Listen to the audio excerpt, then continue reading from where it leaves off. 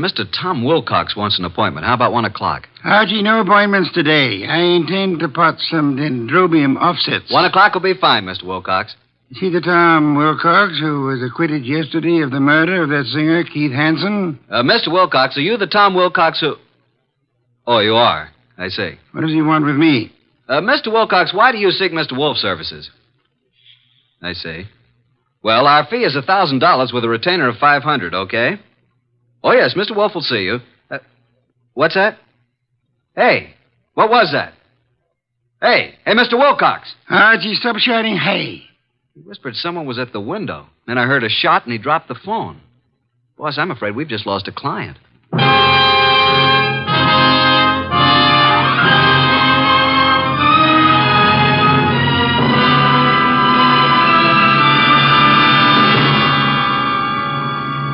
Ladies and gentlemen, it's that renowned genius who is the bulkiest, balkiest, most ponderous, and most brilliant detective in the world. Yes, none other than that chairborne mass of unpredictable intellect, Nero Wolfe, created by Rex Stout, and brought to you in a new series of adventures over this NBC network in the person of Mr. Sidney Greenstreet.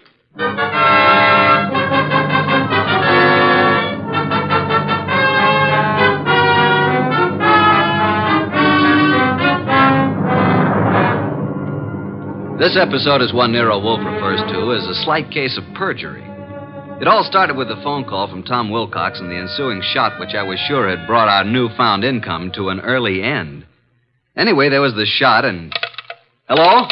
Mr. Wilcox? Hello? Well, boss, I've certainly waited long enough for him to come back to the phone. We may have just lost a nice bankroll. Nonsense, Archie. Other clients will rescue us. Now for a cold bottle of beer, Archie. We're almost out of beer. I better get over there and see what happened to Mr. Wilcox. The beer first. Nero Wolfe's office, Archie Goodwin speaking.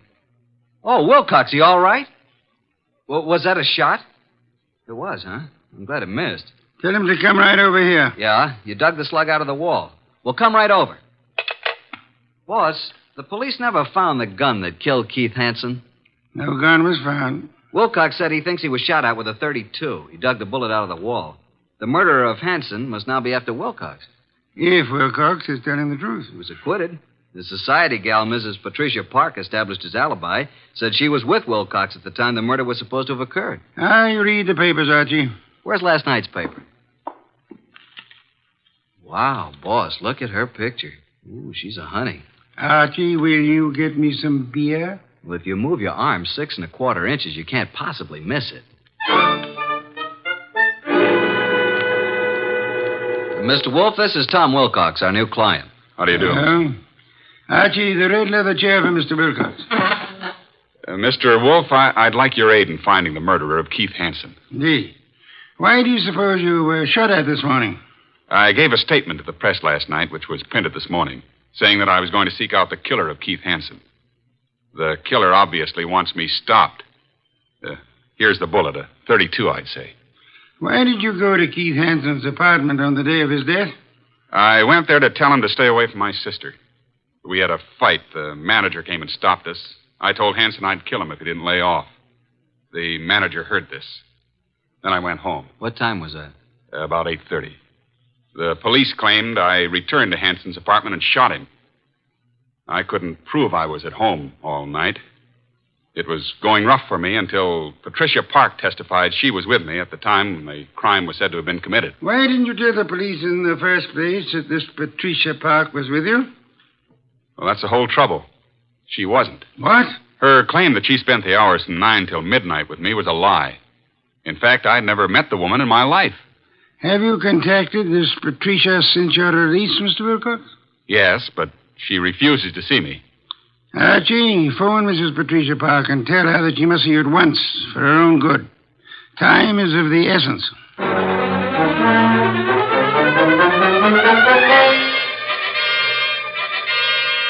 And what else can you tell me, Mrs. Park? Mr. Goodwin, I haven't anything more to say than I've already said. All I want is a simple answer as to why you lied about being with Tom Wilcox. Well, Tom Wilcox is a very fine man, but he isn't telling you the truth. Did you commit the murder and succeed in establishing your own alibi by swearing you and Tom Wilcox were together 10 miles from the scene of the crime? I did not. Do you own a gun? Don has one around. Who's Don? Don's my husband. Oh, is he here? I doubt it. He's never here. Spends most of his time at the bookies, throwing away every cent he can get his hands on. I've had to cut his allowance to practically nothing. Doesn't he work? No. He studied medicine, but gave it up. He was an illustrator for years, but gave that up when his eyes were burned in a plane crash. Mm-hmm. Where's the gun? It's in the desk.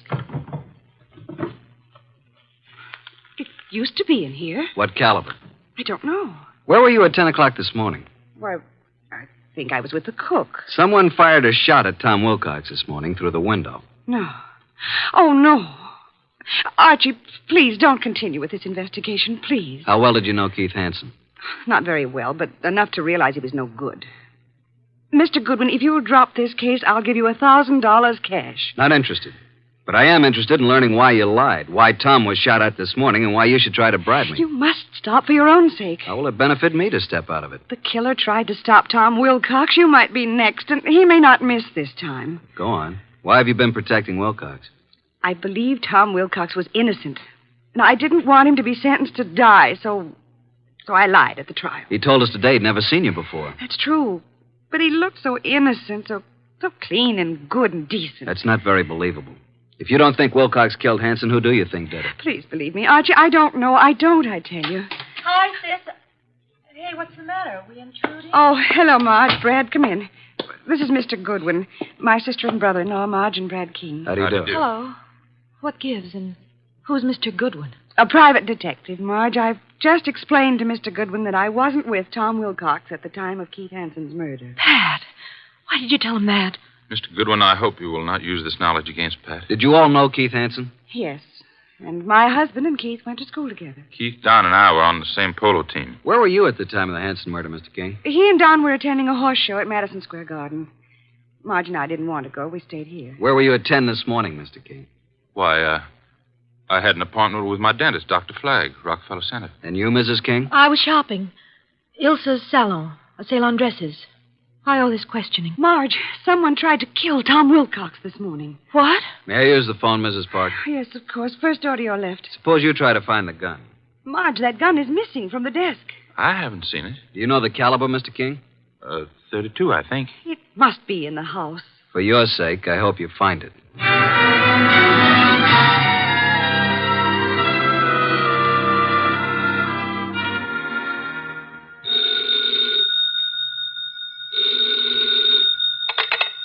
Nero Wolfe speaking. Archie, boss. You should have reported long ago. She must be very pretty. Pat Park admits she lied. She claims now she was with her sister, Marge King. Marge and her husband, Brad, have alibis, and all have alibis for this morning. I'll check them before I return. Where were they the night of the Hansen murder? Well, Brad and Don Park, that's Pat's husband, were at the Madison Square Garden horse show. Pat and Marge were together here at the house. Impossible to verify the Madison Square alibi at this date. Check all the rest and come home for lunch. It's Oysters Rockefeller. Has Inspector Kramer arrived yet? He has, and left the police records on the Hansen murder. He has taken the bullet Wilcox brought to be checked at ballistics. Good. Pat had a .32 caliber gun in the desk in the library. It's now missing. Indeed. And, boss, Pat just offered me $1,000 to quit the case. When I refused, she said if I didn't lay off, something might happen to me. Oh, dear me. That would be most upsetting, eh? After lunch, I want you to visit the late Keith Hansen's apartment. Bye.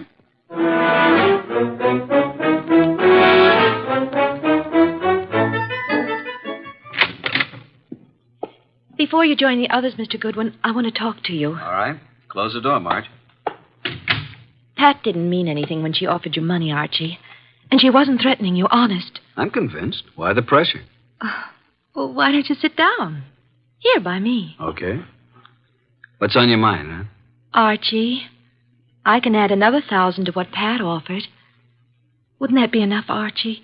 I can give it to you right now. Brad'll write a check. Does Brad want me to stop, too? He said you couldn't be persuaded. Every one of you seems to have had a reason for killing Hansen. None of you apparently liked him.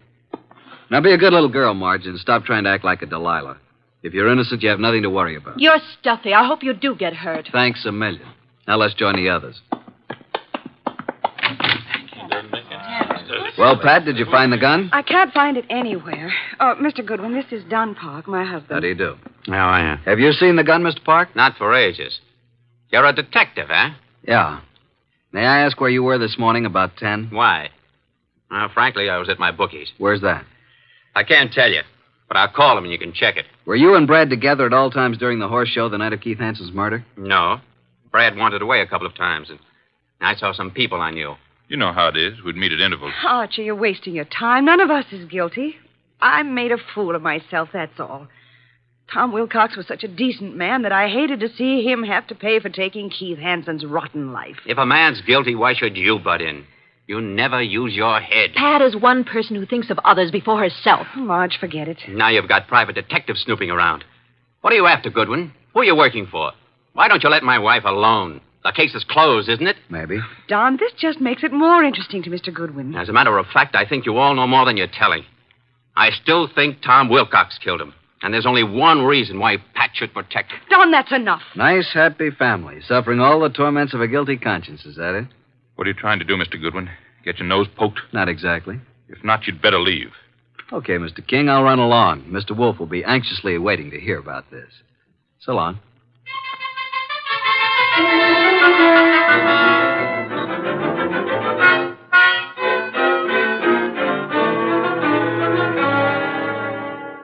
Pat Park's cook verified her alibi for 10 o'clock this morning, then.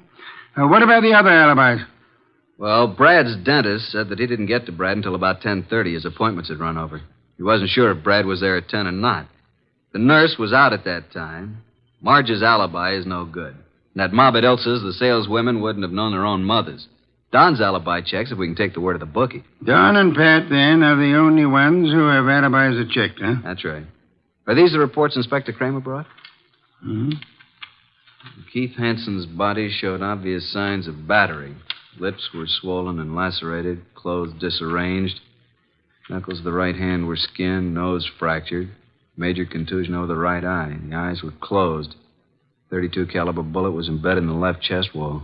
Wow, what a battle. I am of the opinion that Hansen was battered by two different people. I think someone arrived after Wilcox was thrown out by the manager, and this someone gave Hansen another beating. Really, boss? Come, let's have dinner.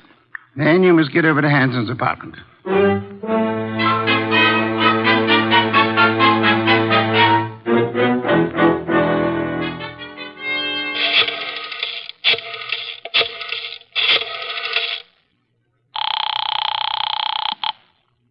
Boss? Yes, Archie. What have you found at Hansen's place? Well, the desk yielded one thing of interest. Keith's address book. And Marge's name is in there. Apparently, he'd known her before she was married, when she was Marge Van Cott. I see. A married name King was added in a different colored ink. Pat's phone number's there, and of course Don's and Brad's office numbers. There are a few bills, but no letters, no clues. Sure? Boss, I've combed the place, and there's no... Hey, wait a minute, I'll call you back. Who's there?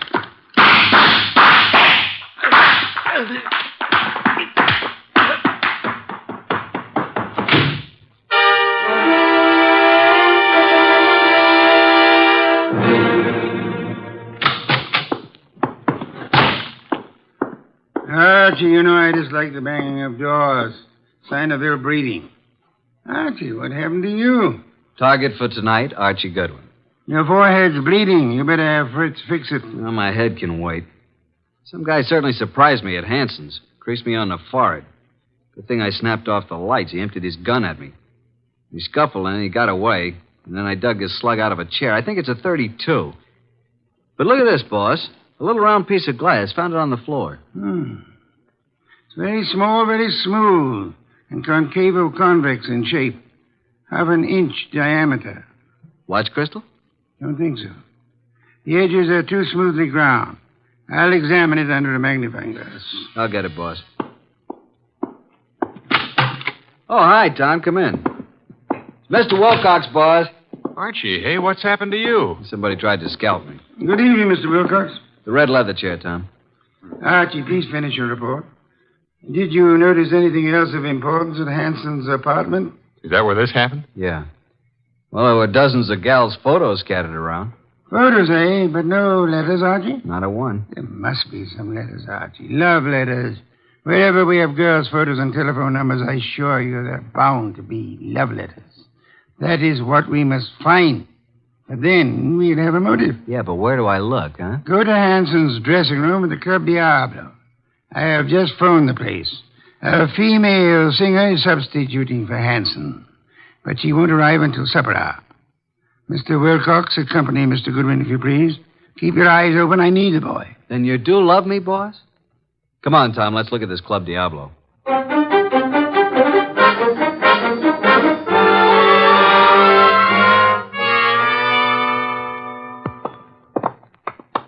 Well, I fixed it up with a stage doorman.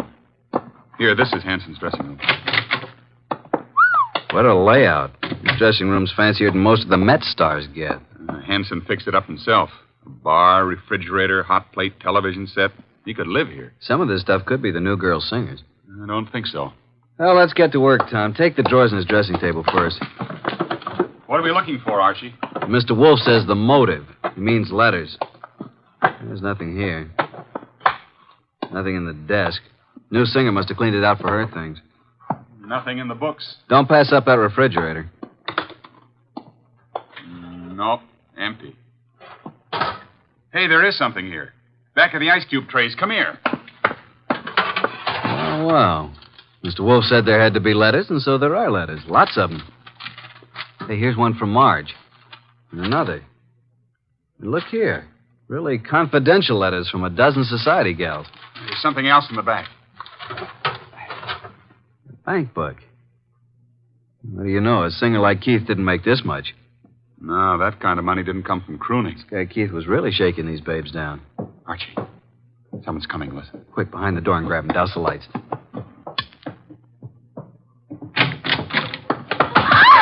Marge! Hold it, Tom. Well, it's you two. You dirty rat.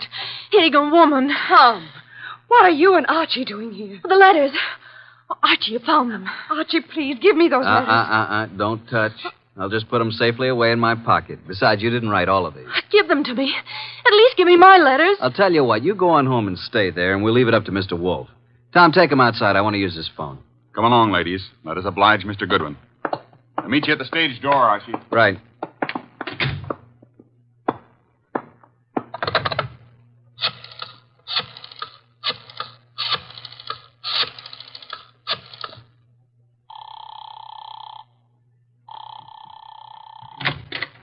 Hey, the lights. Who's there? Put the phone up, Goodwin. Who are you?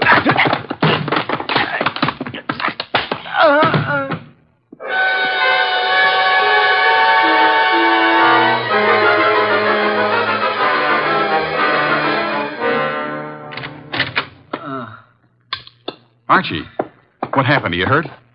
Here, let me help you. I'm all right. I guess. Ooh, my head. Did you see anybody? No, I didn't. I shouldn't have left you. Turn out the lights before I saw him. He whispered. Got away with all the evidence. Where are the girls? I sent them home in a cab. Well, let's get over to Mr. Wolfe. This is tough luck. If I'm not mistaken, his next move will be to have a little get-together with all concerned. Come on.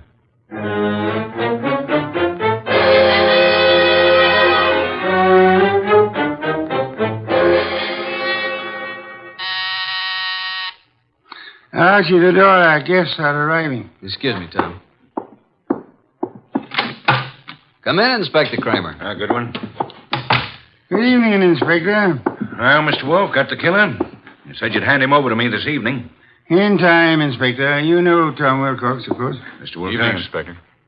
What about the ballistics report, Inspector? The bullet was shot from the same gun that killed Hanson. And that gun, I am certain, came from the home of Pat and Don Parks. Marge and Brad King also had access to it. I have one more bullet here, Inspector, one fired at Mr. Goodwin. I'm sure it was also shot from the same gun. However, it isn't important now. Isn't important? It almost cost me my life. You can make it into a charm if you wish. Inspector Kramer, before our other guests arrive, I must tell you that Mrs. Park lied on the witness stand. She was not with Tom Wilcox at the time Keith Hanson was murdered. In fact, they were absolute strangers. What? Sit down, Inspector. 4 other guests are due to arrive any moment. Well, who are the other guests? Patricia and Don Park, Marge and Brad King, One or all is involved in the Hanson murder. Archie, do any of these people wear spectacles? Nope, none of them. Do you know why this person killed Hanson, Mr. Wolfe? First of all, Hanson was a blackmailer. The girl Marge was the current victim. The letters Hanson held were the threat. I'll explain later. Well, then Pat must have thought that Marge killed Hanson to get the letters, and she lied on the stand to save Tom's life because she believed Tom was innocent. Where's this Marge King? I'll have her picked up. Sit down, Inspector. Archie, I believe our guests are arriving now. Come in, come in. How are you? Good evening. Archie, cheers. Inspector Kramer, Patricia and Don Park, Marge and Brad King, and this is Tom Wilcox. We met at the Club Diablo this afternoon. All right, Mr. Wolfe. Which one is it? Patience, Inspector. One of these 5 people is the murderer of Keith Hanson, a killer. What is this nonsense? Please sit down. Mr. Wolfe speaking. Go ahead, boss. Any one of you had sufficient motive to have committed the Hanson murder. Not one of you has established a bona fide alibi. You who are actually innocent must tell the truth, or you shall all suffer as accessories after the fact. Mr. Wolfe, you're wasting your time. Marge, several years ago, you were secretly married to Keith Hanson. It lasted but 1 week. You gave Keith the money to get a divorce from you at Mexico. He didn't, which made you a bigamist when you married Brad. Keith was all set to blackmail you. He knew your husband, Brad, was wealthy. Marge, is this true? Yes. Oh, please, Brad, I thought he got the divorce. If I'd known that, I would have killed Hanson myself. Maybe you did kill him. One moment, Inspector. Patricia, you lied on the stand to protect Tom Wilcox here because you believed your sister Marge was guilty of Hanson's murder. Why did you believe her guilty? Were you at the scene of the crime? Marge, it's time to tell the truth and clear all this up. You won't be satisfied until you're in jail. Will you shut up? Quiet, please. Go ahead, Marge. All right. Keith Hanson was shot from the bedroom while I stood talking to him in the living room. You went there to buy back your letters? Yes, Pat drove me to his apartment. There was no place to park, so she said she'd drive around the block until I came out. That's why she's never been sure whether I killed him or not. That's right. Because I feel I might have shot him if I'd been in your place. Because of what Hanson did. What was it he did? Keith Hanson demanded $10,000 in exchange for the letters. Pat loaned me the money, so Brad wouldn't know. What? Is that true, Pat? You loaned her $10,000? I got to Keith's apartment about 9:30. He looked awful.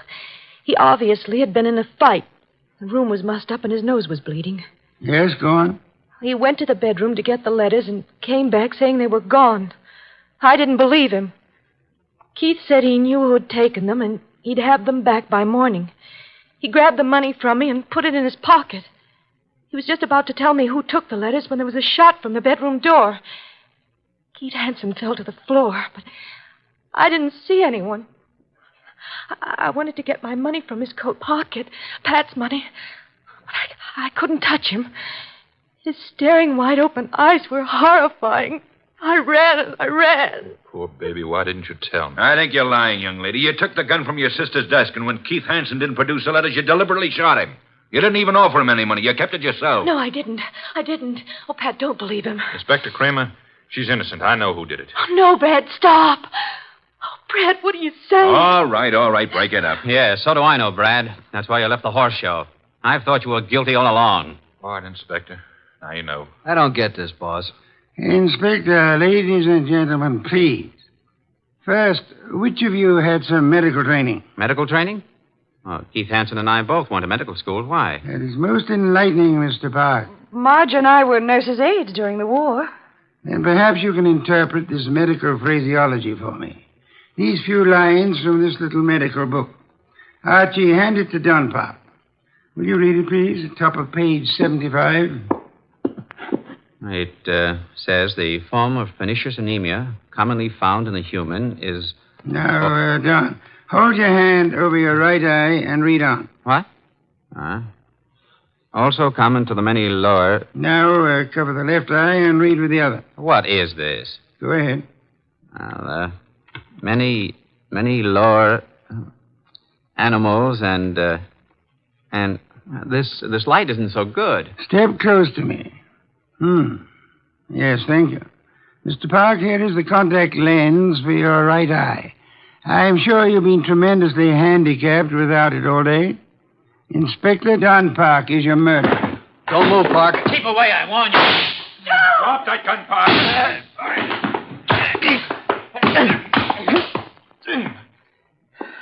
Well, I got his gun. There you are, Inspector. He's all yours now. Okay, come on. Okay, Goodwin. But I'll get out of this. You trapped yourself, Don, by your contact lens. It dropped from your eye during the scuffle with Archie in the Hanson apartment this afternoon. And the gun Archie just took from you is undoubtedly the murder weapon. And the gun that fired the bullets at Wilcox and Archie today. Hey, Tom, are you all right? There's blood on the side of your head. Just grazed my scalp. You and I must have hard heads. Well, that's that. Thanks so much, Inspector, for dropping in. Come again, won't you?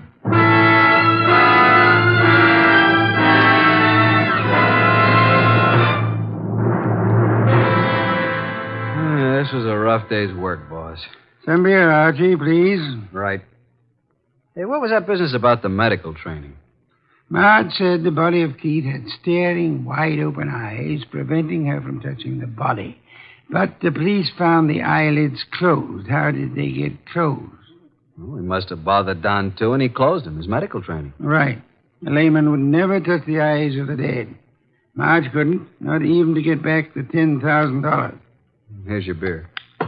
Why did Don do all this, boss? Obviously, he learned of Hanson's blackmail scheme and was trying to force him to agree to split Marge's $10,000. Don was quite startled a minute ago to learn that Pat, his own wife, put up the money. However, when they heard Marge arriving, Don stepped into the bedroom, found Marge's letters in there, and must have hidden in the closet. And then as Keith Hanson was about to speak Don's name, Don shot him and took Marge's money. Of course, he planned to carry on a blackmailing of Marge himself, thinking the money would come from Brad. Yeah. And you are warming that beer with your hot little hands. Pour it, please. There you are. You've had a rough day, beaten twice and lost to interesting women. Tonight you may open your bedroom window. Good night, Archie.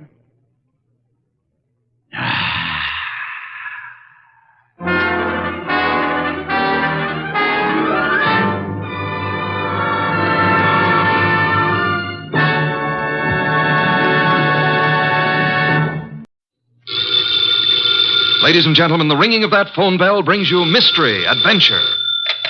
Nero Wolfe's office, Archie Goodwin speaking. What? Who? Who is this? Who wants to speak to Mr. Wolfe? Nobody. Nobody? I said that. Hang up. It's late and it's too cold. And even if it weren't, I would not consider for one moment moving from this room. Please, Mr. Wolfe, I can't hear a thing this old gentleman's saying. Does it matter? You heard what I said? No. Now, what did you say? You were late because she was killed. Well, who was killed? I can't hear you.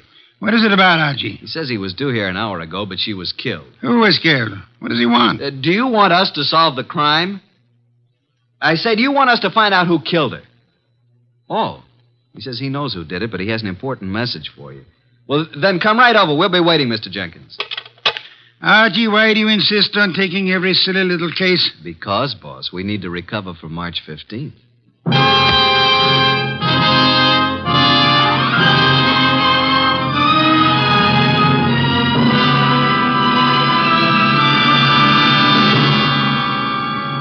Ladies and gentlemen, it's that renowned genius who is the bulkiest, balkiest, most ponderous, and most brilliant detective in the world. Yes, none other than that chairborne mass of unpredictable intellect, Nero Wolfe, created by Rex Stout and brought to you in a new series of adventures over this NBC network in the person of Mr. Sidney Greenstreet.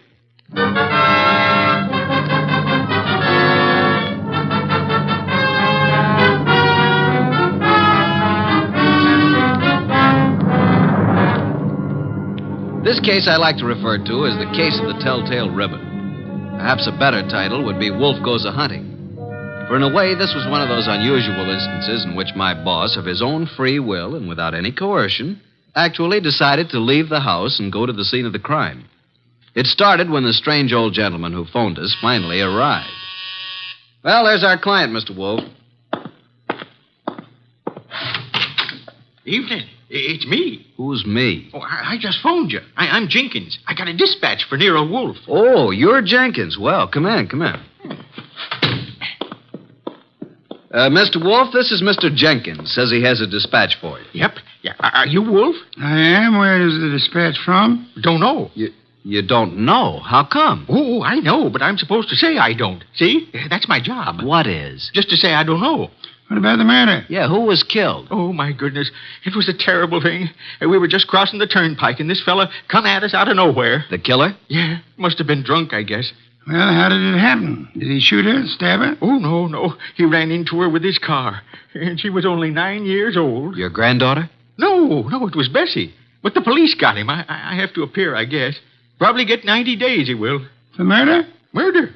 Was somebody murdered? I must have missed something. Look, we're talking about Bessie, and what do you want us to do about it? Nothing. Bessie's my old horse. Oh, no. But say, who was it that was murdered? Nobody yet. Good night, Mr. Jenkins. I thought you said it was important. It might be. At least that's the way I was told. What might be? This here letter I was bringing to you. This dispatch. Well, gotta get along now. Goodbye. Well, get him. What a pixie. What is in the envelope? Mr. Wolfe, look. 5 $100 bills. And the note says, Mr. Wolfe, your services are desperately needed. Come up this weekend as my guest. Signed, Impolite. Edward Malotte, the wealthy manufacturer, Well, looks as though you're going out this weekend. Well, Archie, pay my respects to Mr. Malotte, and I hope you enjoy the weekend. Good night.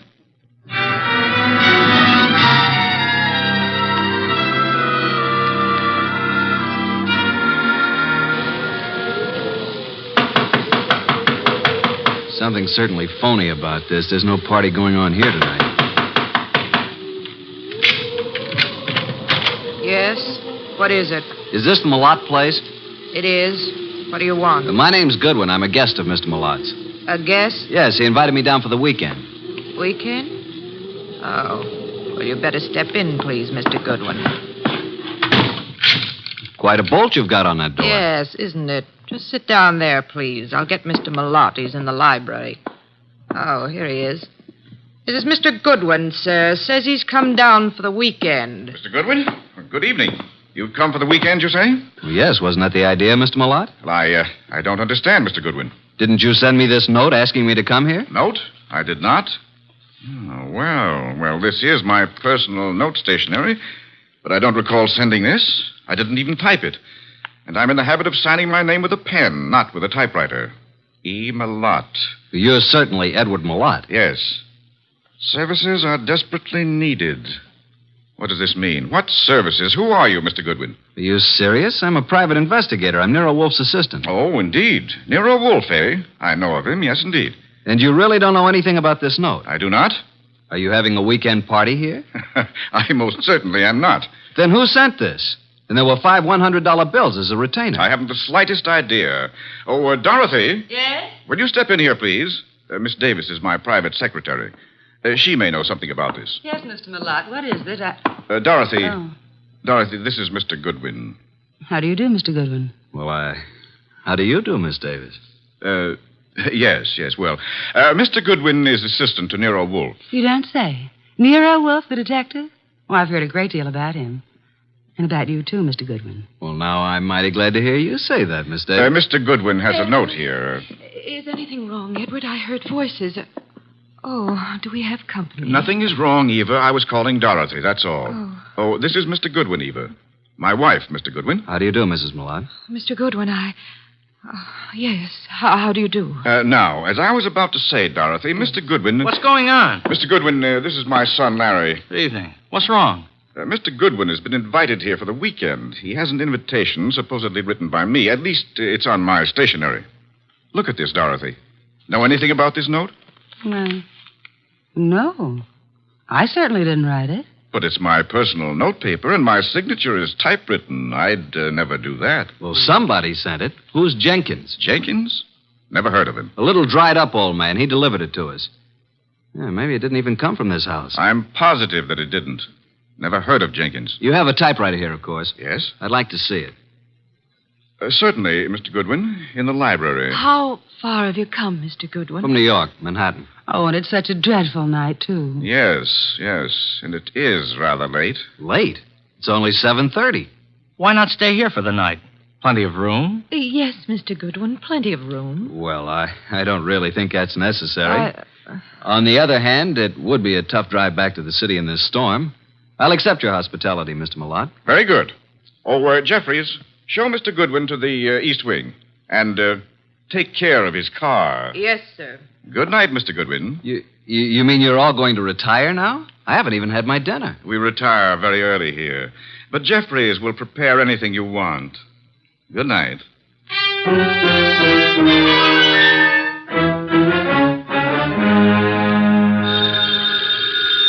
Oh, dear, who moved that phone? Hello, Wolfe speaking. Archie, boss. Well, I'm here at Malotte's place, but there ain't no party. What happened? Are you in the right house? I'm afraid I am. They've all gone to bed. Weird bunch. His wife, who looks very sickly and I think wants to say something to me alone, and Larry the son, and Malotte's secretary, Dorothy Davis. She has me bothered a bit. How unusual, especially if she's pretty. A beauty. But she seems to know all about me. You'd better come home, Archie. I can see you're in no condition to handle this case properly. Give them the money back. Oh, I forgot to tell you. They don't want me here. Malotte didn't send the note. No one here knows anything about it, so we can keep the dough. Interesting indeed. The circumstances would indicate that you should stay there and wait for it to happen. For what to happen? For whatever it is the fates have conspired to have happen there while your shining little ego is in the midst of it. Bye.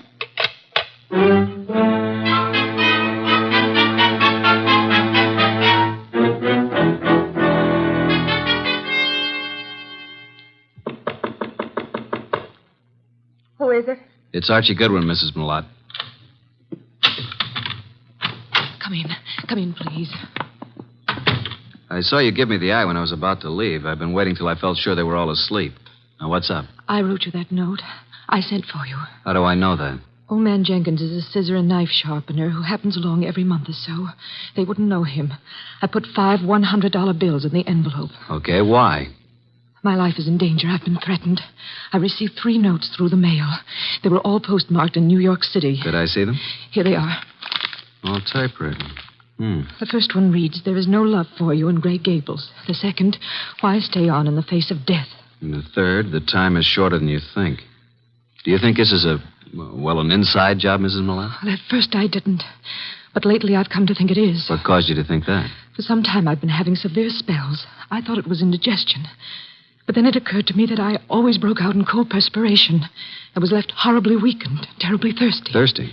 You fear you're being poisoned? Yes. And since the thought came to me, I've been living in fear. Fear of every bite of food or drink. It's so shattered my nerves that I have to take these yellow sleeping capsules to even close my eyes. Well, as your husband, and his secretary, and your son Larry... Larry is my stepson. Which one do you suspect?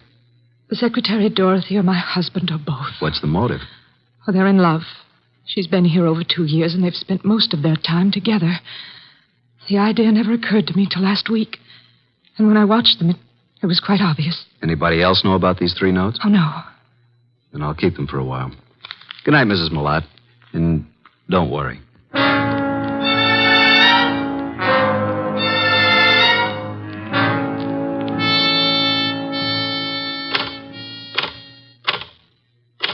What are you doing, Mr. Goodwin, snooping around in Father's library? Well, Larry, I was just trying to find out if this Remington was the machine you used to type those notes. What? What notes? The notes you sent your stepmother. Why, I don't know anything about any notes. Then why were you so startled? I'm not startled.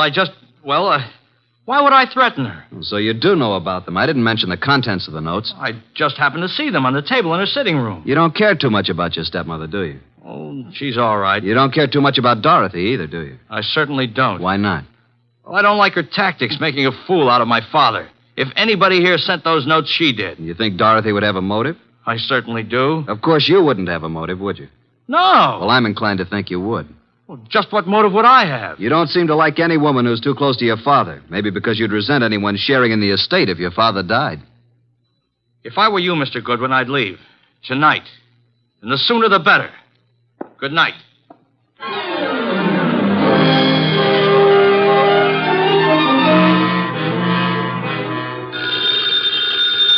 Oh, Archie. Archie. Oh, confounded boy. Yes, Archie? You have the wrong number. This is Sherlock Holmes speaking. Why don't you go to bed like the others? You don't have to push it. It'll happen. Eva Malott thinks she's being slowly poisoned. Suspects her husband and his secretary. She could be right. What are the symptoms she suffers? Gastric disturbances, weakness, thirst. Indeed. What about the son? Have any ideas? He doesn't like his stepmother and is decidedly against his father's secretary, Dorothy. He knew all about the notes Mrs. Malott had received, saw them on her dressing table. He believes Dorothy's the culprit. Then I should say that Dorothy should be the next on your list. You can say that again. Be careful, Archie. Use your head this time. Incidentally, Larry advised me to leave the place tonight. Bit of a threat it was, too. What shall I do, Mr. Anthony? Do nothing. The trouble will come to you. Bye.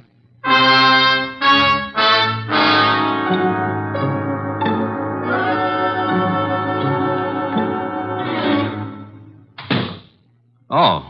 Hello there, Mr. Malott. I thought you'd turned in for the night. It's quite obvious you thought so, Mr. Goodwin. What are you doing in the library? Why, just looking for something to read. You'll find the books all around the walls, not on my desk. Well, I was looking for a particular kind of book. I'm very much interested in poisons. Poisons? Yeah, a hobby of mine. You happen to have any books on toxicology? I do not. And what's that book on the fourth shelf right beside you? Why, Where did that come from? Never saw it before.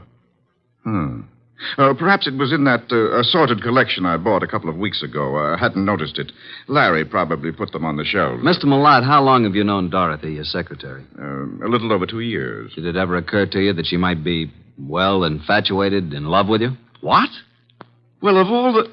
Now, see here. I don't know what you're up to, and I don't know how you got hold of my stationery to write that fake note. It isn't a fake note, Malott. I'm only trying to find out what's back of it.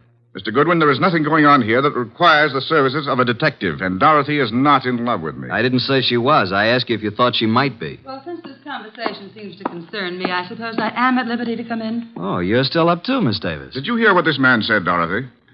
Yes, I did, Mr. Malott. And I'd like to have a few words alone with Mr. Goodwin, if you don't mind. Mr. Goodwin, would you mind coming with me for a few minutes? No, not at all. And, well, it's rather late, Mr. Malott. Don't you think you should retire? It's a heavy day tomorrow. Well, yes. Yes, I suppose I should. And please, don't let this upset you. Mr. Goodwin has been misinformed. I'll straighten him out. Come on, Mr. Goodwin. The bar is right across the hall. I'll fix you a nice, soothing drink. That'll be nice. Well, now, what would you like, Mr. Goodwin? In the way of drinks? Oh, well, some 7-Up. Really? Well, just sit down over there. Okay, what do you want to talk about? Well, where did you get the idea that I was in love with Mr. Malott? First, suppose you tell me if you are in love with him. Yes, I am. But until a few minutes ago, he wasn't even aware of it. I worship him and his work. I never wanted him to know because he's married. It would have caused trouble, and I'd have had to leave here. But now he knows it's true. Well, now that he knows, what will happen? I'm going to leave tonight. Now. I see. And since I don't own a car, Mr. Goodwin, I'm going to ask you to do me a very great favor. Would you run me into New York? I want to leave without a word. If I wait till morning, I'll have to explain to Mr. Malott, and... well, that would be most embarrassing, Archie. Oh, now it's Archie. You don't really mind, do you? No, I guess I don't. I should, maybe, but... Don't you like your drink? What'd you put in this drink? What do you mean? What'd you dope it with? Archie, why would I do that? Might be several reasons. There's nothing in that drink. No? Then suppose you drink it. Why? Give it to me. I'll throw it out. If you want another drink, fix it yourself. I'll have my things ready in 5 minutes. Are you going to take me? Sure. Certainly I'm going to take you. But are you sure you have to go tonight? I must go tonight. Now. Wish I knew why. Mr. Wolfe's always so right. What? Just talking to myself. Dorothy! Larry! Jeffries! Come upstairs. What's happened? Call Dr. Hauser. Something terrible has happened to Eva.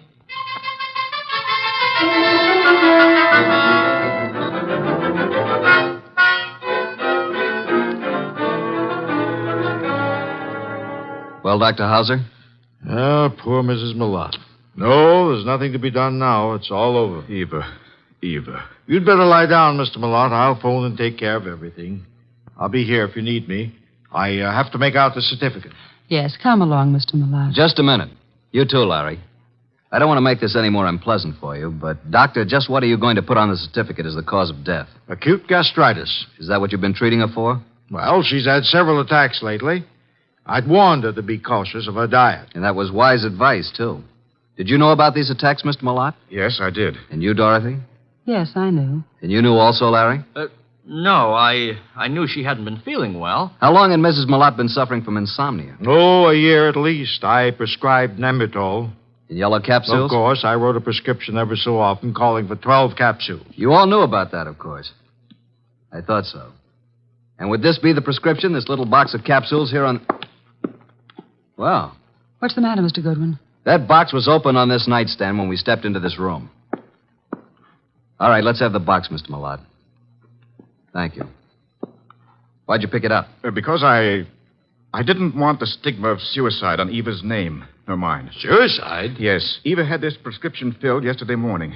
The dose is 1 at bedtime, 12 capsules. She took 1 last night. I glanced at the open box when I came into the room, and there were only 8 capsules left. I knew instantly what had happened. She'd taken an overdose. Doctor, do you think 3 capsules would be sufficient to cause her death? I doubt it very much. So do I. Mrs. Malotte didn't die from an overdose of sleeping capsules. She was poisoned. Poisoned? Are you crazy? By whom? By you, or Dorothy, or Larry. No, I didn't do it. I didn't write those notes. What notes? Mrs. Malotte had received 3 notes threatening her life if she didn't leave this house. Each of you had a motive, so I'm sending this body to the coroner for an immediate autopsy. I won't permit it. The police will see to it. You have no choice.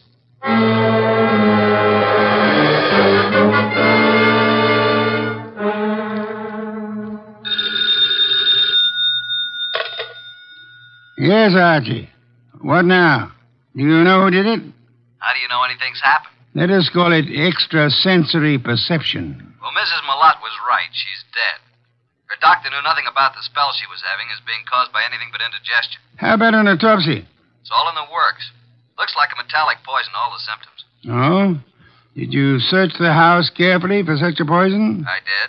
And I'll check the drugstores in the morning. Somebody in that house will purchase some poison. Let me know when the autopsy report is in. Right. Let's see now. We have Mr. Malotte, Dorothy Davis, and Larry the son. He's Mr. Malotte's son, but not the child of Eva Malotte, remember? Yes. Is it true that Dorothy is in love with Malotte? Yeah. Dorothy admitted it to me, but claimed Malotte wasn't aware of it until tonight. And earlier this evening, Dorothy tried her best to get me out of the house, insisted that I drive her into town. She tried to give me a drink, which I think might have contained knockout drops. You don't say. Archie, I should have Fritz drive me up to the Malotte place at once. Archie, are you there? No, boss. I just fainted.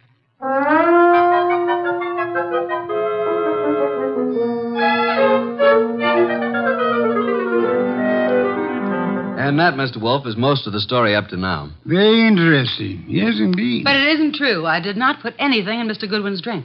Then did you ask him to take you into town? Yes. And I might have been found in a ditch. Oh, that's ridiculous. Why did you try to get Mr. Goodwin to take you to town? Because I felt it would be too embarrassing to remain until morning. Maybe you'd already given Mother the big dose of poison and wanted Goodwin out before it was discovered. Well, you Wait a minute. Now, Mr. Malotte, you claim that you knew nothing about Dorothy being in love with you. Should we believe that? You can believe it or not. Dorothy had a motive to get rid of Mrs. Malotte. It seems that Mr. Malotte had one, too. And so did Larry. What? You admitted to me that you didn't like your stepmother. And that you disliked Dorothy even more. I didn't say that. You said Dorothy was making a fool of your father. You resented the possibility of any woman sharing in the estate. You knew about the sleeping capsules, and you could have put poison in some of them. You could have written those threat notes. And by getting rid of your stepmother and placing the blame on Dorothy, you'd be getting rid of them both. But I didn't. I did not write those notes. You were the only one who knew about them. I was not the only one. I saw Dorothy coming out of Mother's room. It was this afternoon. Mother was out taking a sunbath. Dorothy did it. She's the one. I think you're the one. No, Dorothy wrote those notes. That's a lie. No, she probably slipped into Mother's room and wrote those notes on Mother's portable. What? Hey, just a minute. Archie, come here. I never heard of such No, I lies. didn't do it. You can't send me to jail. I'll kill you first. Larry, drop that gun. Don't come near me, any of you. You're such a fool, Larry. Give me that gun. I'll shoot. I'll shoot. Come on. There. Now, you better quiet down, kid. Or Inspector Kramer will take care of you when he arrives.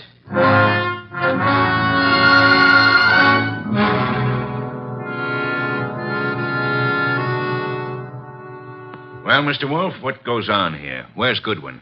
I sent him upstairs, Inspector Kramer, upstairs to Mrs. Malotte's room to check on something. Here he is. Yeah? What have you been doing, Goodwin? This, Inspector, is the pièce de résistance. This is what Mr. Wolfe has been waiting for. This little black box contains a typewriter, a portable, noiseless Remington. Mrs. Malotte's typewriter. What? I didn't even know she had a typewriter.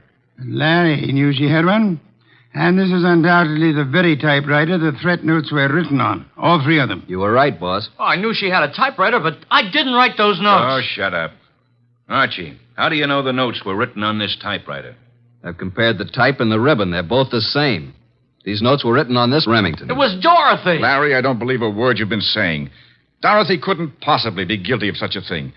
If anyone is guilty, you yourself certainly have all the earmarks. Everybody's against me, even my own father. But I'm innocent, I tell you. Let me get it. I think I know who it is. Hello? Yeah, just a second. You better take it, boss. Wolf. Oh, yes, go ahead. Let's have it. Yes? He's here, but he won't mind. Yes? I see. Uh-huh. You just finished? Oh. Good. Right. Bye. Was it the coroner? The coroner, reporting that poison was found in the sleeping capsules. And the body. Did they find poison? They did. You were right again, boss. I'm going up to Mrs. Malotte's room for a while. I want you to come along with me.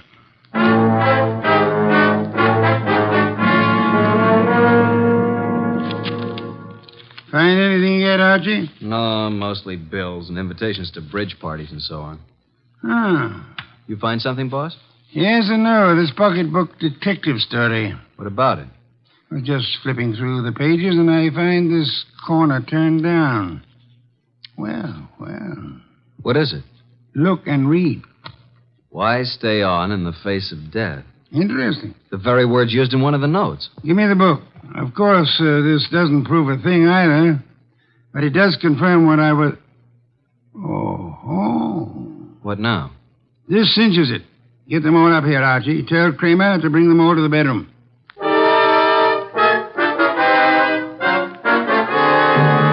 Well, Mr. Wolfe, what now? As you all know, Mrs. Malotte was poisoned by someone who had an opportunity to put it in the sleeping capsules. Someone in this household. Yeah, but which one? The kid? I never bought any poison in my life. Be quiet, will you? No, Inspector, it wasn't Larry. And I suppose you think I put the rest of that rat poison in your drink, Mr. Goodwin. No, Dorothy, it wasn't you. But how did you know it was rat poison? I didn't. I just guessed. I can think, too. Then if it wasn't Dorothy or Larry, you must mean me. No, Mr. Lott? No, wait a minute. It had to be somebody. Yes. This is going to be painful for you, Mr. Malotte. Well, you mean that Mrs. Malotte did commit suicide? It was more than suicide. It was suicide with an attempt to have both you and Dorothy convicted of murder. She planted things? She did? I can't believe it. Show him the pocketbook, mystery. Here's the proof. Some of the threat notes were lifted bodily from this novel. But look on the back cover.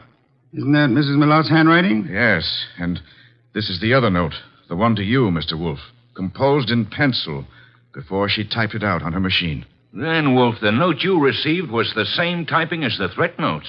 See for yourself, Inspector. Then why the dickens didn't Archie compare them right away? Just one of those things, Inspector. There are times when even a good detective is a bit on the, shall we say, dull side. Don't you find it often true, Inspector?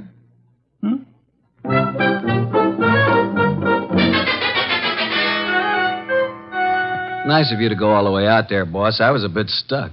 Quite all right, Archie. Yeah, there's something that still bothers me. So? How can such a sweet, motherly type as Mrs. Malotte cook up such gruesome ideas? She was a very sick woman, mentally as well as physically. She probably felt she was going to die. And her warped mind seized on the opportunity to make sure that this Dorothy didn't get her man after she was dead. And speaking of Dorothy, she's a mighty pretty... Yeah. Some beer, please, Archie. If you were so certain that Dorothy wasn't guilty, what was the idea of spending so much time questioning her? Huh? Why, I... Never mind the raised eyebrow department. Answer the question. Well, there are certain rules a good detective always follows. Some are in the book, others aren't. You mean there's nothing in the book which says a good detective shouldn't spend a few minutes with an attractive brunette, even though she is a murder suspect? The author of that book can be none other than the incomparable Archie Goodwin. Good night, Archie.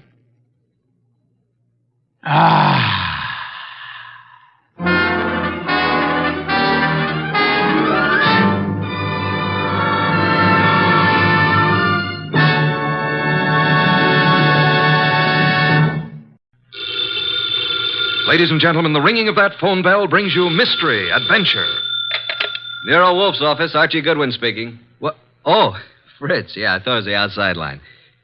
Yeah? Yes, thanks. I'll be right down, Fritz. Boss, Mr. Wolfe, will you please hurry? You're well aware that it will avail you nothing to hurry me. Why Mr. World be in such a rush today? But the car, it's downstairs waiting. Fritz is all ready. Let him wait. Isn't it enough that I've agreed against my better judgment to leave the comforts of home to go rushing through the crashing traffic of the city? To a dinner? That should be an inducement.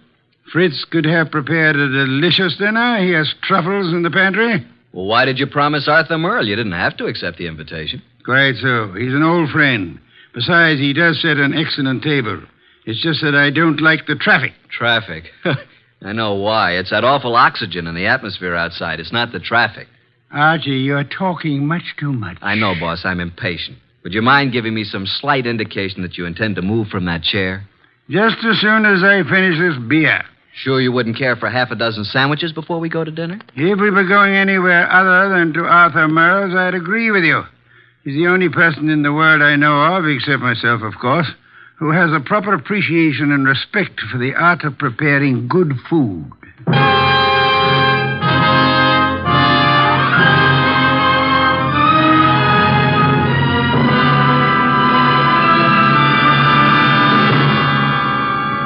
Ladies and gentlemen, it's that renowned genius who is the bulkiest, balkiest, most ponderous, and most brilliant detective in the world. Yes, none other than that chair-borne mass of unpredictable intellect, Nero Wolfe, created by Rex Stout and brought to you in a new series of adventures over this NBC network in the person of Mr. Sidney Greenstreet.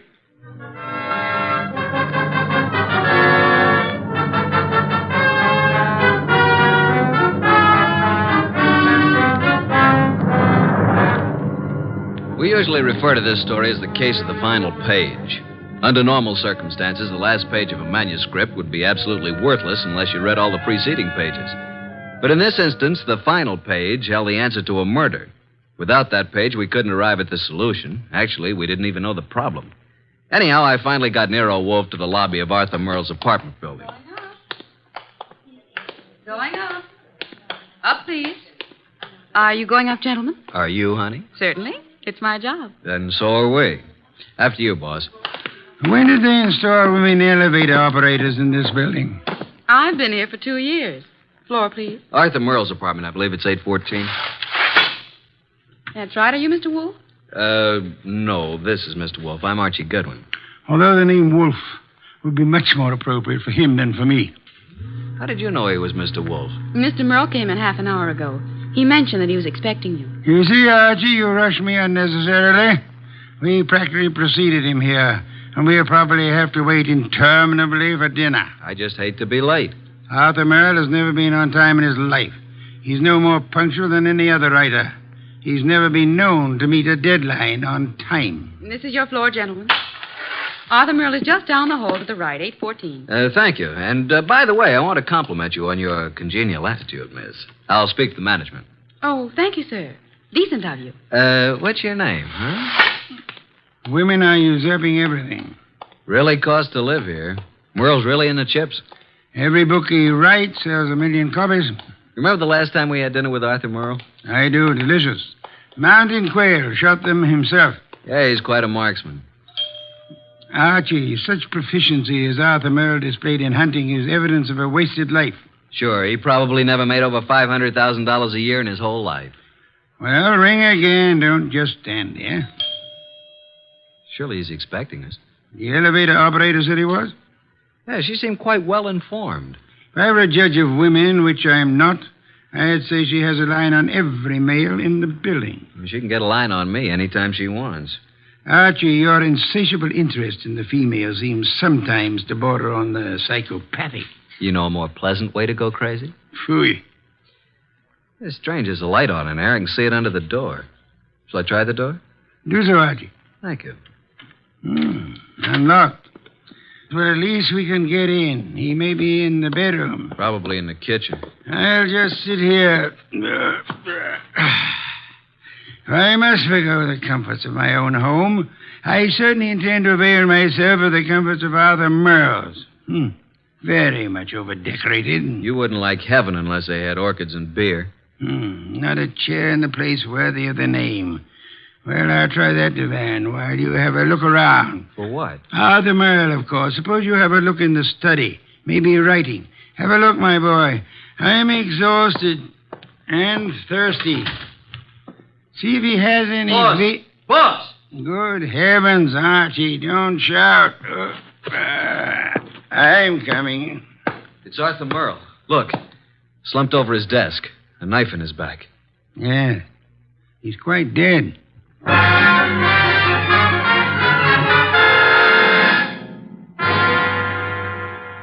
You haven't touched anything? Certainly not. I've been around long enough to know that. Well, you just call Inspector Kramer at homicide. How long do you think he's been dead? I'd say a half hour. From all appearances, yes. And perhaps only 10 minutes. I can't understand it. Why would anyone want to kill Arthur Merle? Everybody liked him. Last man I'd expect such a thing to happen to. The answer is probably a considerable distance from the question, Archie. Inspector Kramer, homicide. Archie Goodwin, Inspector. Just a minute. Nero Wolfe wants to speak to you. Oh, no. Don't tell me you two have stirred up something on a night like this. It's 10 below zero. I'm sorry. Here you are, boss. Hello, Inspector. Yes? What is it this time, Wolf? Find a dead body under Grant's tomb? I'm sorry you'll forgive any apparent failure to find humor in your little witticism.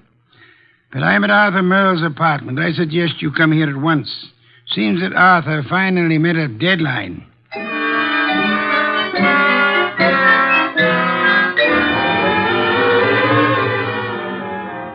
So, you just walked in here and found Merle dead, huh? We were invited here for dinner. Anyone else around when you got here? No. You see anyone, Goodwin? Only the elevator operator who brought us up. Well, Mr. Wolfe, since you were in on the ground floor, maybe you've got some ideas. Sorry, Inspector. Had I been able to solve the crime so soon, I would have advised you, Inspector. Yeah. Well, it's obviously murder. Obviously. You knew him well? Quite well. Ever know of his being in any trouble? No. Everybody liked him. Arthur Merle, I felt, didn't have an enemy in the world. Is that so? I don't think anybody pulled this as a little friendly gesture. Don't jump to conclusions, Inspector, that this murder was committed necessarily by an enemy of Merle's. Meaning? It could have been an absolute stranger. A woman? Or a burglar, or a madman, or a crank, or... As far as we know, it could have been anybody in the city, Inspector. Arthur's been dead nearly an hour.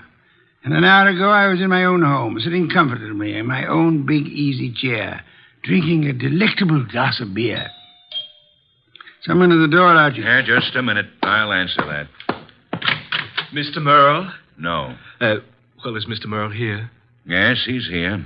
But he's not seeing anyone. Well, he's expecting me. I'm from the Serve Right Catering Company. We're ready to serve for 4 here tonight. The dinner has been canceled. Oh, but it's been ordered. Breast of guinea hen, cooked in wine and cloves, delicious. It's prepared and waiting. I'm afraid that I must insist on seeing Mr. Merle. Mr. Merle has been murdered. Well, I'm afraid I must...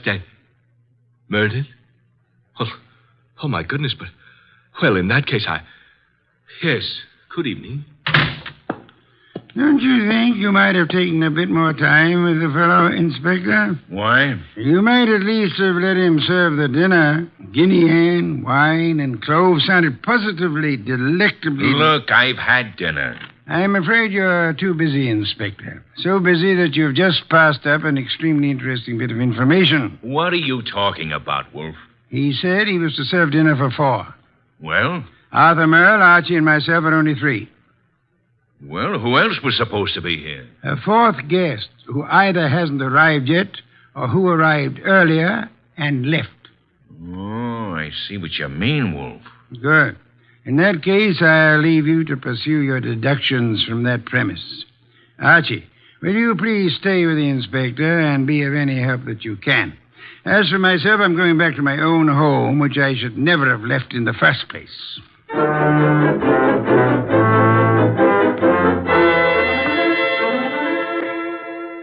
Okay, that finishes the apartment search, Goodwin. And what have we? Nothing. Except that Merle had over $300 in his pocket, and he was wearing a ring worth a couple of $1,000, so it couldn't have been robbery. And I don't think it was premeditated murder. Why not? The weapon. Obviously, if someone had planned on killing Merle, he'd have prepared it better. Used a better weapon than a blunt paper knife. No, as I see it, someone was here before you and Wolf arrived, and for some reason that person found it necessary to kill Merle, and he did it on the spur of the moment. I'm listening. Well, it's obvious. Merle was slumped over his typewriter. This sheet of paper was in it. He'd been working. May I see it? Yeah. Starbreaker. Strange title. Page 189. He was getting well along with his latest mystery. Apparently. Gregory Thorne slipped the paper into his pocket. It was just an ordinary piece of paper, but Gregory knew its value. Used properly, as Greg knew how to use it, it would be worth $100,000. He walked away briskly, and as he... That's all. Yeah, that's all. Must have been writing. I'd like to read the rest of it. We didn't find any more of it. Any other ideas? No, at the moment we seem to be right where the murderer himself left off. Oh, what is this, open house? Sorry to be so... Oh. Oh, what? I expected to see Mr. Merle. Is he here? Well, who are you? Cynthia Roberts. He expecting you? Well, no. That is... Come on in, Miss Roberts. Thank you. Maybe the young lady is trying to say that he didn't have to expect her. Maybe she felt free to call without advance notice, Inspector. Inspector?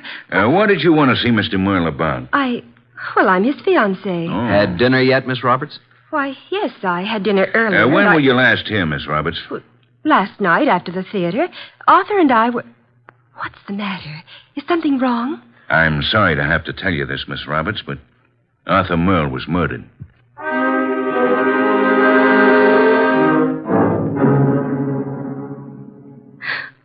And you say you hadn't talked to Mr. Merle all evening. Is that right, Miss Roberts? Yes, that's right. You didn't have a date with him tonight? Oh, no. Then why did you come here? I told you we were engaged. I just came by, that's all. I see.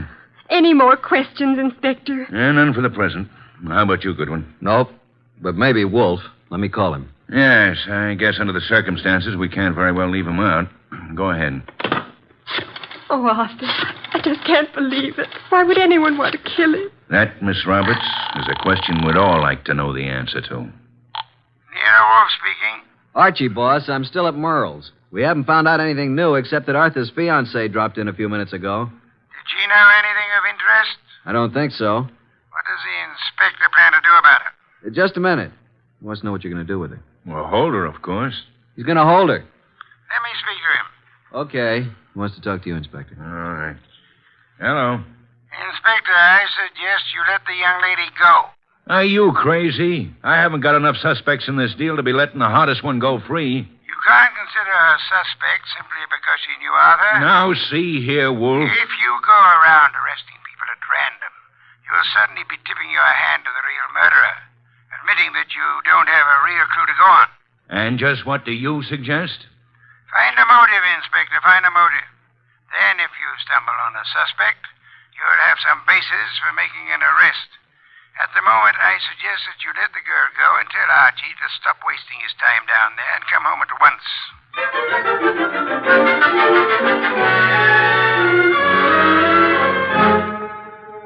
So that's the story, boss. We went over that place with a fine-tooth comb. Nothing.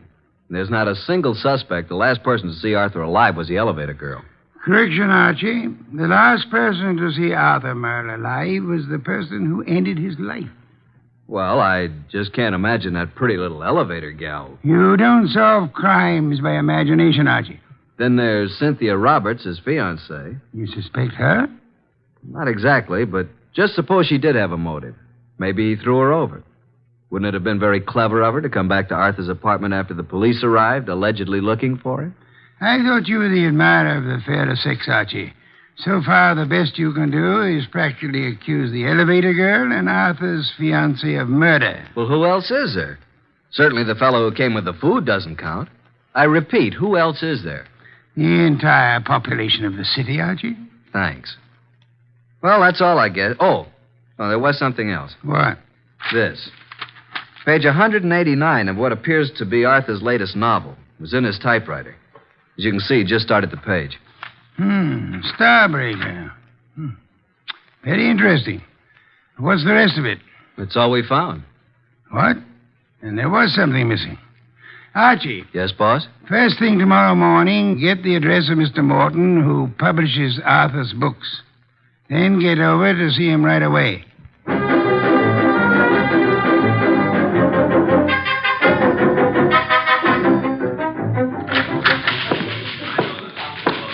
Yes, may I help you? I'd like to see Mr. Morton. Did you have an appointment? Tell him I'm from Homicide. Oh, yes, sir. Yes? Mr. Morton, I know you have someone with you, but there's a gentleman here from the Homicide Bureau. He wants to see you. Tell him I work for Nero Wolfe. My name's Goodwin. His name is Goodwin. Send him in. Yes, thank you. You may go right in, sir. The large door to your right. Thanks. Come in, Mr. Goodwin. Come in. I understand you're from Homicide. Not exactly. I'm Nero Wolfe's assistant. We're working with Inspector Kramer. And what can I do for you? You've heard about Arthur Merle. Yes, I received the word when I came in this morning. It was a great shock. Oh, excuse me, Mr. Goodwin. This gentleman is Henry Childs. How do you do, Mr. Childs? Glad to meet you, Mr. Goodwin. You're with Nero Wolfe? I'm his assistant, man Friday. Mr. Childs is a publicity agent. He handled all publicity for Arthur Merle. I've not only lost an excellent client, but a very good friend. Did you know Mr. Merle? Yes, I'd met him a number of times with Mr. Wolfe. Yes, indeed. Arthur Merle was a great writer and a fine citizen. He'll be missed by millions. Mr. Goodwin, when was the murder discovered? Last night, shortly before dinner. Well, what do the police, what do you think the motive was? Don't know as yet, Mr. Childs. A little early for that. Well, it's certainly a shame. I wanted to ask you a few questions, Mr. Morton, privately.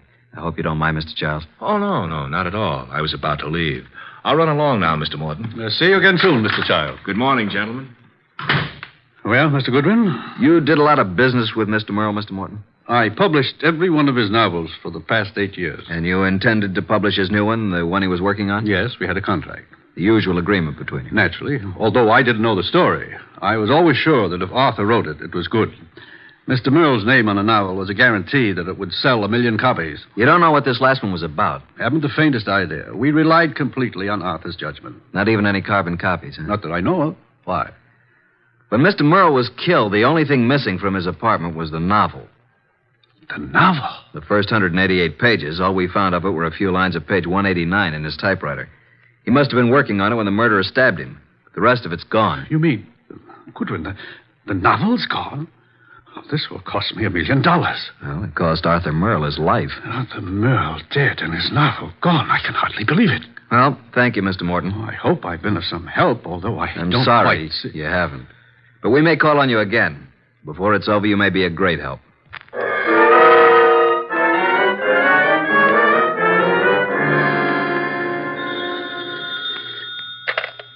Nero Wolfe speaking. Archie, boss. I just finished with Morton. He doesn't know a thing. Merle never discussed his stories with anyone, and as far as Morton knows, he never made carbons. I see. Where do I go from here, boss? See Cynthia Roberts. Oh, then you haven't dismissed the possibility that she may have had something to do with it. Being his fiancée, she probably knows more about Arthur than anyone else. She may know who the fourth guest was to have been last night, and she also may know what Merle's novel was about. Right, boss. I'm anxious to know what the novel was about, too. I personally don't give a hang what the novel was about. What I want to find is someone who does know the story. Because I have a hunch that whoever knows that is the person who killed Arthur Merle.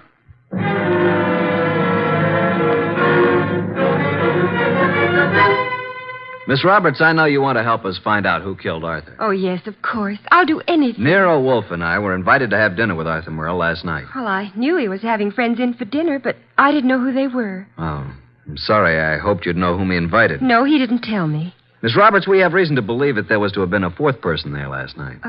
A fourth? The caterer came to deliver dinner for 4.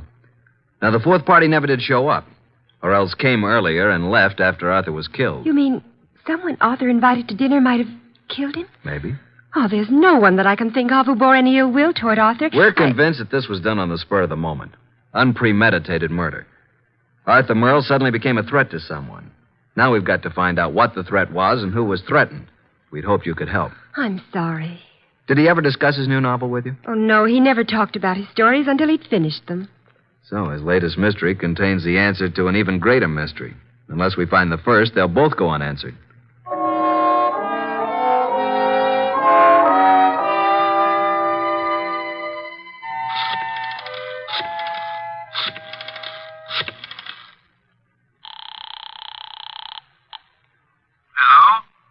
Mr. Morton? Yes? Nero Wolfe speaking. Oh, yes. Your man Goodwin was here to see me. I presume you are interested in seeing Merle's murderer brought to justice? Certainly. Arthur was a close friend of mine. And his death cost you a bestseller, I know. Now, would you be willing to help a bit? Why, yes, if I prepared a statement for the papers. I want you to call the literary editors first thing in the morning. Here's what I want you to tell them. Got a pencil and paper? Yes. And take this down. Quote, Mr. Carlton Morton announced today that the last work of the late Arthur Merle will be published according to schedule. Fortunately, it was Mr. Merle's custom to furnish his publishers with carbon copies of each day's work. Consequently, with the major portion of his...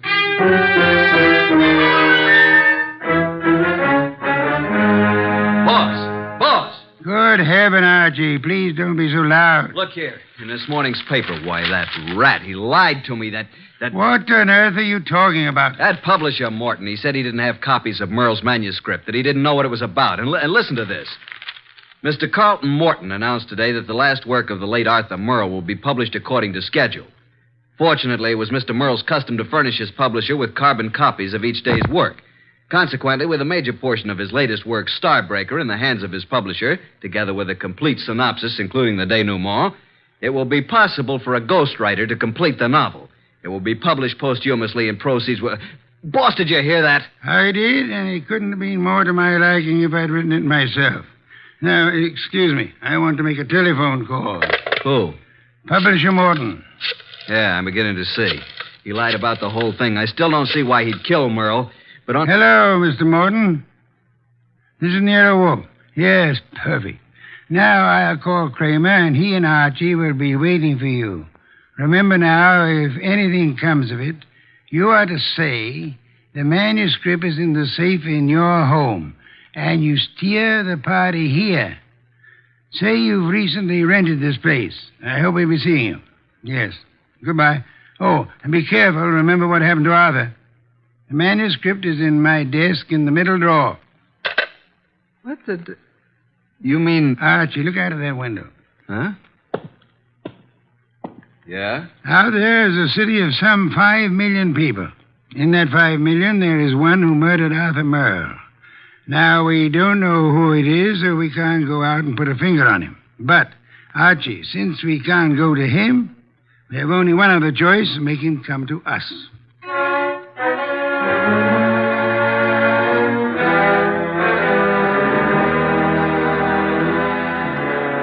Will you tell me why we're sitting here in the dark in Wolfe's office? Yes, Inspector Kramer. Mr. Wolfe promised us a caller. Mr. Morton is to pretend that he's rented this place recently. Well, who's the caller? Can't tell you until he or she gets here. You seem certain he'll come. I'm quite certain. I'm just hopeful. You trying to tell me that Morton killed Merle? You're almost as dense as Archie was. No, Morton didn't do it. Unless Mr. Wolfe is very wrong, which is doubtful, before the night is over, Morton will know who did. And it won't be long until we know, too. You should get on a quiz program. You're so good at guessing games. Shh. Listen. Huh? Someone's coming. A brilliant deduction, my dear Kramer. I hope there are 2 of them. Inspector, behind these drapes. Quick! I'll get behind the screen. All right, Mr. Morton. So far, you've been very cooperative. Just keep it up. I have no intention of doing otherwise. gun has me completely convinced, Mr. Childs. Get the manuscript. Yes, just a moment. It's in my desk. Wait a minute. I thought you said it was in a safe. A mistake, Mr. Childs. I don't have a safe. Shall I get the manuscript? Yes, but no tricks. You be careful. I'm being exceedingly careful, Mr. Childs.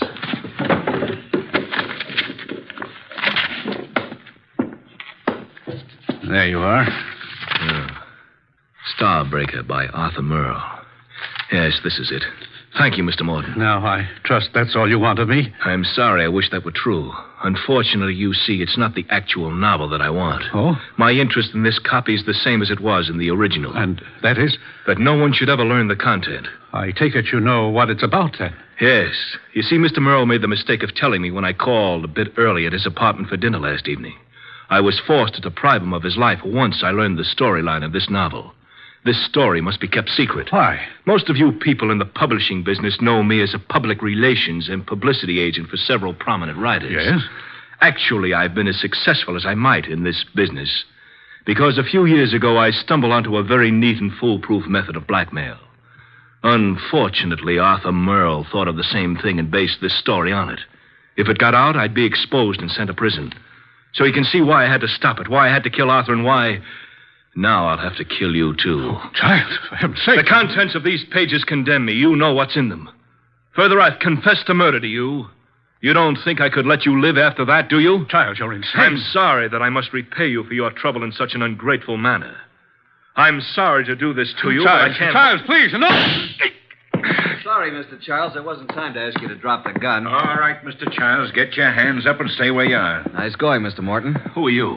That took courage, Mr. Morton. Sorry we had to wait so long, but we had to make Mr. Childs here convict himself. Convict? What do you mean? We've been waiting here for you, behind the drapes all the time. We heard every word. Mr. Childs, you're under arrest. Police? Yes, Mr. Childs. Only one person could have been so anxious over a copy of that novel. That's the person who killed Arthur Merle for the original. And we heard you confess to that. And that's all we need to convict you. We didn't have any proof until we set it up for you to make a second try to cover up for the first. Fortunately, the setup worked. Setup? Take a look at the rest of the manuscript, Mr. Childs. What? Oh, the front page is there, all right, but look at the rest.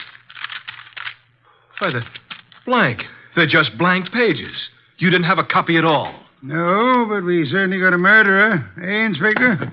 Childs! Childs! Stop, Childs! Stop! Well, that's one way to avoid standing trial.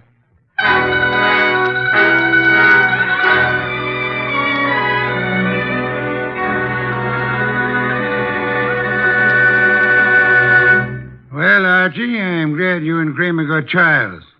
Some beer, please. That was a clever scheme, boss, making him think there was a copy. Yes. In a way, though, I wish it hadn't been just a scheme. Meaning? I wish there had been a copy of Arthur Merle's novel. Why? You never read detective stories. No, but I've drummed up so much curiosity over this one, I'd like to know exactly what that blackmail gimmick really was. Good night, Archie.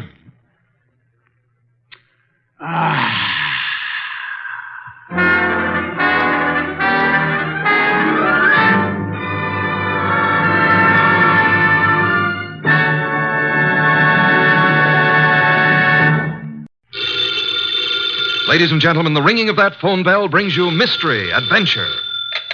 Nero Wolfe's office, Archie Goodwin speaking. Who? Oh, yeah. Hello, Doc. How are you? What? In trouble? You? More trouble. You attract trouble, Archie. Hang up. It's our dentist, Dr. Thrumming. Let him wait. We never can find him when we need him. Tell him it's after office hours. Doc, you're talking so fast I can't make head and tails of it.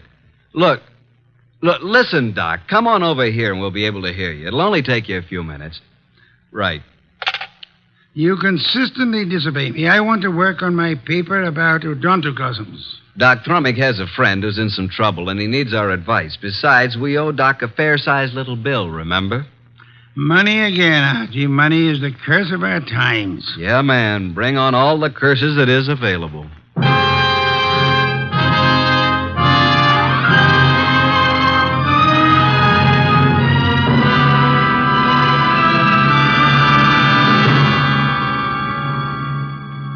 Ladies and gentlemen, it's that renowned genius who is the bulkiest, balkiest, most ponderous, and most brilliant detective in the world. Yes, none other than that chairborne mass of unpredictable intellect, Nero Wolfe, created by Rex Stout and brought to you in a new series of adventures over this NBC network in the person of Mr. Sidney Greenstreet.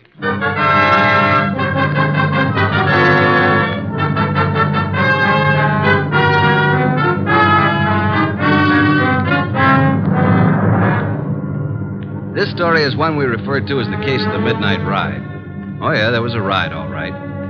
But it would never have happened if we hadn't received another phone call a few minutes after our Dr. Thrummig phoned. It was late in the evening, and Nero Wolfe was studying his paper on orchids while I was absorbed in playing some phonograph records. Archie, not so loud. I can't possibly think when you play that infernal thing at such volume. What was that you said, boss?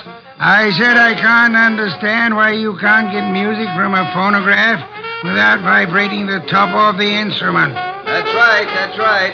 I can't understand why the neighbors haven't called the police. Do you hear that? Archie! All right, I'll answer. You're fired. Naturally. Hello? Hello. Is this Archie Goodwin? I know, Mr. Wolfe's... What? Me? Archie. Yeah, who is this? I need help, Archie, please. Come at once. Please. Oh, please. You and Nero. Who is this? This is Gloria, but... No, don't. Gloria who? Ronaldo West. Hello? Well, did you hear that? Another female bar. What happened? Boss, who do you know named Gloria? Gloria? I know nothing about anyone named Gloria. She said her name was Gloria something. I couldn't quite get the last name. But she did say Ronaldo Road. Well, it's quite possible that she resides on Ronaldo Road. First, she asked if this was Archie Goodwin speaking, and before I had a chance to say anything, she asked me to come to her at once. She needed help. And for you to bring me along. For me to bring Nero along. You don't even know what you're talking about. Well, she said she was Gloria Bar or Mar or something like that, and then she said Ronaldo Road West, and then the scream, and that's all there was. The usual pattern of your experience with women. Sounded like a hand was slapped over her mouth, or she was grabbed by the throat. Bring Nero with you. I am taking no more assignments this week. Ronaldo Road West, where is it? I don't believe there is a Ronaldo Road West. If I remember correctly, Ronaldo Road runs north and south and is approximately 12 miles long. But she said west. What she probably tried to say when she was interrupted was Ronaldo Road Westchester. Westchester, of course. Asked Inspector Kramer to try to check on that phone call. I'll ask him to try. By the way, do you expect to find this Gloria alive, Archie? I certainly hope so. And are you aware that if someone strangled her, then they must have heard her speak your name? Yes, and yours, too. Shall I open it, boss? Why not? Let us face it, Archie, huh? It's me, Archie. Wait till I slide the night chain off, Dr. Thrummig. My nose. I forgot all about you, Doc. Where have you been? It's only been 3 or 4 minutes. I have never had such a disturbing night since I had my first patient. But at first I was afraid to leave the house. And why were you so afraid, Dr. Thrummig? There were 2 men sitting in front of my place in a car. Oh, good evening, Nero. Were they waiting for you, Doctor? Well, why not? It's very likely. Since she called me, I've been so completely unnerved. Here, Doc, here. Have some brandy. Oh, no. You know, I never... well, that is... a small one. I am upset. You understand, Archie. Oh, well, that's better. Just who called you and upset you so? Oh, hello, Nero. Did someone call me? When? You phoned me frantically that a woman called you. I couldn't understand you on the phone. Oh, yes, poor Gloria. She was cut off. Oh, Gloria. Did you say Gloria? Well, didn't I? I thought I did. Oh, dear. What did you say? I said Gloria. Oh, my, isn't that strange? I thought that's what I said. No more, please. We just had a call from Gloria. Who is Gloria? Why, you remember. We all went to school together. That is... you do too remember. Gloria, she was... Just what is Gloria's last name, Dr. Thrumming? Well, it was Gloria Barnsworth. I don't know what it is now. That's what she was trying to say to me, Barnsworth. Did she tell you where to find her? No, she didn't. Oh, dear me. She was just about to tell me when I said I'd call you and Archie and get your help. And then she was cut off. How do you know she's the Gloria Barnsworth you knew and I'm supposed to know? My.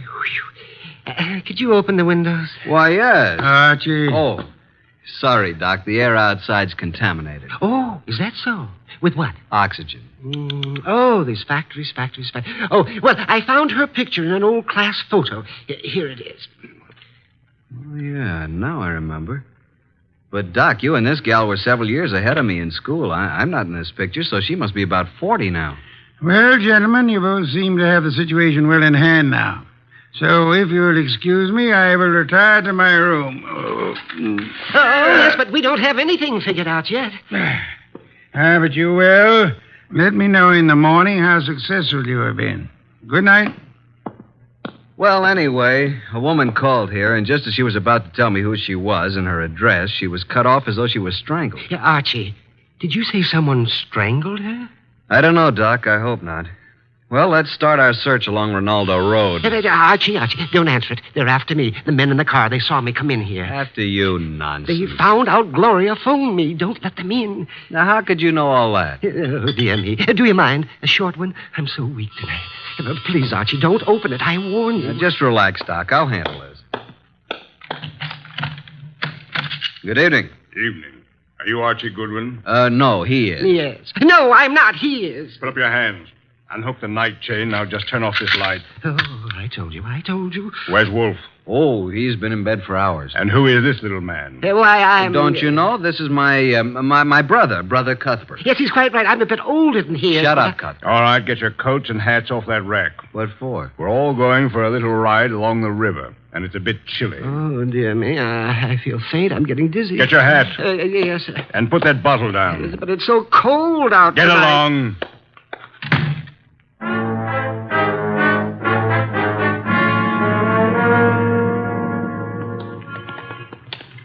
Here's the car. Now, Mr. Goodwin, hand over that gun in your pocket. But I haven't got... Okay, there you are. Thank you. Now get in the car. You get in the front seat with the driver, Goodwin. Your brother can get back with me. Okay, you know where we're going, driver. Yeah, but what? Get going. But do you know who this guy is? I do. Why? Well, now, look, Well, this guy is Archie Goodwin. What if he is? Well, this won't work. I mean, I didn't know it was going to be Goodwin. He's with Nero Wolfe. What's your name, pal? I can't see you, but I seem to recognize your voice. Well, you see, it was like this. I was in on... Are you going to shut up and start driving? Okay, I'm going.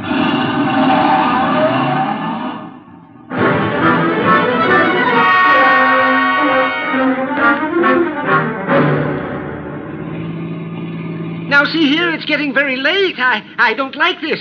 Where are you taking us? Keep calm, Doc. Yeah, don't get excited. Just take it easy. Listen, Goodwin, I got a record Shut for up, you. you two. What's the idea back of all this, friend? Pull off the road here, driver. Yes, but we're way out in the country. Now, we'll all get out here. Now, wait a minute. I said get out. You too, driver. Oh, now, wait a second. What's the big idea? Now, all of you start walking over to that clump of trees. Go on. What's he going to do? What do you think? Okay, that's good. Just stand there. Now get out your gun, driver. Oh, now, wait a minute. This isn't Get the out way your you gun, and don't turn around, driver. Now let him have it. Go on, or I'll kill you. I don't go in for this kind of stuff. Besides, Shoot someone and is... empty your gun into them. Go on. Now just drop your gun on the ground. There. Now, I will take Goodwin's gun, and after I finish with it, I'll just toss it over beside his body. You what? Hey, now, wait a minute. You'll notice I have gloves on.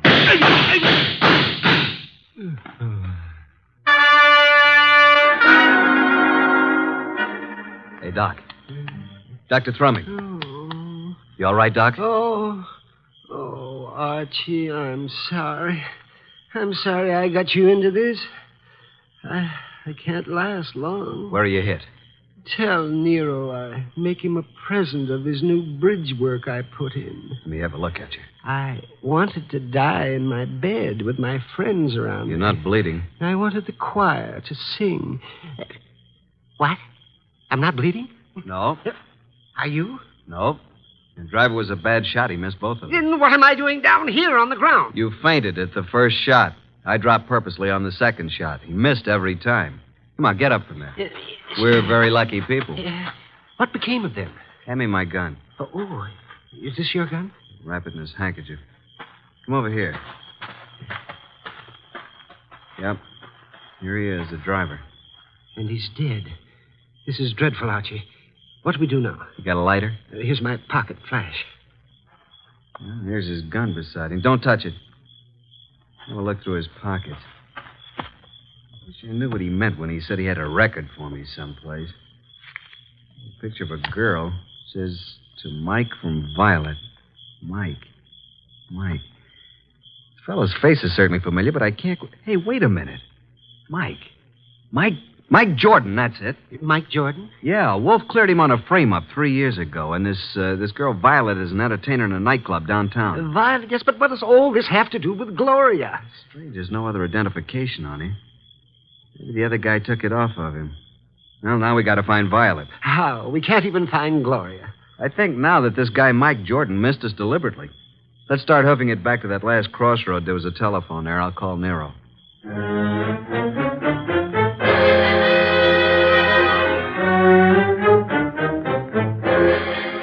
So that's the story so far, Mr. Wolfe. Sorry to wake you up, but we wanted you to know. Yes, we did. Oh, such a night. What was your reason for telling the man that Dr. Thrumming was your brother? Well, I didn't want him to know that it was Doc because Gloria had called Doc, and he must have known about it. And the driver turned out to be Mike Jordan. And what did Mike say to you in the car? Well, he didn't finish, but he said, I got a record for you, Goodwin. And then the man shot him up. And when you located Violet at her place, she was cataloging recordings, Bring it in here now, Archie. Sit down, Dr. Thrumming. Yes, I am a bit worried. Come in, Violet. Violet, this is... Hey, wait a minute. You're Nero Wolfe. Sit down, Miss Violet. Oh, what's the idea, Mr. Goodwin? Why'd you bring me here? Will you look at this photo? It says to Mike from Violet. Where'd you get this? I got it, Violet. What we want to know is, where's Mike now? What's he doing? Can you tell us where he lives? What's Mike done now? Can you tell us his address? Maybe. Do you know who he has been working for? Yeah. A guy with a big car and a lot of dough. You've seen this man? Yeah, kind of a good-looking guy. I think his name is Durant or something like that. I understand you've been occupying yourself with cataloging some phonograph recordings. Yeah, that's what I was doing when Mr. Goodwin came in. Mike's got a home recorder over at his place. Do you have all the records that have been made on the machine so far? No, just what we made in the last week. Lots more at his place. Do you and Mike know of a woman named Gloria? No, at least I don't remember. It was on Rinaldo Road. Gloria Barnsworth was her maiden name. Where is this Rinaldo Road?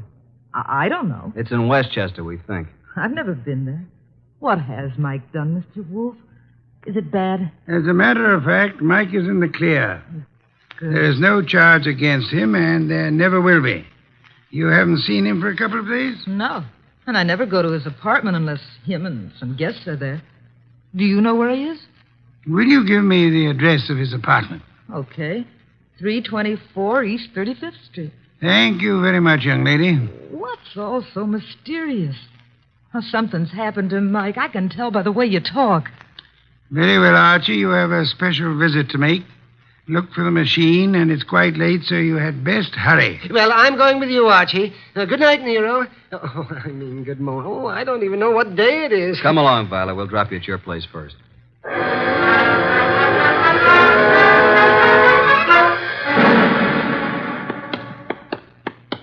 Well, there we are, Doc. Yes, has his name right on it. Mike Jordan. No, we're fairly certain that no one's in there. Hey, what do you know? It isn't locked. The lights are on. I know. Listen. Yes, a light humming noise. Huh. But where is it coming from? Over in that corner, those wall cabinets. There it is. A radio.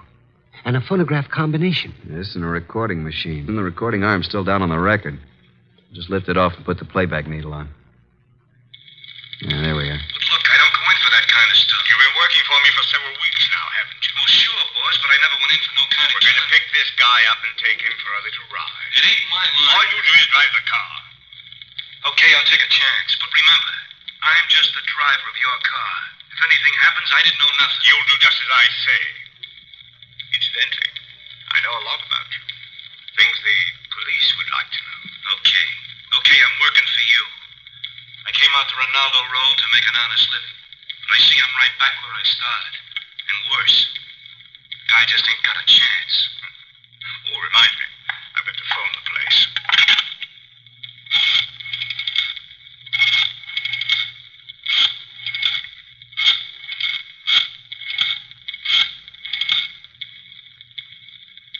Hello? How is it? I see.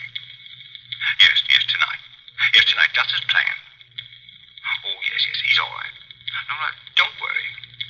Goodbye. Have you got a gun? Sure, but I never used it. You won't need it. But I want you to bring it along just in case I do. Now, you've got nothing to worry about. I'll take care of everything. And nothing will be traced to either of us. You got your money? Let's go, Mike. It's getting late. Well, Doc? He did say Ronaldo Road. And that's where our Gloria called from, so they're all tied in together. Come along, Doc. We're going back to Mr. Wolfe again, and we'll just take this record with us.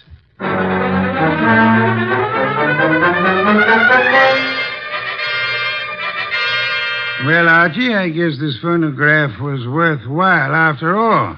Yes, indeed. Hey, don't you find this a very interesting recording, Nero? I'm sure we're going to add it to our collection. And these are the two men who took you on the ride. That's right. But we're really no further along in our desire to help Gloria. That's right. We're on Ronaldo Road. Boss, if we can find the address, will you go with us down there or over there or wherever it is? I might. And you already have the clue to the address. We have? Where? In that phonograph recording. Play it again, Archie. Just the part where he uses the telephone. And slow the speed way down. Then take down the numbers I call off. Okay, boss.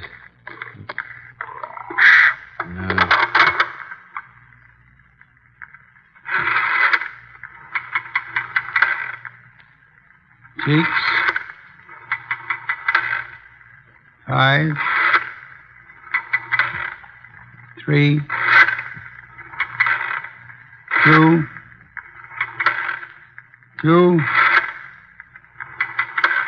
3. That's enough.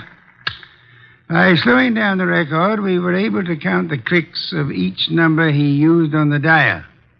Now, there's the number the man called. We hope it is on Ronaldo Road. Have Inspector Kramer get the address of that number combination, and we are ready to make our assault. I'll call Kramer, and then I'll get the car out. It hadn't been out for weeks. Maybe it won't start. No such luck, Archie, I assure you. No such luck.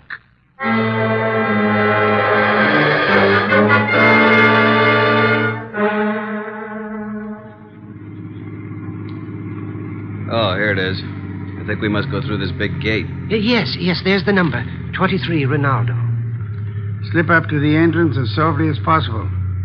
Turn out your headlamps. Well, here we are, boss. Easy now getting out. Don't pull, Doctor. Don't pull on me. There we are. Now come along. Yeah, spooky sort of place, isn't it? All big houses are like that. Must be 20 rooms. Yeah. There's not a light in the place. Use the knocker, Archie.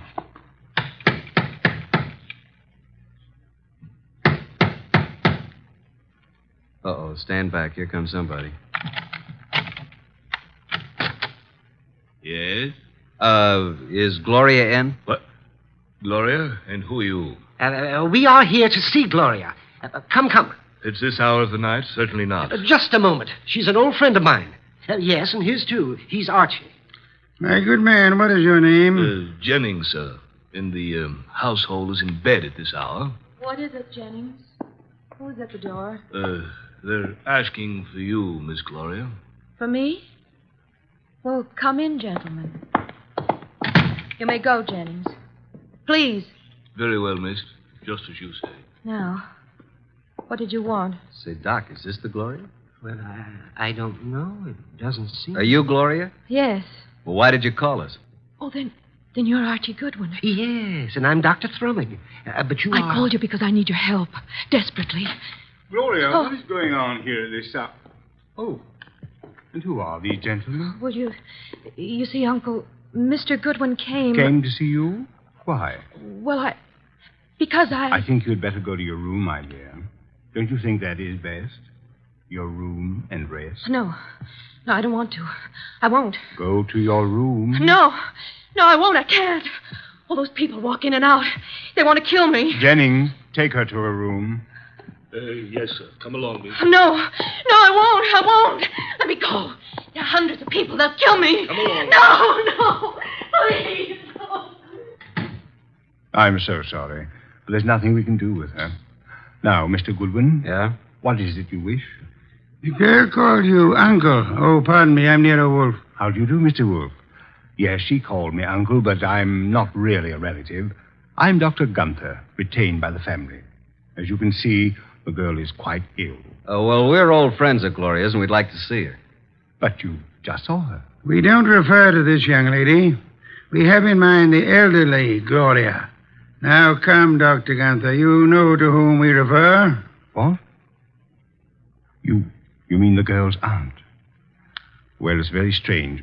If you are a friend of the aunt's, that you are not aware of her condition. Her condition? Yes. The aunt has been bedridden for nearly a year. Paralysis. And it seems to be most coincidental with your visit, but she passed away this afternoon. Died? Gloria? This afternoon? But how could that be? We'd like to see the remains, Dr. Gunther. Yes, we'd like to see the remains. Just where are they? They are here, Mr. Goodwin. And if you and your brother and Mr. Wolfe will step this way to the small parlor. There you are, gentlemen. I'll leave you alone. I'll be in the library. Well, gentlemen, there she is. What do you say? Do you recognize this woman? Well, yeah. It's been many years, but that is Gloria Barnsworth. Well, good heavens, yes. It's Gloria, all right. Poor woman. I remember now. She married a very wealthy manufacturer named Kenton, who died. She's remained a widow, I guess. He said she died this afternoon. Are you sure it was an elderly woman who called you this evening? And by the way, just feel her forehead. It's warm. She couldn't have been dead more than an hour. She isn't dead. No signs of pulse. Your cigarette case, please. Very slight moisture. Respiration barely perceptible. She's under heavy narcosis. Been given a heavy dose lately. Let's get out of here. Wait. Do you recognize the uncle, rather Dr. Gunther? No, do you, Thrumming? No. Does he look like the man who took you for a ride? It was too dark, boss, and he was all bundled up in heavy clothes. Let's get out of here. The door was locked after we came in. He's right. Come on, Doc, let's put our shoulders to it. 1, 2, go! Well, gentlemen, what on earth does this mean? Why'd you lock the door? Oh, I'm sorry. It's a spring lock. I had no intention of locking the door. And I suggest, Archie, that you have it repaired. And now, Archie, will you step to the door and let Inspector Kramer in? He followed us up the driveway. Yeah, about time. Getting cold out here. Inspector Kramer, this is Dr. Gunther. In that room is a woman he claims is dead. She is actually under the heavy influence of narcotics. Yeah? Well, who is she? Mrs. Gloria Kenton, widow of the wealthy shoe manufacturer. And this attractive young lady coming down the stairs is supposed to be mentally ill, which I do not believe. Her name is Gloria, too. A niece of the elder Gloria. But Archie and I both knew Gloria Barnsworth. Kenton. Yeah, I get it. And I suggest that this man is not a doctor, but is young Gloria's husband, And they're attempting to force the Aunt Gloria to change her will in their favor. This is utterly ridiculous. The aunt was able to phone Doc Thrumick and me tonight, but she was apparently caught in the act.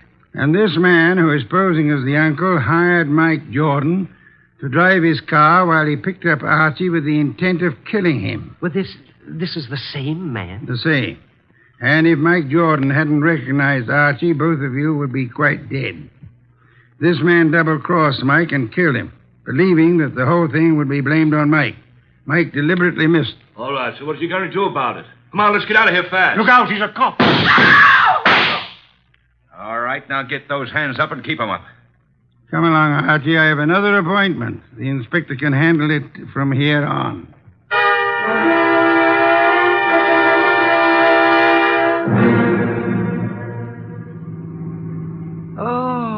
Oh, dear me. What happened? Am I all right? Yeah, you just fainted again when the shooting started. It's really quite fortunate that Mike Jordan recorded that conversation. Fortunate indeed. How did you know this uncle was the same guy who took us for a ride? First, by his speech pattern, he is undoubtedly a Canadian. But you must have missed the most important slip-up. What was that? When he escorted us to see the body, he said to you, Archie, if you and your brother and Mr. Wolfe will step this way... Now, how would he believe that Dr. Thrumick was your brother? No one mentioned it. Of course, the clue I planted and then missed myself. Quite right, Archie, quite right. What time is it? 8 a.m.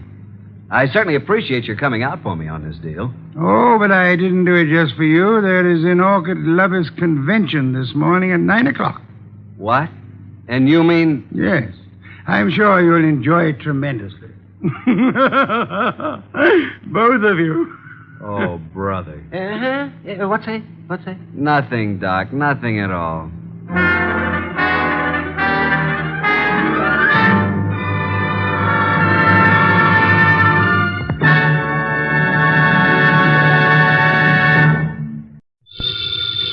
Ladies and gentlemen, the ringing of that phone bell brings you mystery, adventure. Nero Wolfe's office, Archie Goodwin speaking. Willie Inch, did you say? Just a second. Do you want to talk to a fellow named Willie Inch, which I doubt? No. He says he's got to see you. Got to. Who is he? Well, I'll ask. Mr. Wolfe doesn't recognize your name, Mr. Inch. He wants to know who you are. Just a second, I'll tell him. Mr. Inch says he's a sneak thief. He says you never heard of him, but he's heard of you. Should I tell him to get lost? Wait a minute, Archie. Ask him what he wants. Inch, Mr. Wolfe wants to know what you want to see him about. A phony murder rap. Says a phony murder rap. It'd have to be, wouldn't it, Archie? How do you mean? Phony, I mean. Did you ever hear of a sneak thief committing murder if it could possibly be avoided? Yes, Archie. Tell Mr. Inch. I'll listen to his story.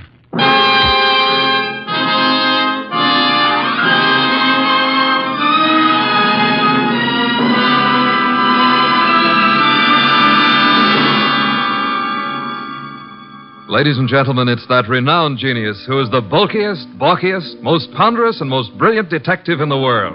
Yes, none other than that chair-borne mass of unpredictable intellect, Nero Wolfe, created by Rex Stout and brought to you in a new series of adventures over this NBC network in the person of Mr. Sidney Greenstreet.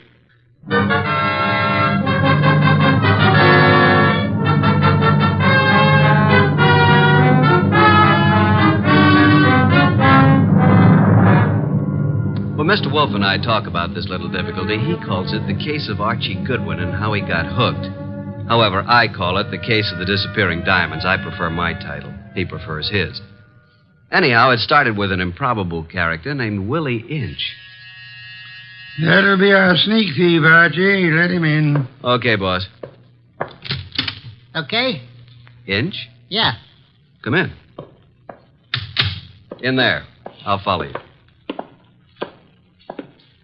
Mr. Wolfe, this is your client. Mr. Inch? Yeah. Tall fellow. Must be over 6'6". Sit down. Where? Archie? Here, Mr. Inch. This ought to be comfortable. Well, Mr. Inch? Look, Mr. Wolfe, they're going to claim that I killed a woman I never even touched. And I'm going to fry for something I never even done. All right, Mr. Inch, how did you kill her? I didn't. I never killed nobody in my life. Mr. Inch, you say you're a thief. Can you prove it? I got a record. Why? I was wondering about that bulge in your pocket. Oh. Oh, here? It's a silver cigarette lighter, ain't it? I guess it sort of dropped into my pocket as I was going by. You see the way it happened? Never mind, Mr. Inch. Now tell me how you didn't kill the woman for whose murder you will fry. Well, Mr. Wolfe, sir, it was like this. There was a window half open, you see, and I happened to crawl inside the house. But hey, now. Well, Mr. Inch? This is just between us, ain't it? Possibly. How do you mean? Explain, Archie. Mr. Wolfe said possibly. Oh. Well, okay. So I happen to find myself in the bedroom, see? So I happen to sort of roam around, and I hear there's like a party going on. You know, people and music. So I lock the door. So go on. Let him tell it his own way, Archie. Well, Mr. Inch? So that's the mistake I make. Mistake? Maybe I leave my fingerprints on the door. So? So later, a dame gets herself knocked off in the same room, and they look for fingerprints, and they find mine. I'm it. That's all. I got a record. So the chair. I see. Pitiful case, isn't it, Archie? Very, very mournful. Inch. Yes, sir. I presume you came away with some souvenirs? Oh, nothing. It wasn't worth the trouble. You know, just odds and ends, junk. Have you got the junk with you? Yeah. Let me see. Here. Cigarette case, platinum. Lighter, gold. Vanity case, gold. That's all? Positively. Junk, the man says. I promise nothing, Mr. Inch, but it might be better if you told the truth. Me? You. Oh, well. One square-cut emerald ring. I just happened to find it. Here's something more. A pewter ashtray. Look, the room is dark. I can't see. Piles of coats on the beds and hats and handbags. I take what I find. Why didn't you turn on the lights? One of these big standing lamps. You know what I mean. Go on. I bump into it, and it scares the living... I mean, it scares me. So? I turn the switch. It don't work. Archie. That sounds like the law, boss. The law. Stay right where you are, Willie. May I suggest that there is a way to find out, Archie? Okay. We don't want any. Good morning, Goodwin. You remember me, your old friend, Inspector Kramer? 2 gentlemen with me are also with the department, Pearlie and Ostrakovich. May we come in? What do you want? We want a murderer, and we want some rocks worth $250,000. Does that answer your question? What makes you think you'll find all those goodies here? Come in, men. We know Willie Inch is here. Where is he? Now, just a second. We're coming with you, Goodwin. Okay, Inspector, come along. Well, Archie? The law. That's Willie Inch. Frisk him. No weapons? Okay, just put the cuffs on him. Inspector Kramer. Oh, yes. Hello, Wolf. I want to tell you something about this man whom you and your men have so bravely captured in my office. You don't need to tell me about him, Wolf. We know about him. Do you indeed? Yes. We know he killed Mrs. Florence Avery March and stripped $250,000 worth of diamonds off her. That's all we need to know. I didn't do no such a thing. Where's the ice, Willie? I never even seen none, honest. Take him away, boys. I'll make the charge when I get back to my office. Wait. Mr. Wolfe, sir. Take him. Look, I ain't done nothing, I tell you. Inspector Kramer. Yeah. We're going to have a little talk now, aren't we? If necessary. How do you mean? Explain, Archie. Mr. Wolfe means you're going to have a little talk, if necessary. Very funny. I will now draw up a chair and show you why it's necessary. In the first place, $250,000 worth of diamonds makes it necessary. Archie, if you please, a bottle of beer. Okay. Will the inspector name his poison? You know I never drink on duty. And just for me, Archie, please. On my way.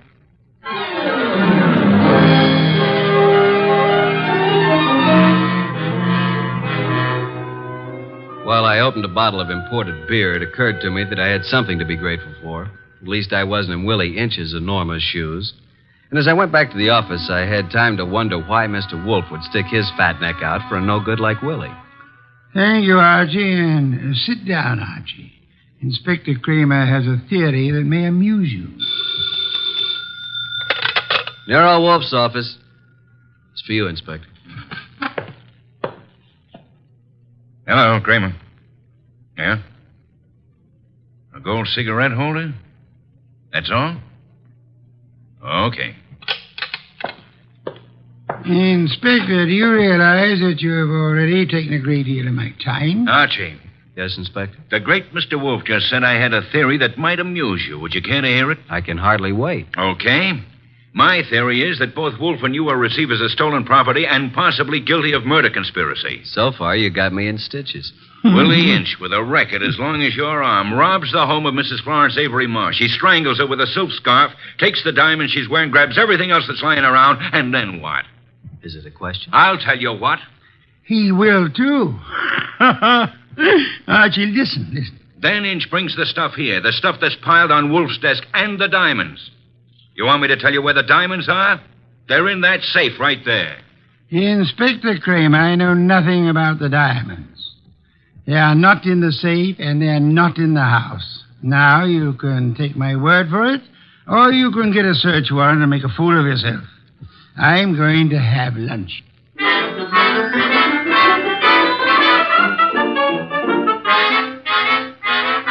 By 2 o'clock, the newspapers were full of the murder of Mrs. Florence Avery March. The suspect was already in custody, caught at the home of Nero Wolfe, well-known private investigator. Some of the stolen jewelry had been recovered, but not the diamonds. Then we had a visit from Mr. Anson Stark, who had opened Mrs. March's door and found her dead. Stark was a big athletic guy of about 30 or so, with the large, capable hands of a surgeon or a laboratory worker. He seemed annoyed at the inconvenience we caused him, but that was only natural. That's the story, Mr. Wolfe. I don't see how I can add anything more to it. You had known Mrs. March for several years, huh? Casually. When you broke the door open, was it difficult? Not very. You were the first into the room? There were 3 or 4 of us. We pushed in together. You saw the body of Mrs. March immediately? She was lying across the bed that was heaped with coats and hats and handbags. You knew she was dead? Of course not. In fact, somebody else discovered that she had been choked to death. And who discovered that the diamonds were gone? I don't know. I didn't. Were there many diamonds, Mr. Stark? No, just a few, but big ones. She wore them on a pendant around her neck. Mr. Stark, I want to thank you again for having been so patient. I have been patient, Mr. Wolfe. I have my own business to attend to. Which is? Oh, I have a small but hopeful enterprise. Electronics, tubes for radio and television, mostly experimental. Well, that reminds me, Mr. Stark. When you entered the bedroom, was the light on or off? Let me see. Of course, it was on. It must have been on. Why? Just curiosity, Mr. Stark. Oh? Anything more? That's all, except thank you for coming here. Archie, will you take Mr. Stark to the door?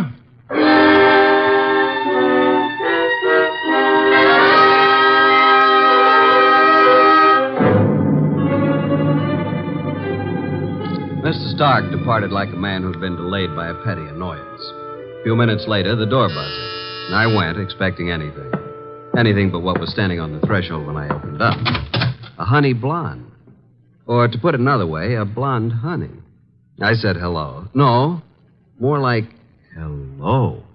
Are you Mr. Wolfe? I'm his assistant, Archie Goodwin, and what can we do for you? Well, I'm Valerie Ladd. And I'm Archie Goodwin. Or did I tell you that? Well, that's exactly where I came in. Well, I mean, where I thought you were going to ask me to come in. Oh, come in. I'm sorry. Well, is he here? Wolf? Mm-hmm. Does he know you? No. Is he expecting you? No. I see. Of course you don't see, do you? Well, this is it, Mr. Goodwin. I'm a writer. Well, I may not look like it, but that's what I am. And I want to do a profile, a character study of Mr. Wolfe for a magazine. Oh. Well, what's wrong? Well, you see, there's a writer named Rex Stout. Oh, I know. He's written a lot about Nero Wolfe, but, well, can't I write about him, too? I don't know if he's going to like it, but you can't be shot for trying. Come on.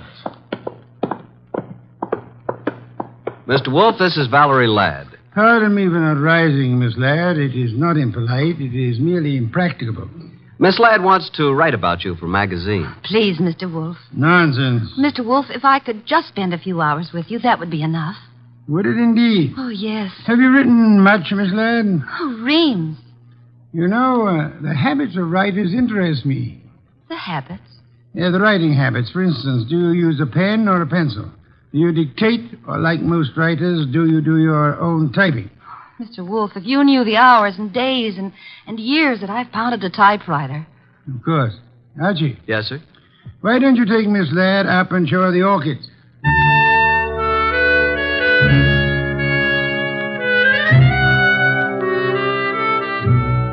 You never know about Nero Wolfe. At least I never do. This was something I would have bet against 1,000 to 1. I couldn't understand it. But I certainly couldn't complain. Archie, look at this one. Oh, did you ever see anything so gorgeous? Very pretty. They're all just beyond belief. Yeah? But you're not even looking at them, Archie. What? Oh! Archie, are you always like this? What do you mean like this? Well, so distant and preoccupied. Honey, you got me wrong. Completely. I was thinking. Oh. Yeah, about telephone numbers. It's a lovely thing to think about. What can you think about telephone numbers? I was thinking how some girls have them and some don't. Oh, I see. Archie, I apologize. For what? I did have you wrong. You're not a bit distant. I can be a lot closer than this, honey. What is it? What's what? The number. Oh, well, it's in the book. Yeah? No wonder. Sound as if you don't believe me. Oh, I believe you, but here's a telephone book here. Let's look it up together, shall we? Archie. Yeah. I'm afraid I lied to you. I was afraid of that, too. Are you angry? Well, I can take no for an answer, honey. Even when it's hard to take. Archie, I've changed my mind. I want you to have my number. And I want you to use it, too. You know, honey, I'm beginning to take an interest in this dialogue. Let's have it. Okay. Olympia 93659. And a very, very pretty number it is. Valerie Ladd. 2 D's? Mm-hmm. Olympia 93659. Honey blonde. Gorgeous. Oh. Spelled gorgeous. There. What are we doing tonight, Olympia 9? And I said that you were distant and preoccupied. We were talking about tonight. All right, Archie. Yes, I'd love it. Oh, these orchids, they're really beyond belief. And you won't even look at them. True. I'm too busy looking at you. Well, how do I look, Archie? Beyond belief, honey. Beyond belief. Well, there goes the Goodwin luck again. It's a house phone, partner. Mm-hmm. Yes, sir. Okay. He wants us to come down. Archie? Yes, dear. Even if he says no, we still have a date? Honey, though the heavens fall.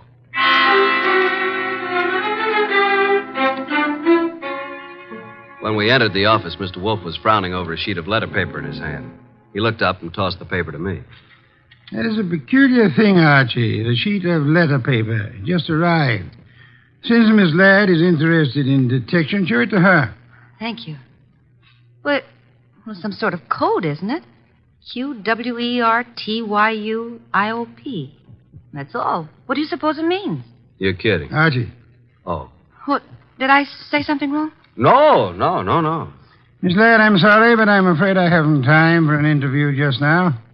Goodbye, Miss Ladd. Oh, but Mr. Wolfe. Goodbye. Archie? Say goodbye to Mr. Wolfe and let's go, honey. Goodbye. That's the way things can be around here. Well, here's the door, and shall we pause for station identification?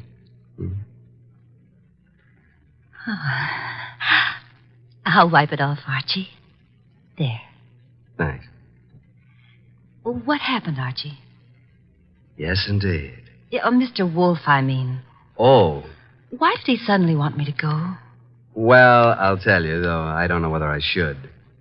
That code message he showed you? Yes. QWERTY up. You remember? Yeah, sure. Because I use a typewriter. From left to right, it's the first bank of letters on any typewriter. I see. It was a test. Ah. And you flunked it, baby. You're no writer. Archie, I can explain it. Sure. Tonight. Tonight, Archie.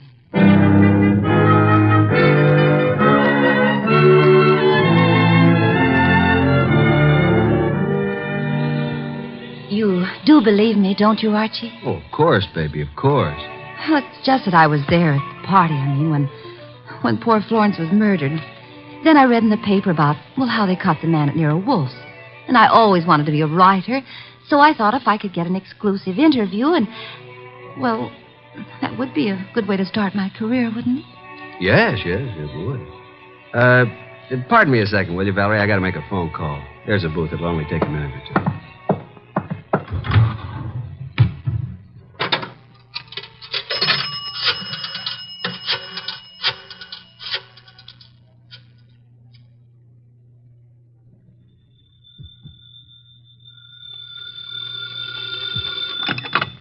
Nero Wolfe speaking. Archie, I'm at the Riviera with Valerie Ladd. I'm happy for you, Archie. I will remind you that I have not seen you since Valerie left the house. I was otherwise occupied, Archie. With orchids. With orchids? What do you want, Archie? Now, look, with that typewriter gag, you practically told me she was a phony, didn't you? Of course. Just for the record, how did you know? Have you looked at her fingernails? She never touched a typewriter in her life. I wanted to be sure. Okay, now do you want me to tell you something? You mean that your charming companion Valerie was at the party when Mrs. March was murdered? How did you know that? Simple, Archie. I got a list of the guests from Inspector Kramer. Among them was the name of Valerie Ladway. Simple? Ladway. Ladd. Yeah, sure. Okay, what am I supposed to do about it? Just hang on, Archie. Just hang on.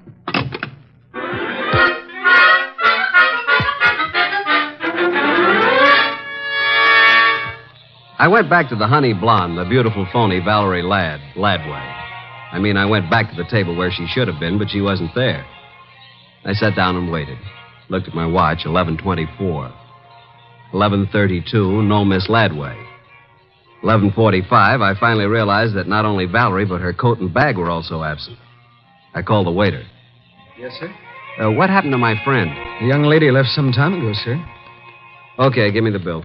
She paid it, sir. She did? Yes, sir. In fact, she said you gave her the money for it. Yeah? Wait a minute. Wait a minute. Well, I didn't know it, but she is certainly right.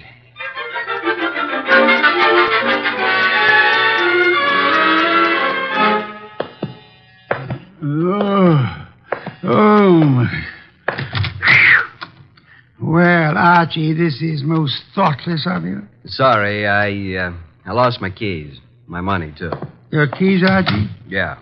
Glad you were still up. You lost Miss Ladway, too? Definitely. I'm going to bed. Good night, Archie. You think it's funny, don't you? Yes, Archie. Yes, I do. Good night, Mr. Wolfe. Archie. Yeah? Before you retire, one thing. What? Open the safe, will you? And leave it open. Why? Because there's nothing in it of importance. And it's a valuable safe, and I don't want it damaged. Good night, Archie.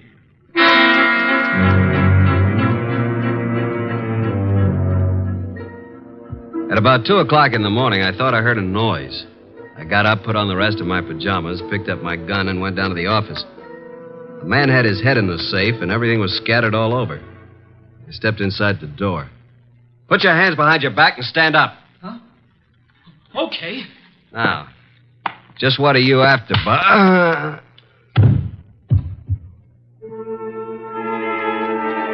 When I woke up, I was alone on the office floor. I did not feel good. The place looked as if a hurricane had struck it. Every file drawer had been empty. I felt a draft from somewhere.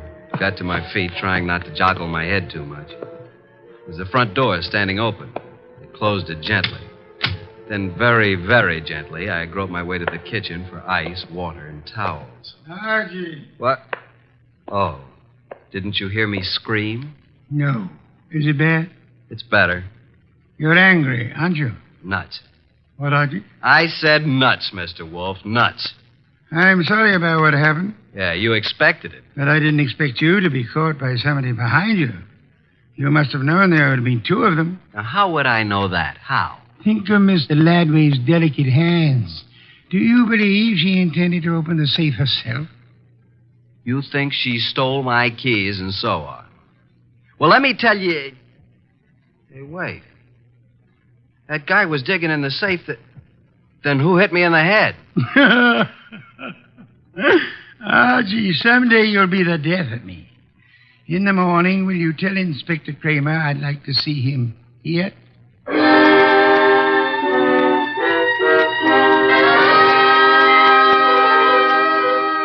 Fuming and protesting, Kramer arrived about 1:30.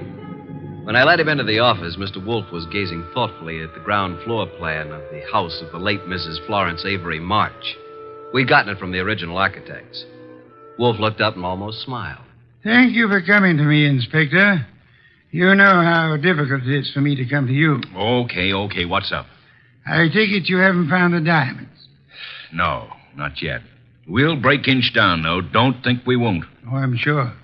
But this is what I want to ask you, and it's quite serious. Okay, all right, what? After the body was found, your men arrived at the house before anyone left. Right.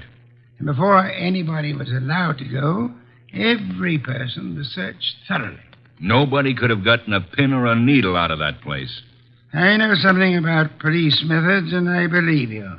Now, how thoroughly did you search the house itself? Wolf, look. We've got that floor plan you're studying now. There are no hidden closets. Every square inch of that house has been examined. The diamonds aren't there. Willie Inch killed the dame and snatched the diamonds. What he did with them, we'll find out. Possibly. Goodbye, Inspector. At approximately 3:15, the postman arrived with an envelope for me. The envelope contained my keys, the bill from the Riviera, and the money left after the check was paid. At approximately 5:07 p.m., I discovered that Wolfe had been using the telephone all by himself. He explained. He was going to have a party. He had invited all of the guests who were at Mrs. Florence Avery March's somewhat fatal party, including Anson Stark, Willie Inch, and Valerie. Nero Wolfe, the natural-born ham, he made an entrance that would have been worthy of Queen Victoria in her heavier days. He sat in his oversized throne behind his oversized desk and beamed at the peasants. Valerie moved toward me. I'm sorry, Archie, but you must know why I did it. Why? Well, you said I wasn't a writer. I wanted to prove that you weren't a detective. Did you take the stuff while we were dancing? I could have, couldn't I? You could have bumped me on the head last night, too, couldn't you? Oh, Archie. Let it go. It was humiliating, though. Ladies and gentlemen, I'm sure you realize the purpose of this party. We want to know who killed Mrs. March and what became of her diamonds. Mr. Inch. Yeah? When you visited the room where the body was found, the room was dark? The bulb was burned out. I tried to turn it on. If there had been a body on the bed, would you have seen it? Maybe. With all those coats, maybe not. Sure. Mr. Stark? Yes, I said the light was on. Perhaps I was wrong. What of it? You're engaged in the manufacture of tubes for radio and television, huh? I told you that. Inspector Kramer. Yeah, what? A light bulb was found in the wastebasket in the room where Mrs. March died. Yeah. Like you said, we tried the bulb in the socket and it worked. So what? One more question. Does anybody remember whether Mr. Stark was carrying a bundle or a package under his arm when he arrived at Mrs. March's party? Oh, I do, Mr. Wolfe.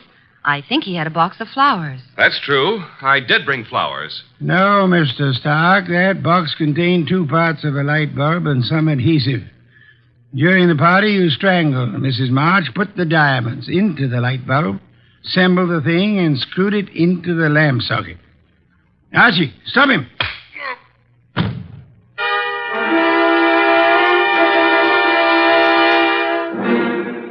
Really, Archie, it was quite simple. Light bulbs are only a stem glass bowl and a brass sheet. Yet nobody, including the police, would think of looking inside one. Mr. Stark could come back and collect his treasure any time after the excitement had died down. What's the matter, Archie? I got a headache. Valerie Ladby. Poor girl. She and whoever the man was with her must have thought the diamonds were here. That bump on your head will be better in the morning. A bottle of beer, please, Archie. I'm going to bed. Yes. Why must you place such confidence in women? Remember what happened to Mark Antony, and Samson, and Archie Goodwin. Good night, Archie.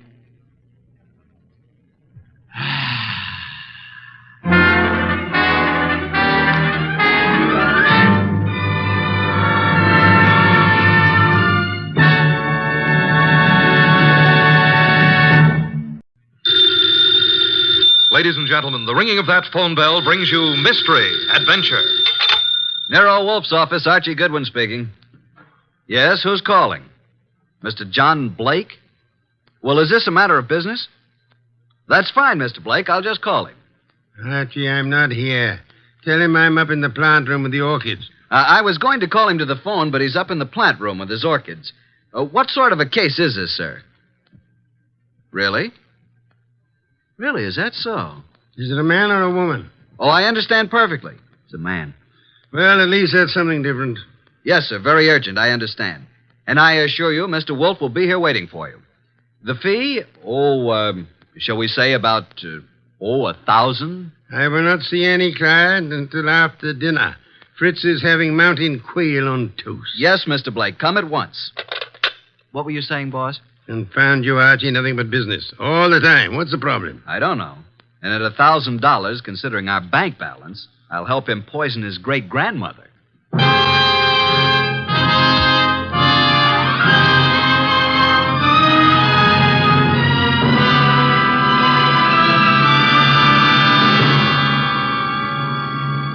Ladies and gentlemen, it's that renowned genius who is the bulkiest, balkiest, most ponderous, and most brilliant detective in the world. Yes, none other than that chair-borne mass of unpredictable intellect, Nero Wolfe, created by Rex Stout and brought to you in a new series of adventures over this NBC network in the person of Mr. Sidney Greenstreet.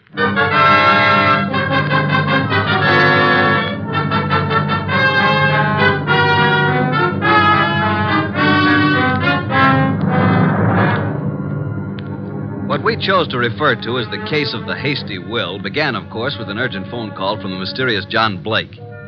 At the moment, Nero Wolfe was seated in his chair, which was specially built for his 300 pounds, and I was giving him a lecture on the importance of money. Archie, that will do. I'm not interested. You will be when you learn you can make no more purchases of beer and Skittles.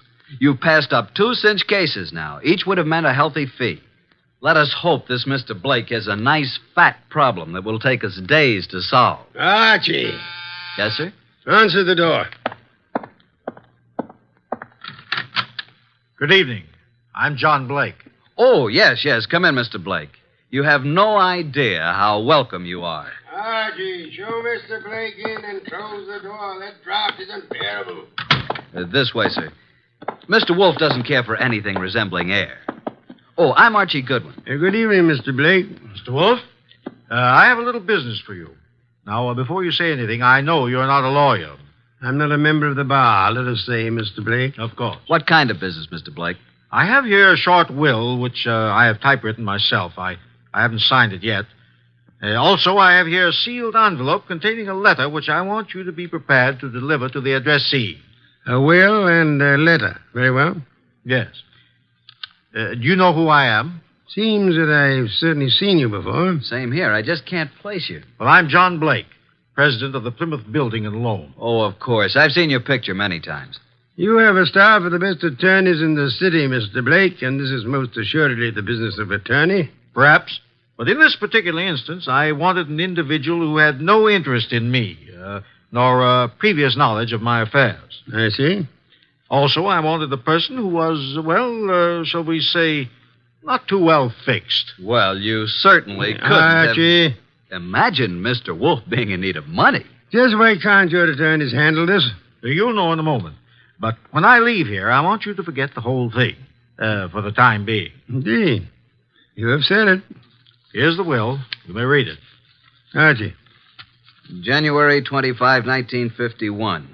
To my daughter, Anita Blake, I do hereby bequeath all my property, personal and real, including the portrait painting of her mother, my dear deceased wife, Marcia Blake.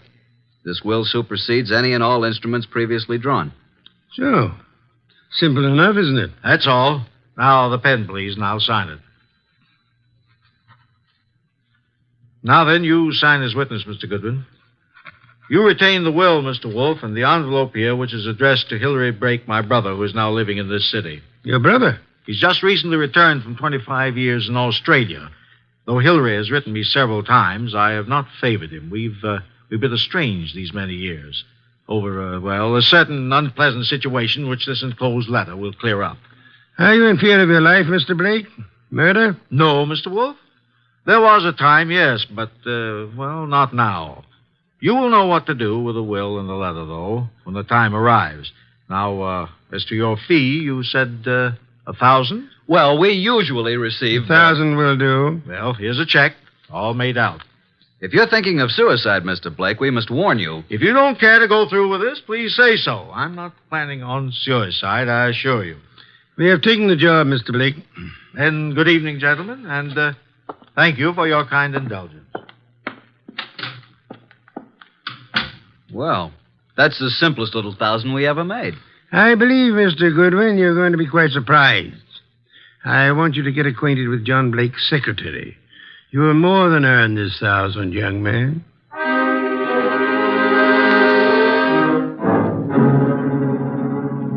Archie.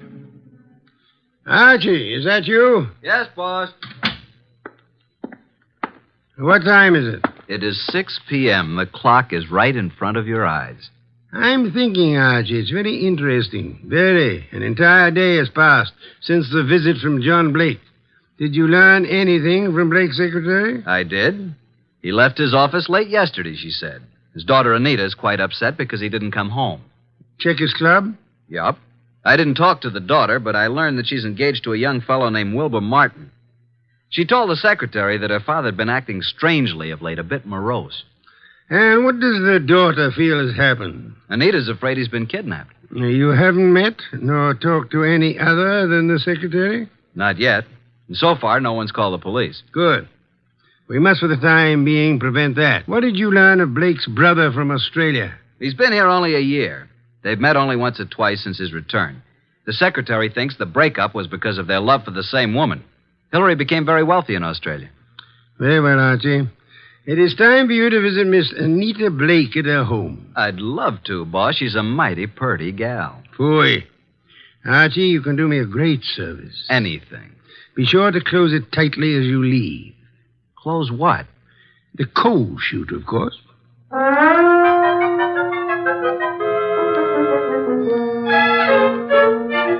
I'm awfully glad you could come, Uncle Hillary. Wilbur seemed to think you might know something about Father's disappearance. No, I don't know, Wilbur. I'm just as nonplussed as you are. When did you see your brother last? Oh, it's been 4 or 5 months. Why? Well, I just wanted to know. What do you two think has become of him? Surely you know his recent actions better than I. Well, at first I thought he'd been kidnapped. Now I'm afraid it's suicide. Oh, I say, really now. Have you been putting such ideas into our head, young man? On the other hand, could have been murder. Indeed. Well, I suggest that the police be called. Hospitals, the morgue, every place. Have you thought of doing that, young man? I was going to. Oh, really? Then what are you stalling about? I'll just step into the library and do it myself. Oh, it can't be, Wilbur. It just can't be. Miss Blake, there's a Mr. Goodwin to see your father. Oh, I'll see him. Thank you, Miss Blake. I'm Archie Goodwin. This is my fiancé, Mr. Wilbur Martin. Mr. Martin? How do you do? What is it you want, Mr. Goodwin? Is your father here, Miss Blake? Why, no. No, he isn't. What is your business, Mr. Goodwin? Why do you want to see Mr. Blake? As a matter of fact, I don't really want to see Mr. Blake because I don't think he's here. I came to see Miss Blake. Just who are you? I'm a detective. Police? Private investigator with Nero Wolfe. John Blake has disappeared. I know you're trying to keep it out of the press because you think he's been kidnapped. We have called the police. Oh, what do you think has happened to my father? I think he's dead. Oh, dear. Why do you think that? Yes. Just what do you know, Mr. Goodwin? Oh, Anita, I want to ask you a few questions. I think it's advisable. Mr. Blake. Yes? I thought you were done for. That is. I don't think I. This chap is a detective. I'm sorry about this, Mr. Blake, but curiosity got the better of me. I hope I haven't wrecked things. What are you talking about? You remember the agreement. What agreement? Mr. Goodwin, do you know who you're talking to? Why, yes, John Blake. Oh, no, Mr. Goodwin. This is my Uncle Hillary, my father's brother. Hillary? Hillary Blake? Yes, my father's twin brother. John and Hillary were twins. Of course. That's news to me. I didn't know that. What did you know about him? Well, now that I look at him, now that I can recall his speech, there is a difference. And now, why do you think John Blake is dead? I've just come from police headquarters. You mean he's been murdered? No. From all indications, he's committed suicide. Suicide? Are you sure? Poor Father. Oh, I was afraid of this. This morning, a hat and an overcoat were found on the East River docks near Pier 9. In the coat was a typewritten copy of a will made yesterday. The hat bears the initials J.B. There was a will? Yes. Could you identify the hat and coat, Miss Blake? Well, yes, of course. Very well. Come in, Sergeant. This is Sergeant Hanlon. Miss Blake, do you recognize this coat and hat? Yes. Oh, yes, I do. They were Father's. Oh, Wilbur. Suicide? I can't understand it. But the hat and coat are not conclusive evidence. What about the will found in the pocket? Show them the will, Sergeant. Read it, miss. You read it, Wilbur? To my daughter, Anita Blake, I do hereby bequeath all my property, personal and real, including the portrait painting of her mother, my dear deceased wife, Marcia Blake. This will supersedes any and all instruments previously drawn. But no signature. I have the original. Here you are. Where did you get this? Notice the signature of the witness? Archie Goodwin. You witnessed his signature? In Nero Wolfe's office. But Mr. Blake had his own attorneys. Nevertheless, he came to Mr. Wolfe to take care of the will. If we hadn't recognized him from his photos in the papers, I wouldn't have witnessed the signature. Anita, is this your father's handwriting? Yes. Yes, it's his, all right. But this still isn't proof that he's dead, nor that he committed suicide. No corpus delicti. And the body may not be found for days. But this evidence we have here certainly indicates that a body will be found eventually. Maybe not, Mr. Goodwin. It's possible they could have... What were you going to say? Nothing. Miss Blake, in a way, I blame myself for your father's death. How do you mean? I had a sort of premonition. It's obvious now why he came to Nero Wolfe. Is it? He wanted someone who didn't know him personally. His own attorneys would have been able to see through his plan and prevent his carrying it out. But he made a will. Why did he draw this new one? Yes, that's what I don't understand. Well, I still am not convinced that he committed suicide. Mr. Blake, here is a letter he asked to be delivered to you. Oh, well, now. Perhaps it will shed some light on the problem. What does it say, Uncle? Jove. It says, Hillary, 25 years now, jealousy and bitterness have kept us apart. I know why you stayed in Australia all these years. I know you loved Marcia. She was rightfully yours. But I loved her, too, and I couldn't go on without her. I know you've despised us both, and I've pretended to despise you. I had to pretend, because I lied to Marcia. I told her you were engaged to marry a woman in Sydney. Marcia was innocent. I was to blame. When Marcia died last year, and you wrote that you were coming back, I knew then that your resentment had faded, but I didn't answer you, and I've kept away from you because I couldn't face you. I've told you all this because things have happened, which you will learn soon enough, that have decided me to close my book and write fini. I have made a new will, leaving everything I possess to Anita. Anita is young, Hillary, and I beg you to watch after her as though she were your own, which, but for my selfishness, she might well have been. Forgive me, Hillary. Well, this certainly indicates suicide. But what does he mean by things have happened? That, Miss Blake, is the motive, for which we'll just have to wait. Yes, for that and the body.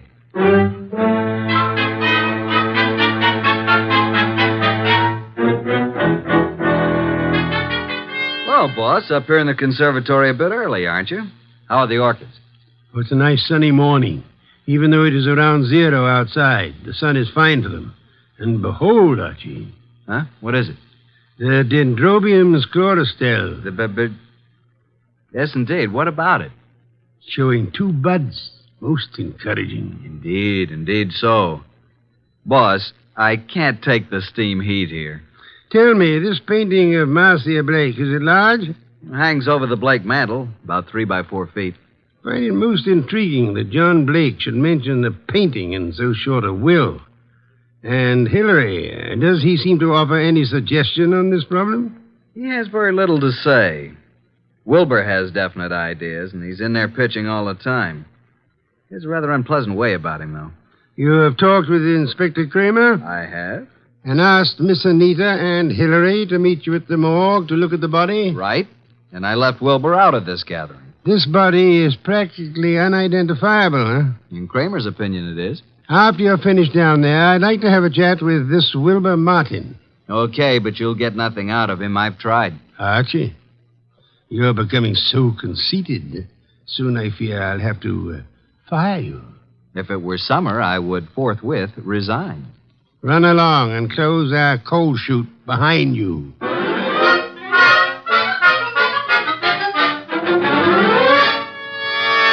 Morning, Inspector Kramer. Up early. Yeah, Goodwin. I'd just love to come down to this morgue. This is Miss Anita Blake and her Uncle Hilary Blake. Howdy How do do. you do? Good morning, Mr. Goodwin. I hope you don't object too much to my joining the proceedings. Oh, I know, Wilbur. I suppose it's all right. Please, Mr. Goodwin, what's happened? There's a body here. Rather badly bruised and cut and in a bad condition, but I think you should look at it. Oh, I'm sorry, Miss Blake, but I'm afraid it's necessary. very well. I'll be all right. Now, I'd like to come along. Oh, yes, Wilbur, you must. Well, come on. This way.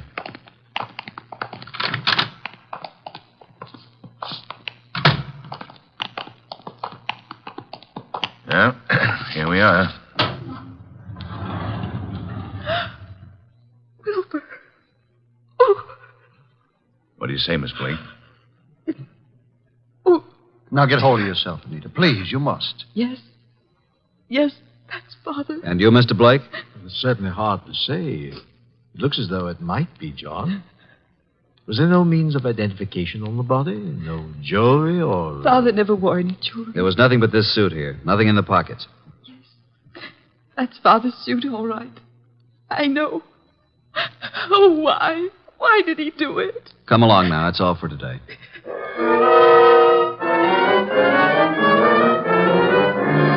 Mr. Wolfe, this is Mr. Wilbur Martin. Ah, yes. How do you do, Mr. Martin? Sit down.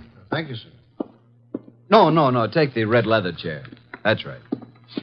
So glad you could come. Archie, beer first. Tell me, Mr. Martin, you saw the body? I did. Whether it was John Blake or not, I'm not sure. But Anita feels positive enough. You are skeptical about the suicide theory, huh? Well, yes, I am. Are you trying to cast suspicion on someone else? No. He thinks he was murdered. I do. But not by you, of course. Certainly not. But who would know that John came here, signed the will, and gave us the letter to his brother? He must have contemplated suicide, don't you think? Are you positive it was John Blake who signed the will?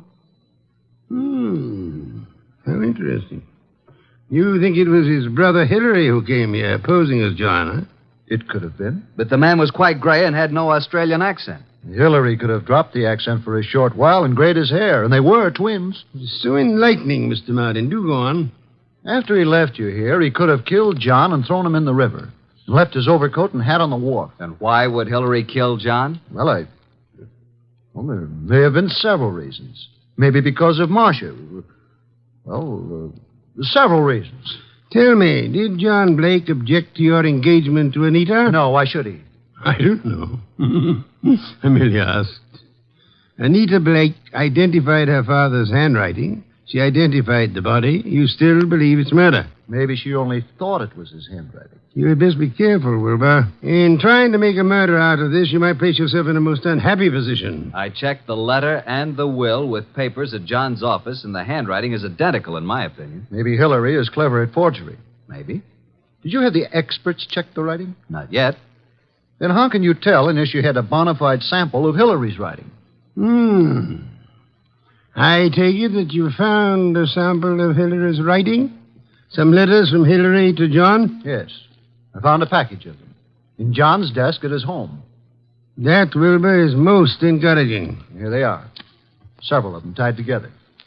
Some written in 1928 and a couple in 1948. Now, we'll tell you something. We never thought John committed suicide either. You didn't? No. And before you go, Wilbur, write your name here on this pad. Very well. Thank you so much. I hope we shall see you tomorrow.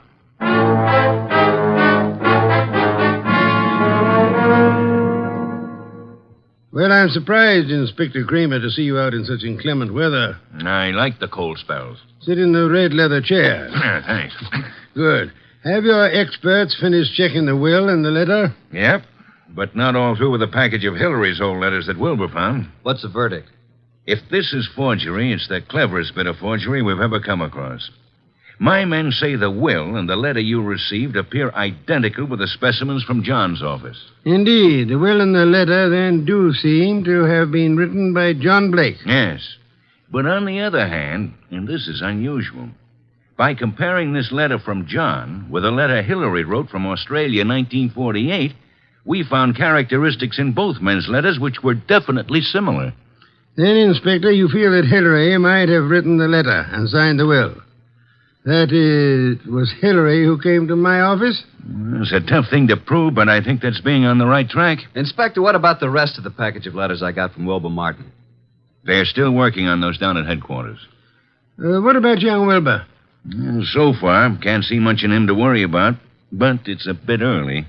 Archie, phone out to the Blake mansion and tell Wilbur Martin that we've uncovered the whole thing. And if Wilbur's in on it, he'll be gone before you get there. We can pick him up later. Okay. I'll let you know about the rest of Hillary's letters. Good. We won't phone out there until you're finished. And I'll call you as soon as possible. Archie, I want you to look into the affairs of the Plymouth Building and Loan Company. See what you can learn about the actual stability of the company. Okay. Boss, please put on your muffler and overcoat and open a window. A candle couldn't burn in this place. Yeah. I'm on my way.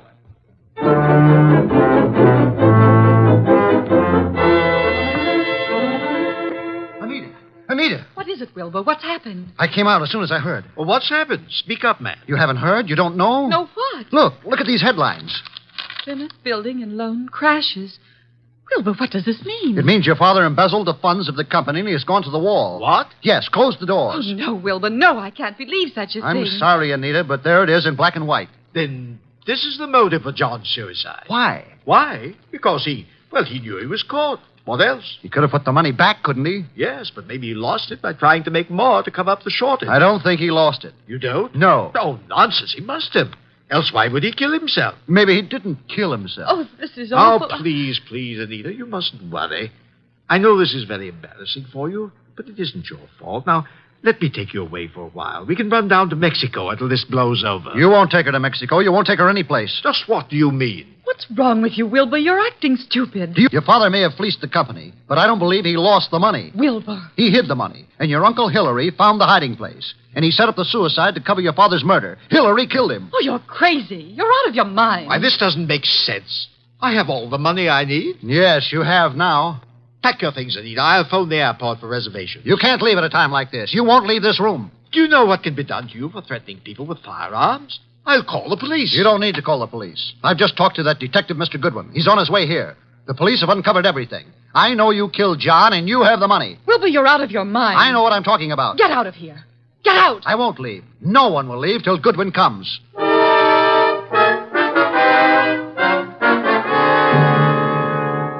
Archie, come in, Miss Blake.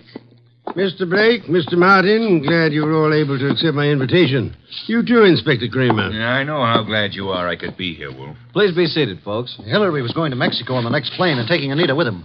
Mexico? John Blake stole the money from the company, but Hillary found out about it and killed him. Mr. Wolf, this is utter nonsense. Mr. Blake, Inspector Kramer's handwriting experts have examined the will and the letter left with me. They have also checked them with your recent letters from Australia. Indeed. And your letters from Australia show a definite resemblance, having the same characteristics as the letter and the will you've given me. You mean you think that I signed the will and wrote the letter? Definitely. Ridiculous. But there's something else. The will mentions a painting of Marcia Blake, Anita's mother. Archie, where is that painting? Did you bring it? It's here. Bring it in here, Sergeant. Just a moment. I hope you don't mind, Miss Blake. What are you doing to it? Tearing off the paper backing of the picture? Yes, and there you are. There's the reason for the whole thing. Bonds. Pasted in the back. Thousands of dollars in negotiable bonds. Then Hillary did know about the money.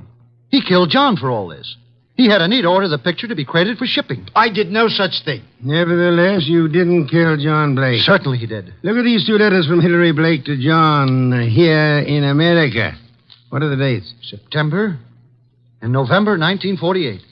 Those were supposedly Hillary's most recent letters to John. And look at these letters, June and July 1928. Notice any difference? All are signed by Hillary, but the ones dated 1928 are not at all like the ones written in 1948. Not the least similarity. The ones dated 1928 were written by Hillary. But those dated 1948 were written by John. John? How do you mean? Carry on, Inspector. You're under arrest, Mr. Blake. Not for murder, because there's been no murder. You're under arrest on a charge of embezzlement. Embezzlement? Oh, but how can And you, Miss Blake, are under arrest as an accomplice. What? I don't understand. Mr. Wolfe. Wilbur, you yourself unearthed the old 1928 letters, really written by Hillary from Australia. The recent letters are not in the same handwriting. They were poorly forged by John in 1948. Furthermore, we checked with Australia and learned that Hillary Blake died in Sydney 10 years ago. And this man here is really John Blake, posing as Hillary to escape the penalty for looting the company. Anita, it just doesn't seem possible. Anita knew all about it, and they might have gotten away with it if they hadn't come to us, Archie. What a fantastic plan. I'm giving you back your $1,000, Mr. Blake, but I'm afraid it won't do either of you much good now. Thank you so much, Inspector Kramer, for dropping in.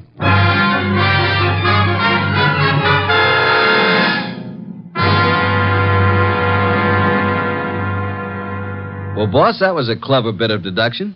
You really think so, Archie? It was quite a blunder for so clever a man as John Blake. Why did he make the mistake of coming to us?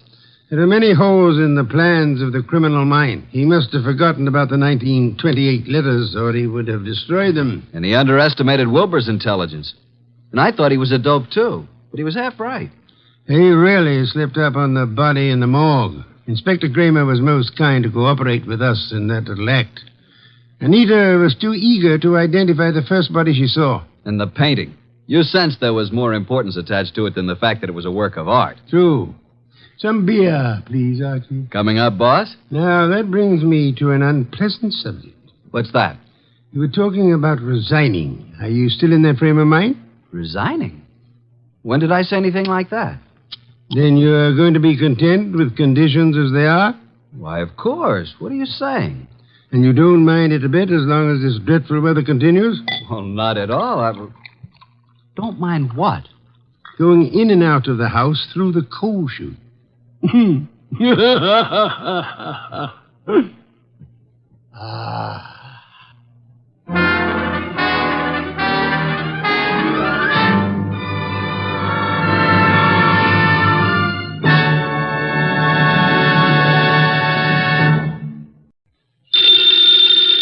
Ladies and gentlemen, the ringing of that phone bell brings you mystery, adventure. Nero Wolfe's office, Archie Goodwin speaking. Who? Mr. Hal Horton, United Industries? Oh, I see. Well, I must warn you, Mr. Horton, Mr. Wolfe doesn't take kindly to big industrialists. Says their great wealth upsets his digestion. Why do you want to see him? The connection's bad. I don't hear you. Who? Who? Mr. Horton, who? We're cut off. What is it, Mr. Goodwin? Mr. Hal Horton called. I understand that. I won't see him. Tell him what money I have to invest I put into orchid plants. Mr. Horton wasn't promoting anything. And what did he call you for? The great Horton needs a detective. Maybe just my occupational reflex, but I thought he said somebody'd been murdered.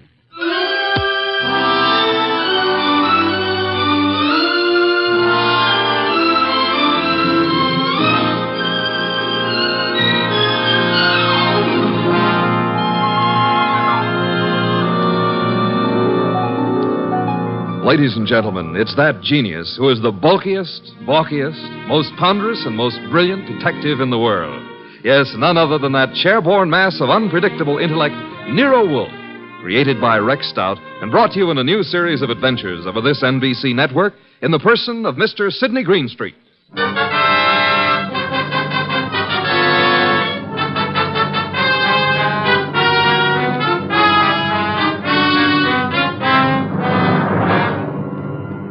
It turned out that what Horton had said had been murder, which became celebrated in the case of the Malevolent medic. But its solution wasn't a simple matter of following up his accusation. It had false clues mixed all through it like raisins in a pudding. The man we came to know as the Malevolent medic was young Dr. Benjamin Sloan. The case began on the sunny afternoon when Grace Banks, his nurse, came into his private office. Waiting room's finally empty, I take it? Well, there's one more patient, darling. I'm sorry, Doctor. Mrs. Horton's here for another of the thiamine chloride shots you ordered for. I said you could give her those, Grace. She doesn't have to wait to see me. Oh, she's hung up her mink coat, parked her orchid and her alligator bag, and filled up all the ashtrays with lipstick cigarette stubs. Mrs. Horton prefers to wait for you. She seems very upset. I hoped she'd get hold of herself. Mrs. Hal Horton with all that money. Whatever gives her such jitters? Darling, if I ever get in that condition after we're married, please shoot me. I've advised her to go to a specialist. Hers isn't a true medical case. Well, I'll do what I can. Get a needle ready, will you, Grace, and show Mrs. Horton in. Yes, darling. I mean, Doctor. Mrs. Horton, will you step in now?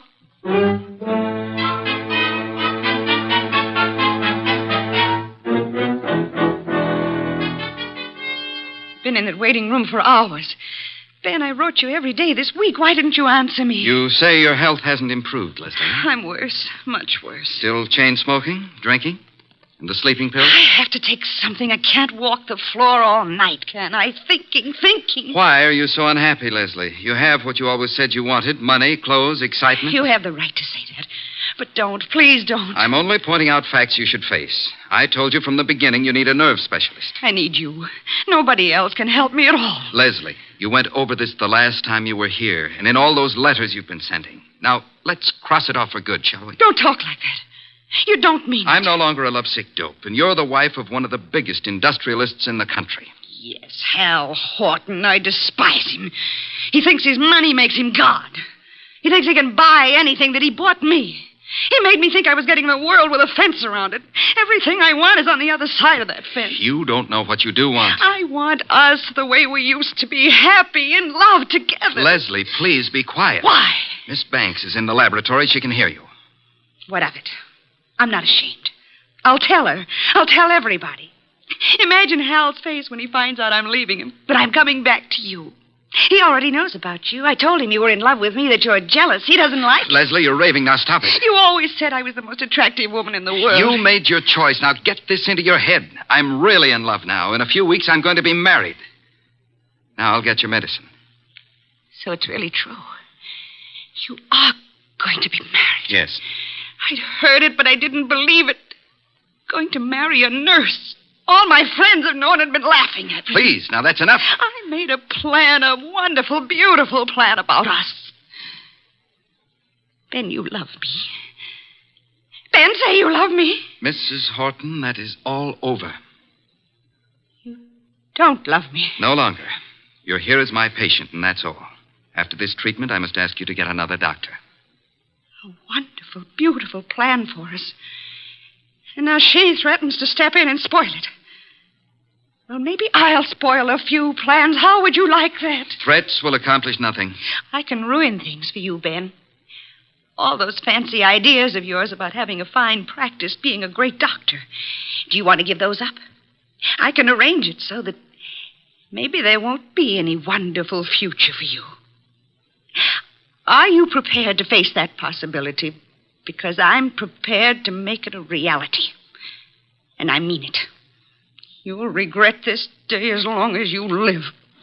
I'll get your medicine, Mrs. Horton. Hand me my bag. Thank you.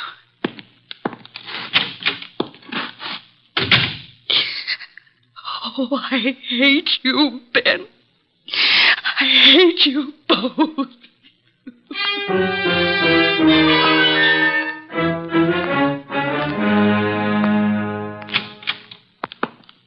Sorry to have kept you waiting, Mrs. Horton. Miss Banks had to do a repair job before she could use the sterilizer. Alcohol, Miss Banks? Yes, Dr. Sloan. Now, Mrs. Horton, may I help? Thanks. So nice of you. There. Right side for the hypo this time, isn't it? Just touch with this cotton. Ready now, Doctor. Oh, what's the matter, Mrs. Horton? I'm just cold. Alcohol. After this, I advise you to go home and rest. These massive doses are a little painful, but they give results. There. That's all. Just relax here, and you can leave in 10 minutes. Come, Miss Banks. I want to talk to you.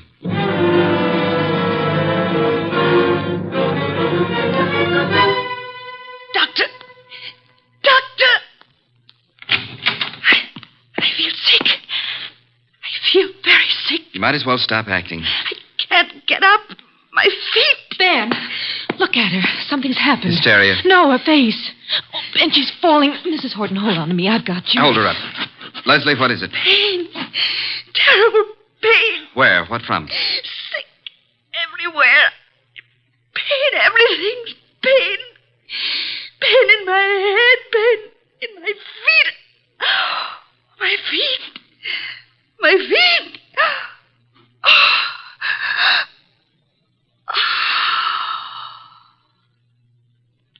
Doctor,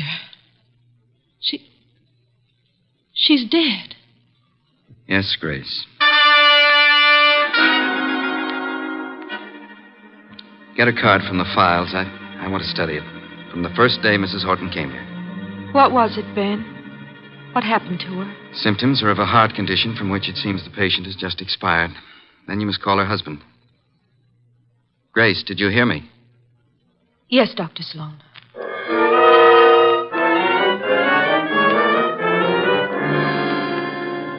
Well, I discourage your visit here, Mr. Horton. I do have a sort of curiosity about the operation of so-called big business.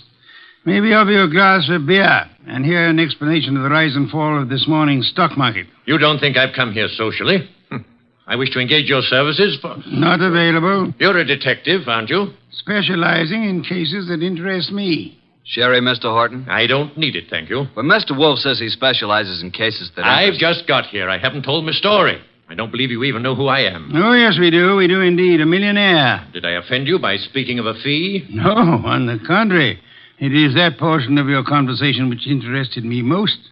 Frankly, I planned to spend the evening examining the first edition of Henry James I'd like to purchase, and the word fee suggested a possible way. Now, what have you done, sir? What have I done? One doesn't have to be a detective to recognize you're in trouble, Mr. Horton. Look, Mr. Wolfe, I have done nothing. But I've got a question I've got to have answered. I need facts. They tell me you're the man who can give them to me. If Nero Wolfe can't get them for you, they're not facts, they're fancies, Mr. Horton. Well, my story's involved. But the gist of it is your beautiful wife, a former model, died last week. The death certificate indicated a heart attack. You suggest she was murdered. How did you know? Never mind how I came to my conclusions. How did you come to yours? Leslie had been going to a Dr. Benjamin Sloan. She said he was a specialist. Some friend had recommended. She'd been upset. He was giving her vitamin B shots, she told me. You doubt that was true? Dr. Sloan informed me, after she died in his office, there'd been a heart condition from the beginning. Well, I don't believe it. Leslie was a very emotional girl. She'd have been quite frightened of a heart ailment. She'd have told me about it. Maybe she didn't comprehend its seriousness. Dr. Sloan did. Why didn't he get in touch with me at once about it? Then, when I went to clear up Leslie's room, I discovered something. Leslie didn't go to Sloan through a friend. She'd known him when she was a model and he was a hospital intern. She'd kept letters he'd written to her then. Love letters. Indeed. Well, doesn't that give you an idea, Mr. Wolfe? Sloan lost Leslie to me. No man who'd been in love with Leslie would ever get over it. Would a man be jealous enough, kill a woman he loved rather than have her belong to another man? An interesting theory, Mr. Horton, one frequently advanced in fiction. Shall we investigate and see how it works out in fact? You'll take the case, then. The intricacies of the feminine nature are challenging if you do not have to come in contact with the creatures. The practical research in such matters I leave to Mr. Goodwin here. It is a field in which he specializes. But it's you I want. Our method of operation is not under your control, Mr. Horton. If you'll be so kind, Archie, get a first-hand report of Dr. Benjamin Sloan and the women in his life.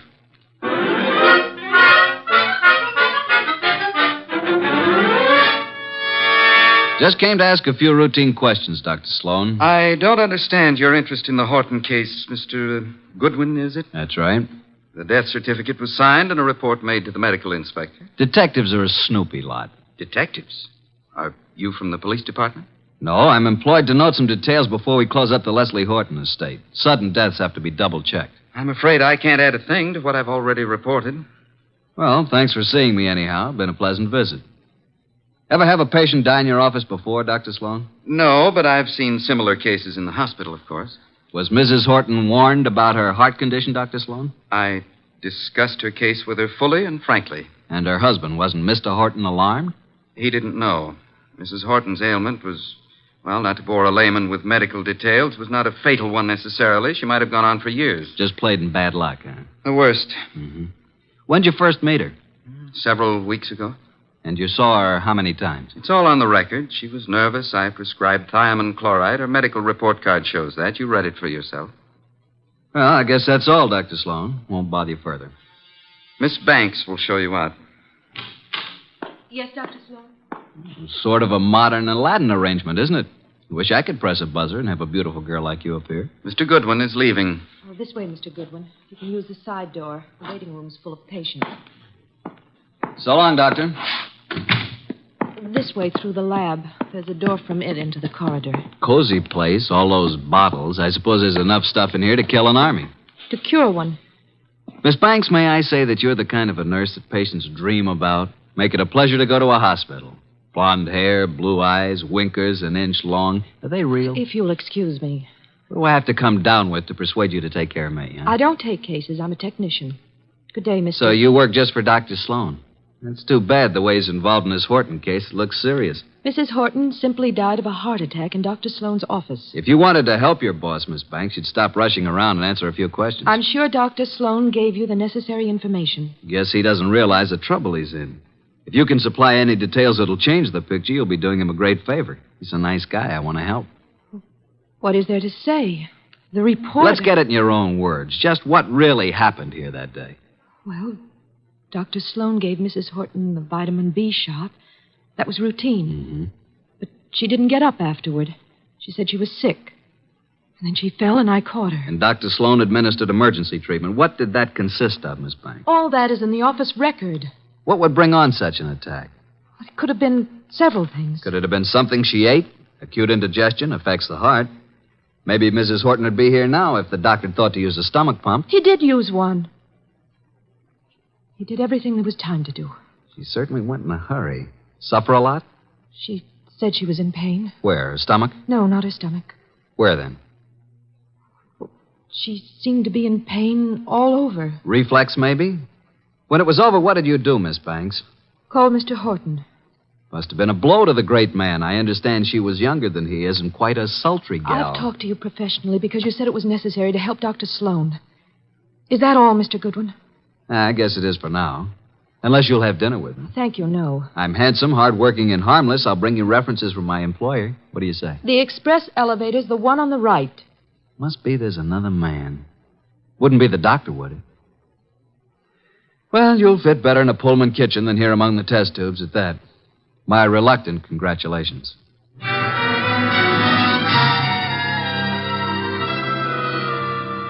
Verdict, Archie? Innocent as lambs, both Sloan and the nurse. Evidence to prove it? My unfailing sensibilities, not the murderer type. Nice couple, doctor and the nurse. I suspect they're engaged. She's so much in love with him, I could have been you, and she wouldn't have known the difference. Very flattering. Records? The usual medical record, Mrs. Horton's first visits, symptoms, subsequent visits. Here are the notes on it. Vitamin B shots. No chance they brought this on, huh? Dr. Sloan says absolutely not. I checked that with other doctors. But Mrs. Horton did go into this right after the hypo. Nurse's story jives with Sloan's? A little more detailed. She says he did everything, even used a stomach pump. The woman was in pain? What's this? Head to feet? My way of saying pain all over. What other papers did you examine? Only the medical record. Get back to Sloan's office late tonight and examine all the papers in his desk. Can't you trust me? I tell you, there's no reason even to suspect these two. When you have one of your adolescent infatuations on, blood dripping from a dagger in a girl's hand would look to you like crushed rose petals. With this Grace Banks out of the way, maybe you can recognize evidence. Sounds like a long, bleak evening. Hand me that medical book, and then be on your way. I want to think.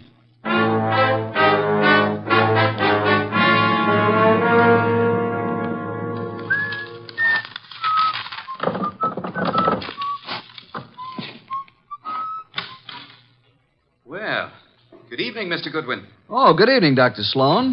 This is a surprise to us both. I didn't anticipate that you'd be keeping office hours after midnight. What are you doing in my office at 2 o'clock in the morning, Mr. Goodwin? Reading your mail and having a ghoulish time surrounded by all these shiny instruments of yours. You've been rifling my desk. I wouldn't do that if I were you. I've put things back very neatly, even the letters from this little secret compartment, which isn't secret at all to anybody who knows about desks. I've kept only Give one. me that Easy. It's the "My darling, mine first, shan't ever give you up one way or another" one. You remember it? I'll bet that nice little nurse you're engaged to never wrote that, did she? What do you intend to do with it? Mark it Exhibit A in the Horton murder case. Maybe you'd like to come with me and explain it to Nero Wolfe. Very moving, very flattering, very interesting if you like women, but also very incriminating, Dr. Sloan. What does it prove? A silly woman with a nervous breakdown imagined she was infatuated with me. A woman who is now dead, you must remember, under, shall we say, unusual circumstances. You signed a death certificate which stated Mrs. Horton died of a heart attack. As you signed it, Dr. Sloan, did you remember she had threatened you and heave a sigh of relief that fate had done you such a good turn? I didn't bear Leslie any ill will. I was sorry for her. You felt adequate to the situation. You called no other doctor, though there are several in your building. My first thought, of course, was that it was some extraordinary allergic reaction to the vitamin dose. It was not until an hour or two after she was dead you decided she expired from a heart attack. Yes. How did you explain the pain? I reported no pain. Miss Banks said Mrs. Horton had pain from her head to her feet. Grace said that? Well, not in those words, but that was the general Dr. Sloan, why did you use a stomach pump on a heart case? Why, I told you I tried everything. Sometimes an acute digestive disturbance. I suggest you did it because to you, as to any qualified physician, the pain in the feet suggested poisoning, a particular kind of poison, an inorganic poison. There wasn't any in her stomach. You maintain that? Archie, get the medical examiner on the phone. Tell him the body of Miss Hal Horton must be examined for any evidence of poisoning. I know you think Mrs. Horton was murdered, but it's impossible. There'd been no one near her. Miss Banks? Miss Banks couldn't have done it. She was working with me constantly. That's what I thought you'd say, Dr. Sloan.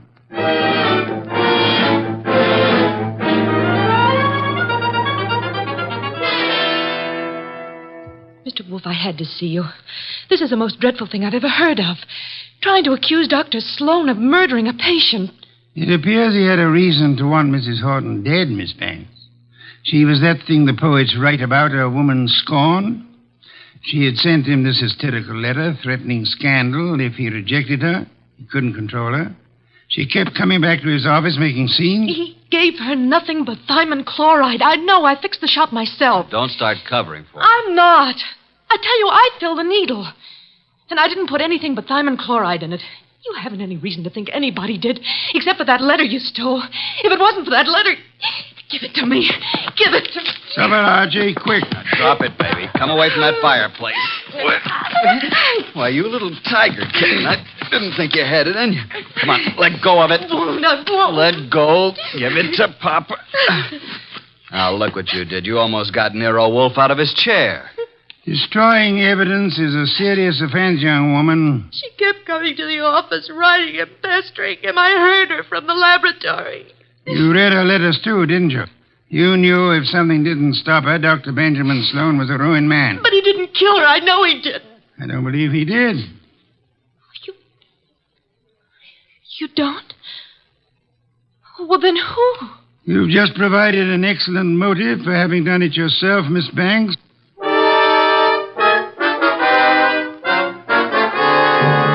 Pears and white wine. Cold, luscious, exotic.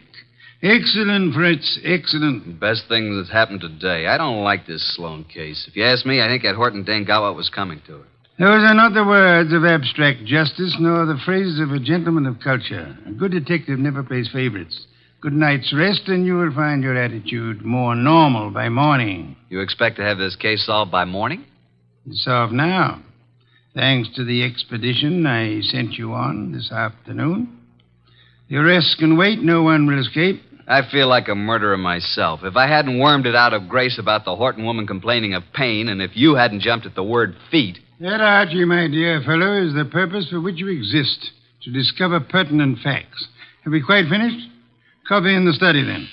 Here's the door. I'll go. Mr. Wolfe in? He isn't seeing anyone this evening, Mr. Horton. Well, he's seeing me. Archie, if that's Mr. Horton, I'll see him. You'd better. Sorry you found Mr. Goodwin so impossible, Mr. Horton. He came to pay you a call this afternoon. I sent him, but he didn't find you in, did you, Archie? No, but I made myself at home. I knew anything that would help to solve this case you'd want us to have. What do you mean? You were in my house? What did you take? Nothing of monetary value, I assure you, that will not be returned in due course.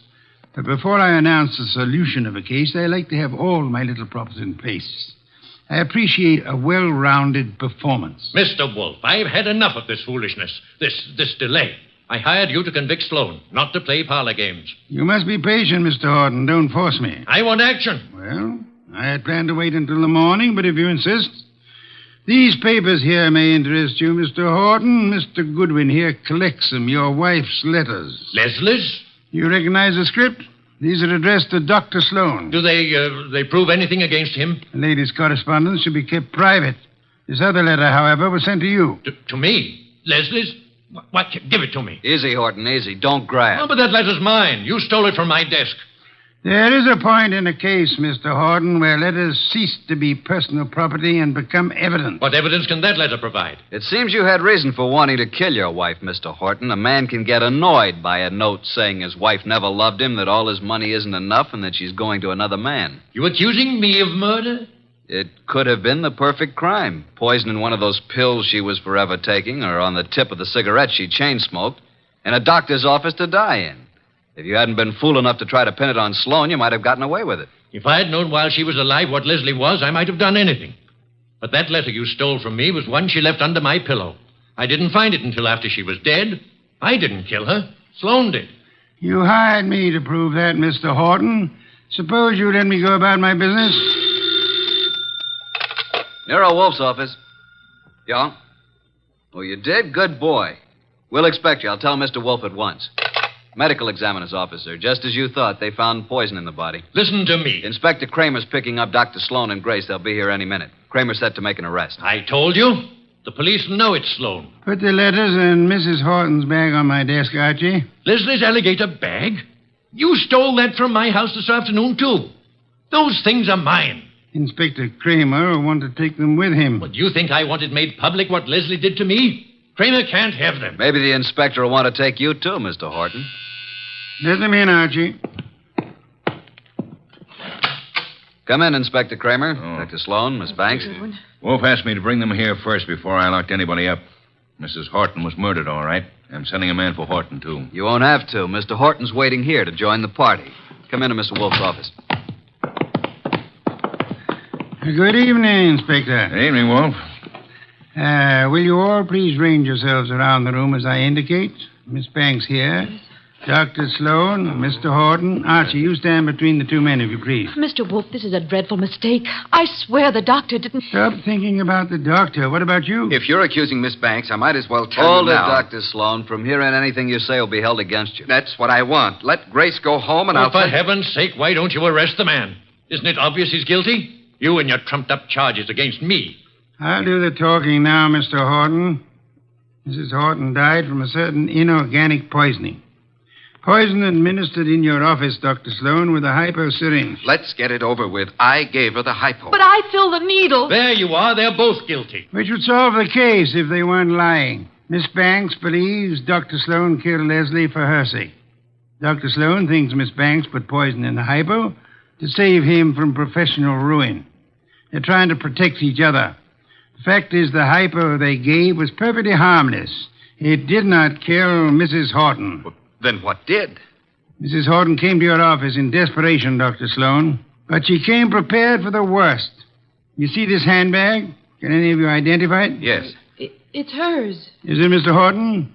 It's Leslie's. The bag she carried to the office the day she died. Open it, Archie.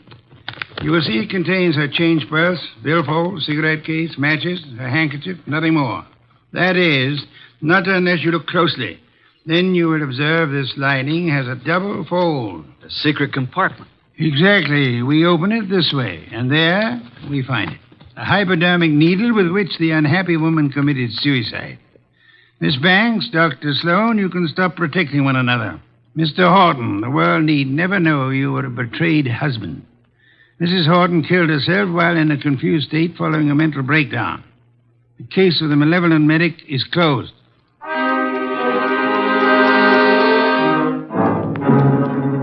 How did you ever get the hunch about the handbag, Mr. Wolfe? I know nothing about women, but on my occasional trips abroad, I have been forced to observe their handbags. Monstrosities. They hold anything and everything. Now that our guests have gone, Fritz is bringing coffee to the study. Would you like some beer? I believe I would. Somehow I feel I've earned it. Here you are. Poor fellow, I'm very sorry for you. How so? This is one case in which there is no falsely accused, unattached young lady for you to squire about. Well, here's to your better luck next time.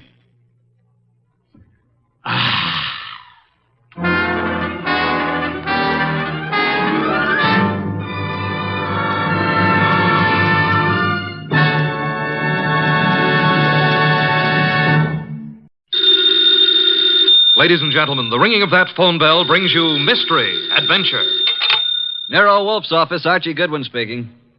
No, I'm sorry. Mr. Wolfe is busy planning a menu. I'll see if he can talk to you. What's the name again? You want to talk to a dame named Mrs. Collins?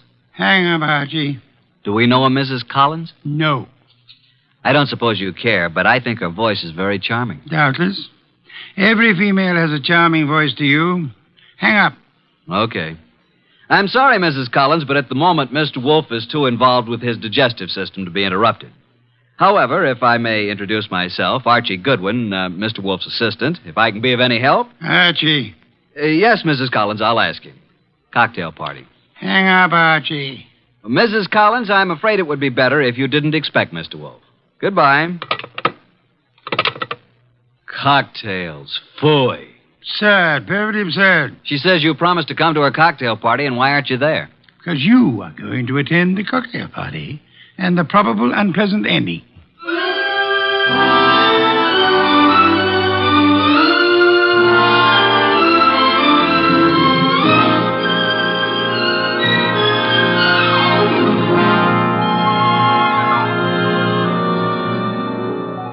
Ladies and gentlemen, it's that genius who is the bulkiest, balkiest, the most ponderous, and most brilliant detective in the world. Yes, none other than that chair-borne mass of unpredictable intellect, Nero Wolfe, created by Rex Stout and brought to you in a new series of adventures over this NBC network in the person of Mr. Sidney Greenstreet.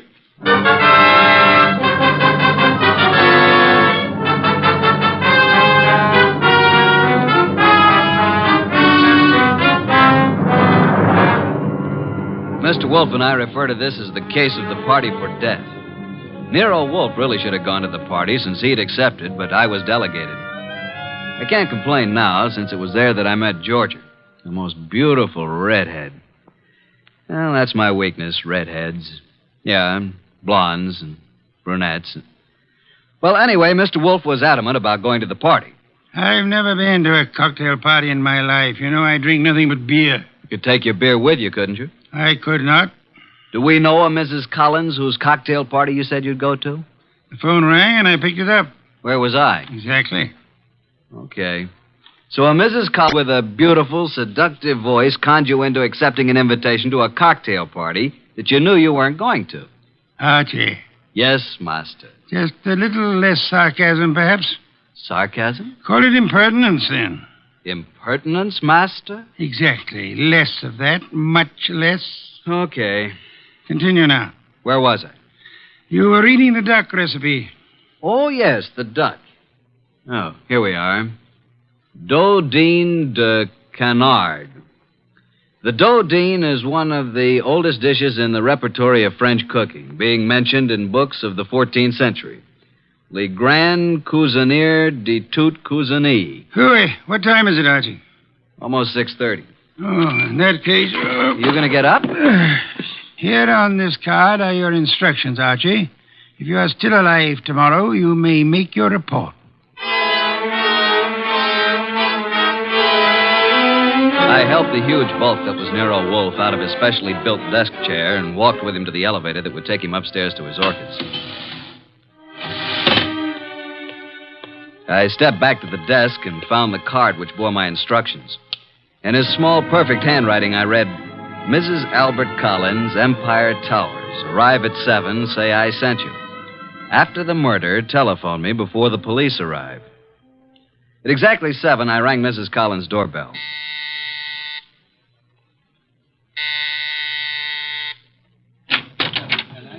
Mrs. Collins? I'm Mrs. Collins. I'm Archie Goodwin. We talked on the phone a little while ago. Oh, yes. Well, come in, Mr. Goodwin.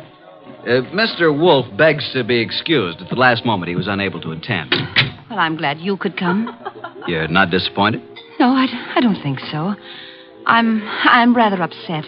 I'm afraid, Mr. Goodwin, for my life. That's why I called Mr. Wolfe. Oh, just drop your hat and coat there, Mr. Goodwin. May I tell you something, Mrs. Collins? Well, of course, Mr. Goodwin. Archie will do. Archie?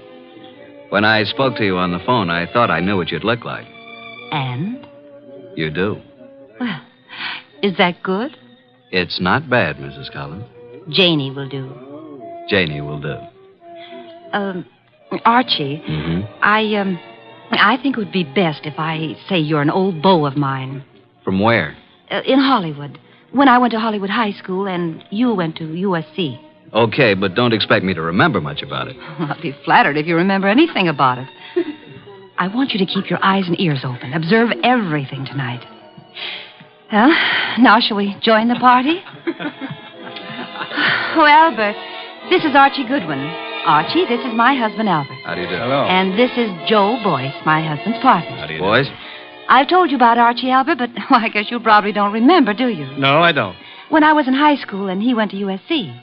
Oh, yeah, sure. What'll you have, Goodwin? I'd like a plain lime and soda. Oh, now, really? A teetotaler now? Yes, I used to overdo it, remember? So you knew my wife in Hollywood? Quite a while ago, though. Uh-huh. Been here long? Oh, a while. Did you and my wife run into each other again just lately? Yeah. A few days ago? About. Joe Boyce here is my partner, chemical business. Makes this sort of an old home week, doesn't it, Joe? In a way, Al. I guess it does at that. Joe knew my wife back in those days, too. And they're still very friendly. Yes, indeed. You two have got something in common to talk about, haven't you, Goodwin? Mrs. Collins, you mean? We never knew each other very well. No? Okay, Goodwin, let it go. Why, look. Look what I found. A new man. Just what I need. I'm Georgia. Archie. Archie, dear, will you fix up my drink, please? Anything for a lady. Let's go to the bar. Eh, Archie? I'm determined, Joe. If it were only the money, or only Jane, I might listen. Oh, Al, can't we talk about it later? I like talking about it now, Joe. You're going to be sorry about this, Al. I am already. But you'll have 20 years or so in prison just being sorry. I've got the papers you forged right here. You're hysterical, Al. Let's face it. The firm went broke, but I suffered too. So let's forget it. Yes, Joe. The firm went broke, but you didn't. And I don't think my wife did either. The two of you had everything figured for yourselves. Well, I'm turning the papers over to the DA tomorrow.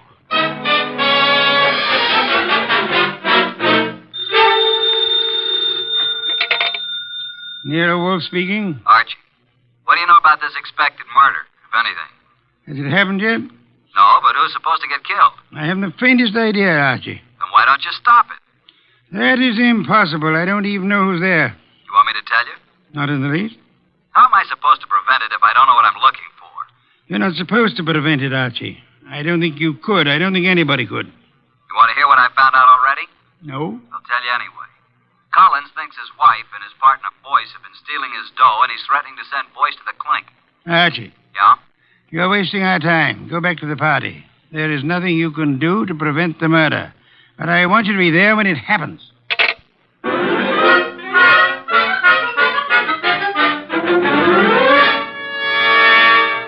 Now that all the guests have gone, let's sit down here, Georgia. When Janie was in Hollywood, she must have had more good-looking boyfriends. Let's get personal about this, Georgia. Yeah, let's. When you say good-looking, do you mean me?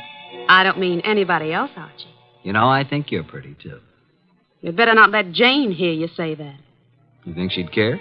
I thought you knew Jane. Only slightly. You don't like Jane too well, do you? Why? Why? Why what? Why don't you tell the truth about it? No man as attractive as you ever knew Jane slightly. Either they knew her or they didn't know her. Maybe you think I'm getting a little tipsy. The idea never occurred to me. No? Well, it has to me. Refill your glass? I'll come with you to the bar.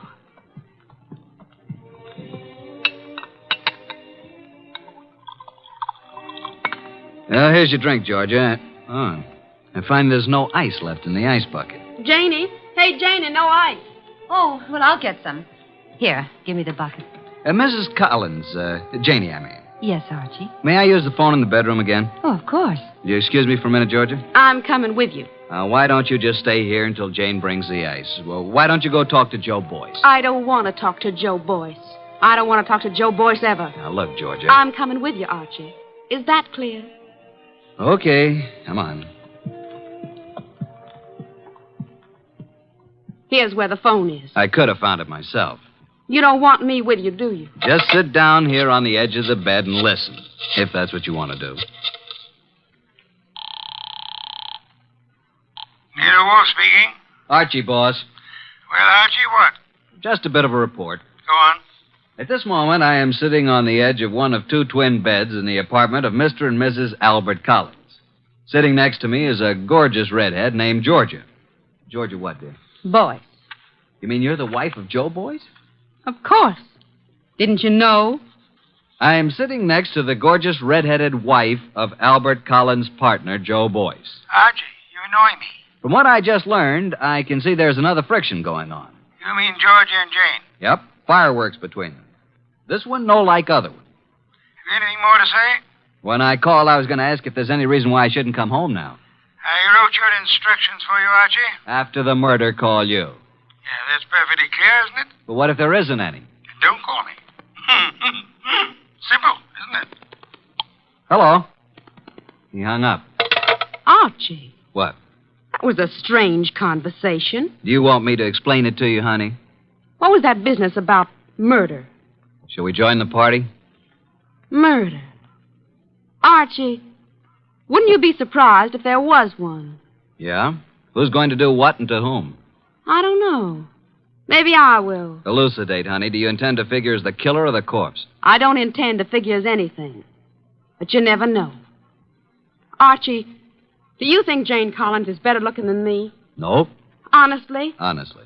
Then what's the matter with me? Nothing. Nothing at all. Oh, yes, there is. Look, do you want to kiss me? Well, I'll tell you. When I graduated from Sunday school, I took a vow. That's what I mean. But if I were Jane, you'd want to kiss me, wouldn't you? No, frankly, no. Why not? Well, when I graduated from Sunday school, Okay, Archie. Let's go back. You boys have such happy faces. Where's Jane? In the kitchen getting some ice. Where have you been? With Archie. Is he an old school chum of yours, too? Do you care, Joe? No. Mr. Boyce. What? How much do you weigh? 187. Why? Then I'll be giving you 5 pounds. Shall we step outside? This I have got to see. Shut up. Mr. Goodwin, you seem angry. Just terribly, terribly hurt. Would it do any good if I apologized? Today I'm a little upset. If I said anything to offend you, I do apologize. Now, if you still want me to give you a boxing lesson, I'm at your service. Let's forget it. I'm sorry, too. Jane Collins came in from the kitchen with a bucket of ice cubes, a tray of fresh glasses, and the strapless gown she'd been wearing. There. I never thought I'd make it. Now I'm going to mix my own drink, and you can take care of yourselves. Ice first. Huh? Whiskey. And soda. It's a simple recipe, isn't it, Archie? All it needs is the ingredients. Well, I drink to the ingredients. Nice. Janie, darling. What, dear? Would you mind very much if I took Archie away from you? Haven't you done that already, dear? To listen to those girls, you'd think, wouldn't you, Goodwin? Me, I never think. What do you do, Archie? I concentrate. On what? On not thinking. I did some serious concentrating on not thinking about Nero Wolfe or about the conflict of the partners, Albert Collins and Joe Boyce, about the jealousies of Jane and Georgia. The next 5 minutes hardly seemed an hour. Jane and Boyce murmured to each other. Collins drank gently but firmly. Why can't you be honest, Archie? What's the matter with me? What, Georgia? You weren't listening, were you? To every gorgeous word you said. What did I say? I want to hear it again, just the way you said it before. I said, why shouldn't there be a murder? Why not? It's an order. It's just not considered the thing to do. Thing to do. Can you think of anything better? No, frankly. I can. My glass is empty. My glass is empty, too. Jane. Jane! Oh, I'm sorry. I'm not much of a hostess, am I? Oh, don't answer that. Oh, you're all empty. But I've only drunk half of mine. You don't usually drink so slowly, Jane. Oh, I'm just not in the mood tonight. I usually drink faster to keep you from drinking mine. See, Albert always gulps his and then reaches for mine. What's the difference? Well, I'll fix you some fresh drinks, but put my drink over there by you, Georgia. And lay off, Albert. I only had about 3 swallows of it. Besides, you don't need any more. I suppose we know what dear Jane is going to do, don't we? Lay off, will you? Lay off. It's my husband who said that, Archie. Archie, meet my husband, Mr. Boyce. I will now explain why dear Jane took our glasses away to the kitchen when she could have bought a drink right here. Listen, Georgia, will you... Mr. Boyce is speaking, Archie. What, Mr. Boyce? Nuts. Mr. Boyce says nuts, Mr. Goodwin. What do you say, Mr. Collins? I think Joe has covered the field. We were talking, weren't we, Archie? Possibly. We were talking about dear Jane. She's got to be always the prettiest, always devastating. Right now, she's putting on a completely new face. And in about 20 minutes, when our tongues are hanging out, she'll come back, all horsed up and bright and smiling, with another tray of drinks. Yeah, she'll take all night to fix them. Well, I'm going to get some air on the balcony. Don't jump off. Al, you're drinking too much lately. I shouldn't worry you, Joe. Especially now. When you start drinking not only your drinks, but everybody else's too, well... Jane's right. Is that what worries you? Slide Jane's glass down. The ice is all melted. You see what I mean? Okay, Joe, let's not be nasty until tomorrow. Well, that gives me an idea. Think I'll propose a toast. Until tomorrow. And you know, it may be rather fitting that I should drink a toast from the glass that Janie left. Until tomorrow.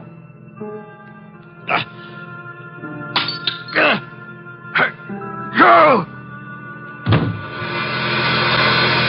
Al. Al? Jane? Janie! Albert! Oh, Albert.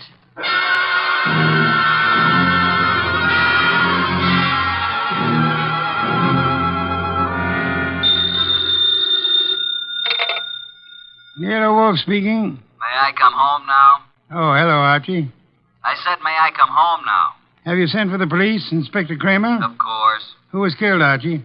Albert Collins. How, Archie? I don't know. You were right, though, weren't you? Naturally. About what? Murder. Oh, that. We can talk about it tomorrow. Good night, Archie. Come home when you can. What do you mean, come home when I can? You'll be held as a witness, won't you? Try not to wake me with the elevator when you come in. Well, Inspector Kramer, you've had me here at headquarters for a long while. For quite a long while. Haven't you asked me enough questions? Goodwin, you say you never saw these people before, Collins or Boyce or their wives. Yet when all the other guests had gone, you were still there. I guess I just don't know how to say goodbye. You didn't know they were partners in a chemical company. You didn't know that Boyce had forged a lot of papers with Collins' name. All I know is what you tell me. Goodwin. Yes, sir? I'm trying to be nice. Yes, sir. Now, I know, of course, that you went to that party because Nero Wolfe told you to. Do you? My question is, how did Wolfe know it was going to happen? Why don't you ask him? I already have. He told you? He says he never heard of Collins or Boyce. Did he say he'd ever heard of me? He says he isn't responsible for you or your shady friends. Maybe he knows I found a poison pellet in George's bag. Inspector, may I make an important call? Go ahead.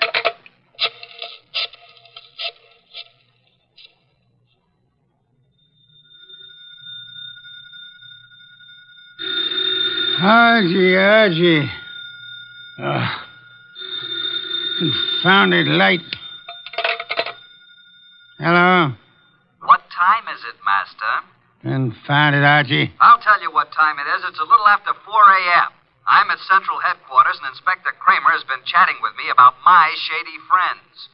Kramer is a jackass. Just a second. Pick up the other phone, will you, Inspector?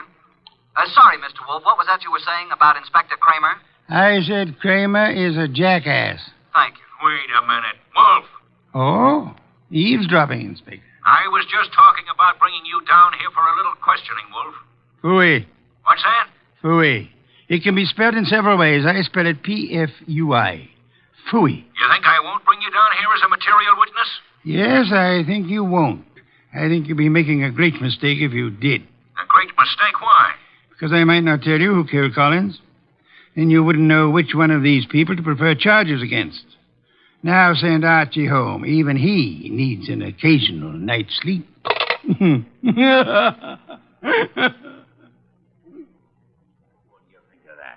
He hung up. So it seems.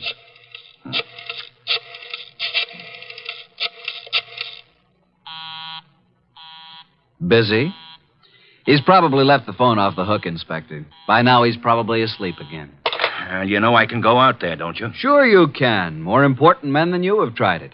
And where are they now? Goodwin? Yes, sir. I'm going to let you go. I'm sure Mr. Wolfe and I are very grateful, Inspector. You want to know why I'm letting you go? I know why. Why? Because if you're nice and cooperative and don't make too much trouble, Mr. Wolfe will solve this case for you and tell you whom to prefer charges against. Goodwin. Sir? Get out. Thank you, Inspector.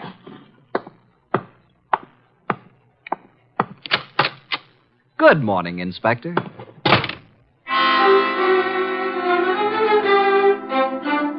At 3 o'clock the next afternoon, I was rearranging the furniture in Nero Wolfe's office while the great man sat behind his desk watching me perspire.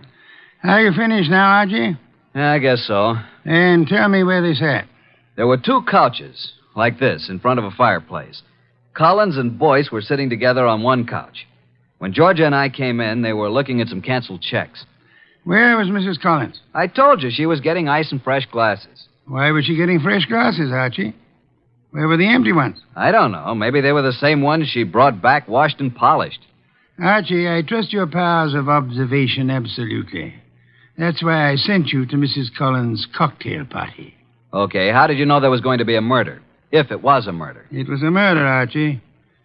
But isn't it obvious? How is it obvious? Suppose Collins slipped a few drops of the poison into his drink himself. It's very strong, very deadly poison, with a remarkably strong odor. Like almonds, I know. I smelled it when I picked him up. Archie, was anything found on the body that might have contained the poison? A fountain pen, whatever? Not even that. Inspector Kramer found a poison pellet in Georgia's handbag. He thinks she poisoned Collins' drink. Say, could be. But it wasn't his drink, it was his wife's. Then Georgia was trying to kill Jane, and Collins got it by mistake. We shall soon see, Archie. I was expecting a murder because you told me to expect it. I watched every move that everybody made. There's no possibility that Jane's glass, the glass with the poison in it, was tampered with by anybody. Yes, I believe. Okay. Archie, you're sore, aren't you? Have you ever spent the night with Inspector Kramer? He's really a good man, too. Why did you say he was a jackass? Because he didn't know who killed Collins. Do you? Of course. Was there ever any question about it? Just a moment, please. The only trouble is it may be difficult to prove. That's why we are giving this little cocktail party this afternoon with the help of Inspector Kramer. By the way... Yes? Call Mrs. Collins and tell her to bring a bucket of ice from her refrigerator. Why? Because our refrigerator's broken down. No, it hasn't. I was just out in the kitchen a minute ago.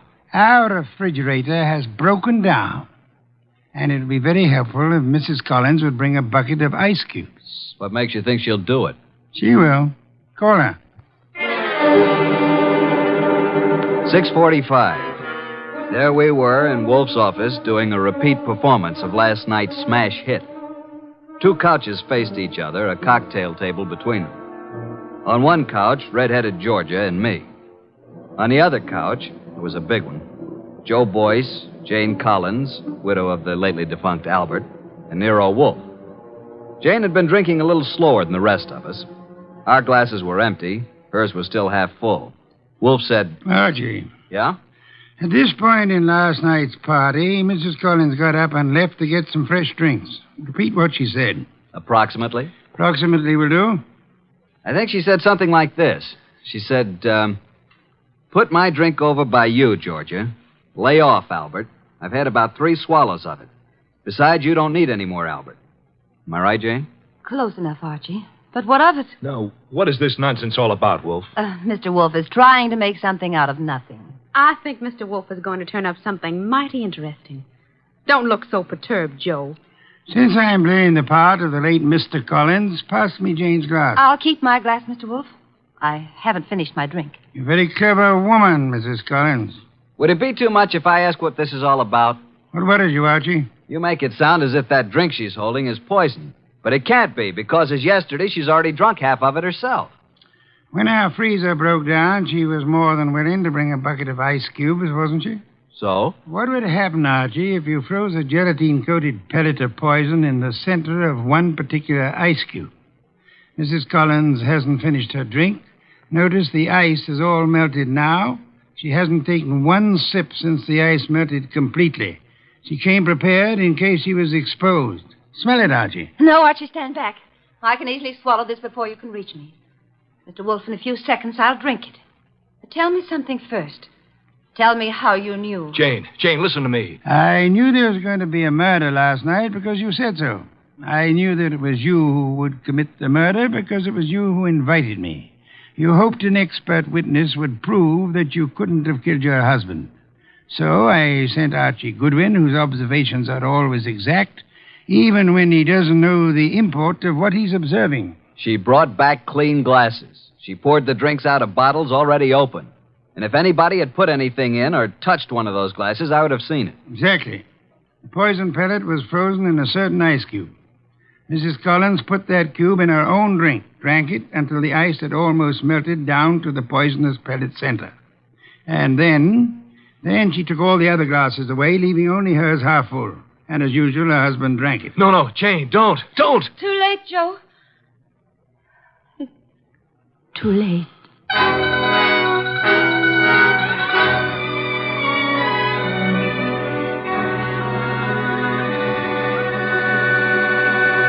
Well, boss, Jane didn't get away with the suicide try. That was clever thinking you did. I prepared a cube of ice in which I had frozen a gelatine capsule containing nothing more than a vitamin compound. I substituted for the cube in which Jane had placed the poison for herself. Wonder why Jane Collins wanted to have Joe. He'd stolen practically all the money in the company. He was just a crook. Birds of a feather, Archie. I don't believe Joe Boyce had any idea that Jane was planning a murder. And he still had all the money. Well, the forgeries will put him away for a long time. And poor Georgia could have had it pinned on her if it hadn't been for me. Yes. You knew all along, didn't you, that Jane had planned to have Georgia accused by planting another pellet of the poison in Georgia's handbag. Jane would have gotten rid of her husband and Joe's wife in one stroke. You knew all that, didn't you? Well, how about a bottle of beer, boss? Could you spare the time? Georgia. Beautiful redhead. Wonder where she is tonight. I'm sure I haven't the slightest idea, but in case you do... well, just be quiet with the elevator door when you come in.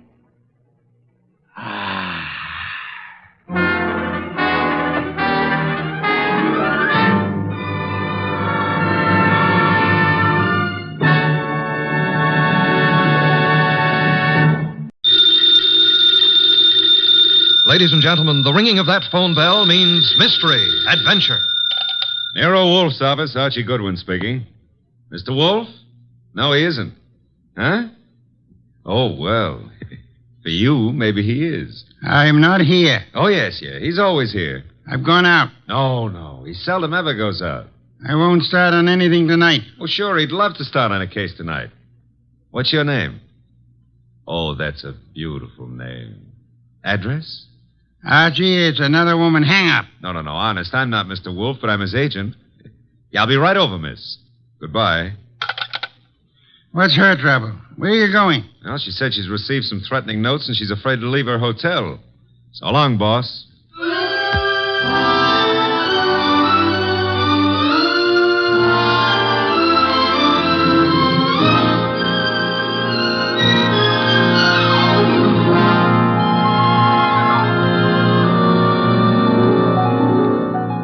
Ladies and gentlemen, it's that genius who is the bulkiest, balkiest, most ponderous, and most brilliant detective in the world. Yes, none other than that chair-borne mass of unpredictable intellect, Nero Wolfe. Created by Rex Stout and brought to you in a new series of adventures over this NBC network in the person of Mr. Sidney Greenstreet.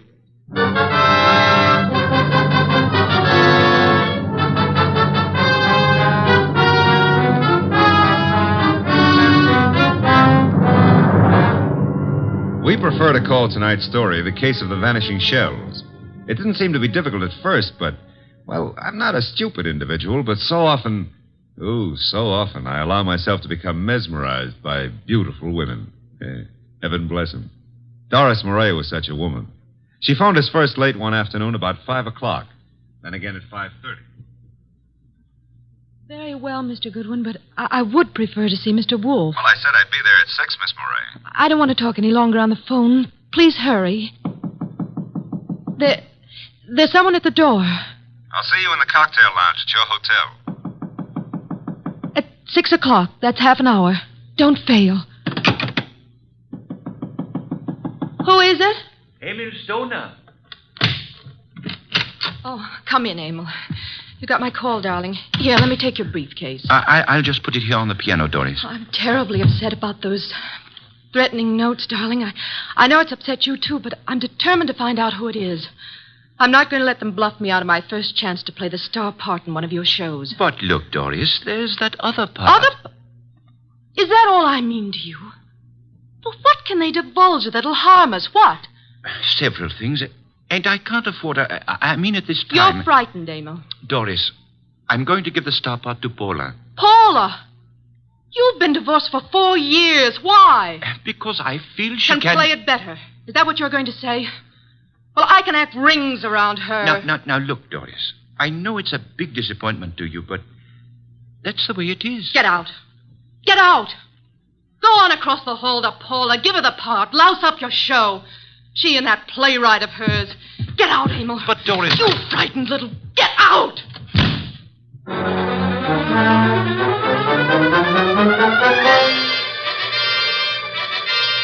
I believe, Mr. Wolfe, you're making a great mistake in not coming along. Indeed. I'm sure that what attracts you could not possibly be of interest to me. The gal needs help. Money is money. Girls, money, phooey. Yeah, well, we could have dinner out for a change. They have one of the finest chefs in town at that hotel. You're most impolite. I'm trying to read this book. Poetry. Archie. Yes, sir? Shut up. Well, we need money. That filthy green cabbage is necessary to our existence. This may be a tough case, you know. You're sufficiently intelligent. Sometimes. If I sat around like you do, I'd weigh 500 pounds, too. Archie, leave the room. Besides, it's only 300. What a way to run a business. Orchids, beer, books. Don't keep the charming client waiting. Okay, I'm going. And always remember there is a telephone.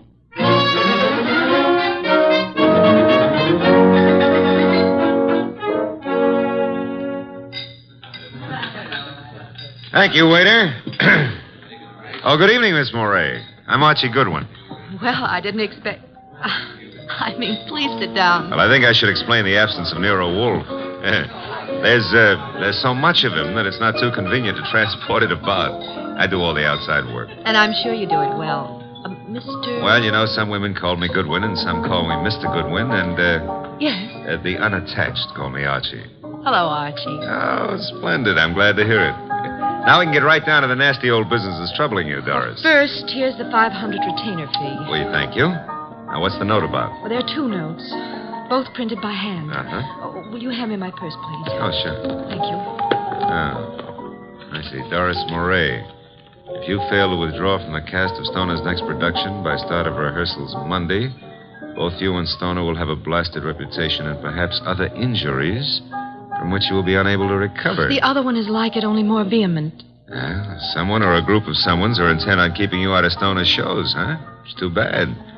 His next one is said to be a sure smash hit and a star-making part for the leading woman. Yes, Emil Stoner wants me to play it. He's been planning on it ever since David Banning wrote the play. What does David Banning think of you playing the part?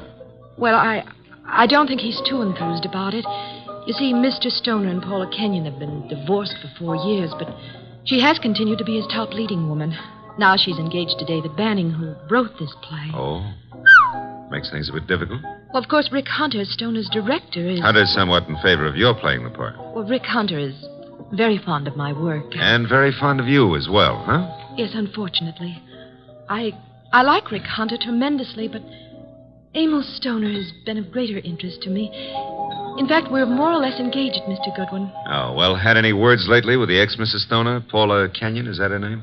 Paul and I were great friends when I first joined the Stoner Productions, but I don't know, I don't think she appreciated the fact that Mr. Stoner and Rick Hunter, the director, took such an interest in me. Tell me, did you ever think you were in love with Rick Hunter? Yes, at first I was thrilled by his artistic imagination. And then as time went on, I realized that he was subject to melancholia. Mr. Stoner was more stable, and I needed someone older to advise me. Well, what's wrong with your reputation of Mr. Stoner's? Well, there's nothing I fear, but I'm afraid Mr. Stoner is somewhat disturbed by these threats. He feels there's something in his past of sufficient import to really harm him. I think it's nonsense. Well, then what we have to do is uncover this person or persons before you end up with ruined careers on Broadway. Where does the ex-Mrs. Stoner live?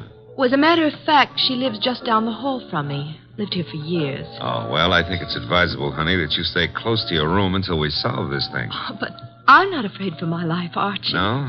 Well, I am. I'll see you into your room, Doris. Oh, now, please, Mr. Goodwin, if you... Oh, you don't trust the boy, huh? Oh, well, Such beautiful eyes. Oh, Lovely red hair. Yeah. You could have the lead in my new play. I never wrote one, but for you, I'll try anything. Come along. Here's your bag. Well, hello, Doris. Oh, hello, Rick. Mr. Goodwin, this is Rick Hunter. Hiya, Hunter. Nice shows you've been putting on. I've just been admiring your work, Goodwin. Yeah, oh, well, that's nice. I'm glad. Nothing like encouragement for a beginner, Mr. Hunter. You're ready for the big time from what I saw. Heard from Emil Stoner today, Doris? I talked to him once this morning. Have you been sitting in the cocktail lounge all afternoon? Yeah. That I have, honey. I want to see you play that lead, baby. And I think I just about got it all settled. Dreaming about it won't settle it. Liquor never accomplished anything in itself, Rick. Come on, Mr. Goodwin. He's a very jealous man, Doris. In fact, right now, I can feel his thoughts piercing me between the shoulder blades. Oh, excuse me. Here's a phone booth.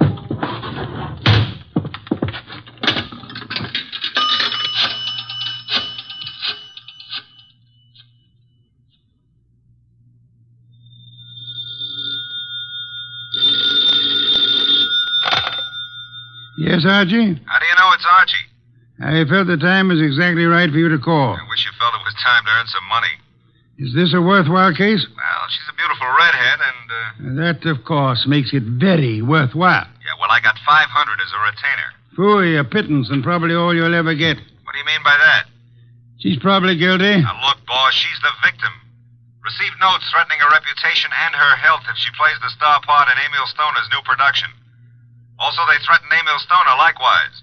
The playwright, Dave Banning, is engaged to Paula Kenyon. Incidentally, she lives here at the hotel, too, just down the hall from Doris. I remember her. And the playwright wants Paula Kenyon to play the part. Well, Archie, you have only the beginning. It is probably too late to prevent whatever is going to happen. Like what, for instance? Have you found a body yet? Call me after you find the body. What body? There's no body. But there will be, Archie. There's always a body where you're concerned. Either a body beautiful or a dead one. Right?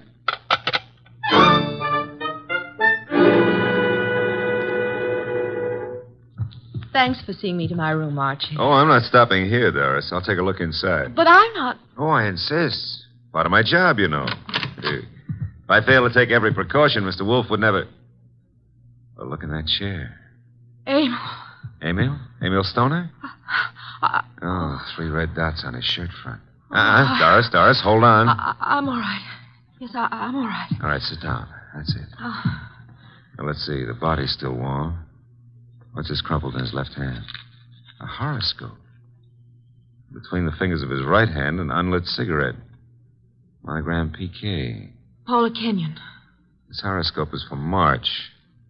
Something he picked up from your desk here? I don't believe in astrology. Where'd he get this cigarette with Paula Kenyon's monogram? Poor Emil.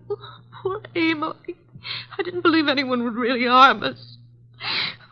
Why was I so stubborn? When did you see him last? Please, shouldn't we do something? Call the police? No, not yet.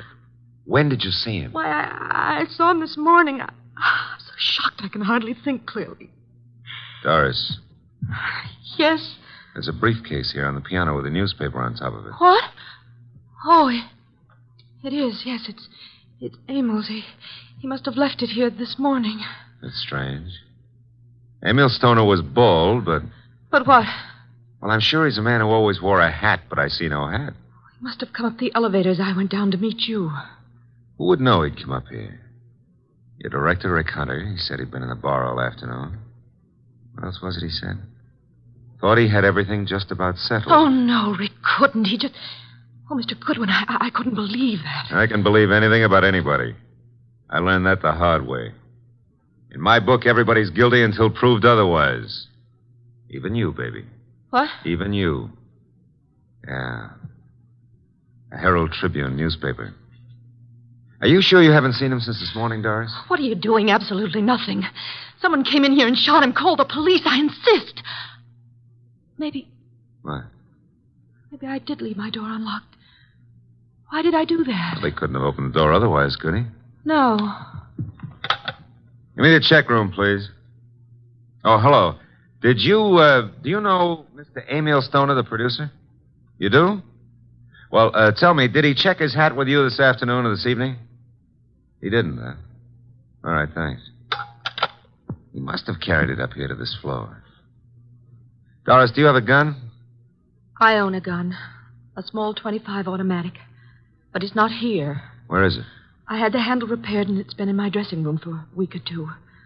I hate to do this, Doris, but I'm going to move the body away from the back of that chair. Oh. There. Yeah, 3 wounds. One bullet went through the upper part of the chest, out the middle of the back. I'd say right through the heart. By the angle of the wound, he was shot while sitting down. Please, Mr. Goodwin, must we stay here? I want to give this room a thorough going over. We'll go down to the lobby. I want to use that phone booth again. And, Doris, I hope... I know what you're going to say. You hope that gun of mine... is still in your dressing room at the theater.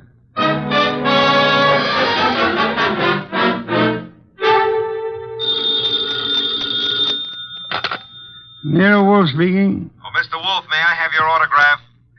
I'm taking a correspondence course on how to be a detective, and I think you're a wizard. That's so kind of you to say so. I would be just thrilled to have your autograph on the bottom of a paycheck. Why are you calling from a phone booth? What? Who said I was? It's obvious. There's no room tone reverberation. Well, you shouldn't have to ask. You know everything before it happens. You found the body then. Happened just before you got there. Oh, now, look, I took the girl up to her room to be sure it was safe for her to go in, and... Okay. And there, sitting in a big leather chair, was Emil Stoner. Shot 3 times with a small caliber gun, dead about an hour. One shot went through the body from the upper part of the chest to the middle of the back. Therefore, he was shot while sitting down. The killer was standing, huh? I'm listening. Oh. Well, his left hand was clutching a horoscope folder, and between the index and second finger of the right hand was an unlit cigarette with a monogram on it, PK. Emil Stoner is bald, but there was no hat in the room. However, on the piano was his briefcase, and on top of it, a 4 o'clock afternoon edition of the Herald Tribune. Better look in the briefcase, Archie. No weapon? No weapon. But Doris Murray says she owns a .25 caliber automatic, and it's in her dressing room at the theater. Also, she claims she hadn't seen Stoner since this morning. You found no empty shells about the floor? None. What did you do with the bullet? What bullet? The one which passed through his chest and lodged in the back of the leather chair. Are you there? Boss, I'm a very stupid fella. Stop bragging. The bullet. Boss, there ain't no hole in the back of that chair. I just realized it. Maybe he was standing up. Then the killer must have been on stilts. Archie, let us pretend, only pretend, that you're very observant. Now proceed to Paula Kenyon's apartment, just down the hall, you said, and see what she knows without divulging the fact that Stoner is dead, and look sharp. My gears must be slipping. Archie, do you know what great event will be celebrated tomorrow? Yeah, my birthday. What'd you get me? Cuthbert's correspondence detective course in 4 easy lessons. Bye.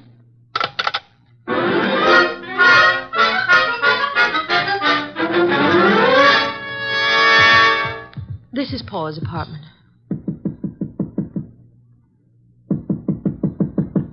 No answer. Let's see if it's open. Oh, there's no one in sight. Come on in. Now, look, if anyone walks in on us, we found the door open and we just came in to wait, huh? Which is the truth, isn't it? Yeah, that's right. Oh. Here on the desk we have a stack of horoscopes, Doris. And a box of Paula's monogrammed cigarettes. Mr. Goodwin. Huh? This is Emil's gray fedora hat. Then he was in this apartment this afternoon. What are you staring at? Oh, small pearl-handled automatic. Yes. 25 caliber. Yeah, it's been fired very recently. We won't touch it now. Does it look like yours? Archie, it is mine. Your initials? I found old Jenkins, the stage doorman at the theater, to look in my dressing room, and... well, my gun isn't there. Did you leave the gun out in plain view in the dressing room? Yes, for several days anyway. Then I put it behind the mirror. I suppose many people have seen it then. I'm sure. I hope, Doris, that your fingerprints are not the only ones on that gun. If they use my gun to shoot him in my apartment, why would they bring the gun back here and leave it in plain Well, sight? maybe they didn't do it just that way. No? His hat's here, the gun is here, and yet he's dead in your apartment. How can you answer that? Well, maybe he was sitting here waiting for Paula, and someone called him out and over to your place and shot him. That's no good. Doesn't make sense. Now, if he was sitting in this chair here and someone entered that door, Hey. What is it? Look in the chair back. Little round hole. Start looking for some empty shells around here. Find something? No, I want to make a call. He was shot with this automatic. 3 shells were ejected. They certainly vanished. Nero Wolfe speaking. Archie, I'm at Paula Kenyon's. She's not here. Found his hat, a stack of horoscopes on the desk, box of monogrammed cigarettes, a .25 automatic which belongs to Miss Moray, recently fired, but not an empty shell in sight. No blood, but a single small hole in the back of the chair near the desk.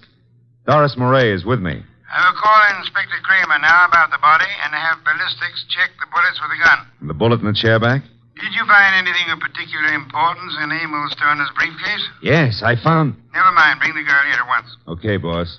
Say, don't you think I'd better wait for Paula Kenyon? Uh-oh, here she is. Bye. Bring her along, too, if you can. Goodbye. Hello, Paula. Well, Doris, what are you doing here? I wasn't aware that I left the door unlocked. Seems to be contagious this evening. I left mine unlocked, too. Hello, Dave. Miss Kenyon, Mr. Goodwin. Hello, Doris. Hello. Archie, this is Dave Banning, the playwright. How are you, Mr. Banning? How do you do? I've heard all about your new play, and I wanted to meet you. Doris thought you might be over here, and the door was ajar, so we, well... I just walked in. I hope you don't mind, Paula. Certainly not. I'm used to people just walking in. We were here a while ago, went down to the cocktail lounge for a while. When does the play open, or have you cast it yet? Mr. Stoner handles that part of it. Are you a prospective investor, Goodwin? Oh, I've had a number of flings in the business. Matter of fact, I expect to see Mr. Stoner tonight. You do? Tonight? Here? I don't understand. What's this fencing all about? Doris, you're not just visiting me. We've hardly spoken for... Oh. Is that your gun, Miss Kenyon? It's yours, Doris. Yes, that's right, Paula. It was in my dressing room. When did you see Mr. Stoner last? But I haven't seen him today. I had lunch with him. Why? What hat did he wear at lunchtime, Mr. Banning? Why, the gray fedora. How did it get here? That's Emil's. What is this? What are you two doing here? Where is Emil? Come on, cut out the melodramatics. Mr. Stoner is dead. He's what? Paula. And without any further explanation, I shall have to ask you to accompany me downtown. Police? If you will, please.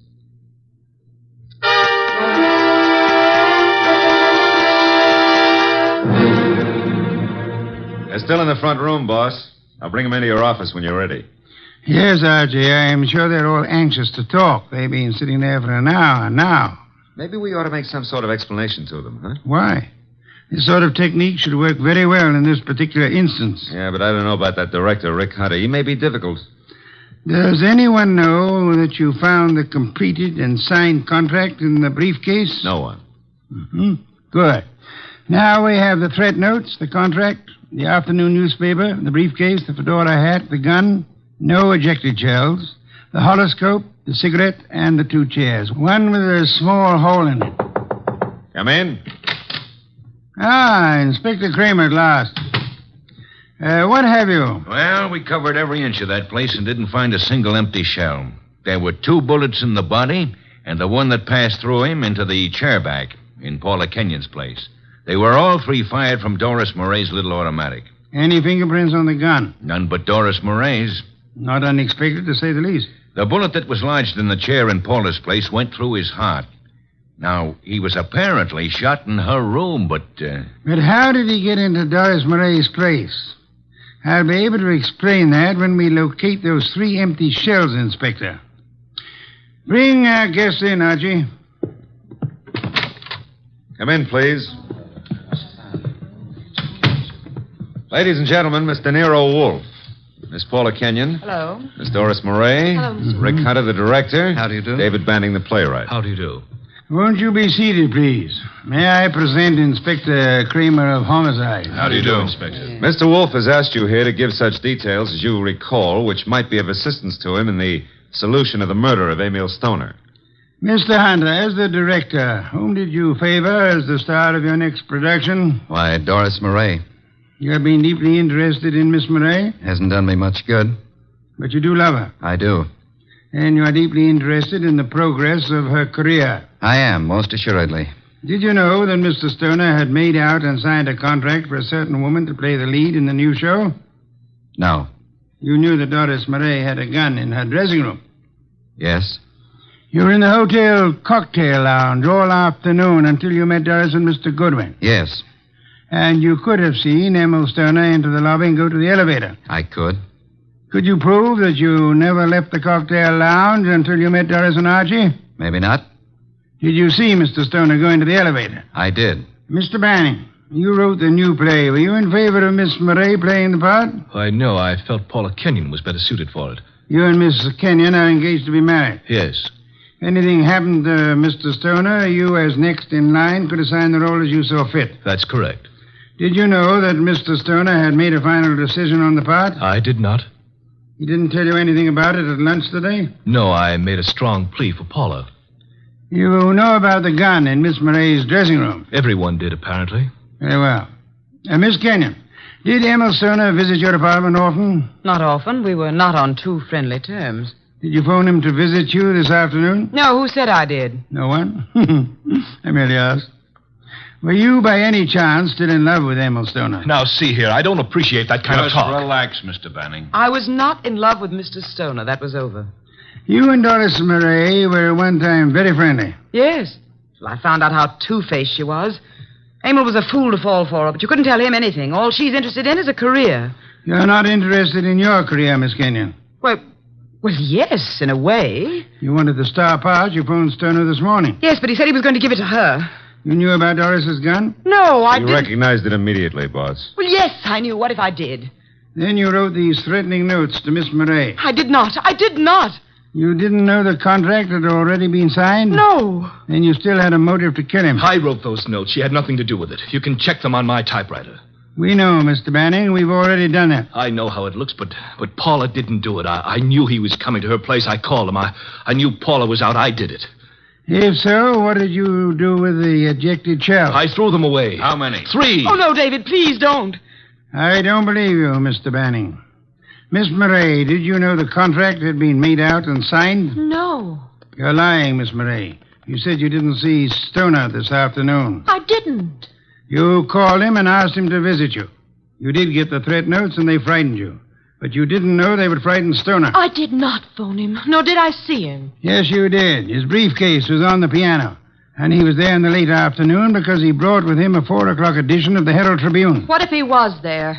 I didn't kill him. He told you then about his decision. He left Halliday, forgot the briefcase, and went to Paula's apartment to wait for her. That's not true. That's not true. Filled with rage, you got your gun, which you said had disappeared from your dressing room, then calmly put it into your bag, walked across the hall, and shot him as he sat reading a horoscope. No. Archie, a handbag. Thank you. Notice, I run my finger through a hole in the corner. She fired through the bag. And see, 3 empty shells. No. And here's the contract made out to Paula Kenyon. Too bad, Miss Murray.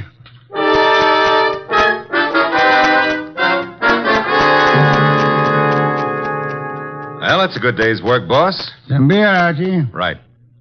Say, tell me, how did Stoner, if he was shot in Paula's room, get back to Doris's room? She couldn't carry him. Oh, now, Archie, that's not too difficult. He walked. Shot through the heart? Impossible. That's a fallacy, Archie. Official medical records show that people have walked a block in such instances. No wonder Doris was so shocked when she saw him back in her room.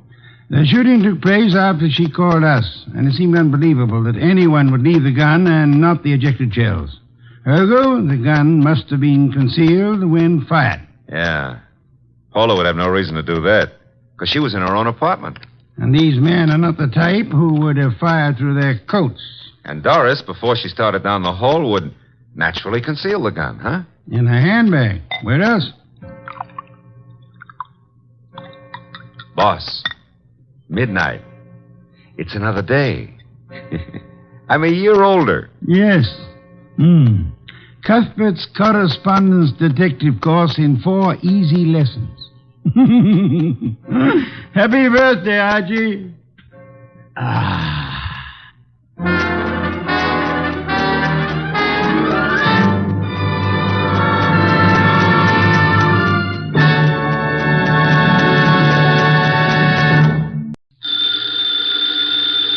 Ladies and gentlemen, the ringing of that phone bell means mystery, adventure.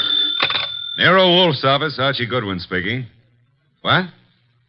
You're expecting Mr. Wolfe at your place in 3 hours? Your place is where?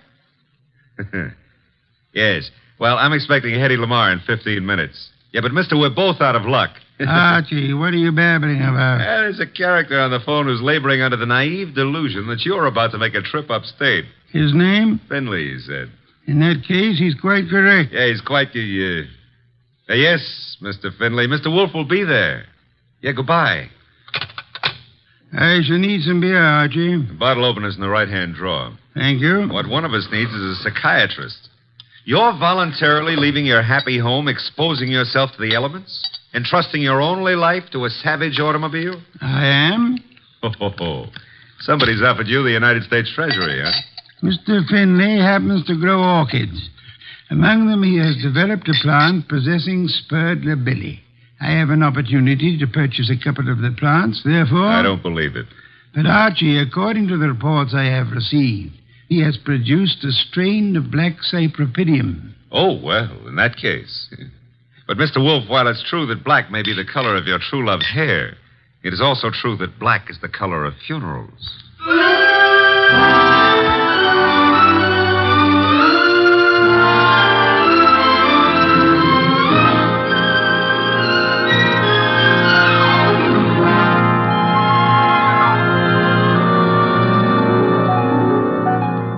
Ladies and gentlemen, it's the detective genius who rates the knife and fork the greatest tools ever invented by man. The ponderous, brilliant, and unpredictable Nero Wolfe. Created by Rex Stout and brought to you in the person of Mr. Sidney Greenstreet.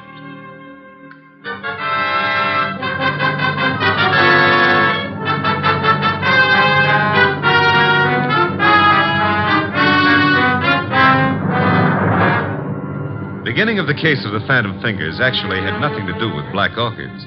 The first act was played in an old house at the end of an old dirt road. It was short and simple. As short as life. And as simple as murder. Joe, I didn't believe the letters I got. Didn't believe them until now. I've been a lonely man. No wife, children. Joe, it was all coming to you after I died. There was no need for you to steal from me. All you had to do was wait. Joe, that gun. Put it down. No.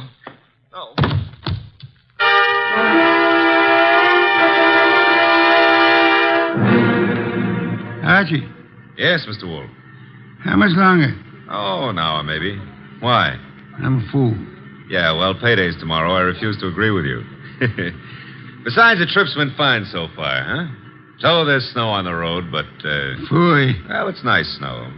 Pretty soon it'll be spring, and in the spring... If you mention old Tidmas once more, I shall strangle you. No, it's against the law. But you know, if that snow melts much faster, the trees won't look so pretty. Trees, are they really necessary? Uh-huh. People cut them down and make paper out of them. And they take the paper and make dollar bills. Mr. Wolfe, we're surrounded by future thieves. I prefer the finished product. What on earth is that? Sounds like a river. Indeed. Except there aren't any rivers around here. Hey, Yeah? up ahead. What? Huh? It's a river. Only it isn't a river. It's wet. Yeah, it's wet and it's got waves on it. Had to start raining, too. Nature. Phooey. The road behind us is covered with water. We just have to keep going onward and upward. Would you like to recite Excelsior to me? Why, sure. Shades of night were falling fast when through an alpine village passed... An idiot of your caliber, no doubt. Oh. That infernal engine has died. No, the road dips up ahead. And where it dips, there's a junior Mississippi growing up. Splendid. Not so splendid. We can't go back and we can't go forward. Why not? They didn't build this model to swim. No foresight. What do we do now? Well, we could abandon the car and, Walk, are you mad? Are you seriously suggesting I indulge in a foot race with the flood? Yeah, well, not seriously, but, Oh, you've decided to give the car a swimming lesson? No. There's what looks like a cow path leading off the highway. To your right. Maybe it's a road. We progress. We now follow the footstep of the cow. Ah, it is a road. An old dirt road. Not only that, it goes up. Is that good? Theoretically. We might get above the water that way. And if the theory fails? Mr. Wolfe, how are you on the Australian crawl? Hey, there's been another car on this road before us. You can see the tire tracks in the mud. Interesting. An indication that there are other maniacs about. I myself would not have chosen this particular spot to picnic in. Well, it's not that. There's somebody lying on the road. People have peculiar habits. Ignore him and drive on. Hold on a moment.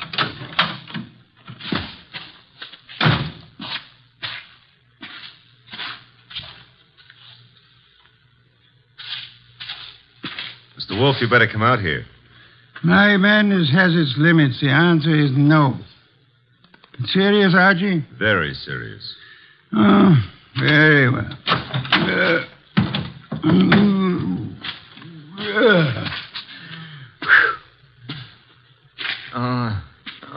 Good heavens. Yeah, still alive, but... The man's been shot. He's mumbling. Joe. He's yelling for Joe. Be still. Don't forgive stealing. Don't. So much for that. Pick him up, Archie. Put him in the car. Might be bad for him to be moved. No. There is nothing that can be bad for him. He's dead.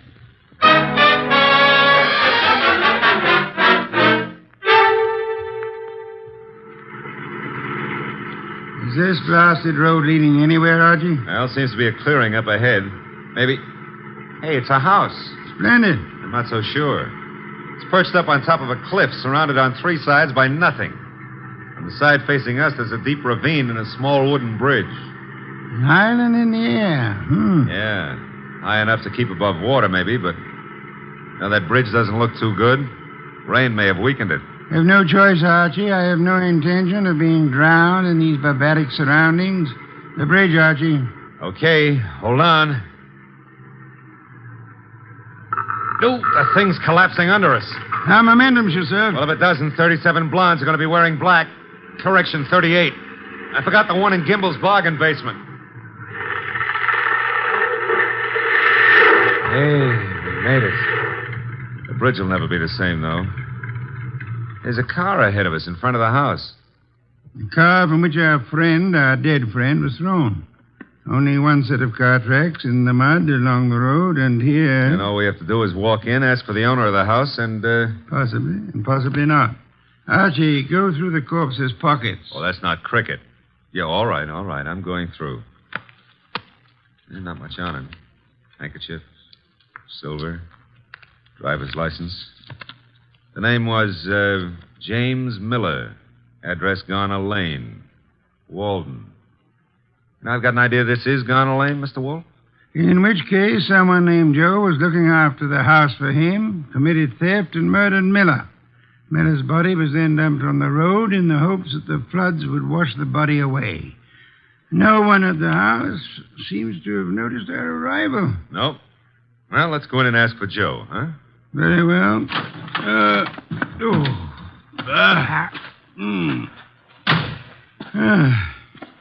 Hard. With the bridge down, there's absolutely no way of getting on or off this place. Except for a mountain goat.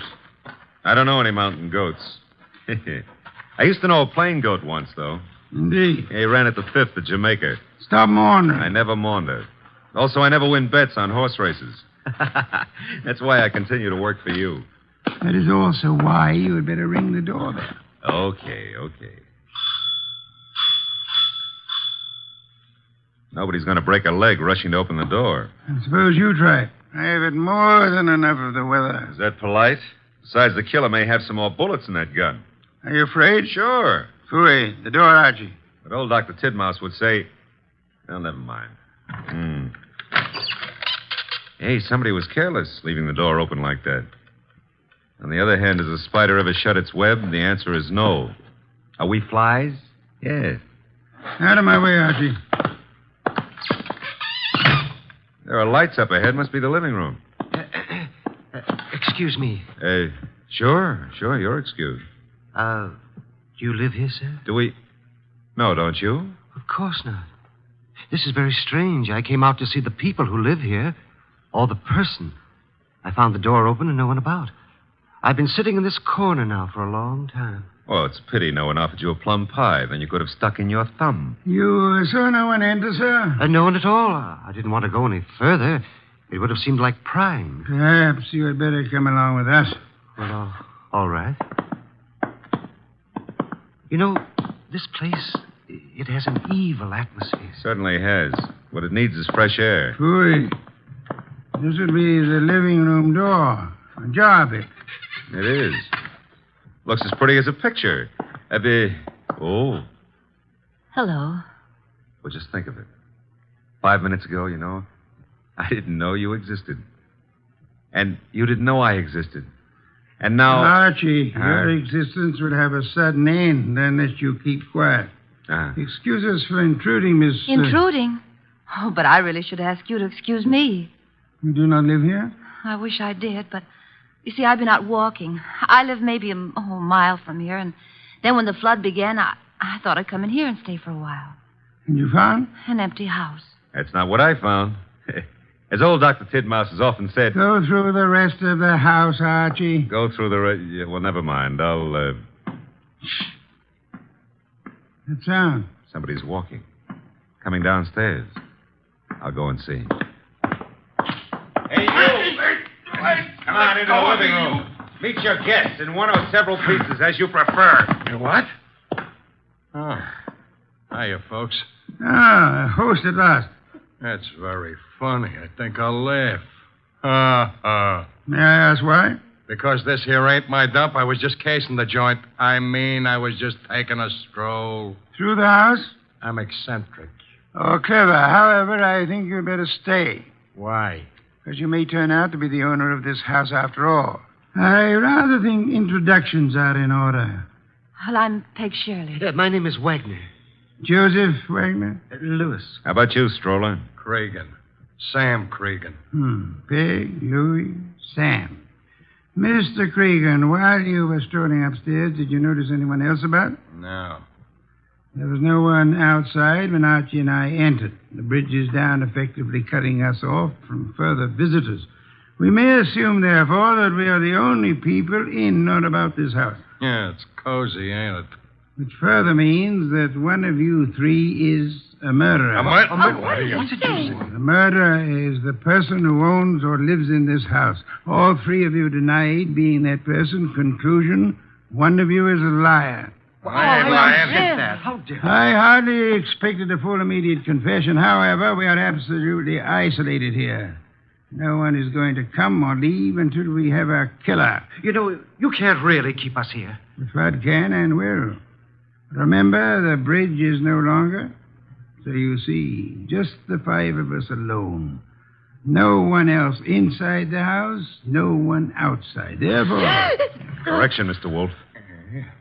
Maybe it's a branch or something tapping against the door. Unlikely. Archie. Okay, I'll go see who or what it is. Hey. Who in the world is that? What? I got him. Somebody shut the door. Yeah, all right, I get it. A disreputable and unwashed gentleman, head badly hurt. Is he conscious, Archie? I don't know. He's mumbling something. Legs pushed off. Fell from the ledge. He's passed out. I guess he was trying to say that somebody pushed him out on a ledge. On the side of the cliff, maybe. He must have regained consciousness and crawled to the house. Where'll I put him, Mr. Wolfe? Bedroom, I suppose. We'll need first aid. We can't get a doctor. Cregan, where are the bedrooms? Yeah, one right up at the head of the stairs. And don't ask me how I happen to know. We shan't, Archie. Okay. I'll need somebody to help me carry him up without shaking him too badly. Cregan? Okay. Let's go. As for the rest of you, Mr. Wagner, Miss Shirley, I suggest we return to the living room. But I don't see any reason why we should take orders from you. One of you is a murderer. I include Mr. Cregan, of course. Oh, but that poor man wasn't dead. Not for lack of trying. However, I was not referring to him. You mean someone else has been killed? Precisely. That is why I hope we shall not hear another knocking at the door. It could only be a corpse.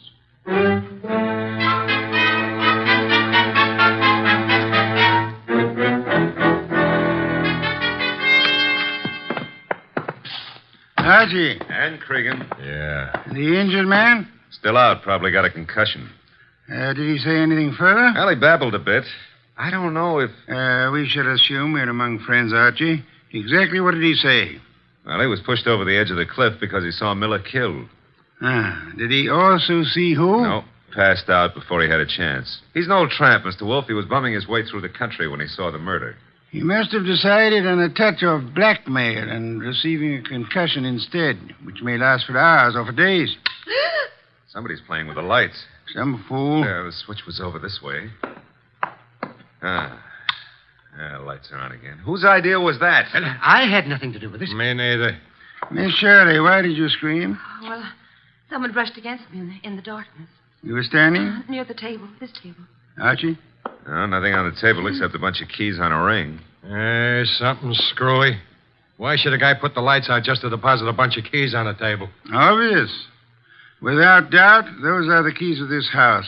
Possession of them would have disclosed which of you lives here and which of you therefore killed Miller.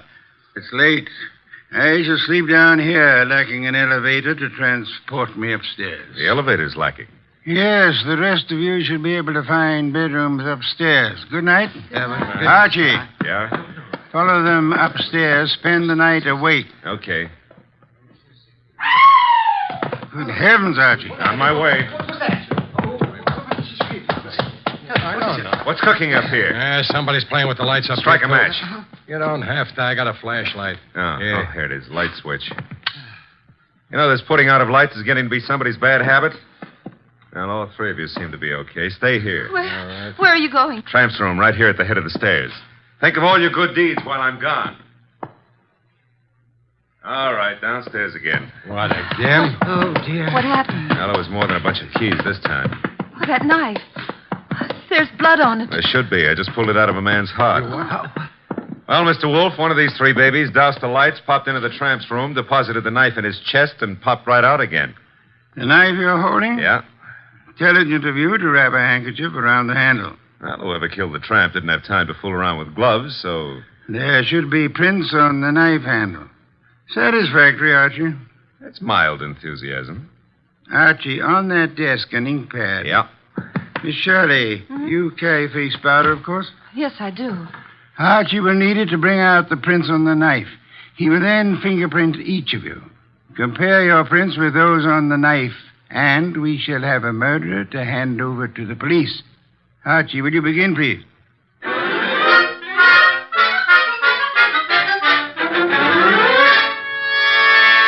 Here they are, Mr. Wolfe. 3 cards labeled with Miss Shirley's name, Cregan's, and Wagner's. Their respective prints are on each card. Good. I have the knife here. Several quite distinct prints on it. It should be child's play to, Archie. Yeah? Take your own prints and mine. What? Do as I say quickly. Yes, sir. All right, give me your thumb. Thank you. That's it. Now mine. Thank me. That's it. There's something wrong. Something wrong and deadly loose in this house tonight. Well, there's a card with your prints and mine. Thank you. Now you got 5 cards altogether. So I have. Archie. What now? Take the ink pad and a fresh card with you. Where am I going with them? Upstairs?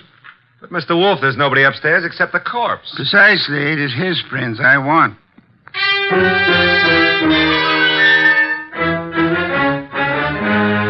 Oh, this is so ridiculous. It's over with. Tired of this.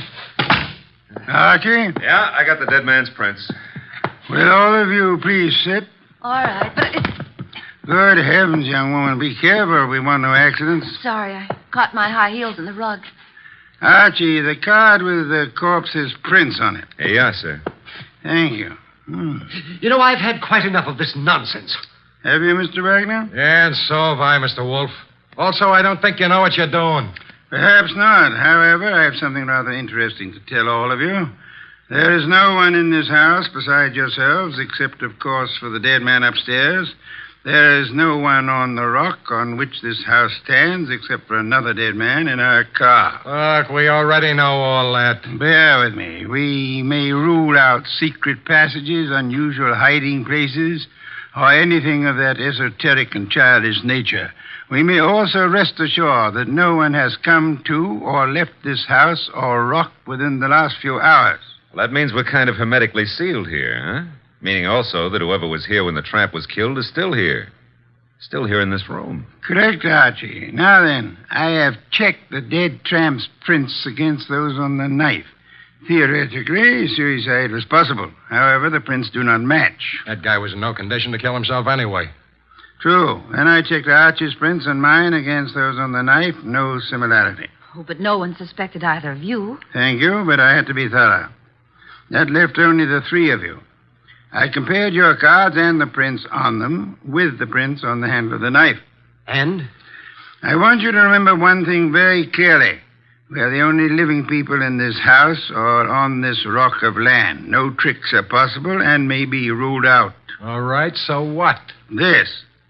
The prints on the handle of the knife that pierced the heart of the man upstairs do not match his prints or the prints of anyone in this room. Yeah, I knew mine wouldn't match. Would you mind saying that again? He doesn't have to. And those cards, Mr. Wolfe, has the prints of everybody here. And yet none of them match the prints on the knife handle. But, well, in that case, who or what killed him? Why, there must be someone else in the house. I give you my word there is not. Hey, you thinking about ghosts or something? Ghosts never leave fingerprints. I've got to get away. I can't stand this. Me too. Come on, lady. But I'll come along with you if you don't mind. Mr. Wolfe. Let them go. The bridge is down. They can't get far. Okay. I don't get it. Get what? Well, the fingerprint business. And who killed Miller plus the tramp? The identity of the killer, Archie, is quite obvious. It is? To who? To whom? Who's whom? That's a joke. Yeah, I'm stalling for self-respect. You know? Of course I do. I have no conclusive proof, however. I had hoped the fingerprints would be of assistance there, but they proved to be phantoms. I'm still smarting about the other thing. You know, it's at times like this that I almost agree with you about my intelligence. Lack of intelligence? Yeah, well, don't rub it in. Don't rub it in. Just go ahead. Yeah, well, maybe you better rub it in. From now on, you may refer to my brain in the negative. In the negative? Bless you, Archie. What I've just done, I don't know, but can I have a raise? No. I'll take it back. You can't. Get the others in at once. Mr. Wolfe, you now have the appearance of Mr. Wolfe being surrounded by several dozen bottles of beer. What have I done? You've explained the fingerprints, Archie. Hurry.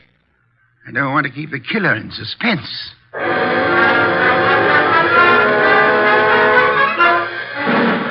I don't care. No, I'm very nervous. I don't like this. Archie. They're all here. Yes, but they're all making a noise. Stop them. Miss Shirley, Mr. Cregan, Mr. Wagner, will you please shut... Mr. Wolfe, they have. Thank you, Archie. Now then, I have known for some little time which of you killed the tramp and Miller. I lack proof, however. And you have it now? I will admit for a while I was flummoxed by the negative evidence of the fingerprints. They seem to indicate that the tramp was murdered by a phantom. However, the word negative itself has solved the minor problem. Minor to who? To whom? Never mind. Shh. Archie, what is the salient feature of a film negative? Well, I suppose it's the fact that the darks are light and the lights are dark. Huh? Precisely. A reversal, then, of the actual appearances. Now, are there any similarities between filmed images and fingerprints? Oh, in a way. You could call the whorls and hollows that determine the individual characteristics of a fingerprint the lights and darks, huh? You could. I shall. Miss Shirley, would you help in an experiment? Well, of course. Thank you. Archie, I want you to take Miss Shirley's fingerprints once again. Okay. Pad and card. Here you are, Miss Shirley. All right. Archie, quick. Huh? Grab her arm. I got it. Well, Usually I don't have to be coached, but... let go of me. What are you trying to do? Miss Shirley, you already had pressed your fingers on the ink pad once. Why were you about to do it a second time? Well, I just wanted to make a better impression. Phooey. Archie, wipe some of the ink off her fingers. Oh, but then it won't be any good. It'll be very good, Archie. I've done it. And take the print. No, let go of me. Maybe. I never hurt women if I can help it, but right now I won't be able to help it. Mr. Wolfe wants your prints all over again, so down on the nice white card. No. There, thanks. Will you let me have that card now, Archie? Sure. In the meanwhile, hold on to Miss Shirley. A pleasure. Indeed? Would you continue to think so, Archie, if I told you that Miss Shirley's first name is not Peg, but happens to be Josephine, for which the diminutive is Joe?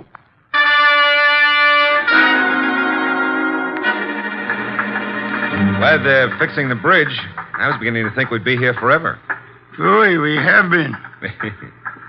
You know, if those black orchids have been holding their breath waiting for you, they're going to be red in the face. Hey, new breed, red orchids, huh? Archie, must you talk? Well, it's fun. Also, you've been holding out on me about the case. I surrender. Okay. You know, when we compared the new prints of Josephine with those on the knife, you could have knocked me over with a sash weight. They were identical. Naturally. She stabbed the tramp. Yeah, but what was the fingerprint gag? She merely loaded her fingers so heavily with ink that she falsified the markings. She filled up the hollows and walls with ink. The result was that ridges became hollows and vice versa, in the same fashion that a photographic negative falsifies lights and darks. You got that when I mentioned the word negative. It works, huh? Try it sometime. Yeah, the very next bank I robbed. But you said you knew who killed Miller and the tramp even before you exposed the fingerprint gimmick. How? We knew Miller's murderer lived in this house, had been stealing from him, and so on. Uh-huh. Stealing what? Cash, of course. He, as the girl admitted, was an eccentric, kept his money on the property. Cregan had probably heard of it, hence his casing of the house. Yeah? Our problem, therefore, was to discover who lived in this house. All three suspects denied it. Josephine Shirley told us, as you may remember, that she'd gone for a walk and then been driven by the flood to this house where we found her. Well, that's what she said it could have been. No, because as you may also remember, she tripped at one point over the living room rug and mentioned why. Sure, she said she was wearing high heels. Uh-oh, because out in the country there are no pavements, so girls don't go for a walk in high-heel shoes. Therefore, she hadn't gone for a walk. Therefore, she was lying. Therefore, she killed Miller, and... I should have noticed those heels myself. You should have, Archie. Your trouble, I suspect, was that you didn't notice the feet for the legs.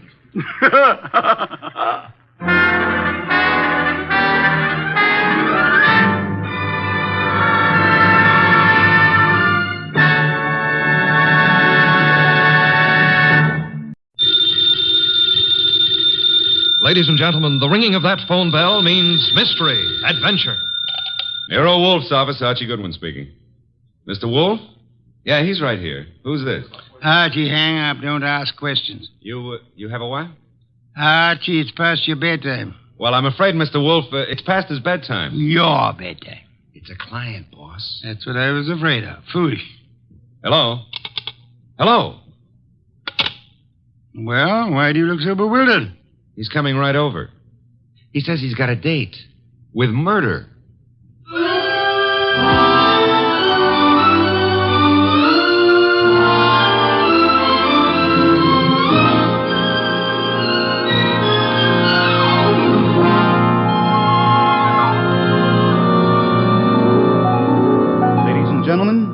detective genius who rates the knife and fork the greatest tools ever invented by man.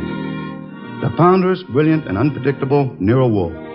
Created by Rex Stout and brought to you in a new series of adventures over this NBC network in the person of Mr. Sidney Greenstreet.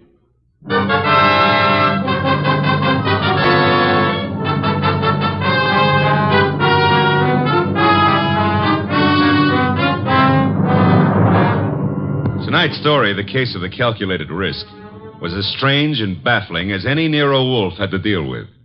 It started late one night when a big-shouldered man sporting a reddish beard and billing himself as Dave Caffrey pushed his way in, walked up to Nero Wolfe's desk, and rocked him with this opener. Tomorrow morning, Mr. Wolfe, I'm going to kill a man.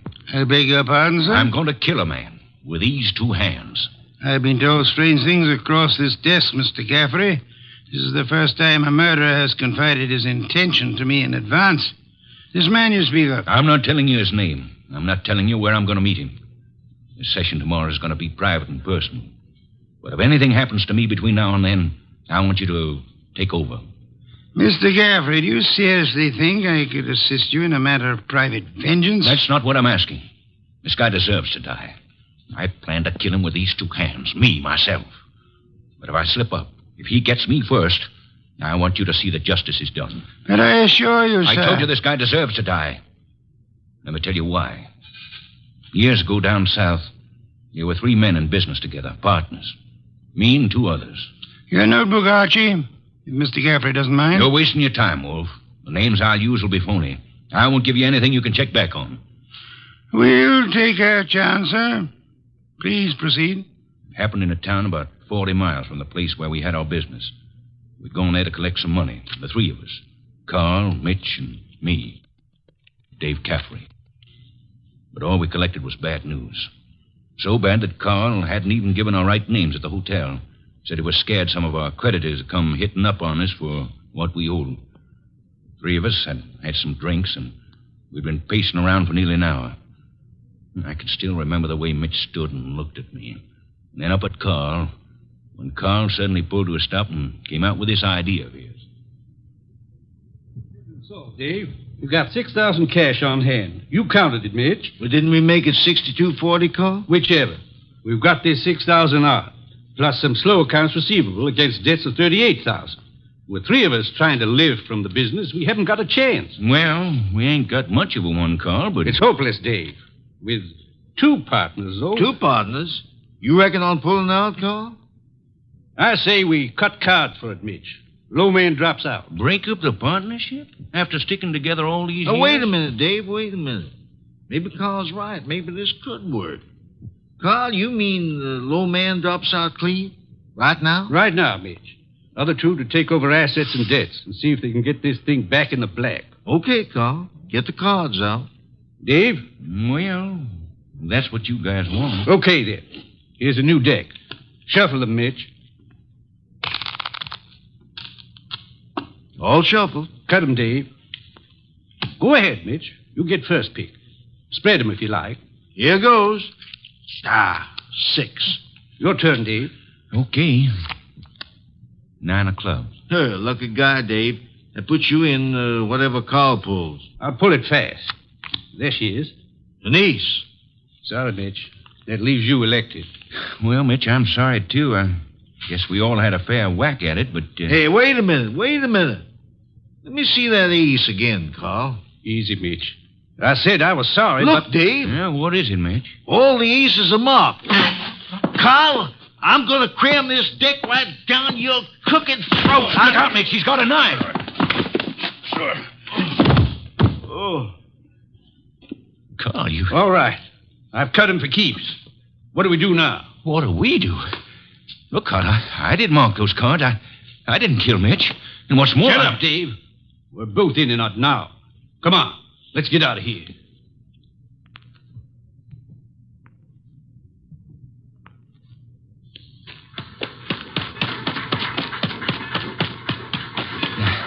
Now what, Carl? Look, Dave, this is where we split up. Two men together, easy to trace. You head one way, I go the other. Yeah, but the dough, I got no money. Here, I'll split up the 6,000. This is your half. Here, stick the envelope in your pocket. Now, grab that freight. Get set. I'll catch the next one going the other way. Get going, Dave.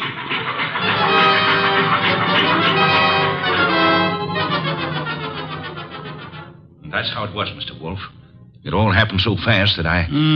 This man you call Carl, he would seem to be one of the world's choice creatures, Mr. Gaffrey. When I thought to look in that envelope he gave me, I found $40 and a few folds of wrapping paper in it. I was mad enough to... Well, I got off the freight and intended to go back, but... Then I picked up a paper. And read all about the murder of your friend Mitch with the statement that Carl had accused you of the crime and that the police believed him in view of your escape. That's it. Classical, but not at all original. Well, I was young then and stupid. And I'd had those drinks to start with. And you spent the intervening years hunting down the man Carl, am I correct? Yeah. I tramped the country from east to west, from north to south. Tramped it for years, searching for him. And yesterday I located him. He's a big wheel these days up on that 37th floor of his. But tomorrow when I get... Yes, Mr. Gaffrey, the 37th floor of... Never mind what building. Now, wait a minute, Caffrey. If you expect Mr. Wolfe to help you... I don't want him to help me. I'll help myself. But if I slip off, I know Wolfe's reputation well enough to know that he'll never rest till this rotten, chiseling murderer is sitting in the chair. That's why I've come here. Just to provide a backstop in case my dear friend of long ago manages to get the best of me. How will we know? You see this envelope? Read what it says. Nero Wolfe, 601 West 35th Street, New York. Delivered to him in case of my death. That's right. And this envelope is $500. Nearly all I've got in the world. Along with it, the full details on that knifing. Real names, dates. The proof you'll need in case I don't finish it up. Go on. Tonight, Mr. Wolfe, I'm going to give this envelope to the manager of the hotel where I'm stopping. I'm calling on, well, Carl. Tomorrow at noon, right after his secretary goes to lunch. If I'm not back in my hotel at 1 o'clock tomorrow afternoon, the hotel manager will deliver this envelope to you. Is that clear? Perfectly. But you don't think I'm going to allow you to go through with this wire plan, do you? You can't stop me. And don't have Goodwin follow me. I'd lose him in 2 blocks. Good night. Shall I try to tail him, boss? It's no use, Archie. Get Inspector Kramer on the phone at once. I want the police to help us head off this murder.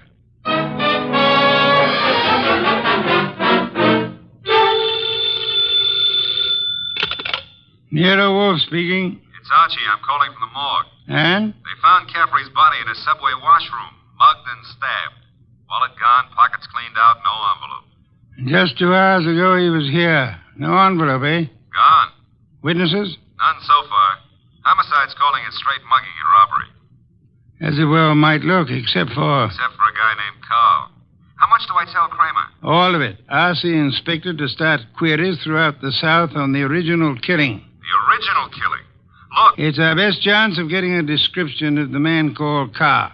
The original killing and the partnership. Starting from, say, 8 years ago and working back to the middle 20s.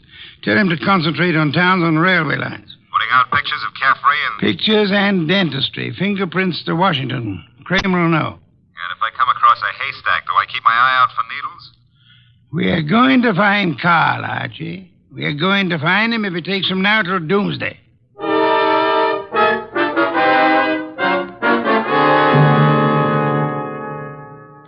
Mr. Wolfe, let's face it, we're licked. Licked, Archie? 3 days now. We found Caffrey's hotel here in New York. No traceable phone calls. Not a witness has turned up on that subway washroom party. And Kramer says he's getting nowhere with those answers from the Southland. The original story is bound to come slowly, Archie. We are asking a check on the unsolved killings of a dozen states over a 20-year period. And what now? You start trudging, Archie. Trudging? Through office buildings, through 37th floors of many office buildings. You keep trudging till we find him. Oh, now, wait a minute, Mr. Wolfe. This is a big city, remember? I might have to go through hundreds of buildings. This morning, Archie, the Municipal Reference Library informed me that there are exactly 34 buildings of 37 floors or higher in Manhattan. Now, when you rule out the United Nations building, hotels, Okay. Maybe not so many 37th floors, but lots of offices per floor. Maybe 40 or 50. Call it 30 times 40, and you've still got 1,200 to start with. And you don't know what kind of business. You don't know what Carl's real name is. You don't even know what he looks like. There could be 4,000 men like him. 4,000 affluent men, Archie? Yeah, well, all right. Caffrey said he was in the chips, though. You know, for a guy who'd been bumming around, that could mean anything from 10 grand a year up. Hey, wait a minute. That cuts your field to 1,000. 1,000 tall men? Tall? I've been over those notes. Caffrey didn't say he was tall. As plainly as you could ask. Caffrey was almost your height, but he said Mitch stood and looked at me. And then he looked up at Carl. Up, Archie. That makes Carl your height or taller. Yeah. Well, maybe Caffrey and Mitch were sitting down, and Carl was, Caffrey told us the three were standing at the time. Check your notes. I've studied them. Okay. Maybe that does cut it down some. Yeah, it's still a lot of citizens that start checking for a southern accent. Don't rely on accent, Archie. Carl has had many years to lose any accent he might have had. Yeah, that's true. And so we narrow it, Archie. A man almost surely tall. A man not using the name he was born with. A man with an unexplained gap in his past. I ought to be able to reach right out and tap him. You go skeptical again, Archie? Well, it's still a pretty big haystack. Let's see if we can't trim it some more. On these building lists I've been going over, I've ruled out for now the members of professions requiring lengthy formal training. Medical men, lawyers, scientists of most kinds. Yeah, that's chopping it down, I'll admit that. I'll have further eliminations as we get into it. And I'm putting Saul Panzer on a second list this afternoon. Some of the credit references I'll handle by phone. So I start trudging, huh? You start trudging. And remember, Archie, since you'll probably be operating through secretaries, you're looking for a murderer named Carl, not for a new set of telephone numbers to brighten your winter.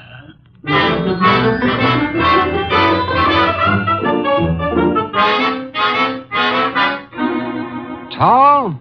Well, I don't know what you're peddling, Goodwin, but if my boss put his elevator shoes on and stood on a box, he'd still be down somewhere around my necktie. If he stood on his money, though, we'd need a helicopter to get up near his shoelaces.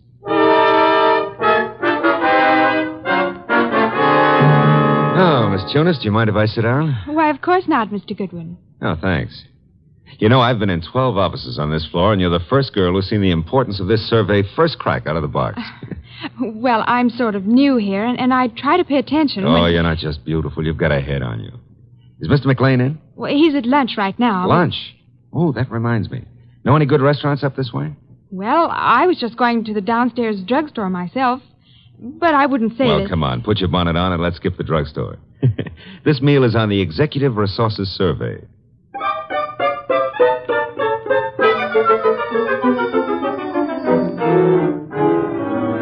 There you are, boss. The boil down. Tinsley, McLean, Fernandez, Tesreau, and Kaplan. All five of them tall, all five a little misty in the background. You and Saul have done well, Archie. Very well. But I'm crossing off Fernandez and Kaplan. Why? The Credit Bureau report clears Fernandez, and Kaplan was on a special war job.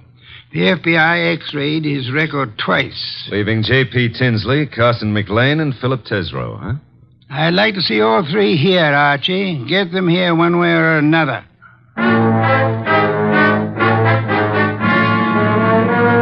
And so you do admit that Tinsley isn't your real name? Mr. Wolfe, are you a blackmailer or what? I'm a licensed private investigator, sir. Any disclosure you make will be kept in confidence, provided it doesn't touch on the case I'm engaged on. You haven't said what the case is. I don't intend to. If you prefer to explain this mysterious gap in your background at the district attorney's office... Well, I'm using the name Tinsley because I've got an undivorced first wife out on the coast. We broke up 20 years ago, but she said she'd see to it that I never married again. And she knew where I was today. Well, I don't say I'm a saint, but she's a vindictive woman. I see. May I have names, dates, and places starting 1924?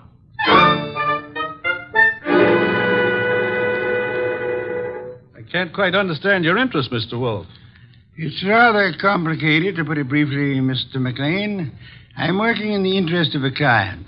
Our people have found this puzzling gap in your background, and I'd appreciate such clarification as you may be able to supply. But I told you, Mr. Goodwin, I was raised and educated in the Orient. Until 32, I was in business with my father in China. where you say your father died. Died. With the Depression, I returned to New York, started this importing business in a small way, weathered through the early 30s, and I think my bankers can assure you of my standing today. They've done so. Carson, McLean and Company has an excellent credit rating. Thank you, Mr. Wolfe. To switch somewhat abruptly, Mr. McLean, would you happen to remember how you spent the evening of the 19th? Of this month? Of this month? Well, I could hardly... Wait. You say the 19th. Would that have been on a Tuesday? Yes, it was Tuesday. Well, that simplifies it. I'm nearly always at the office on Tuesday nights dictating the revisions in our weekly wholesalers' lists. Let me see. Yes, I was there on the 19th. Had a tray sent in. Miss Tunis and I worked till just after midnight. Miss Helen Tunis, the secretary Mr. Goodwin spoke of. She's been with me for 2 or 3 months. Miss Tunis can confirm this dictation on the night of the 19th? Of course.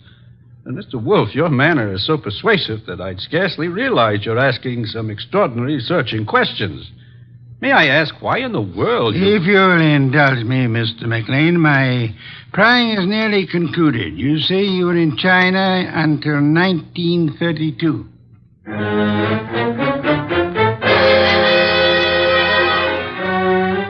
Mr. Tesreau, I'll be brutally frank. We know that your name's not Tesreau.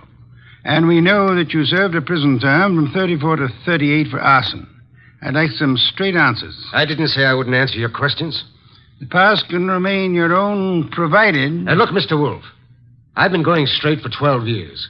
And this business of mine is on the level. Now, if this is a shakedown... I'm asking where you were on the night of the 19th. And I'm telling you I stayed in town. I ate alone. And I went to a movie. I caught the 11:35 for Stanford. And that's all there is to it. You're denying that you were ever in business in the South? I was born in the South, but I haven't been back there since I was a kid. What about the arson? I put in 4 years squaring for that mistake. Let's start again, Mr. Tesreau.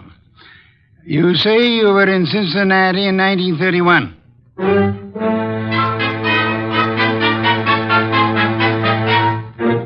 Okay, Mr. Wolfe, 3 candidates, and we're still on the 1-yard line. Our 1-yard line.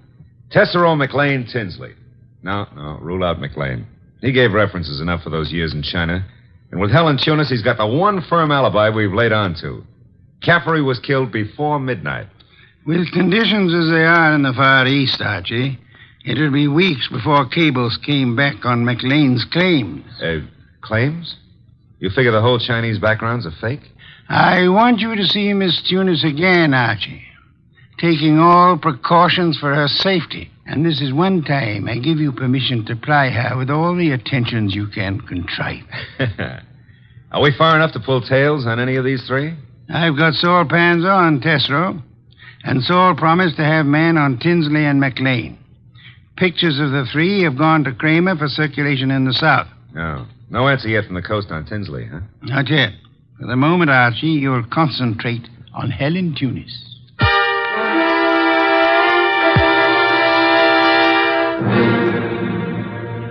Helen, I've got to see you tonight. I'd love to, Archie. Now, look, but... Helen, I phoned you to come out in the corridor this way because I didn't want McLean to know we're talking.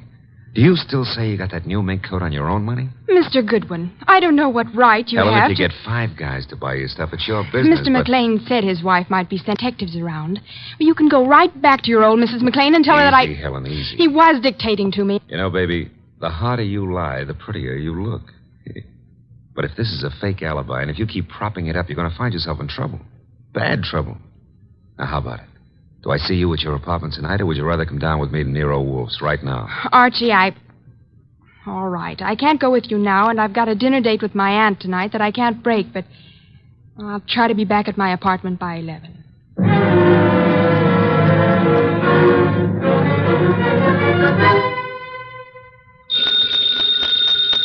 Archie!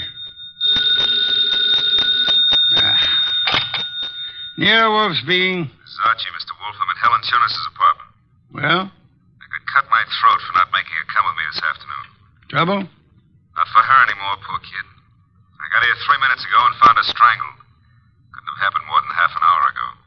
McLean. Didn't Saul Panzer say he was getting a tail on him? He was a new man, and he lost him. I should have left you on McLean, Archie. No, we were both wrong. What do you want me to do?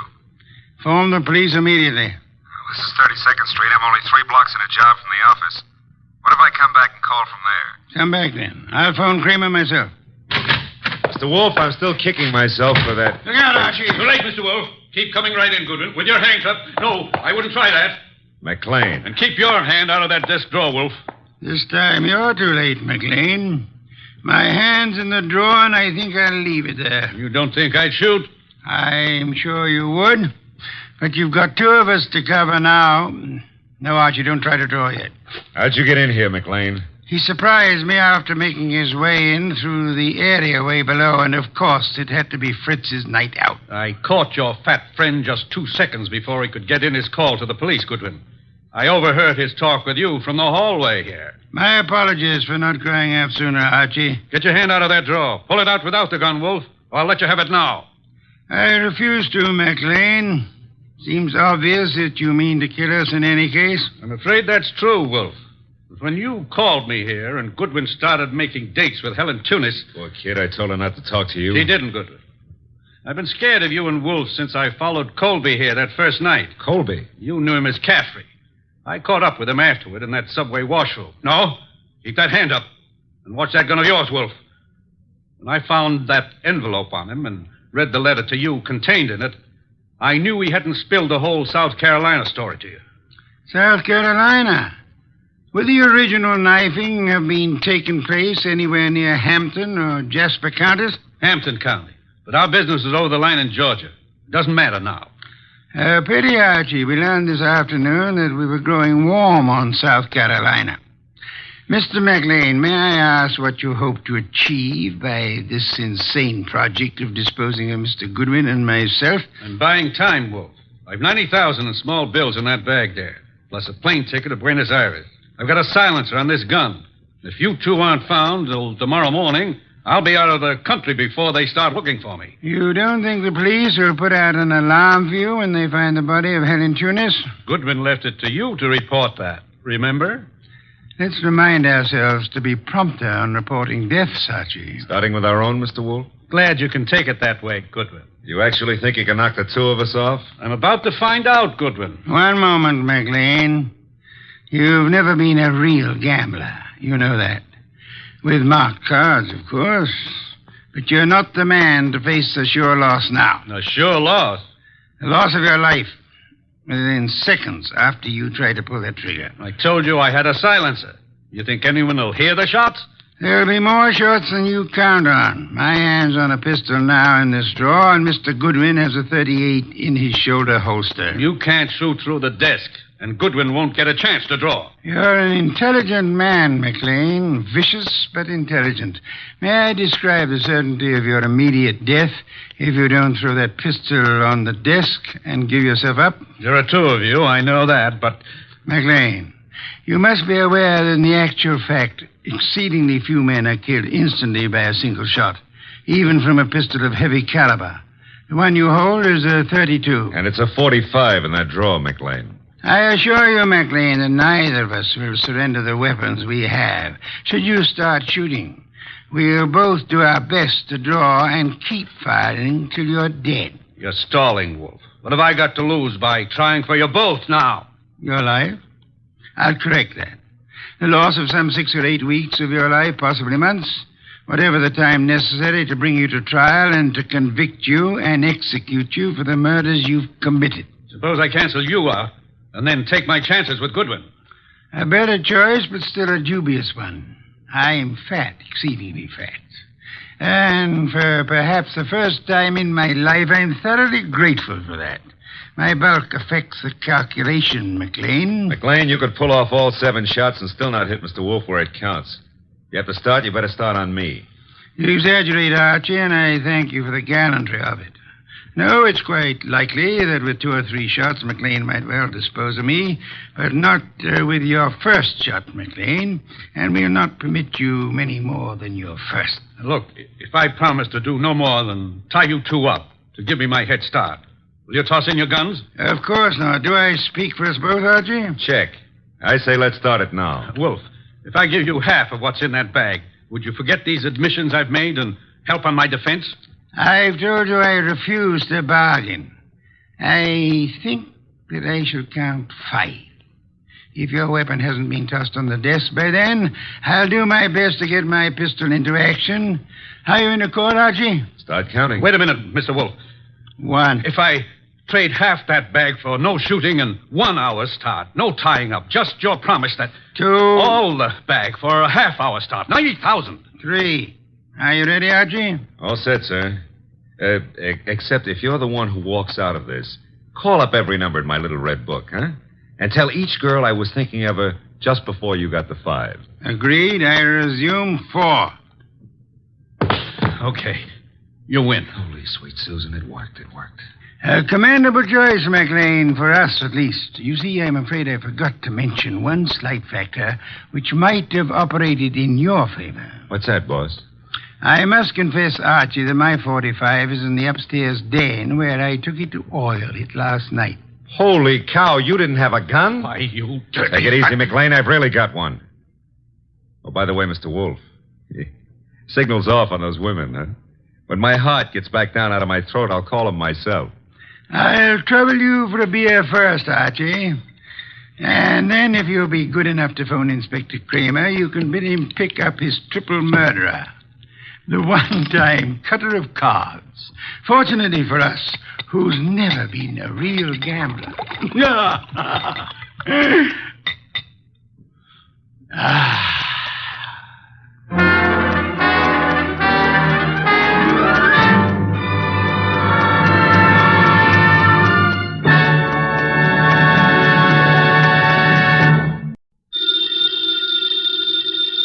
Ladies and gentlemen, the ringing of that phone bell means mystery, adventure. Nero Wolfe's office, Archie Goodwin speaking. You want Mr. Wolfe to what? Mr. Wolfe will do nothing of the sort, Archie. Mr. Wolfe is thirsty. Hold on for a moment. The bottle opener's in the left-hand drawer of your desk. Thank you, Archie. Mr. Wolfe, I've got a man named Denby on the phone. He wants you to umpire a card game. Man is insane. He's offering a fee.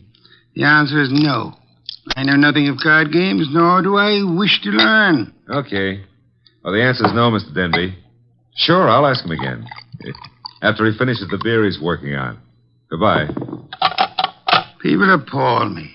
The fantasies they indulge in. Bah, what on earth made that maniac think I might consent to preside at a card game? Well, seems he expects one of the players to be death.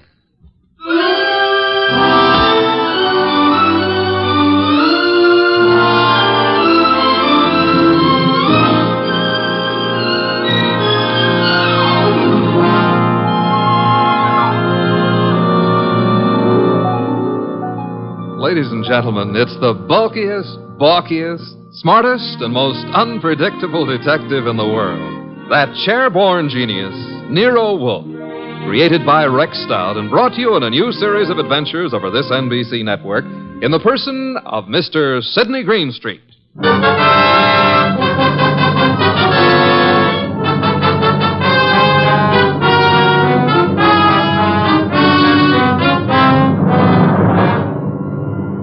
Mr. Wolfe would not attend, but the card game went on anyway. At the home of a Mr. Stephen Denby. Jean? Yes? LaCosta? Mr. Piper? I think we're ready to begin, eh? I'm ready. Yes, Jean. You always are. How I like that remark, I'll have to decide later on. Yeah, please do. LaCosta? It's all right with me. And Mr. Piper? I brought a deck. No, as host, I shall supply the cards. Before we play, I examine them, yes? Of course. Here you are. Chuck? Yeah, Mr. Denby? You will remain outside the door until called. No one is to enter this room under any circumstances. Got it. LaCosta? The cards look all right. Thank you. Now then, shall we make things absolutely clear? You mean, should you make a speech? I don't mind. But make it short, huh? I shall. The four of us seated at this table are joint owners of the Candy Club, a rather successful institution devoted to the sale of food, liquor, entertainment... And the gambling. And games of chance. For some time now, we have all resented sharing the profits. Some of us have attempted to buy out the others. Denby, you needn't babble on. No one wants to sell. We know that. True, Mr. Piper. Which is the reason for this little game of cards. One hand shall be dealt to each of us, a hand at poker. Whoever wins gets the club. The others retire as gracefully as they can. Agreed? That's why yes, we're agreed. Very well. The cards are shuffled. I'll place them in the center of the table. Picasto, would you like to... I cut. Good. If nobody minds, I'll cut them too. After Mr. Picasto. Nobody minds. Happy now, Mr. Piper? Let's get going, huh? Very well. Unless Jean would care to... Oh, thanks. We're all crooks here, which sort of cancels out any funny business with a card. Very well. We shall all draw a card in turn until 5 cards are drawn by each player. Shall we start, Jean? Sure. Picasto? Okay. Mr. Piper? Yes, of course. And myself.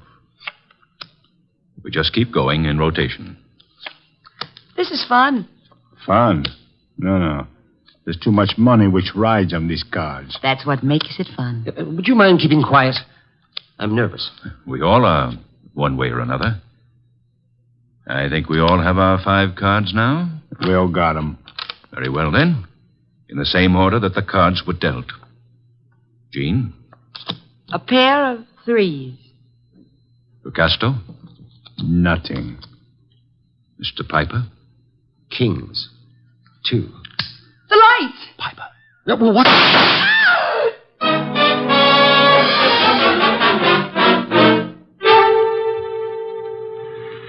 Da-da-da-da-da. Hey. I don't like to seem stuffy, mister, but will you take your elbow out of my back? I'd be delighted to, Mr. Goodwin, but it's not my elbow. I don't care if it's your tibia maximus. Just take it away. Chuck wouldn't like that. Well, we have company. Mind if I look around? Keep right on walking, pal. Well, that would be Chuck behind me, huh? And you are... My name is Denby. You may remember it. Oh, yeah. You phoned a couple of hours ago about a card game. Now, look, just what is your boy poking in my back? I think it's a 38. You're not sure? It might be a 45.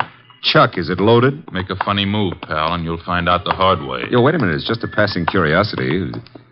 Where are we going? My car. Get in.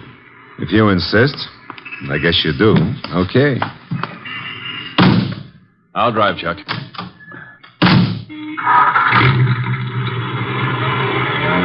The car bulletproof? No, that's hardly necessary. Chuck shoots first. Well, that's a saving, I guess. The only thing is, I hadn't figured on taking a ride. I told Mr. Wolfe I was going for a walk. He disapproved, You're but... going for a ride. Isn't that a little corny? Now, there's a minor difference. Usually the guest, shall we say, is killed at the conclusion of the ride. In this case... Let's not make the difference too minor. Huh? You will survive the ride. It's what comes afterwards that might kill you.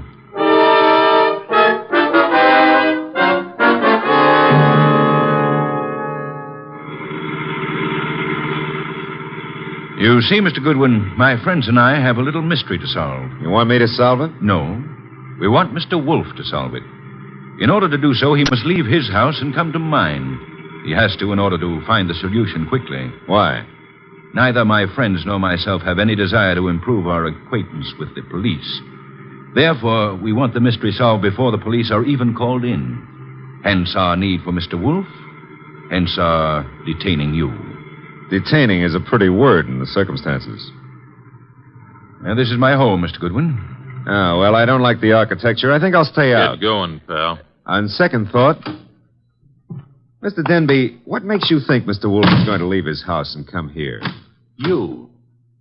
Unless he does so, he will lose you. Forever. The door, Chuck. Okay.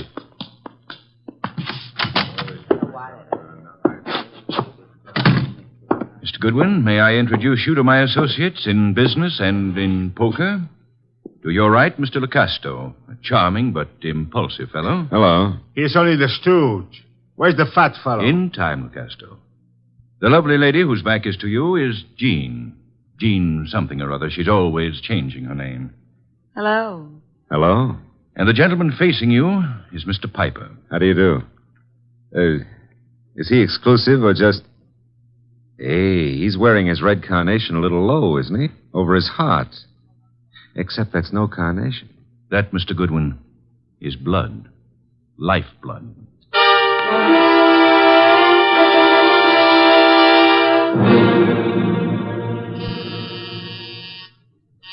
Archie. Oh, Barry's always taking walks. Come in. The door's unlocked. Are you? Yeah, you're Wolf. Having made a magnificent discovery, suppose you remove your hat? No, come on. I beg your pardon? Mr. Denby wants to see you. Mr. Danby can see me here. Here ain't where he wants to see you. Here, at the risk of minor monotony, is where he'll have to see me. Don't you want your boy Goodwin to keep on living? No one has ever been able to discourage him. Mr. Denby will. Archie's in custody? No, in Mr. Denby's house under a gun. I don't have to believe that. Take a look at this. A wallet. Archie's wallet. I shall accompany you. And permit me to warn you that if Mr. Goodwin has been harmed, nothing short of murder will satisfy me.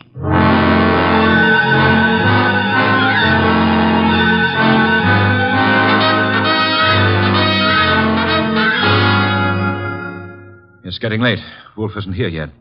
Maybe he doesn't worry about you, Goodwin. Well, he could have been delayed. Maybe an orchid needed a pollen transfusion or something. Besides, only the good die young. Then you must be very, very good, Archie. That remark I didn't care for. We sit here and wait for the fat one, but in the meanwhile, the police... The police will come when we notify them. But they will not like the delay we make to notify them. I say we waste time. I say the fat one will not risk coming. You say entirely too much. Is that so?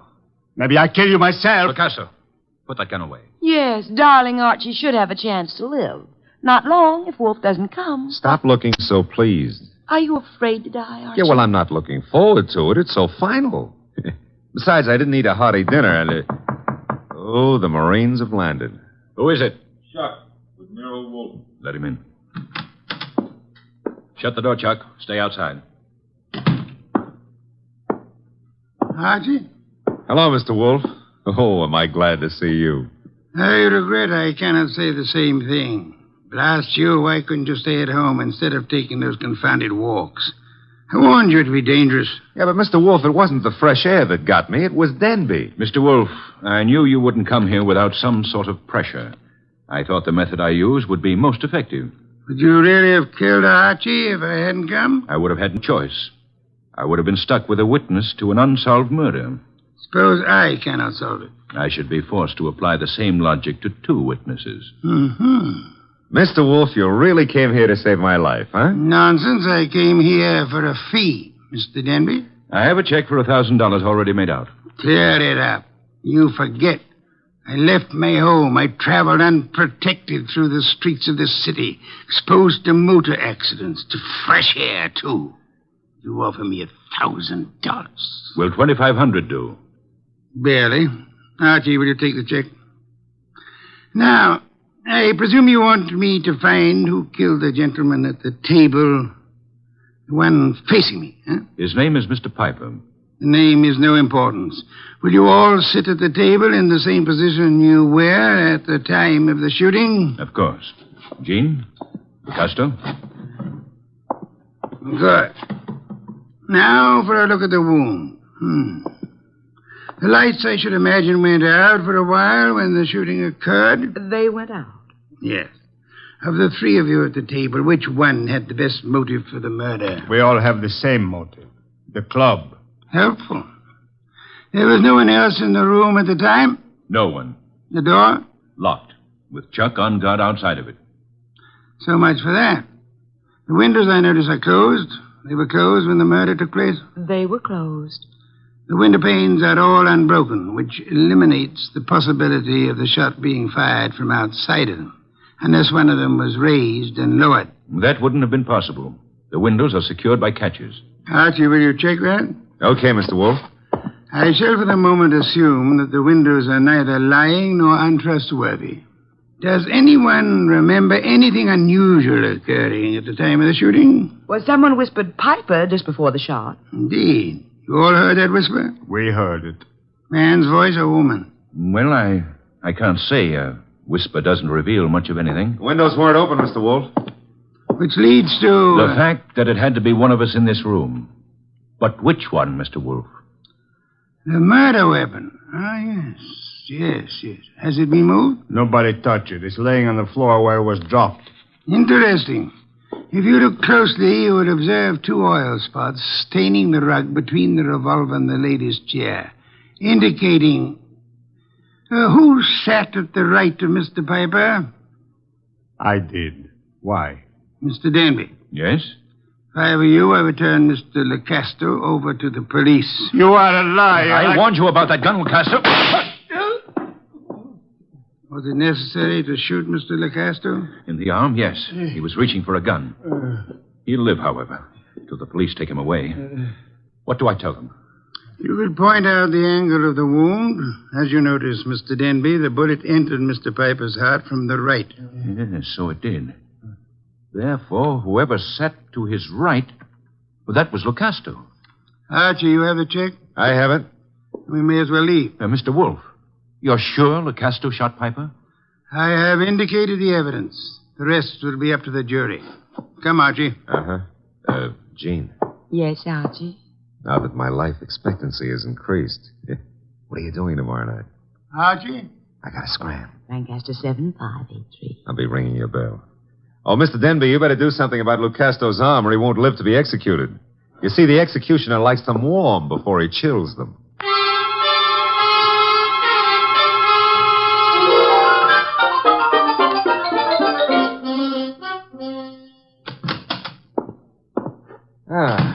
The old homestead looks very nice, Mr. Wolfe. Yes, Archie. You should stay in it more often. Yeah, but you never get to meet babes like Jean that way. You never get kidnapped either. Nor would I have had to leave my home in order to rescue you. Well, you earned a nice fee, fast. Indeed? You seem doubtful about it. I'm positive, Archie. I know. I have not as yet earned my fee. Huh? You mean Denby might not turn Lecasto over to the cops? Of course he will. The trouble is, you see, Lecasto did not murder Piper. No? He just thought a bullet in the heart might be good for Piper's rheumatism, huh? As it happens, Piper suffered from asthma. That's beside the point. Fine. Mr. Wolfe, I'm going to take it for granted that you know who did kill Piper. I'm also going to take it for granted that you won't tell me until you're ready. But why turn Lecasto over to the police? 2 reasons, Archie. First, I had no proof against the real killer. Secondly, we had to supply a scapegoat in order to be permitted to leave the Danby home. You were unarmed, helpless. Go ahead, rub it in. Nonsense. It was an interesting problem. I enjoyed it. It was, huh? Well, to me, it's still in the present tenses. Which reminds me, as old Dr. Tidmouse said, there's always a future tense. And in that future tense, Jean. No, Archie. Oh, Mr. Wolfe, stop. That girl's got a love for blood that appeals to the ghoul in me. Besides, did you notice what she does to her dress? Archie, I was merely about to say that I have no objections to your dallying with the girl. Oh, I don't believe it. My ears need overhauling. I objected only to the future tense. Why not call her now? Yeah, well, I won't pretend I understand this sudden enthusiasm on your part about my love life. Probably there's some foul, scheming motive at the bottom of it. But who am I to look a gift horse in the mouth? Now, let's see. Her number was, Lancaster 7583, of course.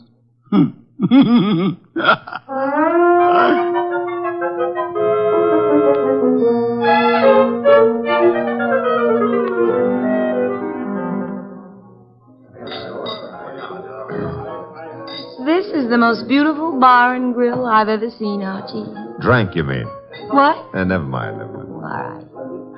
Archie, did anybody tell you were beautiful, too? Well, a girl here and there has mentioned it. Oh, were they liars? Tell me, Jean, how did you ever get into the gambling den racket? Because I'm a crook? Well, I suspected that, but, I want another drink. you've had enough. I want another drink, and when Jean wants another drink, no gentleman who is a gentleman... Jean, get down. Oh, let me go. I don't want to climb under the table. You'll stay under here until the barrage stops. I guess the war's over. All right, Jean, get up. No, now I'm here. I like it. I'm going to stay here for months and months. Jean, do you realize that somebody just tried to kill you? And I thought you had such a nice, honest face. No, not me. Somebody out in the street. I don't know why, but Mr. Wolfe will. Come on, pull yourself together and let's go see him. The nice fat man? All right, I like him. You do? Why? Because he'd make such a big corpse.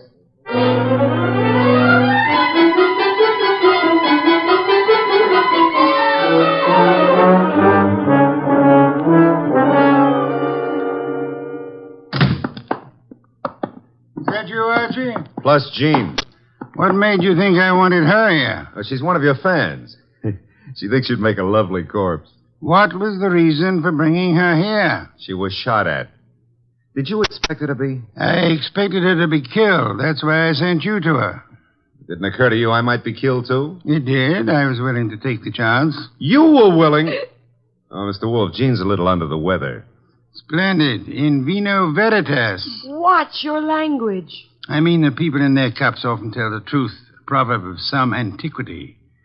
Who shot at you tonight, Jean? Oh, I don't know. I didn't see. Has it occurred to you that you might just as easily have murdered Piper as not? But Lucasto killed Piper. You said so yourself. I lied. Furthermore, why the attack on you if Lucasto was the murderer? Well, I don't know. Did you also not know that Lucasto escaped from jail earlier this evening? You're making that up. Why should I? Mr. Denby turned him over to the police, but Lucasto managed to get away before being jailed. That's not cricket. Incidentally, Mr. Denby will be joining us at any moment. I expected you to bring Jean, Archie. Therefore, with the exception of Mr. Piper, who is resting in the morgue, and Mr. Lucasto, who is at large, we shall have all the participants in the card game. With them, perhaps we can deal a new hand, Archie? Okay. Maybe it's the morgue to tell us Piper escaped. Oh, wrong again. Come in, Mr. Denby. Mr. Wolfe, I'm upset. I heard over the radio about Lucasto's escape. He'll try to kill us all. Why? Well, because we can testify that he murdered Piper. True. I beg your pardon. Lucasto did not kill Piper. But you said that he did. The only evidence against Lucasto was the angle of the entrance of the bullet that lodged in his heart. May I remind you of the whisper you all heard in the darkness preceding Piper's death? The whisper that said Piper? Precisely. We must assume, then, that Piper turned his body in the direction of the whisper. Therefore, the angle of the wound would be wrong for Lucasto, but the correct one for... Whoever sat opposite Piper. I sat opposite him. But that doesn't mean I killed him. Wait, you must have. Once he turned, the bullet must have come from opposite him. Only possible way. That means you, Jean. No. No, it's a frame. May I interrupt for a moment?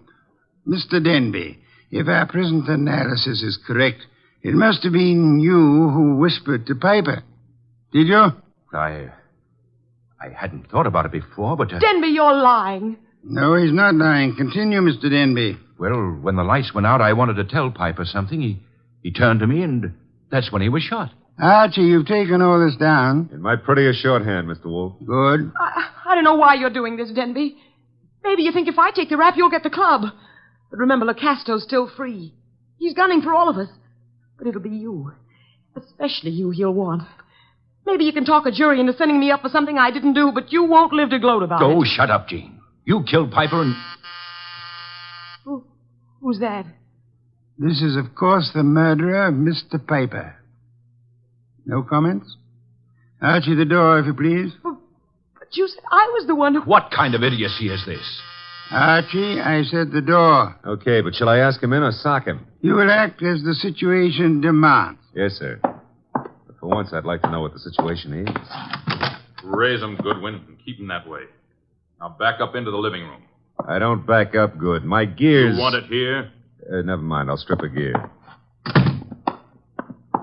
Archie, what are you doing? Just what the situation demands, backing up.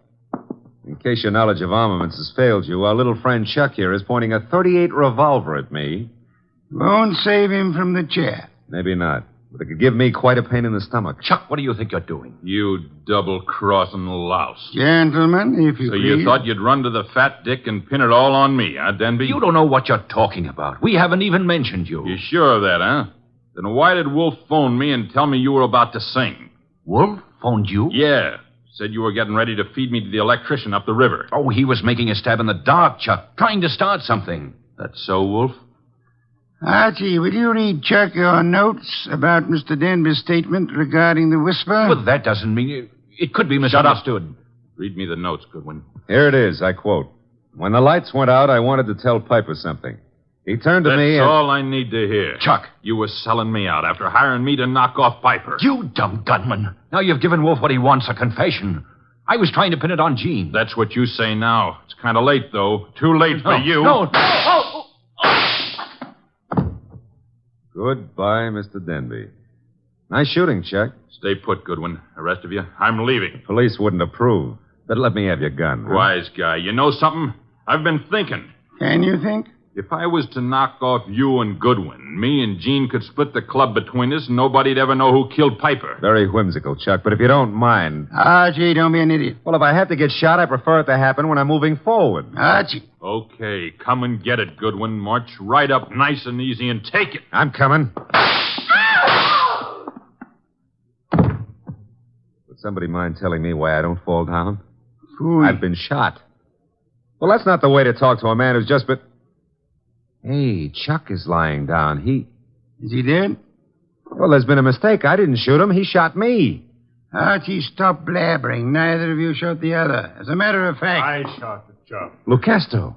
Lucasto, Archie? Well, I thought he escaped. No, I'm not crazy. I do not escape. The fat one, he phones the police to tell them how I'm innocent. Yes, I had the police announce the escape, however, for reasons of, shall I say, strategy? Well, on account of there are no bullet holes in me, you can say whatever you like, Mr. Wolfe. Thank you, Archie. That announcement helped heighten the tension our murderers were under. And then they explode. The fat one, he says to me, Lucasto, wait in the next room. Watch careful. Maybe there's trouble. I watch. And now? Now there's no more trouble.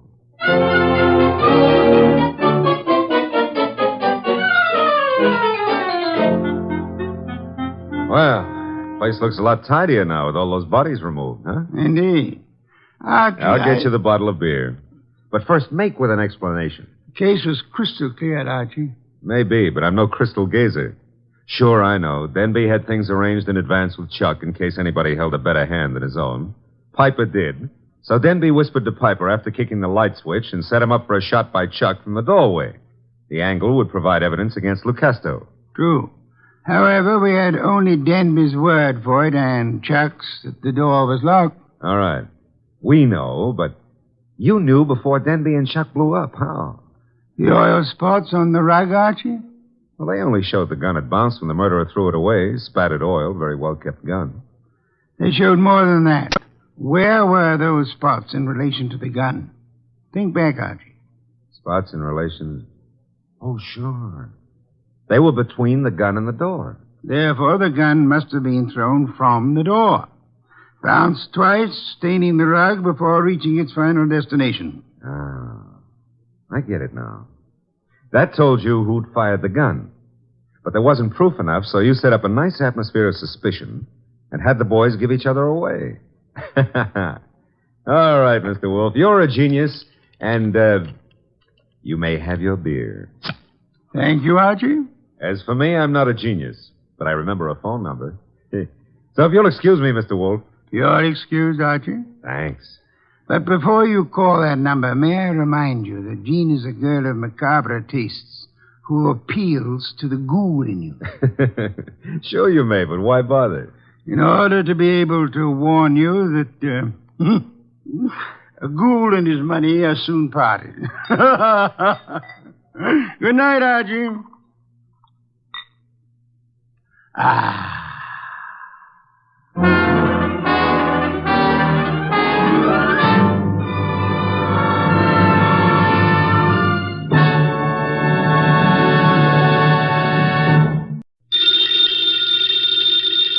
Ladies and gentlemen, the ringing of that phone bell means mystery, adventure. Nero Wolfe's office, Archie Goodwin speaking. You're up. And you've lost your... Oh. Archie, the answer is no. Hold on a second. The answer to what is no, Mr. Wolfe? I shall not attempt to find a blonde for anyone. You've got the man on the phone a little wrong, Mr. Wolfe. He's not looking for a blonde. He's looking for a prize fighter. Indeed. Have him come here. Okay. Mr. Wolfe will see you at 8. So long. I was all set to argue with you about taking the case. You gave in too fast. Nonsense. I'm fascinated by the thought of anyone misplacing a prize fighter. They're usually quite large, aren't they? They are. But what this guy is worried about is not only finding his boy, but finding him alive.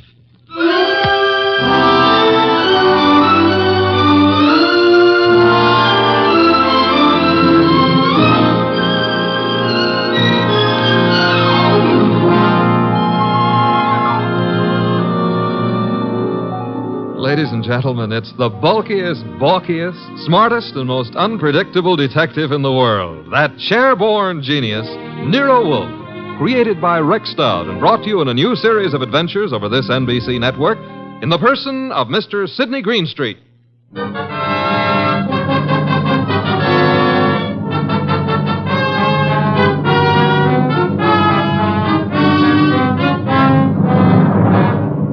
The case of the deadly sellout. That's what my boss, Nero Wolfe, called it. And it almost meant curtains for the firm of Wolfe and Goodwin.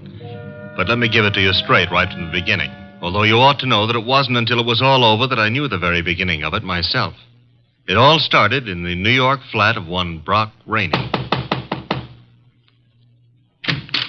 Yes?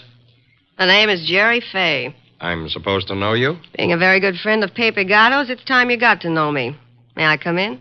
Sure. You've got a problem, Miss Fay? Pepe took a fall at the garden last night against a coffee and bum named Eubanks, right? As far as I know, Sister, Gatto met his match. Please, Mr. Rainey, do me a favor. Skip the sausage meat. It happens I saw the $1,200 you counted out to him to take a quick dive in the first. You did? How else would I know? Okay, then here's my wrist. Slap it, Miss Fay. I'm a bad bull. Now, look, who's kidding who? I don't care if Pepe makes himself a few deals on the side. I should worry whether he gives those meat eaters on the benches a run for the ducats. What's it to me? If you're not worried, Sugar Plum, then neither am I. Also, I'm a very busy man. Not too busy to pay off, I hope. Pay off? To who? To me. For what? For keeping it to myself that you collected $5,000 from the Eubanks crowd for getting Pepe to take that dive. Certain people might not like to hear it. Miss Fay. Yeah? Drop dead. I don't think we understand each other. Which is just as well. Now get out of here. There's something Blow, else. bimbo. Okay, Mr. Rainey. Have it your way. I'll go find someone with a more sympathetic ear. Someone like Lawson. Arnold F. Lawson. So long. Wait. Where does Lawson come into this? You asking is stalling. Lawson dropped a sizable piece of change on last night's two-step. No. Close the door, Jerry. Oh, yeah. $25,000 to be exact. That's a lot of corn to lose because a cheap fight manager arranges a frame. At least Arnold Lawson might think so. Sit down. Who's tired? Look, Mr. Rainey, it goes very simply in only one way. Lawson at yet knows from nothing except that your boy Gatto lost the fight. He may suspect, but he don't know. And he really don't have to know. Glad to hear you say that. And I'll be glad to see the shade of 3,000 long green banknotes. How much? You heard me, $3,000. Get out. Okay, I'm going. To the next phone and call Lawson. Look, Jerry, give me time, huh? I haven't got that kind of dough right now. Tell it to Lawson. When he gets through with you, you won't need any kind of dough. You know, I've got Gatto set for a go with Mellish, the title contender. Gatto can take him. Please believe me, he's going to take him. So? So after what happened in the Eubanks fight, the odds on Gatto will be like a war debt. We can clean up. Listen, we can make Heel, I wouldn't trust you from 11:59 to midnight. Get it up. Now. I'll give you 6 hours. After that, Lawson. So long.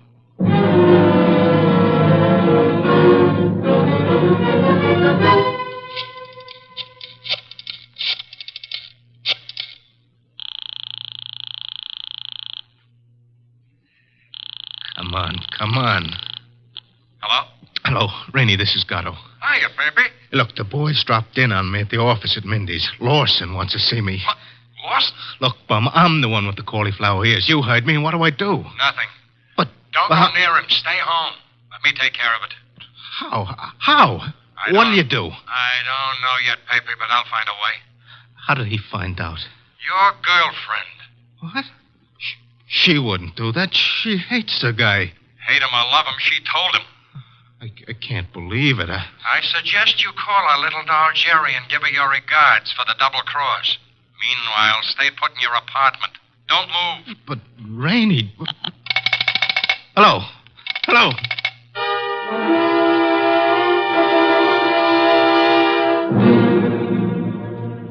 75, 3. 319, 3... Archie. What on earth are you mumbling about? The high cost of blonde. Indeed. Oh, you can say that again. I have no intention of doing so.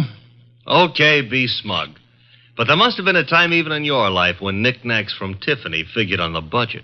Phooey. Not to mention steak dinners and champagne. Or what did you feed your girls? Peppermint lozenges? Nonsense. Nonsense? They preferred lime. Oh, I'm dying, and he laughs. Mr. Wolfe? Yes? I have decided that you are giving me a raise. Archie, this is not a period in which unilateral decisions are wise. So I'll be a dope and get a raise, huh? As for your future mental attainments, you may be right. As for a raise... You want to drive me to gambling? Like betting on fights or going... Okay, it's the doorbell, and I'm answering it. The name's Rainey. You're Goodwin? I'm Goodwin. Come in. Is Wolfe in? Mr. Wolfe is always in. Unlike prize fighters, I guess. Come on. Thank you. Mr. Wolfe, this is Mr. Rainey, the man who lost his prize fighter. How do you do, sir? I'm not doing so good. Mr. Wolfe, you got to help me. That will depend. On what? The fee? I digress. Your problem is what, Mr. Rainey? Mr. Wolfe, I manage a fighter named Gatto. Maybe you've heard of him.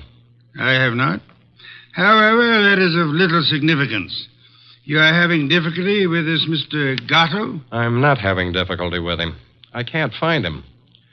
Maybe you better let me give you the whole picture, huh? Very well. Well, Gatto is an up-and-coming boy, Mr. Wolfe. He had a little upset last week with a guy named Eubanks. But everybody knows in spite of that, Gatto's heading for the big time. I think he'll prove that when he goes against Mellish. Mr. Mellish being another pugilist, huh? That's right, Mr. Wolfe. Now, Pepe, that's Gatto. Pepe was due at the Turf Club this afternoon to meet the opposition management and go over the setup. He was due, but he didn't show. I waited all afternoon, and then I started the phone calls and taxis. The results? No results. I combed every joint I ever knew him to buy a beer in, and the score was 0. Matter of fact, nobody's even seen him for 4 days. You would have tried the gymnasiums, naturally? I did. Does this pugilist have a home? Yeah, 206A Rathburn Street. A penthouse on the roof. He was not at home during all this time? It's where I tried first. It was empty as a bank on Saturday afternoon. I see. And you want me to find him for you? If Pepe blows this fight, Mr. Wolfe, it'll ruin his career. And the preservation of his career is worth a good deal to you? I got a check for $2,000 right here. Archie? I'll get it. $2,000. Very well, Mr. Rainey. I shall take immediate steps. I got a cab waiting outside. We can get started right away. We? Phew. I shall remain here. But how do you expect to... Archie. Yes, Mr. Wolfe? You will leave with Mr. Rainey. I need information. You might try the Rathburn Street penthouse to start with. But I've already been there. With all due apologies, Mr. Rainey, suppose you restrict your activities to pugilists. Archie is a trained observer. You are not. Archie, you will pick up whatever you can at Gatto's apartment. I especially suggest a careful check on his wardrobe. Wardrobe? If his clothes are missing, Mr. Rainey, it would indicate that he left voluntarily and deliberately, for whatever reasons he may have had. If they are not, Archie, you will phone me from the apartment after your investigation is over. Okay. I shall, in the meantime, devote some thought to the subject. Huh? For $2,000, all you're going to do is devote some thought? Mr. Rainey, if I were not a modest man, I would point out to you that you're getting quite a... a bargain.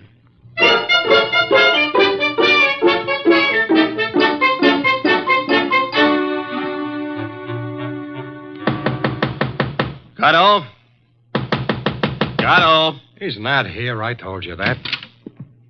I was up here before. He left the door unlocked? I had a key. Guess I forgot to lock up after I left. Now, let's look around. Bathroom? Yeah. Empty. It's a nice penthouse. That a closet? Yeah. What do you think? He's playing hide and seek? Try it. Okay. Anything in there? Nothing I'm looking for. What's that you found? A hat. Well, let's see. Lady's hat. Yeah, smart and expensive. Label reads a Madame Yetta original. That bunch of lace and feathers cost somebody a fast $50. Yeah, probably one of his girls left it behind. And maybe she'll call for it. Come on, we'll take a gander out on the roof. I took a gander out there. It's bare as a bone. What have we got over there with the chimney? Where? Over there. Just an old awning. Got blown down in the storm last month. Be right with you. What are you doing? Looking under it. Oh, brother. You found him? Yeah, we found him, chum. A little late. 2 holes in his dorsal development and dead as a clay pigeon. Yeah. Well, what have you got to say? Well, now at least the bookies will cancel all bets. We both save our dough. Yeah. I got to phone Mr. Wolfe.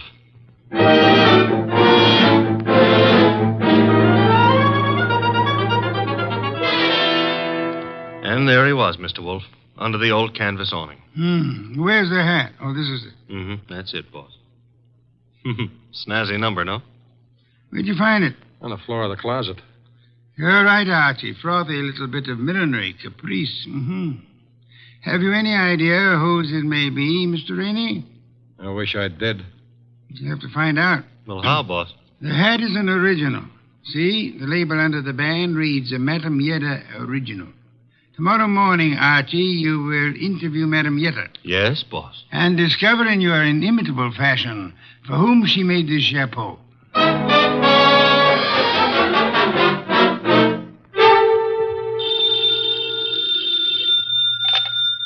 Hello? Archie again, Mr. Wolfe.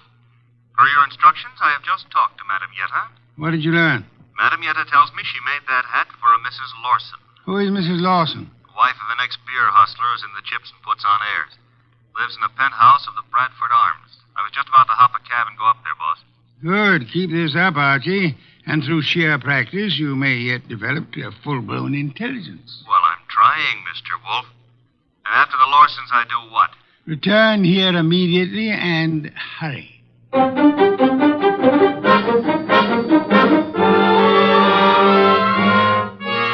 do you do, Mr. Lawson?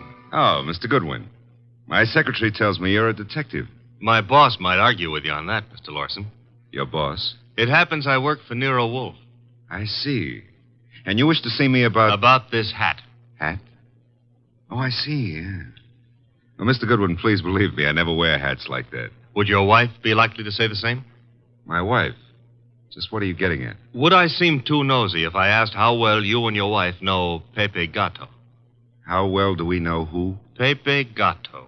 The pug? No, not such a pug. No, huh? I lost $25,000 on him in the Eubanks fight. If you ask me, he laid down like a dog. And did you talk it over with him? Talk it over with him. Never seen the man in my life. Not even at the fight? No, I placed the bet over the telephone. I'd scarcely have anything to do with a character like Gatto, Mr. Goodwin. You surely won't from here on out, Mr. Lawson. What do you mean? Gatto is dead. You don't say. He was murdered last night. Murdered? And what would you say, Mr. Lawson, if I told you that this hat is your wife's and that it was found in a closet in Gatto's apartment? Now, wait a minute. Let me get this straight. Are you implying... Not implying. Facts are sticking out. What time was this dumb brute done away with? Oh, I'd set it at somewhere between 5 and 7 p.m. last night. Well, you said it very conveniently. Thanks. Why? My wife and I drove out of the city at 4:30 yesterday afternoon. Didn't get back until 2 this morning. And this hat? It took wings and flew into Gatto's closet? Is that the answer? No, that's not the answer. Then what is? This is. A month and a half ago, I was with Celia on a bus top. She was wearing that hat, and the wind blew it off her head. I see. And from there, we figure that somebody picked it up, and it finally wound up at Gatto. You can figure anything you please. Personally, I don't feel in any way obligated to figure anything. Darling, I was just on my way out, and... Oh, I'm sorry. I didn't realize you were busy. Yes, I am busy, Celia. Wait a minute. He's not all that Run along busy. now, dear. You'll be late. But I want to talk Run to you. along, Celia. Yes, darling. Sorry. I'll see you later. Beautiful. Really beautiful. I've always thought so, Goodwin. You, didn't give me much of a chance to talk to her, did you, Lawson? If I didn't, it's for your own good. My good? I don't get it. Celia's a sensitive person, and I won't have her bothered.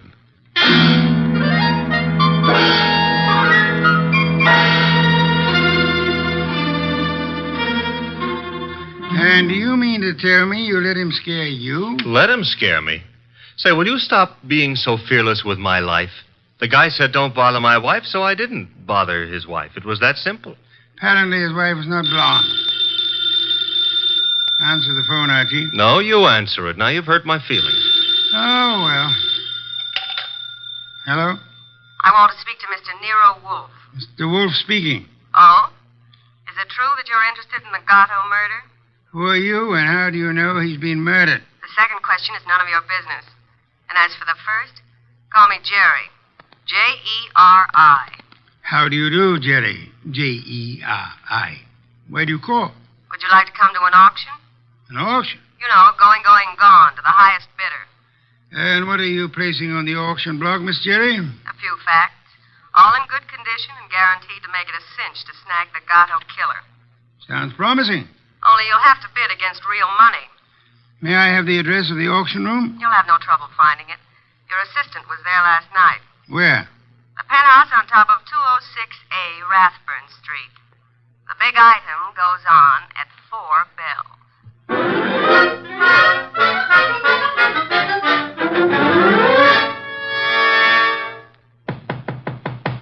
Yeah? Who is it? Man named Wolfe sent me. Just a sec. You're Jerry, huh? I was expecting the man named Wolfe. Unfortunately for me, honey, when he's expected, I usually show up. Come on in. You? See, I'm the legs of the combination. He's the brains. It makes a nice division of labor. I see. You came in plenty of time. On the nose is our custom. Where are the rest of the bidders? Any second now. Mm-hmm. How many besides me are coming? One. Small auction. But big action. How'd you happen to decide on this? I knew Gatto pretty good. And you were fond of him pretty good, huh? How did you guess? Well, you've got a key to this place of his, or you couldn't let yourself in. It adds, no? Gee, you should have been a detective. Just what I keep telling Mr. Wolfe. Look, tell me, Jerry, darling, this other person who's coming to the auction, who? The killer? You don't say. You sure the killer isn't here already? Look, I didn't kill him. The story you would like me to believe is that you witnessed the killing, huh? Called the killer and Mr. Wolfe and said, come on, kids, you can get me either to talk or shut up, depending on who pays the most. That it? Something like that. Mm-hmm. Okay, prove you know what you're talking about. Who is the killer? Is it Block Rainey? Should also have your head examined, pretty boy. I talk for dough and only for dough. Not that I'm mercenary or anything, but... Okay, tell me this. How come you saw the killer in the act? Simple. I was here with Gatto. Called me to come see him. While I was here, the shot came through the window there from the roof. You know something, sweetheart? What? I can't understand how a girl like you, a pretty nice girl under all that paint and powder and Broadway shellac, how you could do a thing like this. You were in love with Gatto, I know that. Everybody does. And still you're willing to keep your mouth shut if the killer pays enough. How come? What's the matter, honey? Did I hit a tender spot? I don't think you understand. Sure, I was in love with the goof. Then along comes this other dame. She's rich and beautiful, and she has everything to give him. Ooh, do I know her? Of course you do. She... Jerry! Oh. Jerry.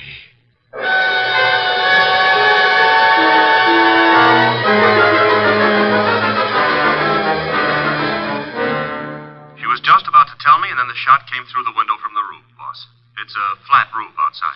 You didn't, I suppose, see the murderer? No. I caught Jerry in my arms. By the time I laid her down on the couch and got out on the roof, the killer was gone. Get right over here and bring our client with you, if you can find him. Rainey? That's right. He has a right to be in on the kill. Okay, boss. But keep away from that beer till I get there. Don't be impertinent. I shall be busy phoning Mr. and Mrs. Lawson. Meanwhile, I want them here, too.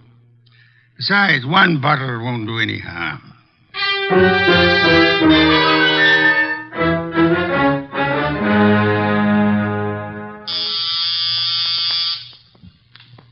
There they are. Let them in, Archie. You remain seated, Mr. Rainey. Okay, Mr. Wolfe. Well, come in, Mr. Lawson. Come in. Mr. Wolfe here? He's here. Nice of you to come. Anything to help the law. Mr. Lawson. Your wife didn't come. No, Mr. Wolfe. She was out when you called. Sorry, I forgot to tell you. I left word with the butler, however. Mr. Lawson, about 20 minutes ago, a girl named Jerry Fay was killed. So?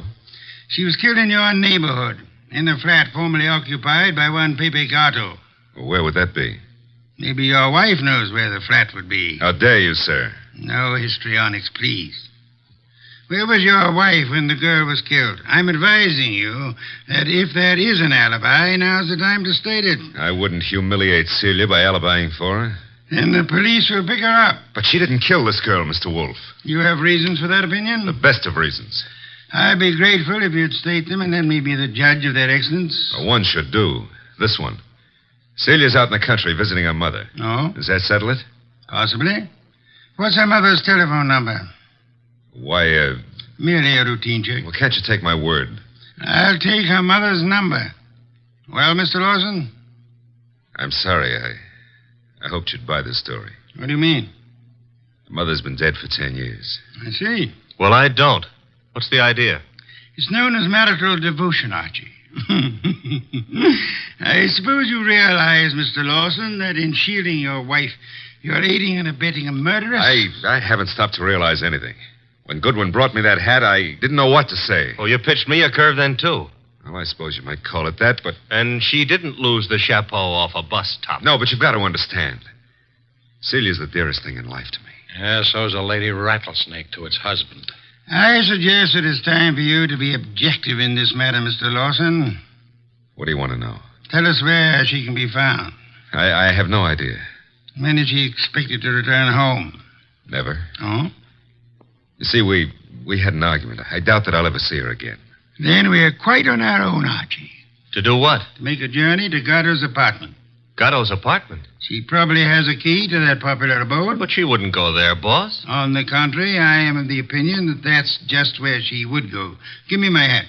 Don't tell me you're going to stir yourself. It's a most unpleasant necessity, Archie. But the lady in question is dangerous and not at all hesitant about indiscriminate gunplay. Get out the car, Archie. We'll make the journey to Rathbun Street penthouse with the hope that Celia Lawson will show up in time to mourn her lost love. You want me to go along with you, too, Mr. Wolfe? Yes, indeed, Mr. Rainey, I do.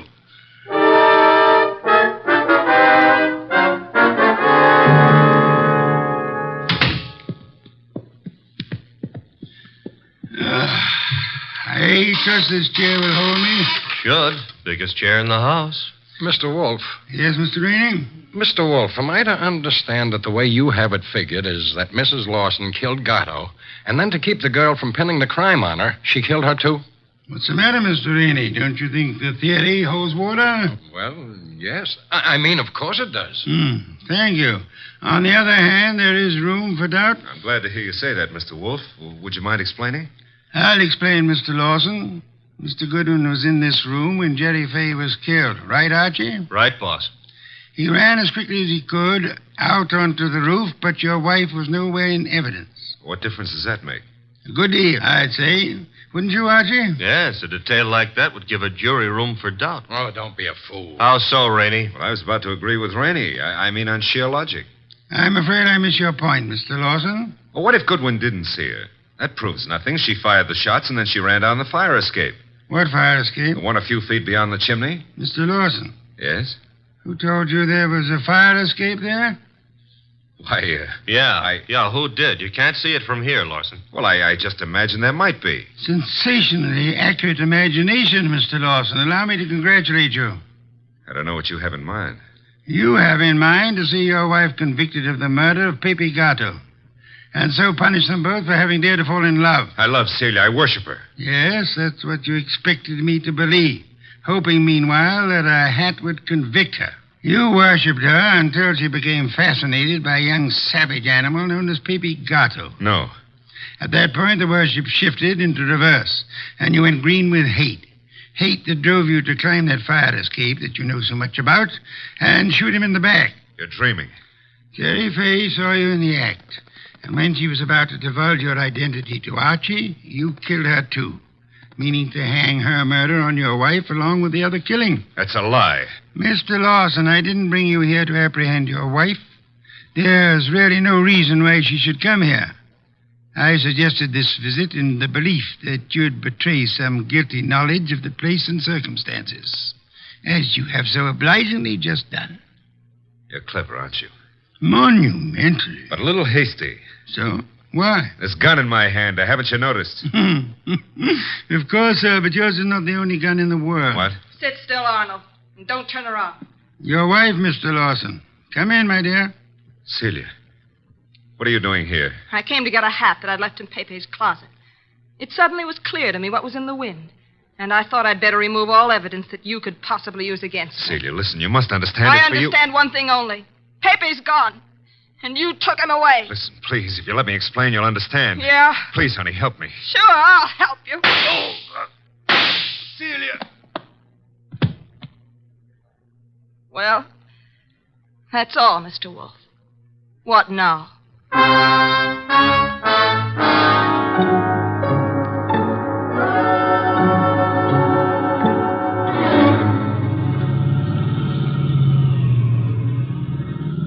Archie, why is it when you drive it always gets so crowded outside? Will it go tough on her, boss? Why not? She killed a man in cold blood. Though she actually saved our lives while doing so. I hope that helps her at the trial. I hope so, Archie. After all, if she hadn't done what she did, what would have happened to the lobster bisque? What lobster bisque? The lobster bisque that Fritz is making for dinner. Hurry, Archie. It really can't be appreciated unless it's eaten hot.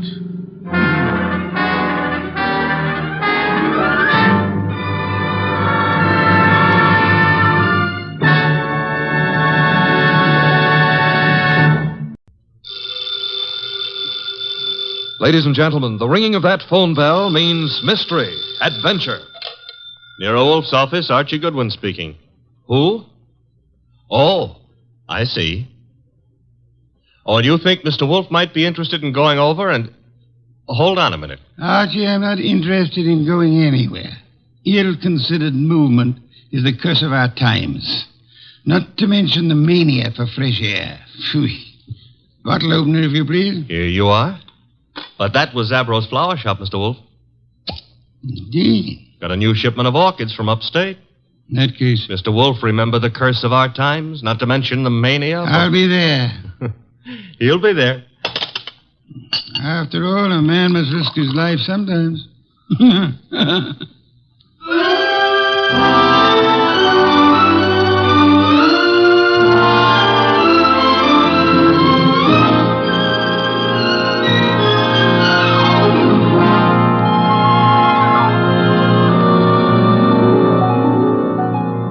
Ladies and gentlemen, it's the bulkiest, balkiest, smartest, and most unpredictable detective in the world. That chairborne genius, Nero Wolfe. Created by Rex Stout and brought to you in a new series of adventures over this NBC network in the person of Mr. Sidney Greenstreet.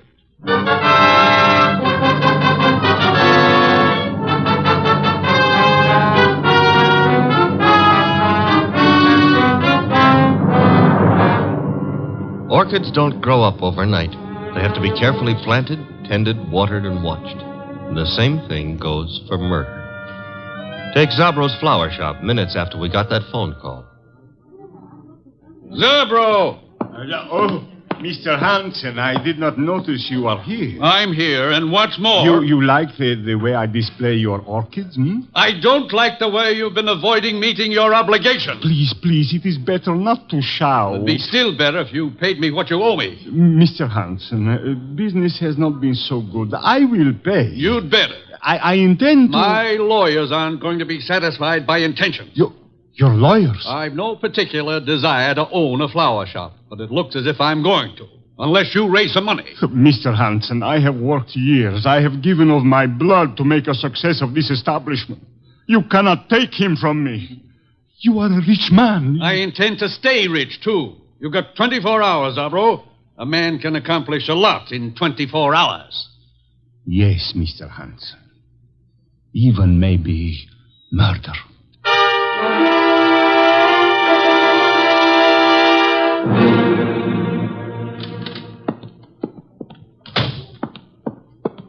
Mr. Zabro? Oh, good afternoon, Miss Hansen. Is Uncle here? Yes, he is here. At the display, towards the back of the store. Thanks. How is he? Oh, I mean... He is the way he always is. Hard, vindictive. Mr. Zabro. I am sorry. Excuse me now. Uncle? What is it, Enid? Have you seen my display? The lilies? Uh-huh. Yes, pretty. Oh, thank you. He's not here. Well, I didn't say... You didn't have to. John Arndt is not here. Why he is not here, I don't know. His job was to look after my display. Perhaps he doesn't need a job anymore. You know he does. Fiddlesticks. After all, if he marries my heiress... Uncle! My dear girl, John Arndt is a fairly capable man with orchids. Outside of that, I have no use for him whatsoever, especially in the role of your husband. Well, isn't that for me to decide? Of course it is, except that, pretty as you are, John Arndt is seeing you through a golden haze. To be precise, the money that will come to you from me when I die. That's nasty. It's the truth. Well, you can't know that. I'm going to find out. What? I saw my lawyers this morning. Among other things, I instructed them to draw up a codicil to my will. A codicil to the effect that all my money goes to you on one condition. Oh, you couldn't. I did. The condition was that you refrain from marrying John Arndt, either now or at any time in the future. Well, that's not fair. It's a very good way of discouraging Mr. Arndt. What'll you bet his ardor cools off quickly, You told him? Yes. Probably why he hasn't appeared as yet. He's sulking. You really signed that codicil? I will, as soon as the papers are drawn up. Where are you going? I don't know. I've got to get away someplace and think. Very well. Think about forgetting John Arndt. Best thing in the world for you. Uncle, do you really think you can manage other people's lives for them? I don't see why not. No? Well, people don't like to be managed. They get desperate sometimes. And sometimes they kill.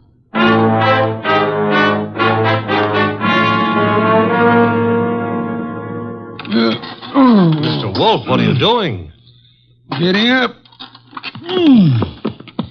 I'm up. Well, that makes you eligible for the Explorers Club or something. My coat and muffler, Archie. I got 'em here. Thank you.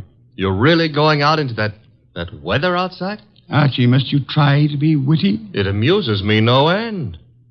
Haven't you seen enough of those weeds yet? An orchid is not a weed. Another muffler, Archie, the woolen one. You've already got 2 on. Please, fresh air clogs the lungs, Archie. Sure, everybody knows that, but they won't admit it. Of course not. A conspiracy of silence. Archie, I'm ready. You sure? I can see a square inch of skin showing. Tom, you're driving me to Zabro's. Mm-hmm. All right, careful. And take a deep breath. I'm going to open the door. You ready? Yeah, very well. Open it. Be brave, Mr. Wolfe. We'll keep the car window shut, and maybe you'll make it. Careful. The risks one takes. In you go.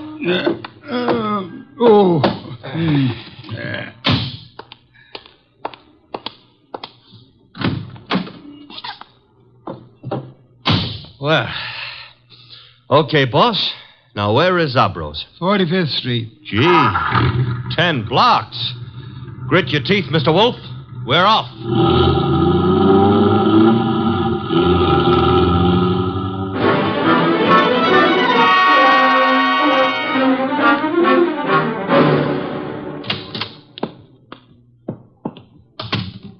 Oh, Mr. Wolfe, I'm glad you are here. Those orchids you wrote me about had better be worth a trip. The trip?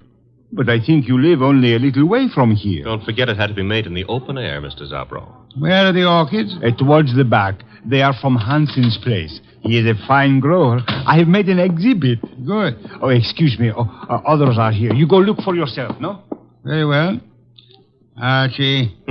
Oh, I was just noticing Did a girl just enter the store? A girl, a goddess, tall, graceful, Venus de Milo with arms. Arms that were made... Never mind. Let's go look at orchids. Thank you. Very fine. The exhibit is laid out like nature, huh? Reminds me of a spot in Central Park that I spent some of my happiest moments in. Then you do like flowers. I don't go to Central Park to look at flowers. I went there to, forget it. Gladly. Now go away and annoy someone else. Venus? I want to concentrate on these orchids. Goodbye. Okay. I'll leave you alone with your loved ones. Let's see, maybe I can arrange to be left alone with something I could very easily learn to love.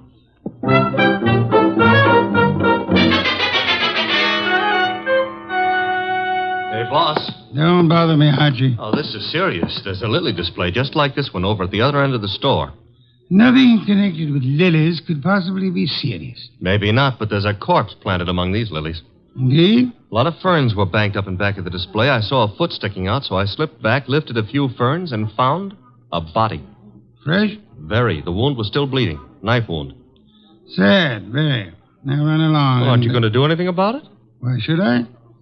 Anyone who would permit himself to be found dead or alive among a display of lilies is beneath contempt. Well, maybe the poor guy didn't have a chance to crawl into an orchid display before he died. However, if that's the way you feel, I'll tell the police all about poor Mr. Hanson and let them... Who? Hanson, the orchid grower. He's one of the finest in the country. Not is. Was. Wasn't me who pushed him under the lilies. Under lilies? Bah. He would have hated that. Have you told Zabro? No. Zabro's been busy up front. Where is this display? Right along here. There's been a number of people in the store since we came. Someone else may have noticed that dead man's foot. I covered it. Satisfactory. At times you give the illusions of intelligence. Is this the display? Yep. Come around to the back. There's a little space between the back of the display and the wall. Yeah. Now here, right under this pile of ferns... Yes, Archie? Hey, that body. What about it? It got bashful. It's gone. Indeed. The corpse was dead. Corpse is off now. Confound you, Archie. Have you been drinking too much milk again? Now, look, boss, I saw him there. The blood's still coming out of his back, and I tell you that... Let me understand you. Are you suggesting the corpse rose and walked away? No, but somebody could have dragged it away. Somebody who put it here in the first place. Pictures, no doubt. Come along, Archie. If this is some half-witted trick to distract me from the orchid... Oh, no. I never come between a man and his love. Hey, wait a minute, Mr. Wolfe. Yes? Do ferns bleed? Let me see. Oh. Indeed. Yes, there is blood. Fresh arterial blood on these ferns. Bright red color. Which means there was a wounded person among these lilies recently. Thanks for the late vote of confidence. Whoever killed Hanson apparently found a better place for him. Mm-hmm. Took him home to put him over the mantelpiece. Unlikely. Hanson wasn't very decorative. Okay. Now shall I for the police? You have nothing to show them except a fern leaf covered with blood? No. Don't tell me you smell a fee among all these flowers. Hanson was a man I admired. Good heavens, Archie. The number of first-rate orchid growers is small enough without one of us being murdered. Mm-hmm. Unsportsmanlike, huh? Okay, we won't stand for it. What next? The body was removed from the building. How? Well, I wouldn't swear to it, but there's a window here that leads out to an alleyway. Could the alleyway be seen from the street? I don't think so. There's a bend in it. Wide enough for a car? Yep. Bring Zabro to me. Oh, don't bother. He's coming himself. Well, Mr. Wolfe, what do you think of the... Mr. Wolfe, I do not believe this. What don't you believe? You are looking at lilies. Not exactly.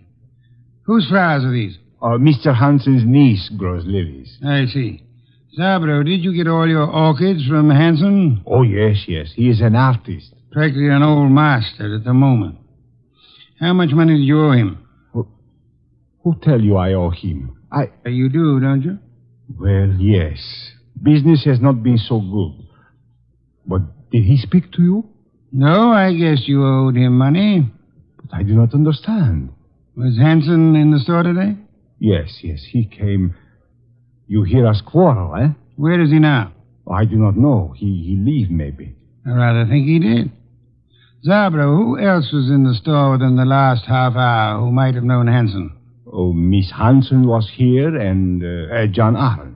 He is Mr. Hansen's assistant, and how you say, sweet on Miss Hansen. Was she the tall girl came in shortly after we did, Mr. Zabro? Tall? Yes, I think so. Are either of them still here? No. They go. Together? Miss Hansen go first. Very well.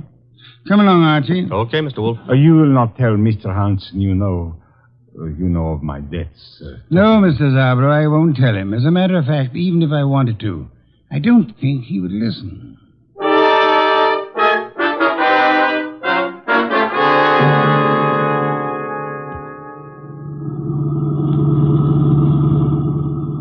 I love these long drives in the country. Where are we going? Hansen's place. Oh. You think he returned to it to haunt it, huh? He was returned there, I suspect. Uh-huh. In order to cast suspicion on himself. Miss Hansen lives with him. Mr. Arndt works for him on the premises, therefore... Miss Hansen will be there? I imagine so. Why? Oh, nothing. Nothing at all. Boss, can we stop at the next town? Why? I want to buy a book on lilies. This sudden... You mean Miss Hansen grows them and there? Uh-huh. You see, that way we'll have something in common. Perhaps, but Archie, is an interest in flowers what you want to have in common with her?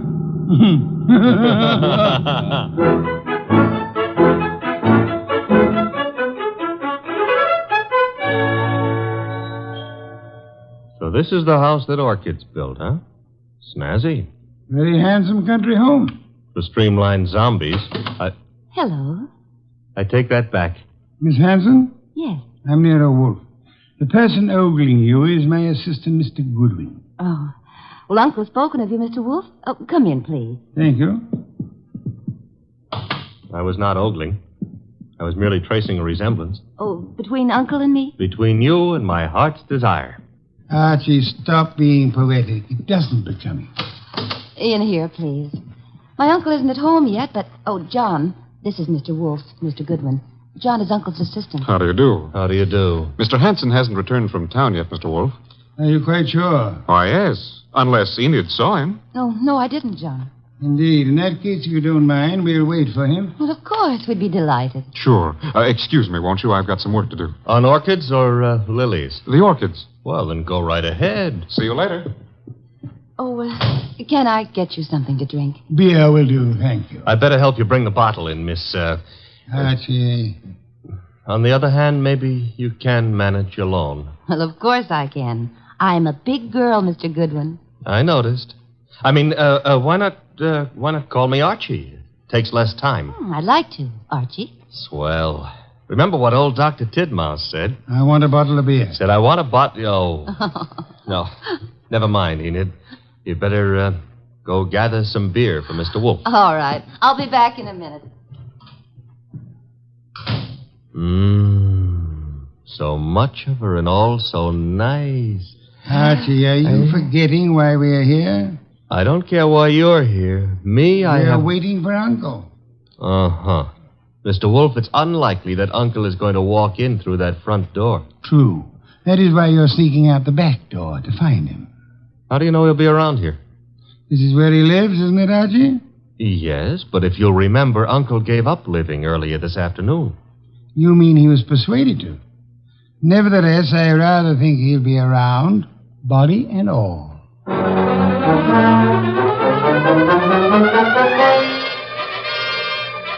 He wasn't in the house, so I tried the conservatory, hothouse, what have you.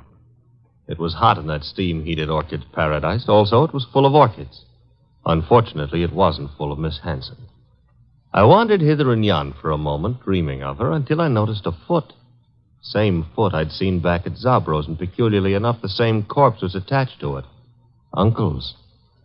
I was bending over to take a closer look when I felt a thud. I realized that thud was the sound of something hitting my head, and I began to realize, too, that I'd been knocked almost unconscious, which the second blow did.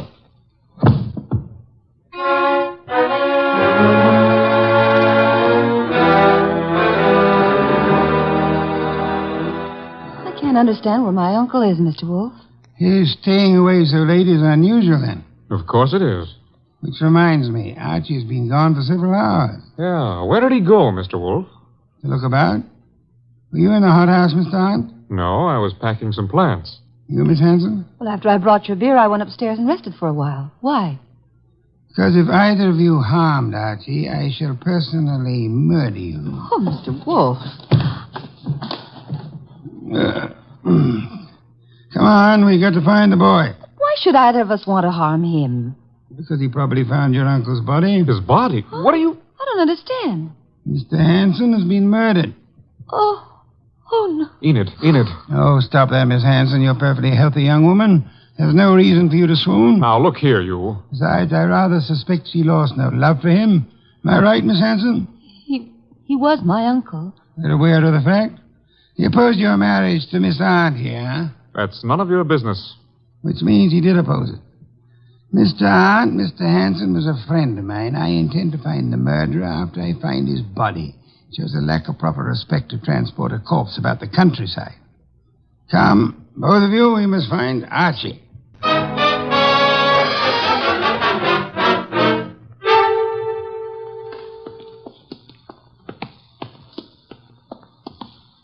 This whole thing's like a nightmare. If you can't wake up from it, let's go on with the search. Oh, look, there on the ground.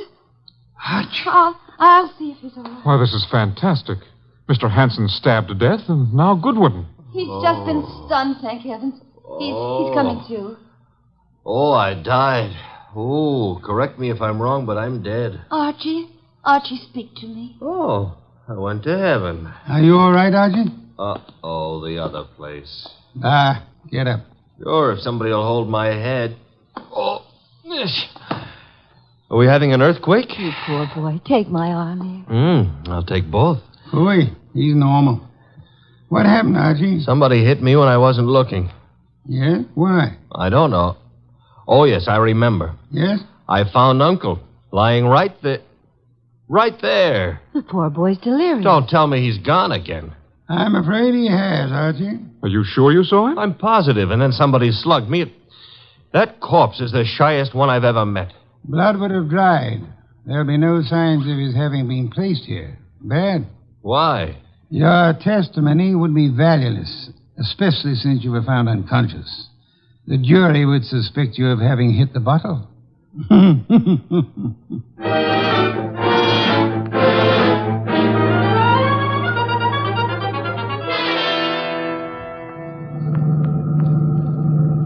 Why didn't we stay the night? I'm a sick man. Enid would have nursed me. You're not sick.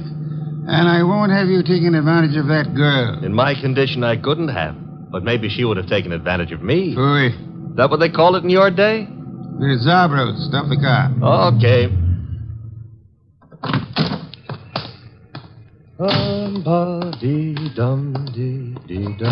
Here we go. No, I can manage. I'm not entirely helpless. Place is closed. Dark.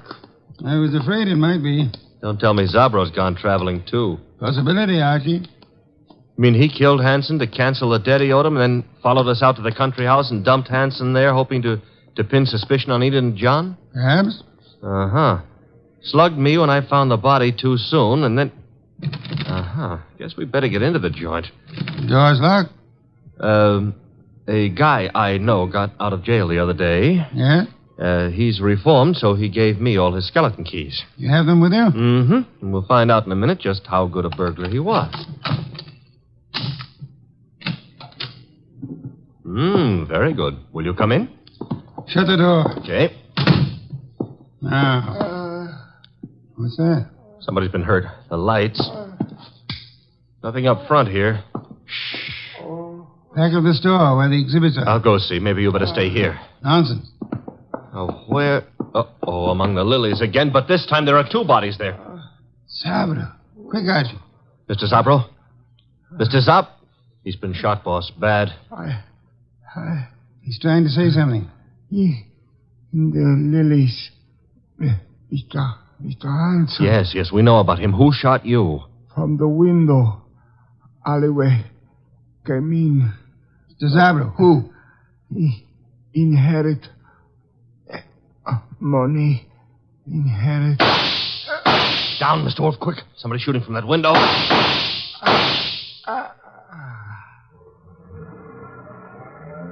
Archie. All in one piece. Are you all right? Yes, that car. It's gone. Brought the body here and... Zabro. He couldn't duck. He's dead. Yes. Police, boss, this time we've got more than a fern leaf smeared with blood to show them. Not yet, Archie. I'd prefer handing the murderer over to them along with the victims. I'm going home. Archie, get Miss Hanson and Mr. Arndt there as soon as you can. Well, suppose they don't want to come. Knock them unconscious and drag them there. Not Enid, boss. Enid's... Hey, what Zabro said about inheriting. Don't anticipate, Archie. When you get them to my office, we'll identify the murderer then.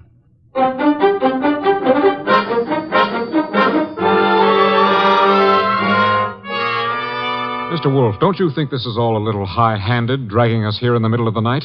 Murder is even more high-handed, Mr. Arndt. Please, John. Miss Hanson, do you inherit? Well, I guess so. I'm Uncle's only relative, so I suppose. Wait a minute, Enid. Mr. Wolfe, are you suggesting that she had anything to do with this invisible corpse? The corpse is no longer invisible, Mr. Arndt. You've seen Uncle? Yes, dead in Zabro's establishment.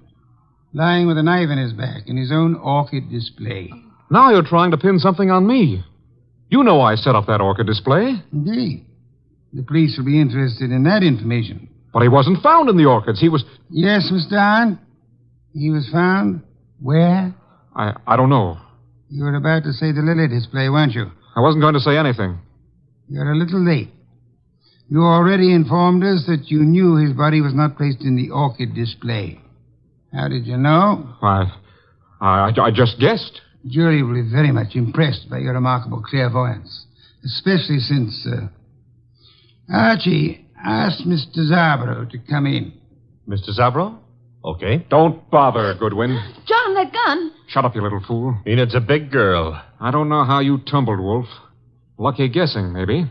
Oh, come now. Neither of us has indulged in guesswork. You killed Hanson, placed his body in the lily display to attract suspicion towards Miss Hanson. You felt sure she wouldn't be convicted, so you were safe. She would inherit, you would marry her, a marriage which your uncle opposed. When you saw that Archie had discovered the body too early for you to establish an alibi for yourself... Then he sneaked the body out of the window into his car and then dumped it in the hothouse. For time. Go on, Mr. Wolfe. He didn't intend it to be discovered there, which was why he knocked you unconscious, Archie. Oh, I'm so glad he had a good reason for it. He had a body on his hands. He decided to double back, put the body in its original place, and carry through his plan. But Zabro caught him at it, poor fellow. I thought Zabro was in the other room. Lost you fool. Do you think I, too, am addicted to carrying corpses about? Zabro is dead. And you've given yourself away unnecessarily. Archie? All right. Archie, quick. Let go, Enid. I've got his arm. I'll give him mine with a fist attached. Oh. Very satisfactory, Archie. Now call the police. Inform them you have two corpses and a murderer for them.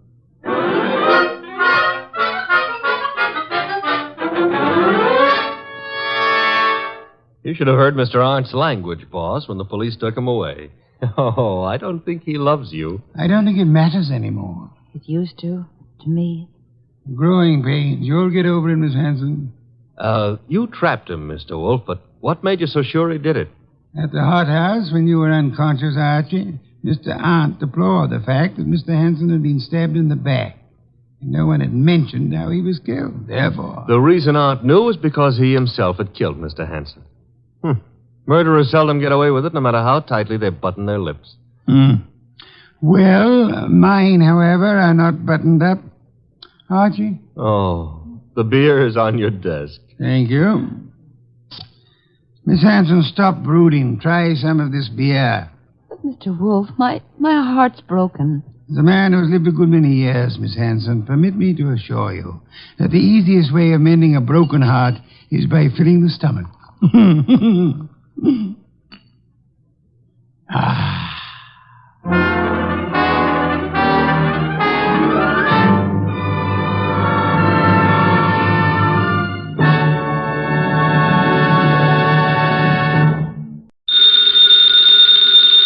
Ladies and gentlemen, the ringing of that phone bell means mystery, adventure.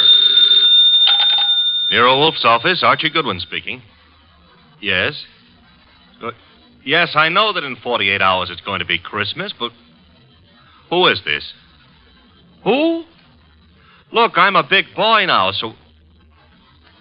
Okay. Tonight at 8. Goodbye. What the devil was that? This may come as a shock to you, Mr. Wolfe, but that was Santa Claus. You've been drinking? Uh-huh, the usual, milk. He's coming to see you at 8. He's got a problem. Indeed. It seems that some low, not to mention murderous character is going around slaughtering Santa Clauses.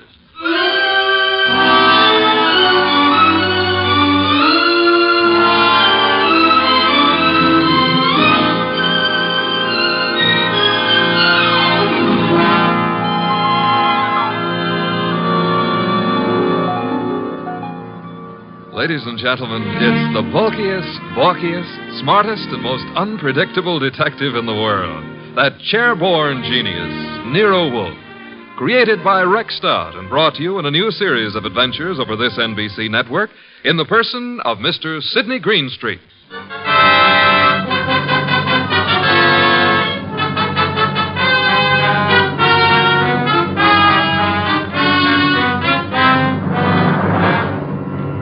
Began earlier than 8, however, the case of the slaughtered Santas. It began, to be precise, on the corner of 34th Street and Carlisle. The hour was close to 6, the weather cold, the sky dark. How you doing, Santa? I'm freezing to death, officer. It's a cold day. You packing up? Yeah, I guess so. Not many people around anymore. Oh, heading for home and dinner. How was the collection?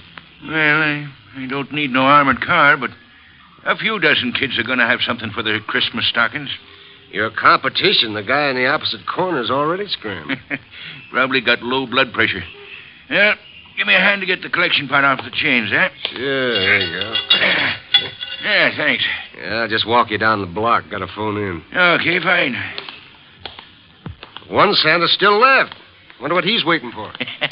Santa Claus. Well, watch yourself going down those chimneys tonight, eh? Sure. Well, I'll cut across the avenue here. Be seeing you. Hey, that car coming down the street. Got its lights out. Look out!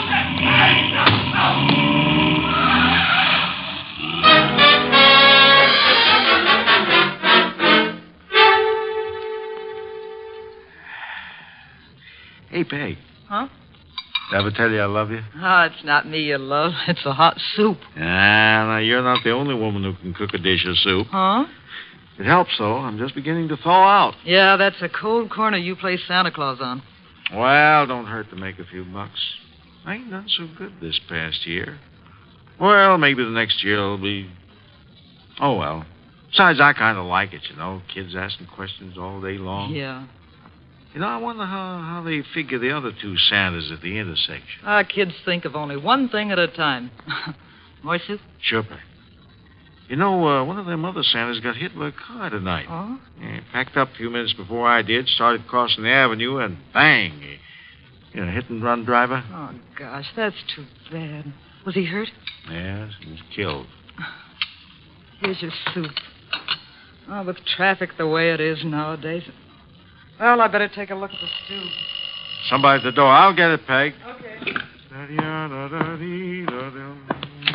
Yeah, what? Oh! Mike!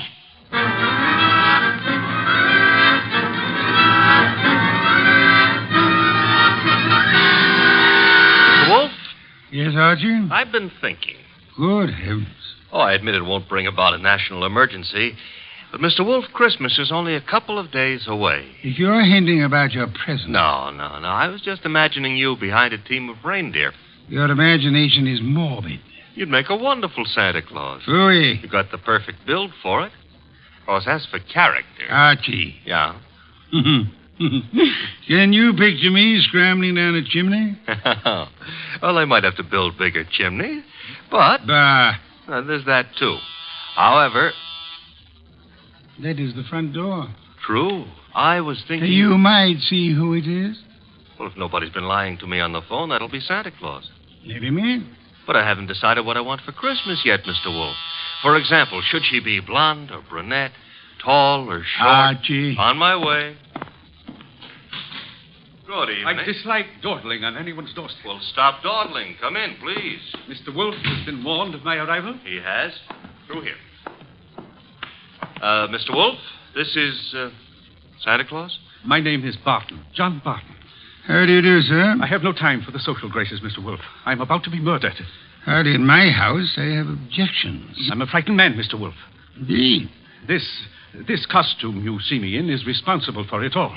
Why are you in it? I had a notion it might be, well, entertaining to play Santa Claus in public. I'm a wealthy man, sir. I can afford to have whims. Therefore, I have assumed this masquerade. However, it apparently is going to be the death of me. Mr. Barton, you have adequately conveyed an atmosphere and an emotion. I suggest you concentrate on facts now. Very well. I have been acting as Santa Claus for the Tuberculosis Fund. My station is the corner of 34th Street and Carlisle Avenue. I might add the northeast corner. Why? Because at that intersection there have been two other Santa Clauses. One on the southeast corner and one on the southwest corner. 3 Santa Clauses, then, on 3 corners. Yes. Now then, earlier tonight, the man on the southwest corner started home. He was crossing the avenue when he was run down and killed by an automobile. A regrettable accident. The car was running without lights. It deliberately ran the fellow down and then vanished. Not an accident, Mr. Wolfe. You saw this yourself? I did. 1 Santa Claus dead. The man on the southeast corner got home all right. According to the radio news flash, that's where he was killed by bullets.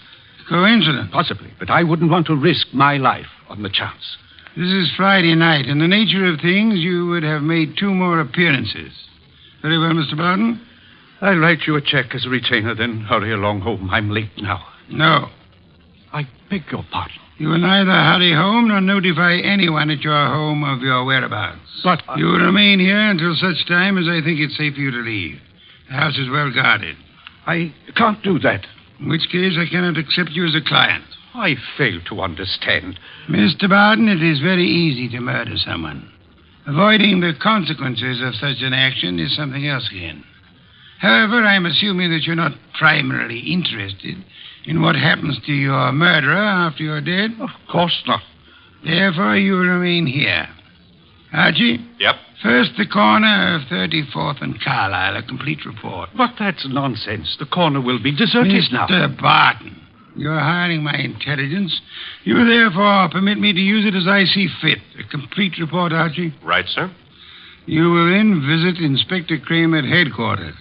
You will, in whatever manner you find effective, collect all the police information about the 2 already murdered Santas. Fine. The manner, I think, will be applying a blowtorch to the inspector's toes. Your levity is ill-timed. The inspector is likely to throw me out of my ear. Your problem. My ear? And on your way home, you might stop in at Mr. Barton's place. I don't see any purpose in that. Mr. Barton, there is a basic problem to which we must find an answer. Whether those 2 men were murdered because they were Santa Clauses or because their deaths were merely preliminaries to yours. Archie, I suggest haste. Yes, sir. And avoid blondes. I would like you to be home in time for Christmas.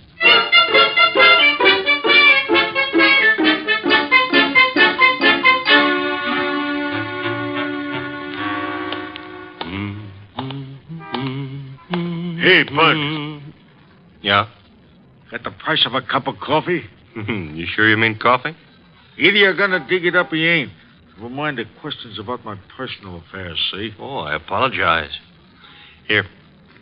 2 bits. Thanks. You're welcome. Don't let me keep you. You're not.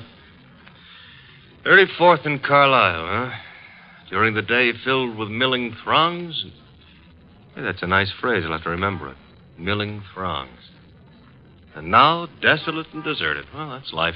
Is that a fact? That's philosophy. Yeah? Well, for 2 bits, I don't have to listen to no philosopher, see? Good night, Bud.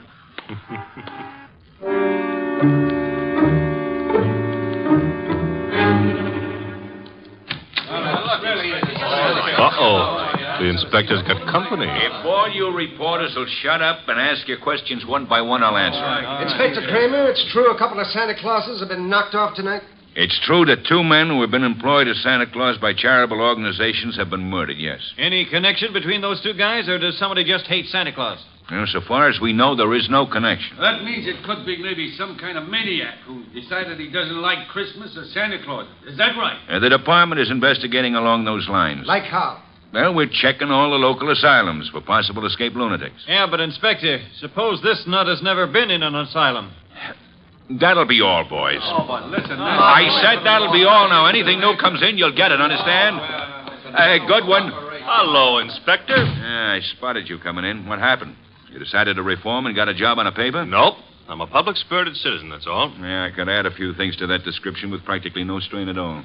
Mr. Wolfe and I are very sentimental about Christmas. We object to Santa Claus being killed. Nuts. Oh, Inspector, aren't you in favor of Christmas? I'm in favor of Christmas. I'm in favor of motherhood. Leave motherhood out of this. Neither of us are mothers. Our chances of becoming mothers aren't too good either. And furthermore... Okay, you're not giving, so get out of here. Thank you, Inspector. But Goodwin... Yeah? In case Wolfe decides to send me something for Christmas, you know what I wish he'd send me? What? Your head.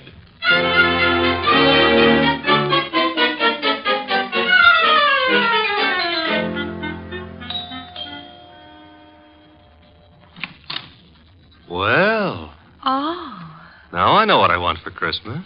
What did you say? I said my name is Goodwin, and it's cold on your doorstep. Oh, I'm sorry. Come in. Mm-hmm. You didn't mention your name. I'm Laura Barton. Mrs. Laura Barton? No. Fine. That is, what relation are you to John Barton? His niece. Why do you ask? Oh, you've got a beautiful voice. All this marble and no butler? I don't know where Pleasant is. He should be here. Have him shot at sunrise. Oh, Laura. Wayne, this is Mr. Goodwin. I never heard of him. What does he want? Well, I don't know. Wayne what? Stevens? Uh-huh. Friend of Mr. Barton? Half-brother, but we seem to be doing all the answering. How about your answering some questions, Goodwin? I'll try. Come into the library.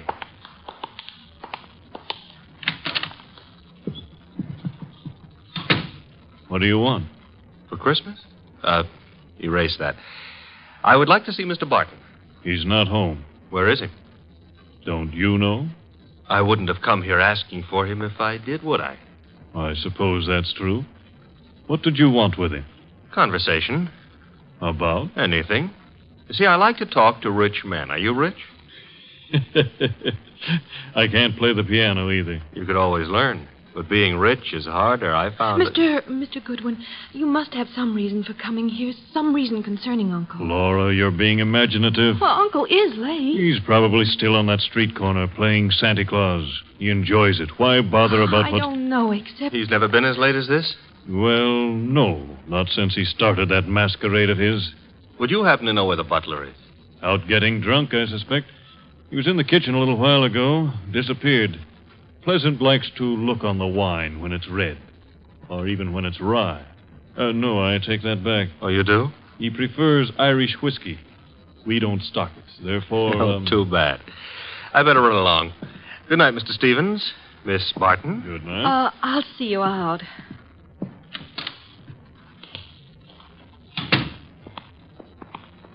Prettiest butler I ever saw. Blonde. Now, old Dr. Tidmouse always said, beware of blondes because... Mr. Goodwin, Well, I'm waiting. Well, Mr. Goodwin, you must know something about Uncle, something you didn't want to tell us. Makes you think so? Well, otherwise your visit was just pointless. Let's suppose I know. Now, I might be a kidnapper. Oh, no. My honest brown eyes? Your first name is Archie, isn't it? Archie? Archie Goodwin. Goes together nicely, don't you think? You work for Nero Wolfe. You're going back to him now? I might be, but then again, I might be going to the movies. I recognized you. Your pictures have been in the papers. Take me with you to see Mr. Wolfe. You can trust me. I never trust blondes. That's unfair. Well, no, I don't trust brunettes either. Furthermore, I'm not sure Mr. Wolfe would want to see you, so So? So why don't you, trail me home,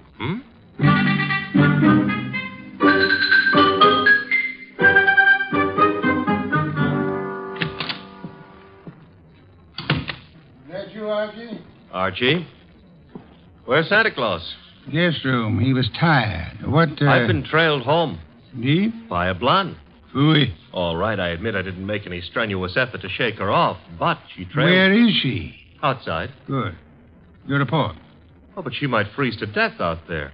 That's her problem. Your report, Archie. It's short and simple. It would be simple. I haven't got time to resent that. A blonde is dying. As for the report, corner of 34th and Carlisle is a very quiet spot at night. No one was around but a bum who got into me for a quarter. For coffee, he said. You will not put that quarter on the expense account. Stop worrying. That was a private gesture. There were 4 corners. Corner number 1 had a dress shop on it. Corner number 2, a drugstore with a beautiful redhead in the window making with a hair rinse. The ad said her name was Noreen, but it didn't give her phone number. Archie. 3rd corner was devoted to a shoe store, and the 4th corner had a bank on it. A bank? Uh-huh. Kind of thought we'd have a pause at that point. Mean something? Inspector Kramer's information consisted of... Oh, you're being coy. Kramer furnished the information the police could find no connection between the 2 murdered Santas. Except for the fact that they were both playing Santa Claus. Isn't that a little on the obvious side? This is an obvious case. The Barton home, Archie. Marble and old lace.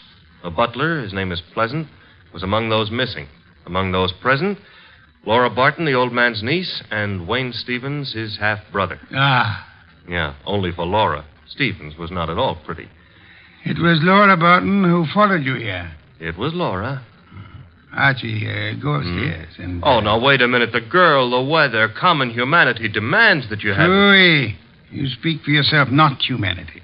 I'm human. On occasion, a debatable point. Very well. Let her in. Oh, thanks. Laura, come in. Laura Barton, Mr. Wolfe. How do you do? How much money do you inherit on the death of your uncle? What? That is known as the shock treatment. However, I need an answer. Uncle isn't dead, is he? That, for the moment, is irrelevant. How much? Half his estate. The other half? Wayne, Uncle's half-brother. Very well. Archie, will you go upstairs and inform Mr. Barton that his niece is here? Uncle is here? On my way.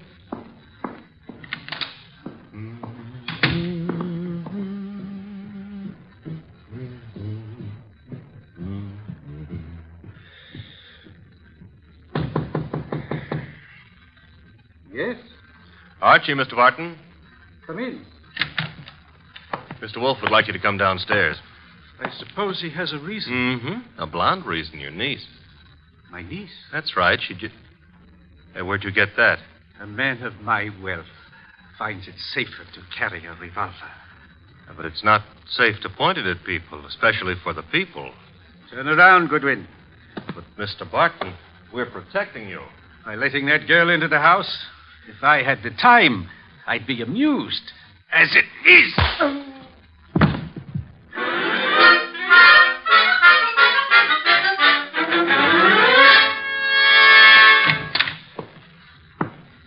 Archie, you been drunk? Good heaven. Uh-huh. Santa Claus came early. Your head? Which one are you referring to, my own or the one Santa gave me?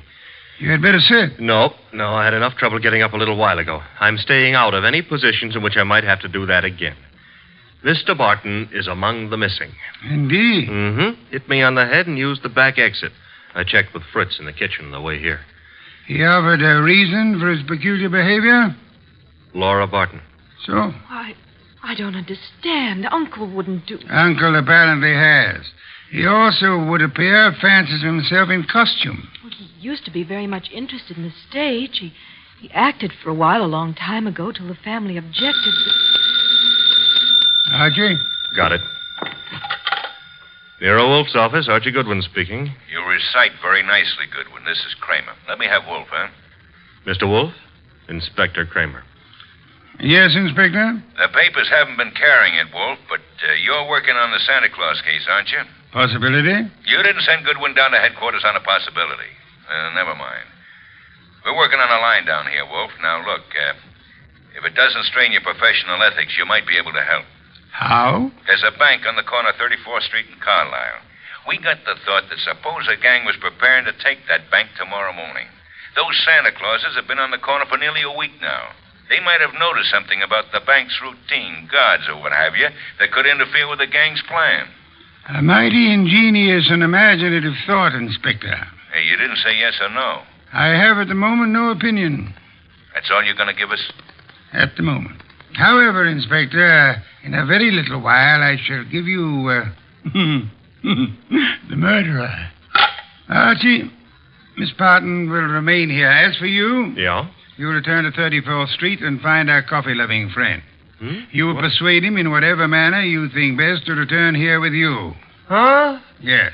You know, I think it possible you may be able to put that quarter on the expense account after all.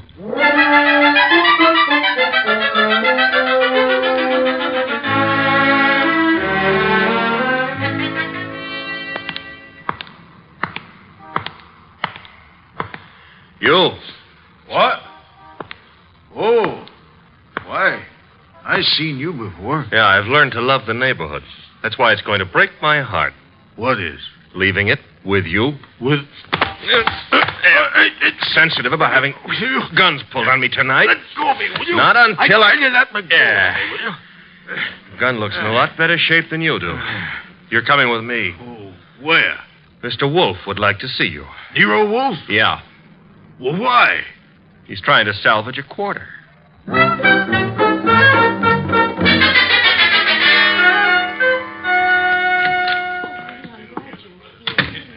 Ah, Archie. Uh-huh. Complete with, he wouldn't give his name. He did have a gun to it, though. This one. Yes. Archie, you know Miss Barton, of course? Hi. And Mr. Stevens? He joined us a moment ago. Miss Barton thought she'd be happy if he were here. Hello, Stevens. That's not the only reason I came. My brother is still missing. I'm concerned. Yes. You, sir, will you sit down? Watching people stand makes me uncomfortable. I don't have to. You do. Archie is stronger than you are. All right.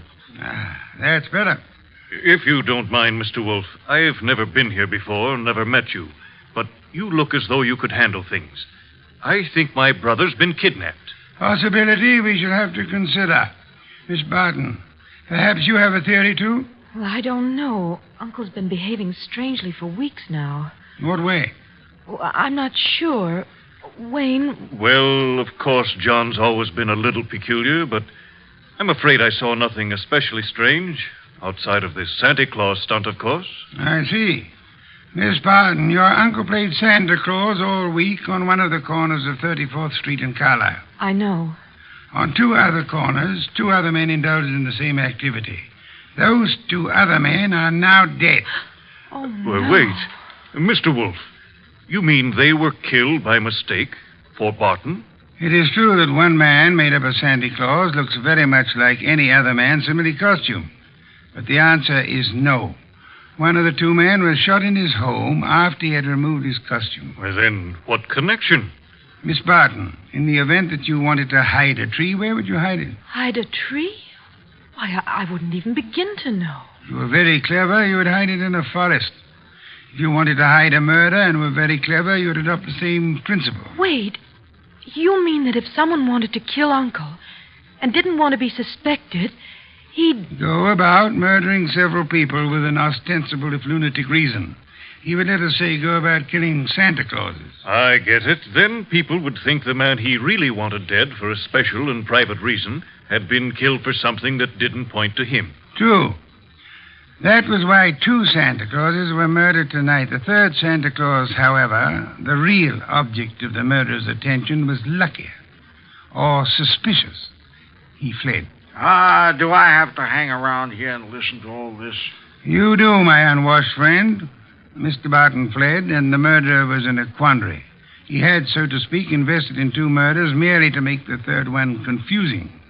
But he found himself unable to commit that third murder. He couldn't find his victim. Could he ask the police to do so? Hardly. But he might try to inveigle a private detective such as myself into the job. That makes sense, Mr. Wolfe, but why would my brother have deliberately fled from your house? I mean, he was protected here, so... But do I make myself clear? Very clear, Mr. Stevens. Archie, that gun you took from the dirty gentleman, you still have it? I still have it. Then would you mind pointing it at Mr. Stevens here until the police remove him?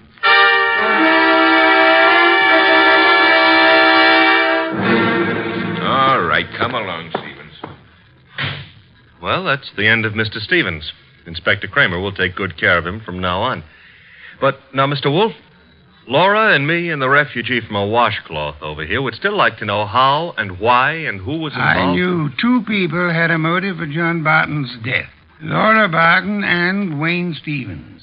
One of them proceeded to kill Santa Clauses in the hope that the police would assume those killings to be the work of a lunatic. The paper certainly hopped on that assumption. Yes. However, John Barton, aware that his life was in danger, escaped his murderer and hid. In this house? No. A man in Santa Claus costume came here and said he was Barton. However, he was an obvious imposter. He proved that by his flight when his niece came here. You mean he could fool you, but he knew he wouldn't be able to fool me, so... Precisely, therefore, was not Barton. Who was it? Who else had disappeared at the propitious moment? The butler, Pleasant. True. I distrust coincidence. Stevens needed an accomplice, hence he sent Pleasant here. And Pleasant would give you a song and dance about Barton's danger and then scram. You'd start investigating, discover Barton was missing, try to find him, and lead Stevens to his victim, huh? I frustrated that part of the plan by insisting on Pleasant's remaining here, which he did until... That part of it's fine. But how did you choose between Laura and Stevens? It was Stevens who knew, without being told, that Barton had been in this house and had fled from it. Yeah. You yourself mentioned that Stevens had only been here a moment, so you hadn't told him. Obviously, the butler phoned him as soon as he had hit you over the head and escaped. Furthermore, the butler masquerading as Barton had attempted to throw suspicion on Miss Barton. That convinced me of her innocence. Well, you've done it again, Mr. Wolfe, except for one minor detail. You're not very successful at irony, Archie. What minor detail? Where is Barton? In this house. Huh? When did that happen? You arrived home with the gentleman sitting near you. The bum? Wait a minute. This I ought to be able to figure out myself. Laura said Barton used to be an actor. That's item one, huh? Yes, Archie. Also, why is a supposed tramp hanging around a deserted intersection for handouts? The answer is he wasn't. He was keeping an eye out for trouble he knew was after him.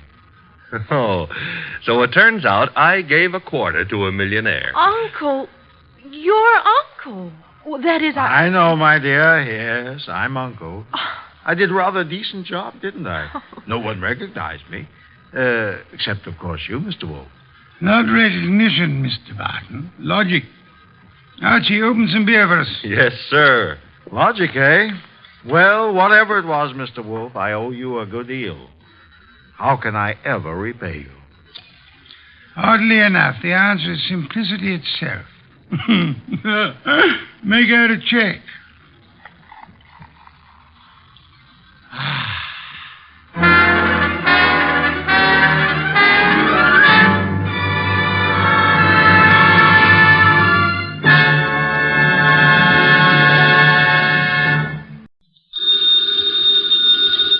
Ladies and gentlemen, the ringing of that phone bell means adventure. Hello? Hello? The young man answering the phone is Archie Goodwin. Yes, this is Nero Wolfe's office. The mountain of a man in the oversized armchair, staring at Archie with a beady eye, is Nero Wolfe. Mr. Wolfe is in. Mr. Wolfe is always in. Would he stay in until... He would. Archie, what on earth? Boss, she sounds blonde. Phooey. Don't believe I can tell over the phone? Okay. Excuse me, miss, but are you blonde? Oh. Go ahead and laugh. Thank you. Mr. Wolfe, we'll see you. Goodbye. I did not say. No, but you will. Besides, she wasn't blonde. And I want you to see red. Oh, Archie, you better think of some new ones. Ridiculous.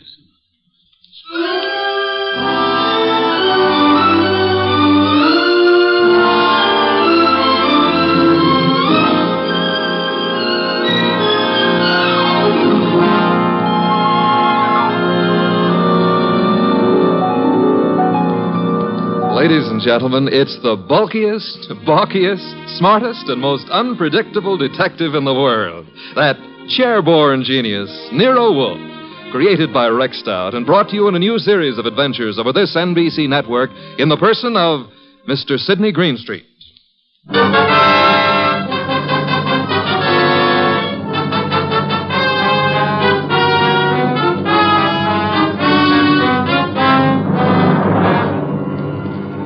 Tonight, it's the case of the girl who cried wolf. In the old brownstone house on 35th Street, my boss, Nero Wolfe, with all his 300 pounds, sits at his desk from which he runs his world. We have been patiently waiting for the lady client. Then there's a knock at the door, and I admit her. A beautiful, frightened, and red-headed girl. Mr. Wolfe? Mr. Nero Wolfe? Not by 160 pounds. I'm Archie Goodwin. Oh, yes. I spoke to you on the phone. I'm Mary Dunning, Mr. Goodwin. I was wondering if... He's in. He's always in. Come on. We'll try getting him to admit it. This is Mr. Wolfe. Miss Mary Dunning. How do you do, Miss Dunning? Here, take this red leather chair. It's a nice match for your hair. You know, as old Dr. Titmouse has said to me, beware of a red-headed woman. But I never could believe Thank you, him. Mr. Goodwin. Your business, Miss Dunning? Do you mean what I do or why I've come to you? Both, if you please. Well, I'm Mr. Stevens' secretary at the Tolliver Ecological Foundation. Our offices are down on East 12th Street. Ecological? Field research as to factors operating on plant and animal development and survival, Archie. Animal development, huh? Miss Dunning, the foundation has several agricultural research projects throughout the country, hasn't it? That's right, Mr. Wolfe. And Donald Stevens is executive director. Or was until... Was? He's disappeared. It's been 3 days now. He's not been near the office nor his apartment. No message or... Apartment? Stevens been living alone? He's a bachelor. He's engaged to Laura Tolliver. She's a cousin of the original Tollivers. But she doesn't know where he is either. Have you come to me on Laura Tolliver's account or on behalf of the foundation? Well, neither, Mr. Wolfe. I'm just worried, and I'd heard of you as one of the finest private detectives in New York. You've heard of me, Miss Dunning. We see that you're here. I still fail to understand why. But I've told you. Mr. Stevens has dropped out of sight. And there's another thing. The last time I saw him, he had a caller with him in his office. Caller? Male? Female? I don't know. We're in a converted old brownstone house, and, well, the way the offices are laid out, I don't see all the people who come in unless they make a point of coming to my desk. Mm-hmm. I see. All I know is that Mr. Stevens stepped out for a moment, looking either scared or angry, I couldn't be sure which, and asked me to see if there was a policeman at the corner. Which corner? Archie, continue, Miss Dunning. Well, I started to go, and there were low voices arguing from the inner office. And then Mr. Stevens called me not to bother. Then what? He said I could go ahead and take my lunch hour then. So I did. And when I came back, he was gone. Leaving no message? Leaving no message. And you've neither seen or heard of him since? I've tried all over. By phone, going out myself. Miss Dunning, has Mr. Stevens been in the habit of making extended business trips? Well, once in a while to our research stations in Pennsylvania, or New Jersey, or up in Vermont, but not without letting me know. I have to make out his travel vouchers. Has there been any recent trouble at the foundation? Trouble? Financial trouble? Personal trouble? No, there's been no trouble. Miss Dunning, you're wasting my time and yours. This is a problem for the police, if there is a problem. Oh no, Mr. Wolfe. I'd have gone to the police, except, well, if there should be an innocent explanation, it didn't seem fair to the foundation to risk the unpleasant publicity I said for the police. Wait a minute, Mr. Wolfe. It's your say-so, but when a girl walks in here and asks... The young lady can depart by the use of the same rather trim legs that carried her here, Archie. Oh, now, look, boss, just because I Miss look at... Dunning, I can think of a dozen reasons that might take your bachelor director out of town for a few days without the formality of explaining his actions. Then you won't look into this? Despite Mr. Goodwin's frowns, no. Should Mr. Stevens not turn up tomorrow or so, I suggest you advise the police or whatever attorney acts for the foundation. There is such a person, of course. Yes. Jonas Dowd is counsel. He's also a Coke trustee. Consult him, then, by all means. But you don't seem to understand. If you'll excuse me, I'm overdue for an important conference with my cook. We have just received a shipment of truffles from France. Well, of course, if Mr. Wolfe, if you ask me... Precisely what I've refrained from doing, Archie. Would you be good enough to escort Miss Dunning to the door? To the door, Archie. Good night, Miss Dunning. Good night. Good night. And thanks just the same. Look, Mr. Wolfe, it's your shop and you can get as surly as you please. But can you give me one excuse for that high-handed brush? One thin shred of an excuse? Miss Dunning was sitting in this chair. The girl was lying, Archie. Lying? How can you say that? At least twice. And possibly from the moment she opened that undeniably pretty mouth. Now, if you'll excuse me, Archie, I have an appointment with a truffle.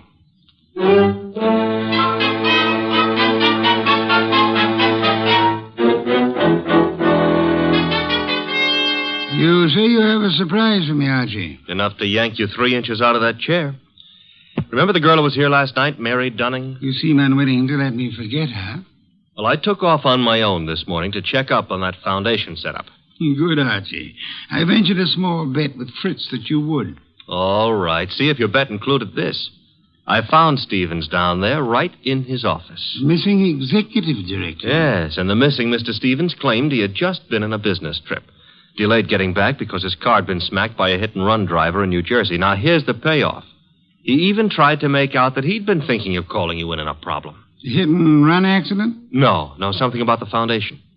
But I didn't waste time letting him cloud it up for us. The point is... Archie, you brought him here, of course. Stevens? No, he's still down there.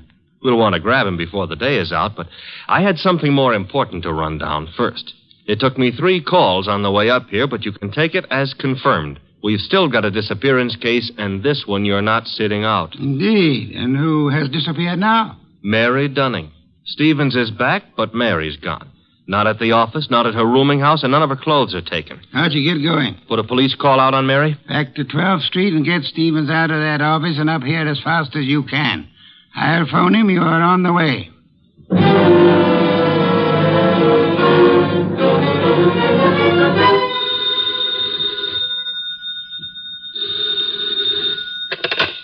Hello? This Donald Stevens? Yes, this is Donald Stevens. This is Nero Wolfe. I understand you've been thinking of consulting me. Well, as a matter of fact, I have, Mr. Wolfe. I started to explain to Mr. Goodwin, but... Are you alone there at the office? Why, well, yes. As it happens... Be careful. I don't think your car smash-up was an accident. I've just sent Mr. Goodwin to ask you to come here. Meanwhile, I'd suggest... Oh, excuse me, Mr. Wolfe. There seems to be someone coming in now. Wait, Mr. Stevens. There hasn't been time for Archie to get there yet. Excuse me, Mr. Wolfe. Don't. Just hold the wire a moment. Wait, Mr. Stevens. Come on in. I haven't had a chance yet. Oh, what? No! No!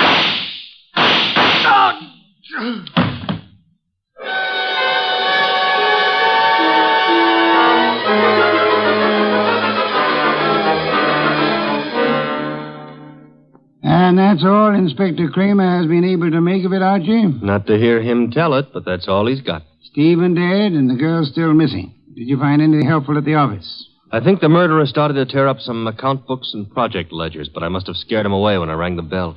Couldn't have been more than 3 or 4 minutes after the shooting when I got there. But you saw no one? The murderer can cover a lot of ground in 3 or 4 minutes. You, naturally, by accident, since it is mildly illegal, you had a good look at the dead man? A very good look. Not to mention his pockets. Anything particular? Well, there was a half-eaten package of lifesavers in the left-hand trouser pocket. What's particular about that? The flavor was lime. I hate lime. Foy. Archie, I called Jonas Dowd last night. The foundation lawyer? Yes, he set up the original charter under which Donald Stevens operated, with an annual fund of $90,000. Ecology has its attractions. 90,000 attractions, to be precise. It indicates a possible reason for Stevens' murder. He was in sole charge of that money. Somebody donated 338 caliber bullets to him. Hardly a token of appreciation. Perhaps not. However, the shooting followed the attempt to stage an automobile accident. Archie, I've sent Saul Panza on an errand for me. Saul, huh? He's expensive. True, he's the best man in the shadow job there is, but... You've got something, huh? Possibility. An angle I can't handle? Apart from your natural preference for curves, you've more than work enough here in New York. Finding Mary Dunning for a starter. Or, her body? Or her body, as it may be. Is that what Saul's on, picking up a line on Mary? Among other chores, Saul is buying me some special groceries at the city market. You frown, Archie. I glower. But okay, play it cozy. You can send Saul off to Stockholm for smorgasbord for all I care. I'm still asking, what about Stevens and what about Mary? Where do we start? I'm expecting Laura Tolliver, the heiress, and the son of Jonas Dowd here within a few minutes.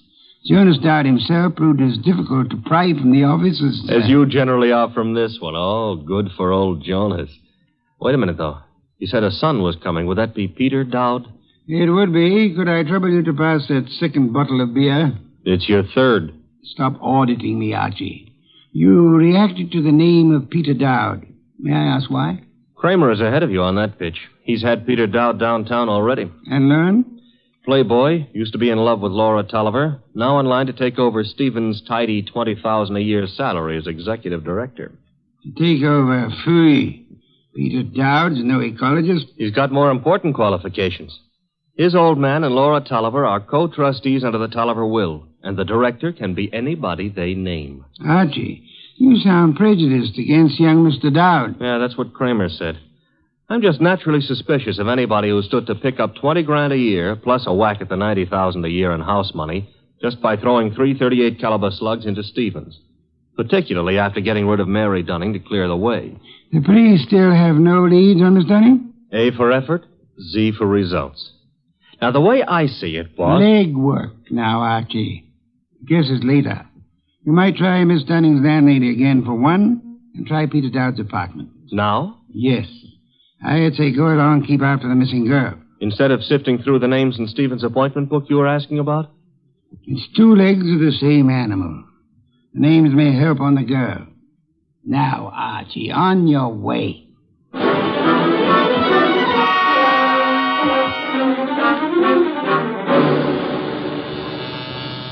Come in.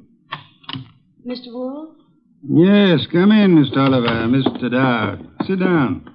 It's good of you both to come. Miss Tolliver, I'm profoundly sorry of your loss. You were to marry Mr. Stevens, as I understand it. Yes, 3 weeks from today. I was trying to warn poor Stevens just as the murderer came in. But he evidently knew his caller well enough to feel no alarm. The police told us that, Mr. Wolfe. We've just come from Inspector Kramer's office. I know, Mr. Dowd. Did you gather the inspector meant to see you again? Why should he? How could anyone think that Peter could have anything to do with this horrible business? I see that you have no doubts about Mr. Dowd here, Miss Tolliver. Easy, Laura. Yes, Mr. Wolfe, I gathered that Kramer was interested in me. He's got a man outside here watching us now. You're alert, Mr. Dowd, or... Oh, what? Or aware that Inspector Kramer may have grounds for keeping you under surveillance. Look, Mr. Wolfe, I didn't come here to be put through the jumps again. First Kramer and now you. I'm acting for the Tolliver Foundation, Mr. Dowd. I have been since your father retained me last night. Well, why jump on me, then?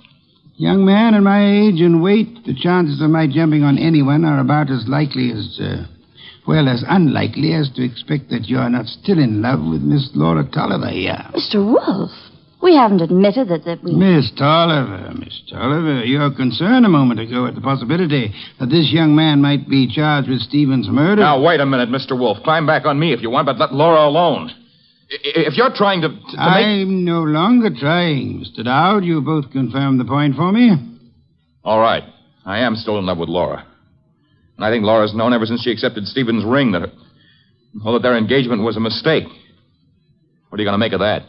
Did Stevens know you hadn't given up on Laura? I told him twice. I even went down to the foundation just... Just when, Mr. Dowd? This morning while I was telephoning Stevens, for example? I haven't been near the foundation office for days. I've been out of town. Mr. Wolfe, you've no right to twist and turn everything Peter says. I do love him, but Laura. Well, that's the first time you've come right out with it since... I'm sorry, Peter. I've wanted to tell you 1,000 times. But, you kept going away on all those trips, and I never knew whether it was for some other girl or...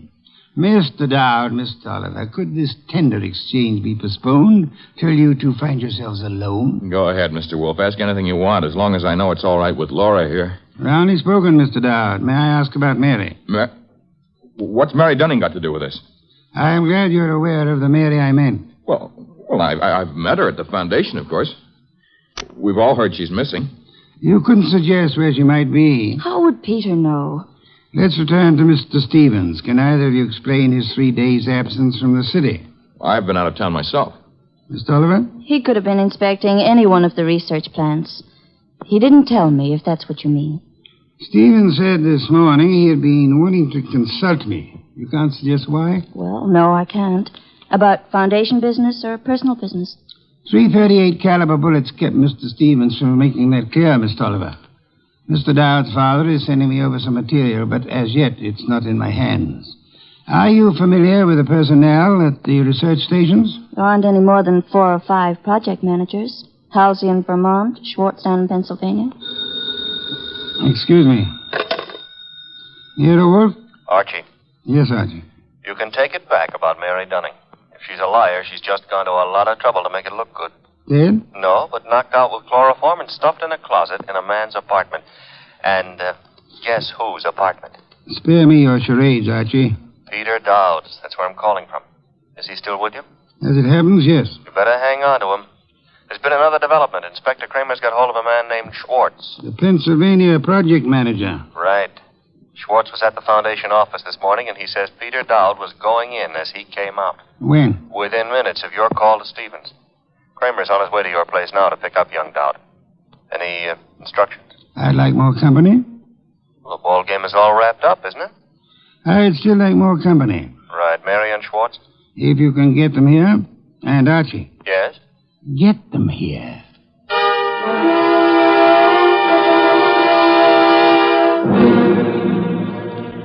I'll have that 5th bottle of beer, Archie. 7th and quarter for the night.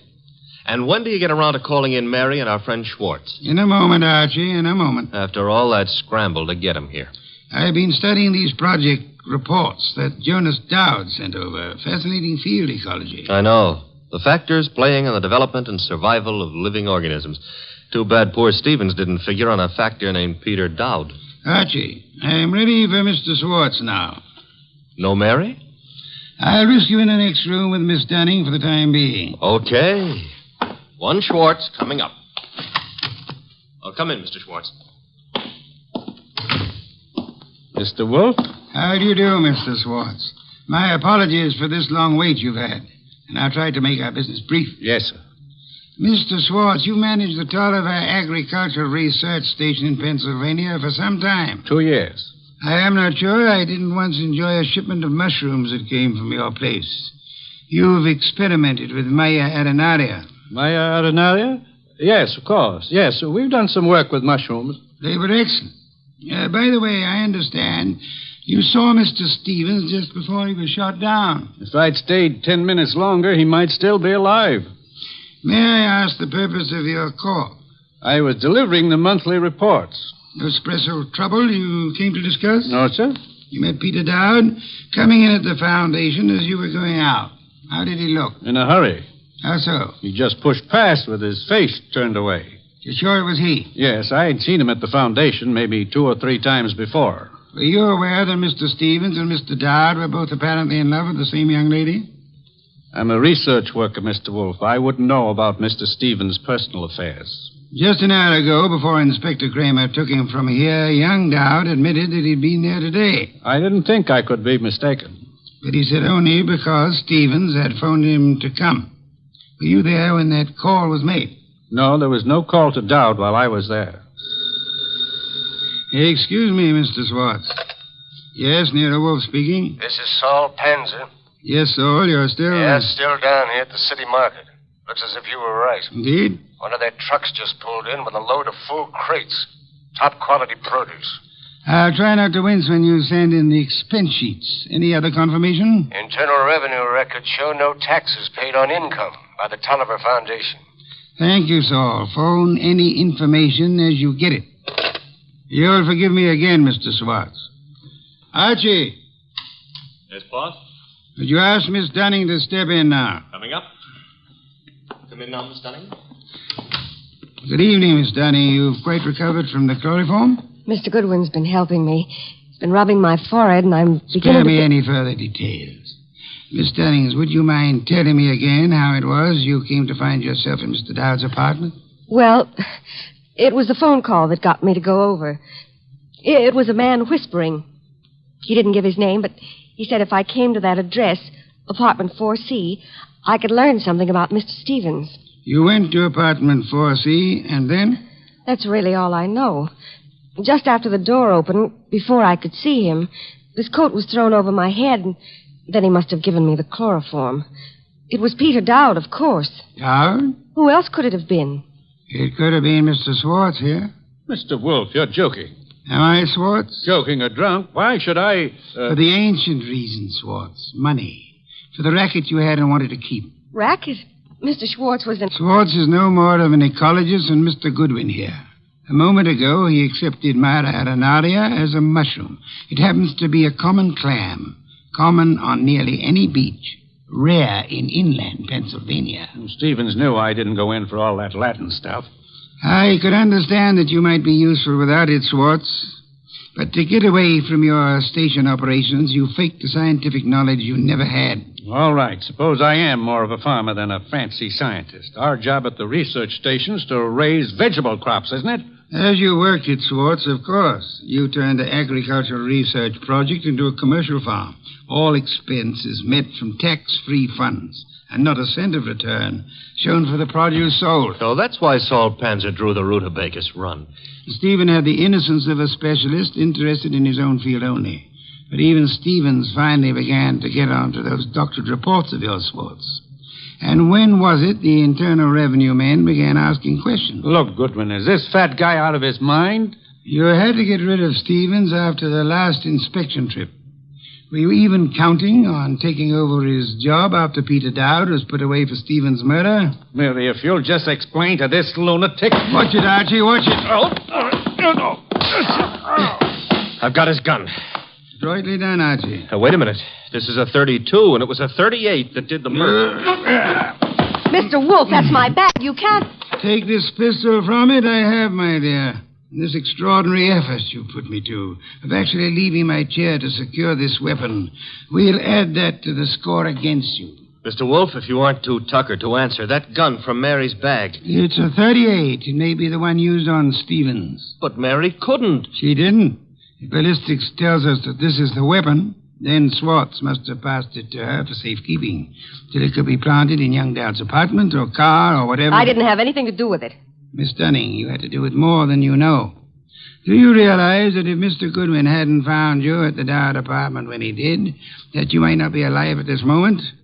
You were the one person who knew Swartz's crime. Mary, don't listen to him. She's listening, Swartz. Miss Dunning, you thought the chloroform scheme was directed solely against Peter Dowd, and so you let Swartz talk you into it.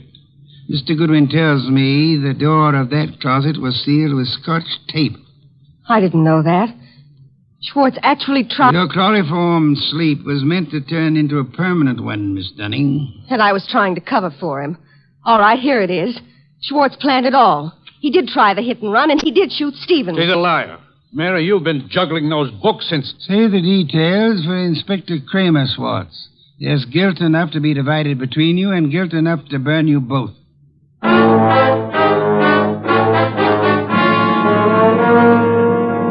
All right, you're being noble and not rubbing it in. Don't I merit a full explanation? Archie, I'm concentrating on truffles. Do we deck out a bird, or shall we have them in an omelet again? Mr. Wolfe, look, I've got a white flag up, and I'm asking. All right, Mary and Schwartz wanted Stevens out of the way. And all right, they tried to hang it on Peter Dowd. But why'd Mary come here and try to get you into it in the first place? As far as she knew that night, Archie, Stevens wasn't to get back to New York alive. Swartz hit and run ambush in New Jersey was supposed to take care of Stevens on his way back from Pennsylvania. By luck, Stevens survived the accident, and Swartz had to follow him here to finish him off. Yes, but I still don't see why. Mary came here to establish her innocence by pretending to seek our help. Oh. And she thought to keep suspicion from Swartz by creating the imaginary figure of a threatening caller at the office several days before. She knew Stevens meant to consult me about Swartz, and she could guess Jonas Dowd would call me in eventually. Stevens said he wanted to consult you that morning when I... That morning when you couldn't hear Stevens out because you were seeing him as Mary Dunning wanted us to see him.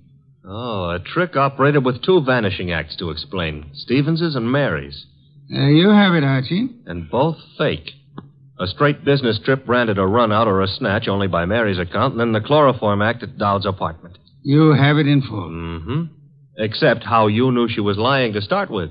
Point one, the girl offered no fee, no prospect of a fee. Mm-hmm. Stay at bat. Could anyone claim knowledge of my reputation, Archie, and still seriously expect that I would take an arduous labor for the love of it? I'm ashamed of myself. Point two, she told us of a caller coming to see Stevens. Of Stevens asking her to fetch a policeman, then changing his mind. When asked to call a policeman, what woman's curiosity would be satisfied by being told not to bother? How utterly brilliant you are. Yes. Archie, a bottle of beer. All right. And now back to a serious problem, you know. I think I see a compromise on these troubles. Between bird and omelet? Archie, why not both? Ah.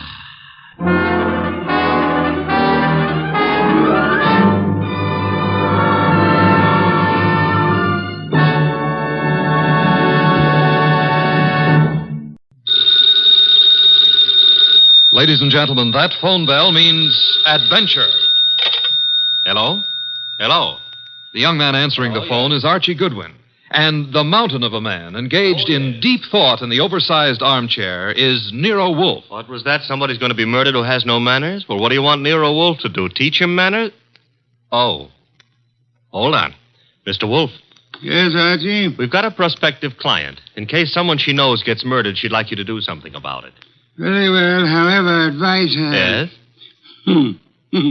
Not to get murdered herself. I never take a corpse for a client. Greatest detective in the world.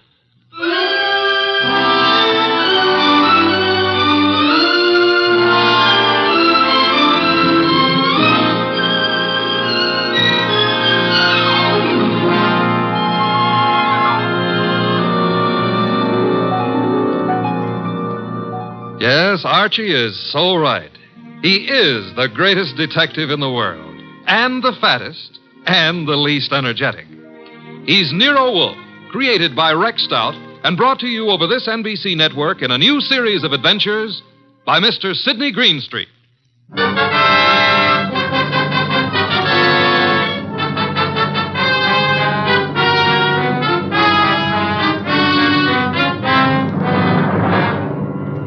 Tonight, it's the case of the Impolite corpse. It began on a certain night at 8:40 when Walter Channing, an advertising executive, was dictating in his office to his charming secretary, Brenda Barkley. Brenda, take a memo. Yes, Mr. Channing. This is to be mimeographed and sent to the entire staff. The entire staff, yes, sir. Notice, effective at once, 1-hour lunch periods will be strictly enforced. Employees will post time of departure and time of return. Yes, what is it? Mr. Channing. Bennett, I'm busy. But I've got to see you, Mr. Channing.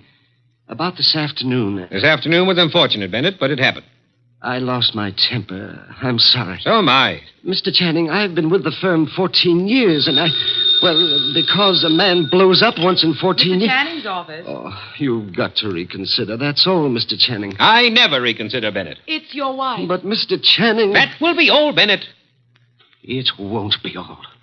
You can't wipe out 14 years of a man's life. Even you can't do that, Channing. It's Mrs. Channing on the phone. Oh. Hello? You're where? That's in this building. Since when has Dr. Ellis kept evening office hours? I told you there's nothing wrong with you. No, I can't. I don't know when I'll be through. And I don't want you hanging around up here. Well, take a cab or walk. I don't care what you do. What? I can't understand you. What? Goodbye, Doris. Where was I? Walter. Yes? You are going to reconsider about Tom Bennett, aren't you? Bennett was insolent this afternoon. I won't tolerate insolence. Yes? Shine, Mr. Channing? Shine? No. What's he doing down here this time of night? Half the staff's working overtime. Kelly's an enterprising shoeshine boy. Might have missed someone on his rounds this afternoon. Walter, about Tom Bennett. Forget Bennett. Look, you upset the inkwell. Oh. Quick, blot the stuff. Yes, of course. Did any spill on you? Spot at my trouser cuff. Lucky it didn't get on the carpet. Walter, about Tom Bennett. I told you to forget Bennett. All right, Walter, all right. Oh, maybe you shouldn't. Maybe you'd be better off to use him as a model. A model? If he knows he's not wanted around here, he'll have the self-respect to get out. Meaning? Well, you've known for a long time you're not wanted.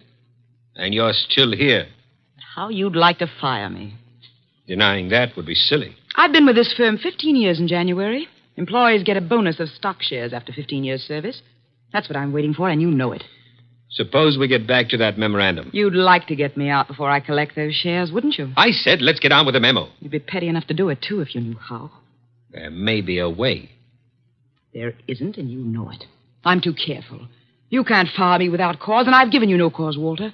Nothing you can possibly dictate one of your vicious little memorandums about. Don't try my patience too far, Brenda. Walter, this can't be us talking like this, you and me hating each other. I find it remarkable there ever was anything between us except hate. Walter. I mean it. Look at you. You were flashy when I met you. You're getting flashier. That means cheaper, Brenda. Stop it. Too much lipstick?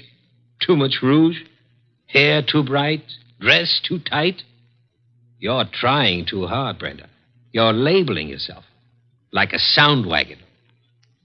I wonder what it is that stops me from killing you.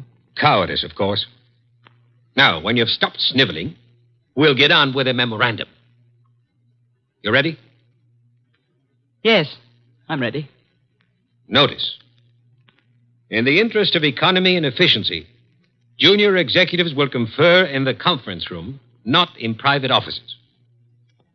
Mid-afternoon coffee and personal phone calls and daily shoe shines will be eliminated.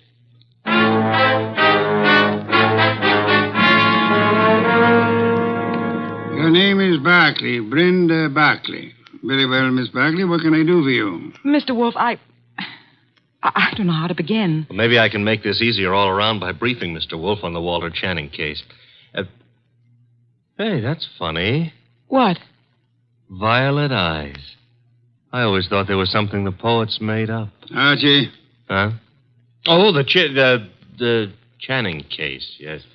One moment. Miss Barkley, look this way, please. To me, an eye is functional object found in mammals, birds, fish, potatoes, and horticulture. Thank you. Go on, Archie. Walter Channing was the boy wonder of advertising.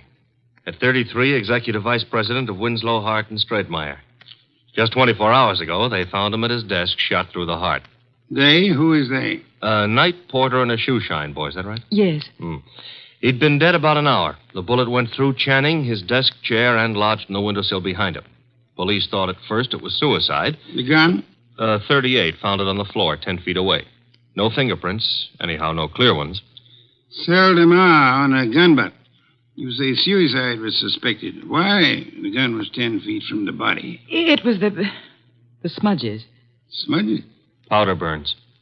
According to the papers, he was sitting at his desk. There were no signs of a struggle. The gun was held against his chest and fired. But it wasn't suicide, Mr. Wolfe. Walter Channing would never have killed himself. The police have already decided that, finally, according to the evening papers. And I presume you, Miss Barkley, are a suspect. No, not yet. But you expect to be. That's why you came to me. When the police talked to her, Her? Doris, his wife. I've been Walter Channing's secretary for 8 years. At one time, we thought we were in love. Mrs. Channing was aware of this? Yes. Oh, it was a long time ago. It was over. It was finished a long time ago, but she never believed that. Neither did Alan. Alan who? Alan Mealick, head of the media department at the agency. We were going to be married when Walter and I... Well, Decided you were in love. Miss Barkley, who finally decided you were not? You or Mr. Channing? He did. I see. Mr. Mealick believes you did not share this change of heart. Yes. Oh, he's such a fool. I dare say you fear Mrs. Channing or Mr. Mealick or both will reveal the ill-fated romance. You know what the papers will make of it, what the police will try to make of it.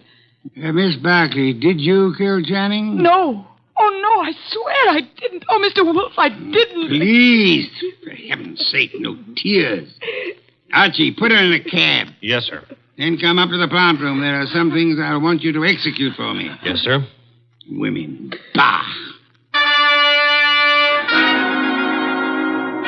Yes, Mr. Goodwin, I'm Abe Jackson, the night porter. He was working late that night. Mr. Channing, his secretary, Mr. Bennett, Mr. Mealick, and his secretary. About 10:30, I met the shoe shine, Kelly, on Mr. Channing's floor. There was a light burning in Channing's plate. We went in to turn it off, Kelly and me, and there he was, sitting at his desk, a hole this big in his chest. Tell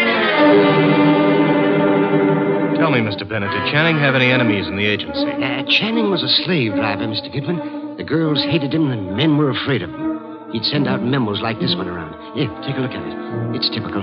No coffee, no shoe shines, no office conferences.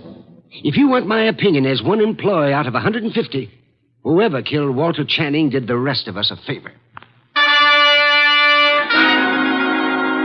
You're Amy Long, secretary to Alan Mealick. Now, what can you I can tell you plenty. How she jilted Mr. Mealick, took up with Mr. Channing, got thrown over by him. I wouldn't go so far as to say Brenda Barkley would murder anyone. But if she did, Walter Channing would be 1A. Channing get his shoes shined by you? I called the agency man, sir. You know, it was Jackson and me found him. Everyone else had gone and left himself, poor soul, sitting at his desk, dead.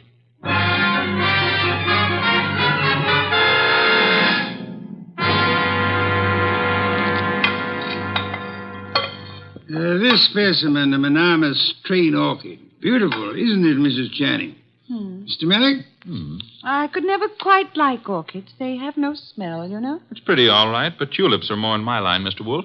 Tulips, Mr. Mealick? I had a stand of emperors this spring. Emperors, come in, Archie. Emperors, Mr. Mealick? That's the name of a tulip, Mr. Wolfe. A peasant flower. I've heard of it, of course. Archie, Mrs. Channing, Mr. Mealick, my assistant, Mr. Goodwin. Mr. Goodwin? I didn't know you had company. Mr. Wolfe asked us here to explain why Brenda Barkley is worried. And you have both agreed to respect her position. Brenda ought to know I'd never tell the police anything to get her into trouble. Phooey. Sir? He said phooey, Mr. Mealick, meaning he doubts what you say and does not admit your right to say it. Archie, Mr. Mealick, you say you would never intentionally inform on Miss Barkley. Certainly not. The tongue slips, sir. We would expect you to guard your... What? Do you think what I started to say. You asked us here because Brenda Barkley is your client. I despise Miss Barkley.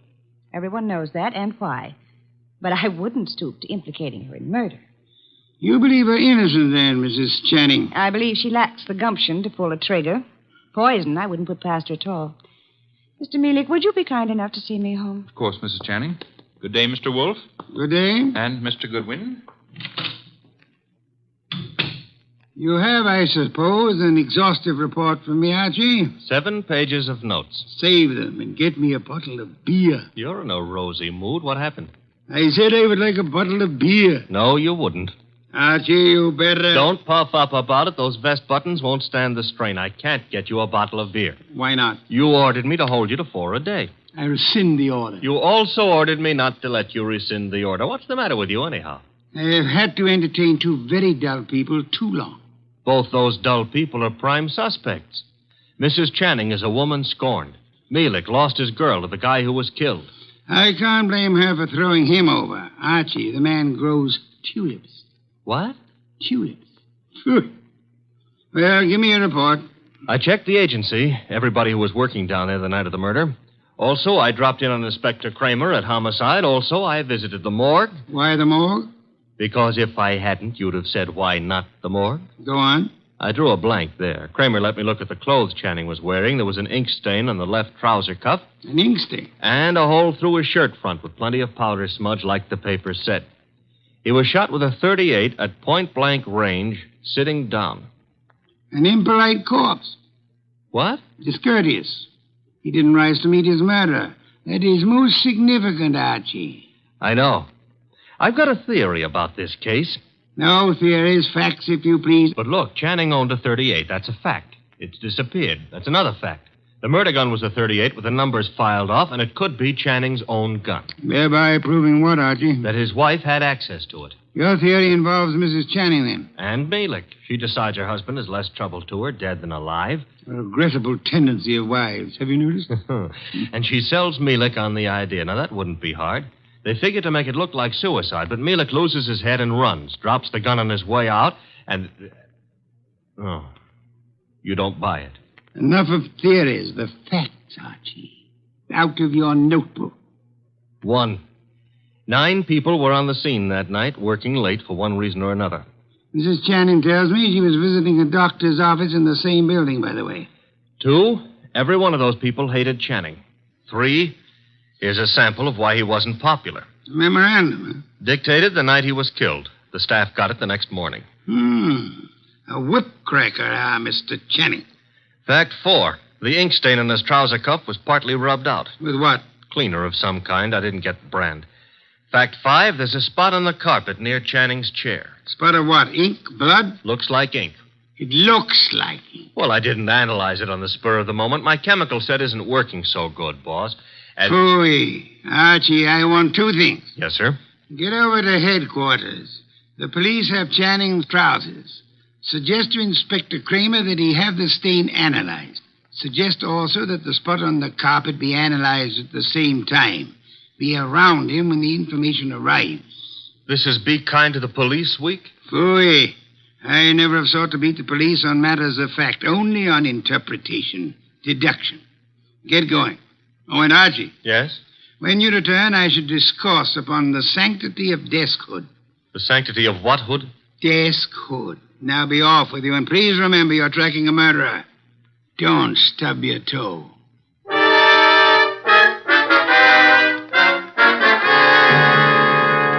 Goodwin, the thing on the carpet was a dye of some kind. Dye, huh? Mm-hmm. How long will it take the lab to give you the analysis on it, Inspector? Oh, not very long. I've got the report on what was used on the trouser cuff right now, though. And? They found traces of carbon tetrachloride. Wait a minute. This goes in the notebook. Okay, carbon tetrachloride. And something else. Goodwin, what's Wolfe after? Interpretations was what he said, Inspector. You object? No. Maybe I'll get an interpretation, too. The something else was perchlorethylene. Perchloreth... Why, Inspector, such language.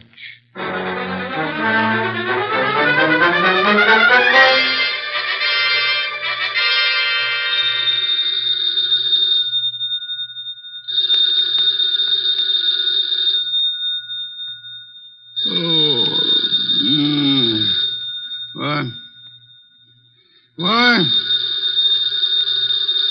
Archie. The phone. Oh, not back yet. Hello. Mr. Wolfe? Yes? This is Brenda Barkley. Oh, Mr. Wolfe. What is it, Miss Barkley? You've got to come to Mr. Channing's office right away, Mr. Wolfe. Mr. Goodwin has been to your office. Everything I need to know. You've got to come, Mr. Wolfe. Nonsense. I don't go out. My digestion disapproves of it. I disapprove of it. But, Mr. Goodwin, he's in danger. What's that? Terrible danger. He needs you here at once. Archie, in danger? Let me talk to him. Please, come. Hurry. What's happened? Hello. Sparkly. Fritz, get out of the car. Bring me my wool muffler and worsted vest. See if you can find my galoshes. Confound it, I've got to go out.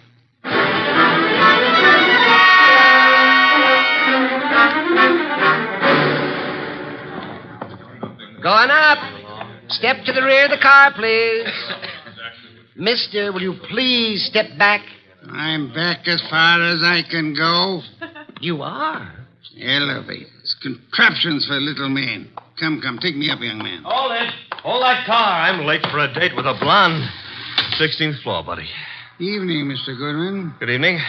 I was told you were in danger. Danger? Mr. Wolfe, what are you doing out down here? Miss Barkley's idea. About me being in danger? Obviously, she was lying. I suspected at the time. But I fell in with her suggestion. I'm anxious to end the case. My presence here is needed. Don't understand why she'd do such a thing, and why is your presence needed? 16th floor.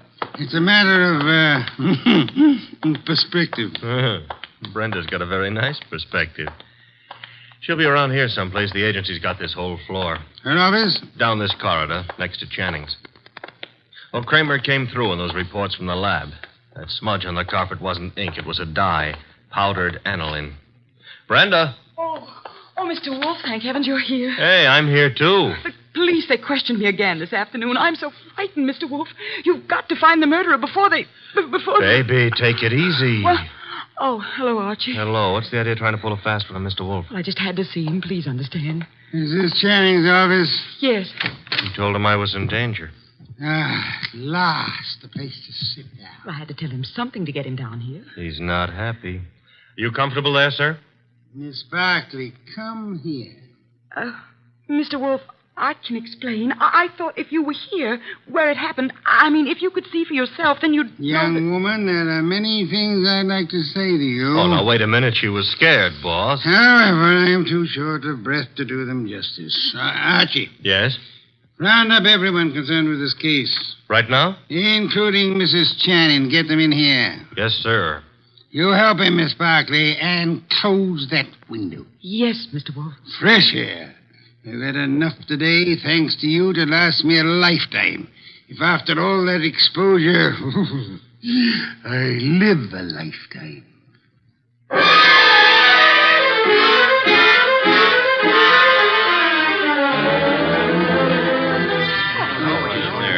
What's going on here, anyhow? A tea party. Find yourself seats. Keep your knees steady. All right, Mr. Wolfe, everybody's here. Mr. Shoeshine Kelly? Here, sir, here.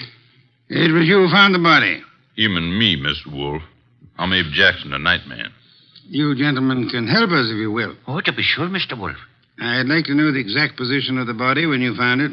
Well, he was sitting up. That's it, sir. Sitting up straight as you please. You'll oblige me if you'll demonstrate. Sit in the chair, please. His chair, sir? If you please. Abe, you. Yeah. Oh, no, not me. Not on your life. There's no easy thing you ask, Mr. Wolfe. But I'll oblige you. So, it was like this, I'd say. You agree, Mr. Jackson? A little more to the right, maybe. Yeah, that's the way it was. Archie. Yes, sir? Help me with a brief recapitulation. Well, so far as we know, Channing made no outcry. Therefore, he could not have been startled by the appearance of the killer. There were powder burns on the body. Therefore, the gun was against Channing when it was fired. His own hand couldn't have held it closer. Nobody heard the shot, probably because this office is soundproofed. The gun that killed him was lying on the floor 10 feet from the desk. In the direction of flight through that door. Go on, Archie. The killer was almost certainly well known to Channing, or Channing wouldn't have let him come that close without a struggle or an alarm. Also, the killer had access to this office. Another proof that he's not a stranger. One more point, if I may, Archie. The killer, he or she, is present here now. Here in the room. Quiet, everyone. We come now to the point I mentioned to you last night, Archie. The point I call the sanctity of deskhood. Sanctity of what? Deskhood, Mrs. Channing. Explain, Archie. Still figure it's so important? Absolutely essential. Well, I wrote it here somewhere. Oh.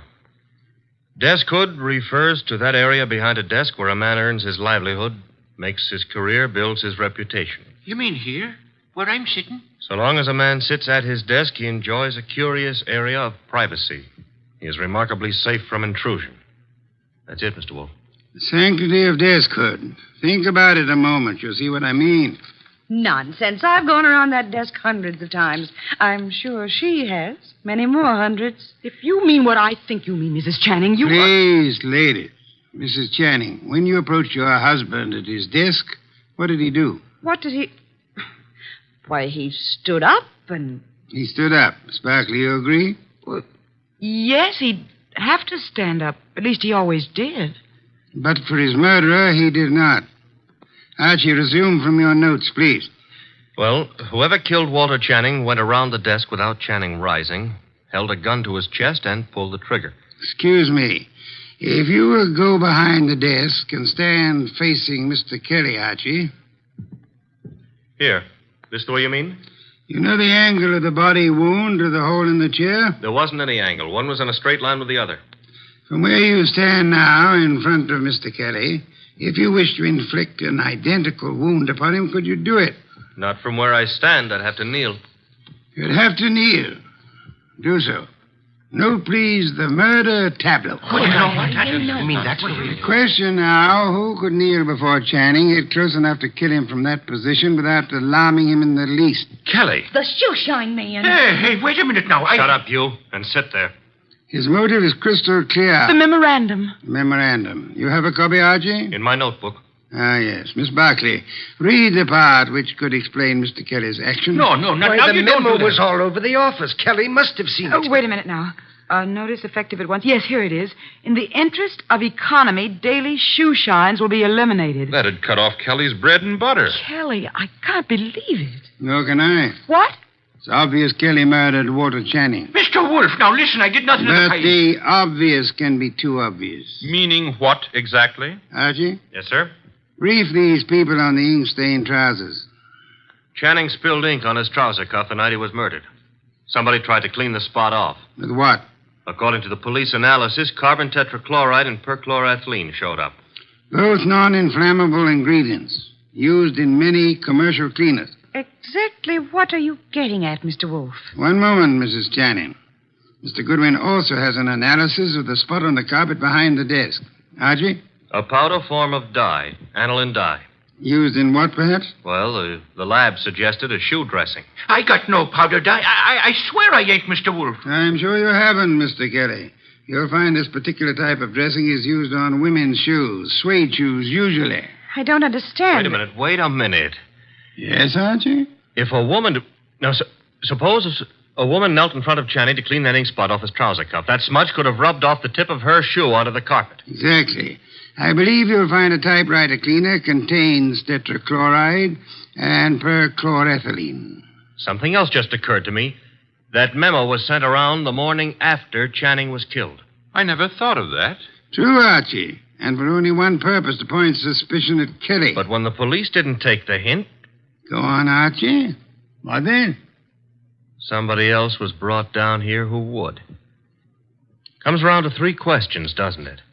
Who knew about the memo? Who had access to Channing's file where he kept his gun? And who made sure Nero Wolfe would see the evidence against Kelly? Three questions, Archie, with one answer that spells the name of the murderess. Our own client, Brenda Barkley.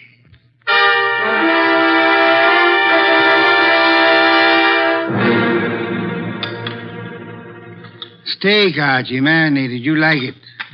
I'm not hungry. Indeed, I suggest a tonic. That reminds me. I had a call. You had? Doris Channing.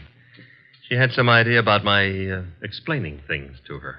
She found my explanation insufficient? No, but she felt it lacked the personal touch. Phooey. Hand me a can of beer.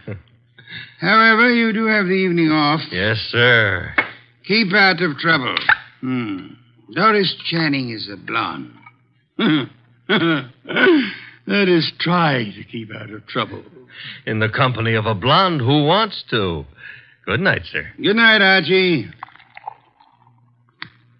Good night.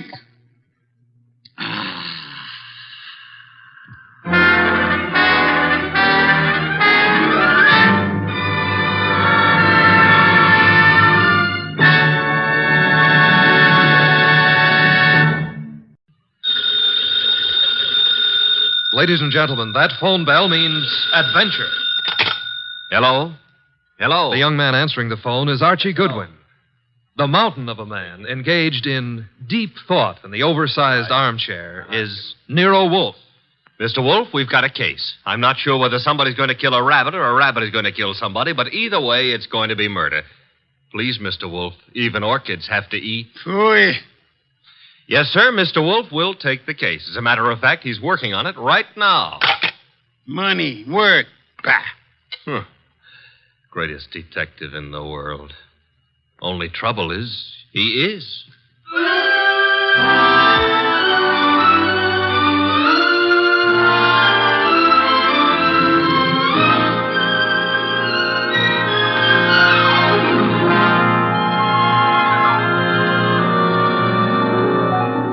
Yes, ladies and gentlemen, Archie is right.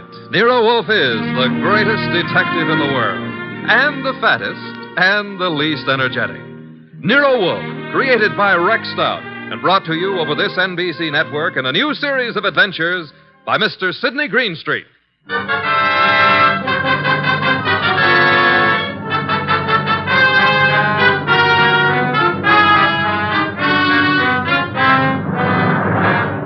Tonight, it's the case Nero Wolfe likes to remember as the case of the friendly rabbit. He sometimes prefers his proverb scramble. It began in lots of places. Let's take a look at a few of them. In particular, the richly appointed library of a man named Veek. Mr. Veek, what's happening? Relax, Haynes. Your blood pressure. I thought it was a gag, but you really are shutting the club down. I'm shutting it down. Why? I got the joint rolling. The suckers are pouring in. And next week, the governor's committee. Huh? It's moving out of Baylor County. Our joint enterprise is in Baylor County.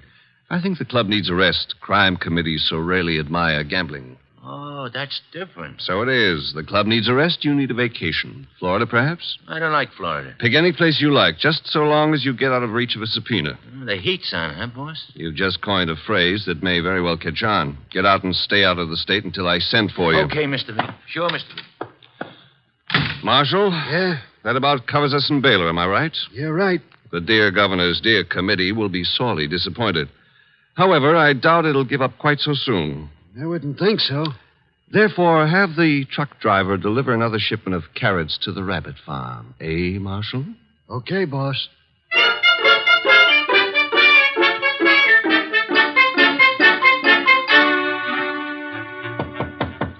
Come in, Williams. Good afternoon, Governor. Good afternoon. Williams, I'm disturbed. The crime committee, sir? It was doing well, very well. And then I know, sir. there's a leak. Someone is passing on confidential information. Who? That's the problem. Who? Started 3 weeks ago. A three-man committee, Wilson, McCarthy, Tolliver. One of them, Williams? I'd stake my life, sir, no. Then who? You've forgotten Collier, committee secretary. You have reason to suspect him? No, nothing that means anything. Except... You do suspect him? And he's been watched, telephone calls checked, mail. I have no reason to suspect him. Except that one thing bothers me. What's that? He has a small farm in Greendale County. He rarely went near the place in all the time he's been up here at the Capitol. But that suddenly changed. 3 weeks ago? Yes, sir. He's been staying at the farm for 3 weeks. Is there anything unusual about that farm? Nothing unusual. Except Jimmy Collier has gone in for raising rabbits.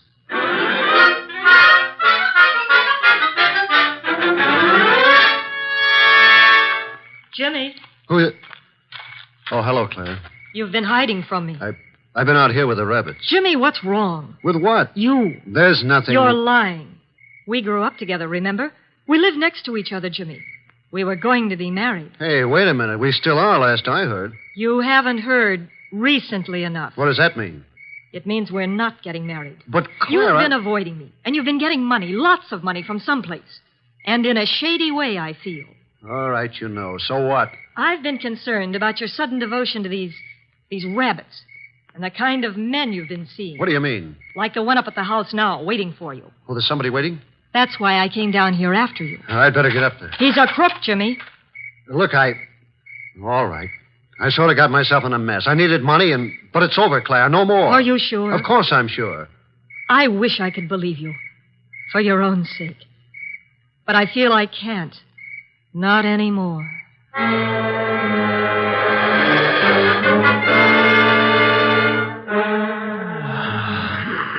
Archie. Yes, Mr. Wolfe. Either stop breathing so heavily or... Take the evening off? Stop breathing. Old Dr. Tidmouse wouldn't approve of that. Who in blue and assorted blazes is old Dr. Tidmouse? My family doctor. Mavis keeps your puny mind, but you don't have a family. Answer the phone. Oh, but it might be a case. It might be very important. It might mean work, Mr. Wolfe. Archie. W-O-R-K. You've got millions in the bank. Why worry? Confound you. Do you want me to answer that phone myself? Now you've got me. No, Mr. Wolfe. Couldn't let you knock yourself out lifting a telephone receiver. Nero Wolfe's office, Archie Goodwin speaking. What? Wait, Mr. Wolfe is to go up to Greendale at... Oh, now, look, friend. Mr. Wolfe does not go anywhere, and that includes Greendale. He wouldn't stir out of the house for anybody short of the... What? I see. Yes, sir, in an hour. Goodbye. Mr. Wolfe, brace yourself. You've got an appointment with a Mr. Williams at the Starlight Hotel in Greendale for 1 hour from now. You're insane. No, I'll admit I've been tempted. Sure, were it not for the fact that often the native hue of resolution is sicklied o'er with a pale cast of thought. Quoting Hamlet will get you no place. I would fire you. And then who would drive you to the Starlight Hotel in Greendale? I'm not going to Greendale. Nevertheless, in an hour you will be there. And who, may I inquire, says so? The governor of the state.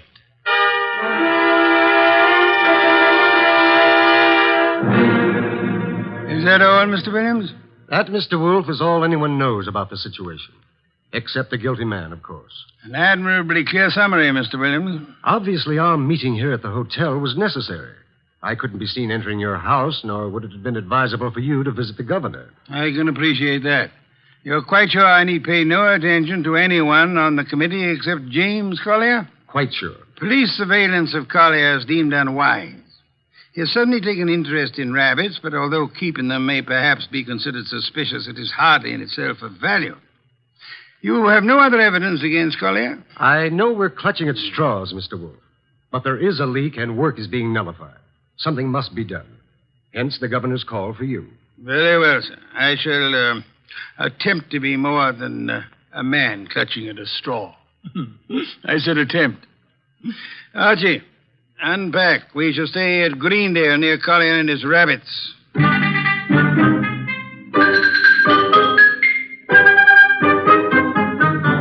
Mr. Wolfe? Mr. Wolfe? Oh, naturally, I know that shutting your eyes and pushing your lips in and out indicates you're thinking feverishly, but there's nothing for you to think about. Three. Oh, I accept your correction. What are you thinking about? Hotel beds. They're notoriously flimsy. Oh, you gave up on the case so soon. Fiddlesticks. I already know exactly what role the rabbits play in our problem. Therefore... We're going to drive out to Collier's farm? You are. While you test the hotel beds, fine. It'll be necessary for you to spend the night at Collier's place. You'll drive out there and pretend you've lost a cylinder or something. Oh, a lost cylinder. Oh, fine. Confound you, Archie. You can invent something plausible as a pretext, and if you are properly charming, Mr. Collier will, I hope, invite you to stay the night. And during the night I sleep, happily breathing the fresh country air. Trust not. Okay, Mr. Wolfe, I accept the assignment. I will learn all I can from Mr. Collier's rabbits. Incidentally, remember the play Harvey? I do? Why? Harvey was an invisible rabbit, a figment of a man's imagination. I hope this rabbit venture is more tangible, Mr. Wolfe. It is, Mr. Goodwin. Will you desist and depart? Okay. Oh, if anyone calls, just say I've gone out to Greendale to cross-examine a rabbit. Archie, I think you're going to be quite surprised. Yes.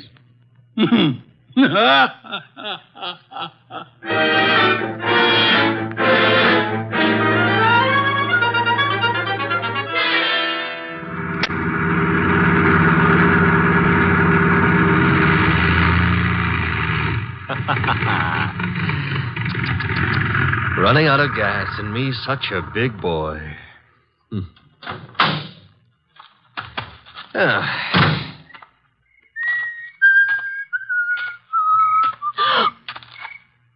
Hello. Hello? That tree a friend of yours? The tree? Yeah, the one you're clutching. Oh, I was leaning against it. It's an idea, but not a good one. Trees are notoriously skittish. The instant you really need one, they're out sowing wild oaks or something. You sound as if you know a lot about trees. Oh, I do. I was brought up in one. Look, now, if you really have to lean, I can recommend... No, thanks. Huh? I tried. Nice moonlight we're having. My name is Goodwin, and blondes call me Archie. I'm not blonde. Brunettes call me Archie, too. And what do redheads call you? Oh, we'll just skip that, huh? And your name is... Claire. Claire. I approve. Now, you may not believe this, but I have just run out of gas. You think I might wangle some up at your house? My house? You mean Jimmy's house? All right, I mean Jimmy's house. Well, I don't know. He might have some. Now, why don't we go up to the house and ask him? Well, all right. Mm-hmm. Jimmy who? Collier. Uh-huh. I like to be formal when I'm borrowing gas. Would you mind waving your left hand in front of my nose? Waving, Mike? Yes, just try it. Don't worry. I won't bite it. All right. I did. And very gracefully, too. No ring on the third finger. You're not Mrs. Collier. There isn't any Mrs. Collier. Are you applying for the position? Mr. Goodwin, Now, remember what I confided in you about brunettes. All right. Archie, you're a little rapid. Maybe. But I always remember what old Dr. Titmouse said. What did he say? Gather ye rosebuds while ye may. Old time is still a-flying. Robert Herrick wrote that. He did? Dr. Titmouse is a liar. How much farther is this house? Well, it's just beyond those trees. What? There was something ran across the path. It brushed my legs. It frightened me so. Must have been a rabbit. I guess it was. Oh, I'm sorry. That was silly of me. Oh. Don't worry about it. Also, you will have noticed how much more satisfactory I am than a tree. We're clutching at it, moments of stress, I mean. Archie. Mm-hmm. But you'd better let go now. And we'll get on to the house. See, I don't need a haircut, and you're not the right type for Delilah anyway. You mean something by that. Something nasty. Well, that depends. What I meant is you've already signaled whoever you're supposed to signal. Nothing frightened you back there. Why? That scream had a lot of carrying power. Oh, that's the house, huh? Looks peaceful enough. Archie, Who were you supposed to warn if anyone came up the path to the house? For no one. Something did frighten me. Honey, I've been lied to by experts, and you're not one. Oh. Think I ought to knock? No, we don't think I ought to knock. Dark inside, except for a handful of moonlight filtering in through the windows. Kind of early for Collier to turn in, isn't it? I wouldn't know. Let's go find out. Now, relax. Grandpa's making with the chimes. Time is, 10 o'clock. Oh, it's getting late. Come on. This would be the living room. Filled with early American furniture. The early Americans would be pleased. Nothing here. What's that door lead to? I don't know. Or won't tell? Smaller room. Dark as...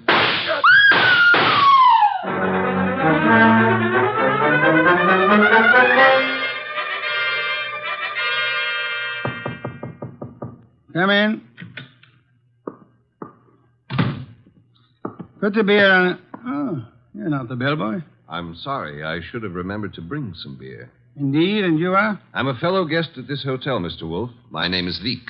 Veek, yes. A criminal of moderate intelligence and immoderate pretensions. We won't quarrel, Mr. Wolfe. I've something to offer you. You and your boy Goodwin didn't drive up to Greendale for the exercise. I dislike exercise. Shortens life. James Collier lives nearby. The governor's committee on crime is unhappy. There's been a leakage of information. It hasn't helped them in their work. But it has helped you. You wouldn't have left your house in New York on any ordinary job. A request from the governor, however. Shall we stop fencing? I don't have to fence with you. The committee's work doesn't particularly bother me. I've already made my arrangements for retiring from active business, shall I say. However, I don't want you messing around in the meantime. Indeed. In your effort to discover how the committee's information leaked out, you might also discover a number of things about me that I prefer to remain undiscovered. No one has employed me to do anything about you, sir? Not directly, but indirectly you might have to. I want to insure myself against any such possibility. I want to make a deal with you. I'm ready to supply you with the name of the man responsible for the leak and papers proving his guilt. I have them here. In return for which you expect? A quick conclusion to your activities and your return to New York, leaving my name out of your reports. I'm neither a public official nor a philanthropist. I should do nothing about you unless it becomes necessary. You may remove your hand from your pocket. You wouldn't dare shoot me. Now then, the name of the man. James Collier. Proof of his guilt? These. A series of reports on the committee's meetings in Collier's handwriting. Thank you. Good night, sir. Good night. And I hope for your sake that we do not meet again. Phew. Archie, answer the... Oh. Hello? Mr. Wolfe? Yes, Archie. I'm at the Collier place. Since it takes only 10 minutes to get there, may I congratulate you on your speed? I've been at the Doing what? Oh, meeting Claire for one thing, discussing rosebuds. Your delay has been explained. Good night. And for another, I was being around when someone got murdered. Ah, you laid hands on the murderer? No, the room was dark. By the time I got Claire untangled from me and started looking for somebody with a gun, he'd left. I see. And the dead man, of course, is James Collier. No, sorry. Found it had to be. Who was he? Total stranger. Archie. I'm not being difficult. There was no identification on him. Strange. A description. Early 30s, height maybe 5'10", weight around 175 pounds. Blonde hair, blue eyes, a very natty dresser. Suit custom tailored with a built-in shoulder holster. Don Juan shirts. Manicured but very dirty fingernails. And he... Uh-oh. Company. The police? Mm-hmm. Very well, you tell them whatever you think proper, without mentioning the governor's committee, of course. You then bid them farewell and come to the hotel. Can't I say goodbye to Claire, too? You cannot. Confound you, Archie. Do you think I want to wait up all night?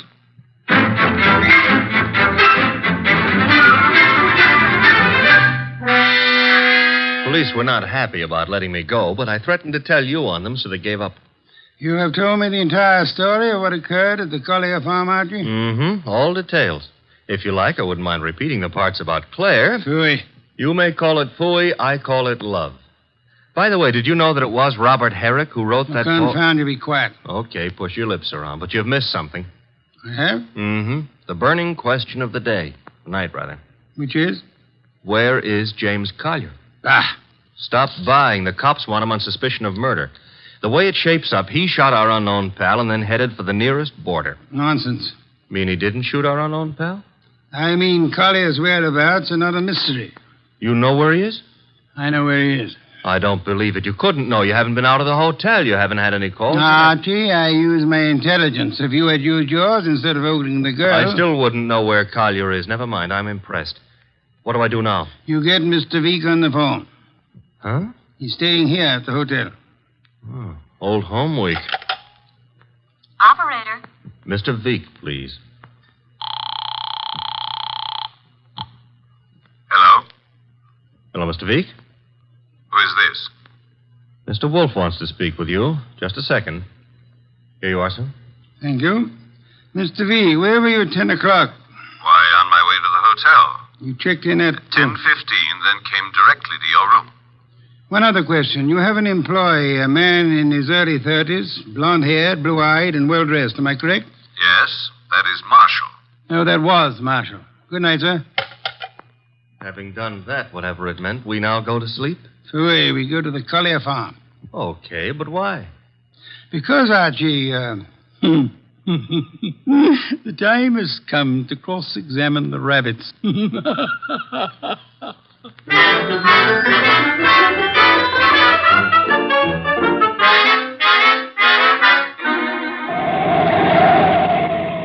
Confound you, Archie. You're not driving a truck. Be careful. Truck drivers are careful. Also, they're courteous. Indeed. Furthermore, they will always stop to help a motorist in time of trouble.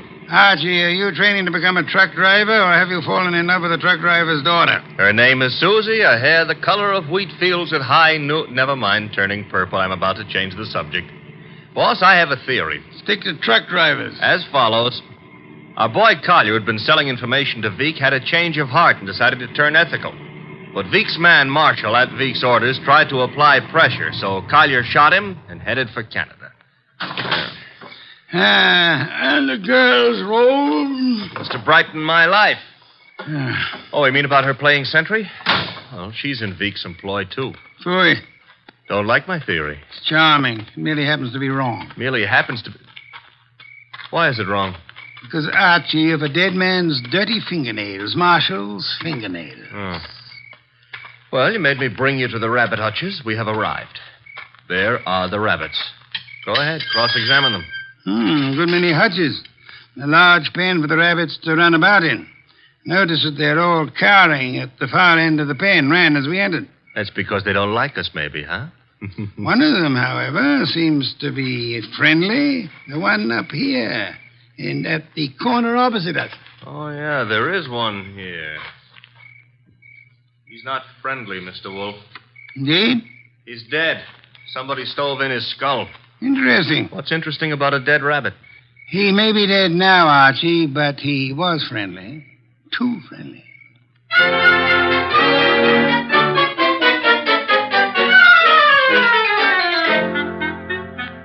Claire, this is Mr. Wolfe. Mr. Wolfe, this is Claire.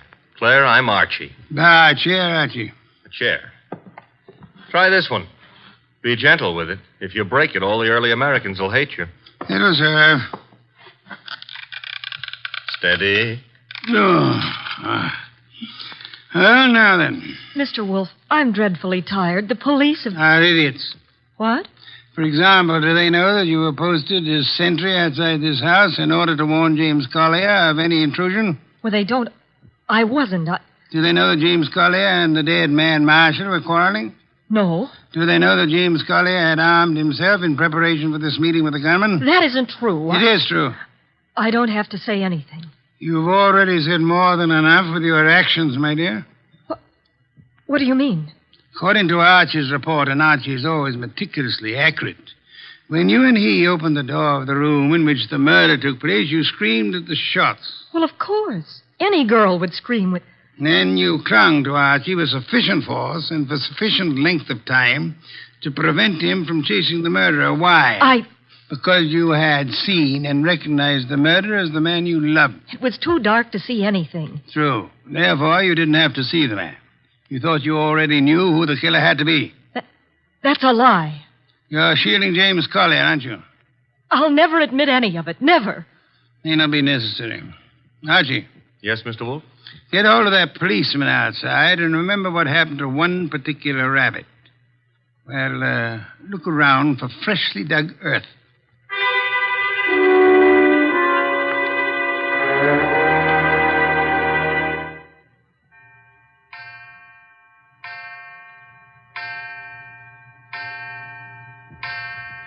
Midnight. What are we waiting for? A return? Archie's? No, it'll take him longer. Well, then whose? Mr. Veek's, of course, complete with revolver. Come in, Mr. Veek. It couldn't have been easier. No one outside, only the two of you here. I warned you, Wolfe. Fiddlesticks, you merely tried to use me as a prop for an alibi and a rationalization for a motive. I don't understand. Mr. Wolfe does. Indeed, I do. Did you really think me fool enough to believe your proposal, Mr. Veek? It was plausible. It was nonsense. You pretended you were handing James Collier plus the proofs of his guilt over to me in an effort to keep yourself out of the picture. But your proposition was silly. No matter how much I might have wanted to help you, I would have been powerless once James Collier went before a jury. You're too intelligent not to know that. That couldn't have given you enough to go on. It didn't. You yourself gave me more. I did. When you came to my room, you told me you knew Mr. Goodwin and I had come to Greendale, checked in at the hotel. I did. However, when I phoned you later and asked for an account of your movements between 10 and 10:30, you replied that you had driven to the hotel, signed in, and came directly to my room. Obviously, you already knew of my presence in the hotel. How? Only one way you could have known. You had seen Archie at some time prior to the time you checked in at the hotel, and the only place where Archie was here, at the farm. Yes, which told me Mr. Veek had been here at the time of Marshall's death. What was Veek doing here? Only one thing. Murder. Then he killed the gunman. No other possibility. But, Jimmy, I thought he did it. James Collier couldn't have killed Marshall because at the time he was killed, James Collier was already dead. Archie! What's this? Leave it, Scotty. Let's play. Undrop that gun first. My arm! That's nice and cooperative, so... You'll be quiet for a while. A cop is back in the rabbit pen, Mr. Wolfe, guarding Collier's grave. Grave, Archie? Yeah, with James Collier in it. Oh, poor Jimmy. Veek knew the expose was coming. He had to shut Collier up. So he had his gunman, Marshall, kill Collier and bury him in the rabbit run back of the hutches. You spotted that, boss, because of... A dead rabbit. The others scuttled away from the man who bore James Collier's body to that lonely spot. But one rabbit overcame his fear. He was too friendly. And got killed for it. There was that and the dirty fingernails of Marshall, the gunman who killed and buried James Collier. Your description indicated extreme neatness. The dirty fingernails were a wrong note. Yeah, indicated he'd been digging. So we know now, don't we? Vic killed his own trigger man to frame a dead man for it. Collier would be thought guilty. He'd be hunted among the living. And all the while... Oh, I'm sorry, Claire. It's all right, Archie. I didn't love Jimmy. That was all washed up. Mr. Wolfe, I understand everything, except why did Jimmy suddenly start staying at the farm with the rabbits? He knew he'd be watched. He couldn't risk conveying his information by telephone or the mails. Nor could he be seen holding conversation with men who might be traced to Vic. But who would suspect a truck driver delivering carrots for the rabbits as being the go-between for Jimmy Collier and Vic? Nero Wolfe. Which is why I hope there's an adequate bed in this house for Mr. Wolfe. Well, I'm sure I'll be able to find one. Splendid, Archie. You will have the police remove Mr. Vic, and then... And then maybe Claire would like to go gathering rosebuds, huh? By moonlight? I would like to. Sure. I shall go up to bed now. I've seen the moonlight more times than I care to remember. However, while you and Miss Claire stroll through the moonlight, Archie... Yeah? You might remember that rosebuds have thorns.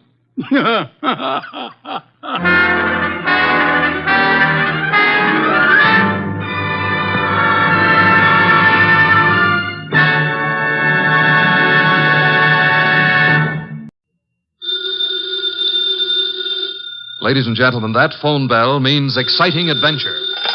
Hello? Hello. The handsome young man answering the phone is Archie Goodwin. A mountain of a man engrossed in deep thought in the oversized armchair is Nero Wolfe. Hey, boss. Oh, Mr. Wolfe. Mr. Wolfe. There's a guy on the phone wants us to take a case. Seems that someone was mad at a guy who was mad, and now this guy on the phone is mad, wants us to find out who did the killing. What do you say, Mr. Wolfe? We need the money. Hello?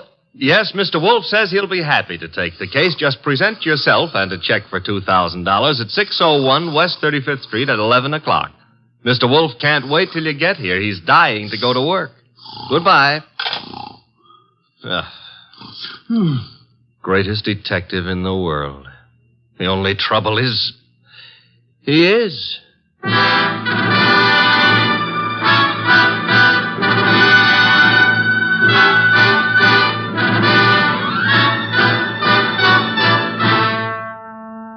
Yes, listeners, Archie is so right. He is the greatest detective in the world, and the fattest, and the least energetic.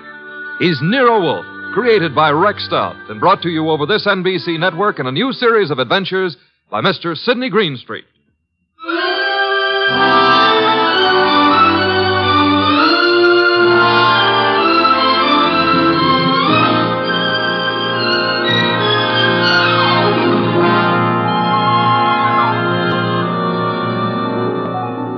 Tonight, it's The Case of the Beautiful Archer. That's a good title. And it was a good case, too. It began in the consulting room of Dr. Raynard Townley of the Townley Sanitarium, skip and a jump north of Nyack, New York, when a very lovely young lovely glared across the desk at the good doctor. Shall we pretend you don't know who I am, Dr. Townley? How could we possibly do that, my dear Diana Lawrence? 23 years old, daughter of one of our better-known sculptors, Michael Lawrence. You were born in Johannesburg, educated in London and Paris, and live at present 100 yards from here in your father's cottage on Berry Hill Lane. How's that? It's intended to be staggering, isn't it? You take no cream or sugar in your coffee, were winner of the Women's National Archery Tournament for 1947, and have an exceedingly high temper. Let's stop the nonsense. You have an inpatient here named Willard Garth. Well, Willard Garth happens to be my fiancé. Yes, he has mentioned the fact during his analysis. And, well, has he by any chance mentioned his reasons for suddenly refusing to see me during the past 5 weeks? He didn't have to, Miss Lawrence. Well, what do you mean? I mean that I recommended he give you up as a bad job. What? Yeah, well, I suppose you had some purpose in saying what you did. Of course. I'm the boy's doctor. You think you're in love with Willard Garth, I know, but actually, you're infatuated with the Garth millions. You take a lot on yourself, don't you, Doctor? I consider it important to relieve Willard of all painful external pressure. You've done well for Willard, Dr. Townley, relieving him of me. I think so. Now, let's see you relieve yourself of me. You purchased the gun for this occasion, Miss Lawrence? Yes. And what exactly do you hope to accomplish with it? A quick and complete reversal of your decision about me. I'm not as easy to handle as Willard is, you see. And if you intend to ruin my life, then I intend to end yours, here and now. The phone is ringing. Let it ring. Just as you say. It's the house phone, Miss Lawrence. It may be Willard, you know. Oh, Willard? Yes, he usually phones me from his room at about this time every day. Well, all right. Answer it, but be careful what you say. You're in command, it seems. Hello? Oh, why, hello. I thought it would be you, Willard. Look, my boy, Diana Lawrence is here. I've had a talk with her, and I've reconsidered my opinion. Yes, I'm quite serious. If you're at all sensible, you'll see her regularly and plan on a marriage as soon as you're discharged. Yes. Oh, you do? Very well. I'll see if she'll talk to you. Miss Lawrence. Yes? Do you want to speak with him? Give me the phone. Of course. Here you are, and I'll take this gun. There we are. Now, stand away, Miss Lawrence. But Willard's on the phone. Willard is not on the phone. No one was on the phone. The ring came from the push-button bell under my desk here. Oh. Sometimes I find it convenient to interrupt my consultations with a phone call. Oh, you smug, deceitful, self-sufficient... Murder is a vexatious business. You'll be grateful to me one day. All right. Give me my gun and let me go. The gun, I'm afraid, stays with me. Here in this Majolica cabinet. I'd scarcely feel justified in trusting you with it. And now, with your permission, or without it, the interview is ended.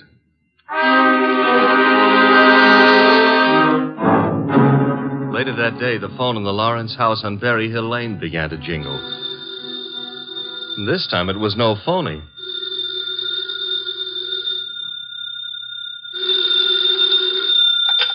Hello? Diana? Yes? Willard, darling. Diana, darling, it's Willard. Imagine.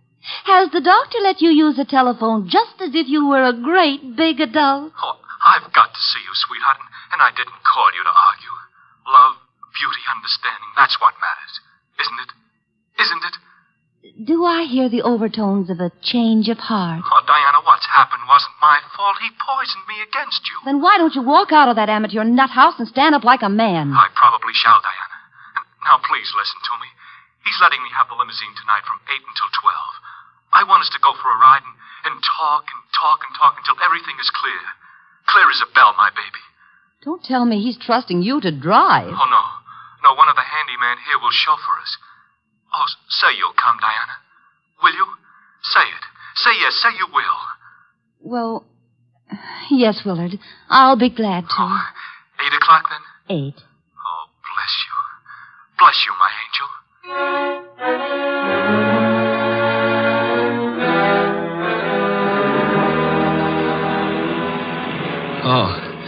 Oh, so that's it. You want my father's money. That's what you love, not me. Willard, the chauffeur will hear you. It's the way Townley says it is. He's right. He's right. Oh, why did I let you talk me into this?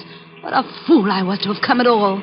You're sick inside, Willard, so utterly, hopelessly sick. Oh, so now I'm hopelessly sick. Yes, you are. You're trying to confuse me. Take advantage of me. Wind me around your finger.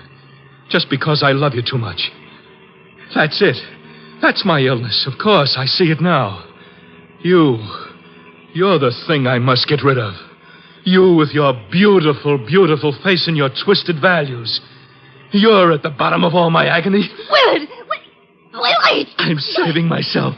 I'm saving myself. Once you're dead, the sickness is ended. I'll be safe. I'll be safe. I'll be safe. Willard.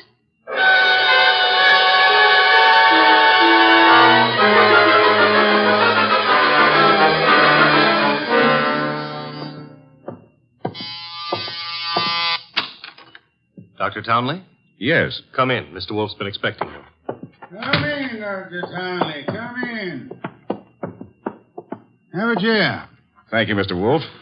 I'm so happy you've agreed to take this case. Have a glass of beer. Oh, no. Never at this time of morning, thank you. Well, Doctor, the newspapers check with what you told me.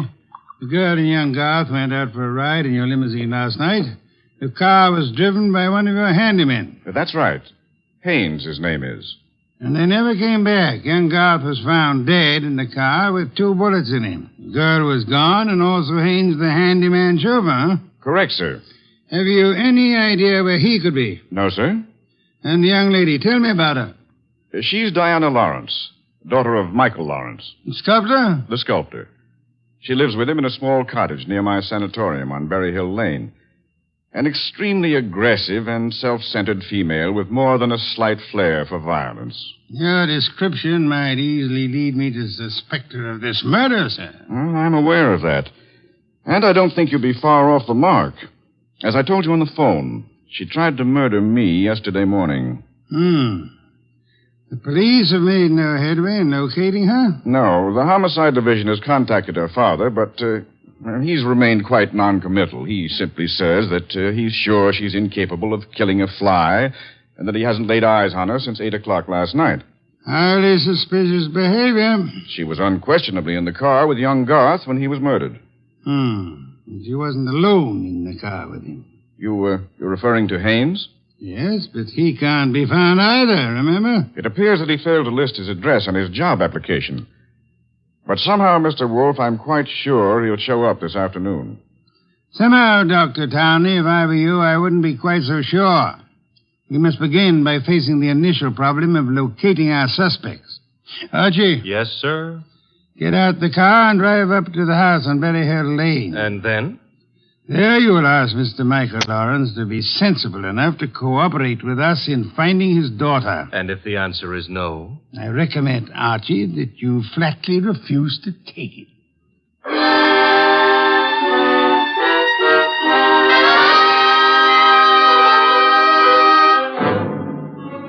Mr. Lawrence was no simple baby to handle. He was in a studio when I walked in, chiseling on a statue of a boy and a girl, both wearing less clothes than the law allows. And before I got a chance to state my name, he commenced giving me a free lecture on the marble work of art. She's good. Really good. She's practically superb. The Ariadne. The what Ariadne? The girl in the statue. Oh. That's Ariadne, tragic nymph of Greek mythology. Don't tell me you're not familiar with Apollo and Ariadne. All right, I won't. The Apollo, on the other hand, is unfinished. The face, you see, it lacks something. The passion of yearning, Olympian desire. And yet, you know, the two figures have motion. Like your daughter? Eh? Your daughter, Diana, she's got motion also. As I hear it, she's been in motion ever since she murdered Willard Garth last night in the back end of a limousine. So you're another flatfoot? Not exactly. I'm paid in private by Nero Wolfe. Nero Wolfe? Yeah. You don't mean that a creditable man like Wolfe thinks Diana killed young Garth? Well, he'd like to talk over the possibility with her. How laughable. Look at that face. Is there anything of the murderess in a face like that? In a face like what? Oh, I'm sorry. Diana posed for the Ariadne, you see, and the likeness is exact. Do you think a girl of this type, classic, sensitive, civilized, could descend to the clumsy, brute level of murder? Well, it's a little hard to imagine. There. Even you agree with me. On the other hand... Shall we discuss the other hand over a cup of coffee? I'm quite exhausted. If you insist. I do. Sit down and inhale the atmosphere of culture at its source. There's a pot warming on the stove. Pot of what? Coffee or culture? Well, wait to see what he means. Could never ignore a phone call. Who knows? Might be something important. Yes? This is Diana, Father. Oh, yes, Diana. It's all over the papers. Yes, I know. Well, I don't think they'll find me where I am, and I'm staying here until things quiet down a little. Where are you, honey? What did you say? I said, where are you? You said honey. Daddy, you never call me honey. I know it's because I'm excited. Where are you, sweetheart? Well, you mustn't let anybody find out. Not a soul in the world. Where are you? Well, you know where Tyne Pike turns off to the left beyond Bardsville? Yes? Well, I'm... Call me later, Angel. But, Father, Oh, get that motorman's number. You will live, my friend, but not long if you don't control your curiosity. You hit me. With that mallet you hit me. What was the big idea? Do you really have to ask that question? Weren't you trying to trick my daughter into disclosing her whereabouts? The police are pretty interested in her whereabouts. Then let them find her. But you can't be surprised, my friend, if I choose to protect Diana's interests.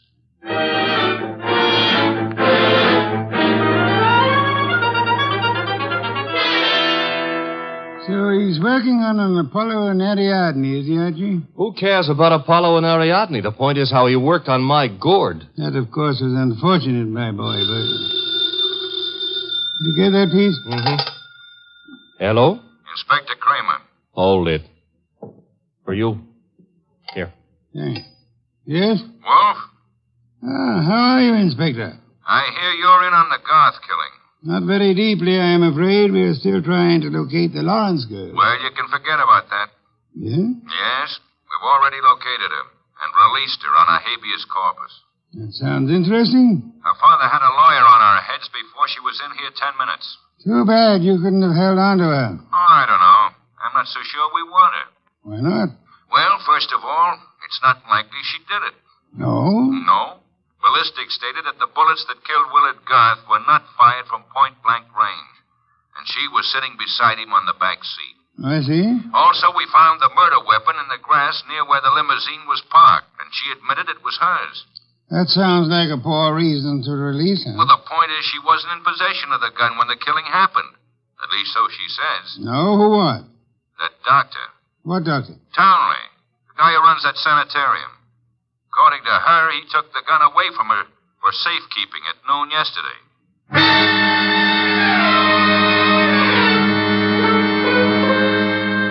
There was a little more talk between them, something about fresh cigar ashes that were found in the dashboard ashtray of the limousine. After that, the boss hung up and exerted himself enough to put a call through to the Townley Sanatorium. I'm afraid the doctor is very busy just now. So am I, and my business happens to be highly important. Well, I'll say you called, Mr. Wolfe, and I'll ask him to contact you just as soon as he has a free moment. Do you happen to have a free moment, miss? Why, yes, sir. Could you spend it by telling me if that handyman, Mr. Haynes, is being located? Why, yes, as a matter of fact, he has.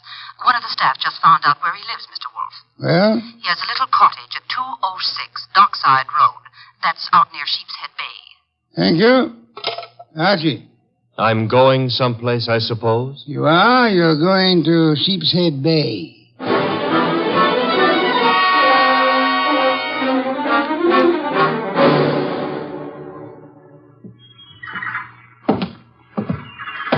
Hello there. Looking for a guy I can't find. Oh? Yeah, his name is Haynes. Stopped at the cottage up there, but there's no one there. I saw you here on the wharf fishing, so I... What did you say his name is?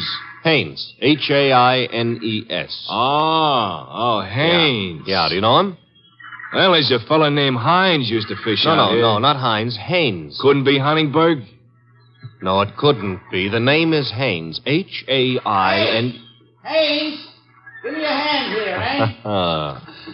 Well, what do you know? Funny, huh? That guy seems to think my name is Haynes. Yeah, so do I. You do? Yes, I...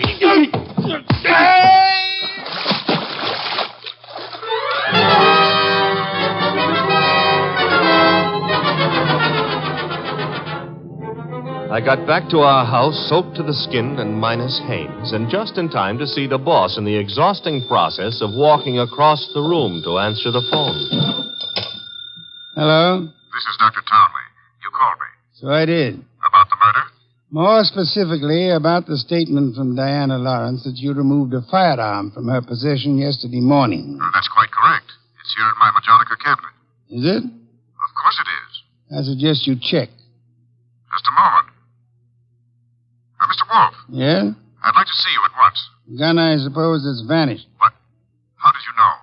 Because it is at ballistics, Doctor. It turned out to be the gun that killed Willard Garth. I see. Do you? Yes. I understand everything now. It's all so crystal clear. Just how crystal clear? I'm quite certain, Mr. Wolfe, that I can put my finger on the killer. And I think it would be well if you came here immediately. No, I'm afraid it's impossible, sir. There's an important operation scheduled, and I simply cannot leave. What do you suggest? Well, is it outside the realm of possibility that you come here. Is it Mr. Wolfe? Hello, Mr. Wolfe. Mr. Wolfe?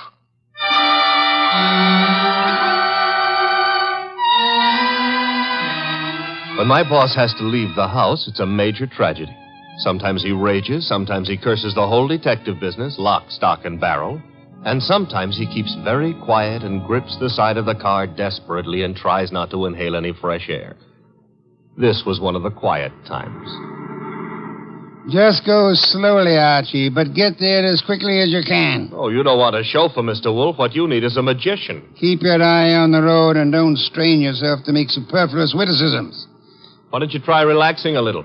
I hear there hasn't been a man-eating tiger sighted on the Sawmill River Parkway in the last 500 years. Your liberty is out of order. Don't try to make light of a deplorable situation.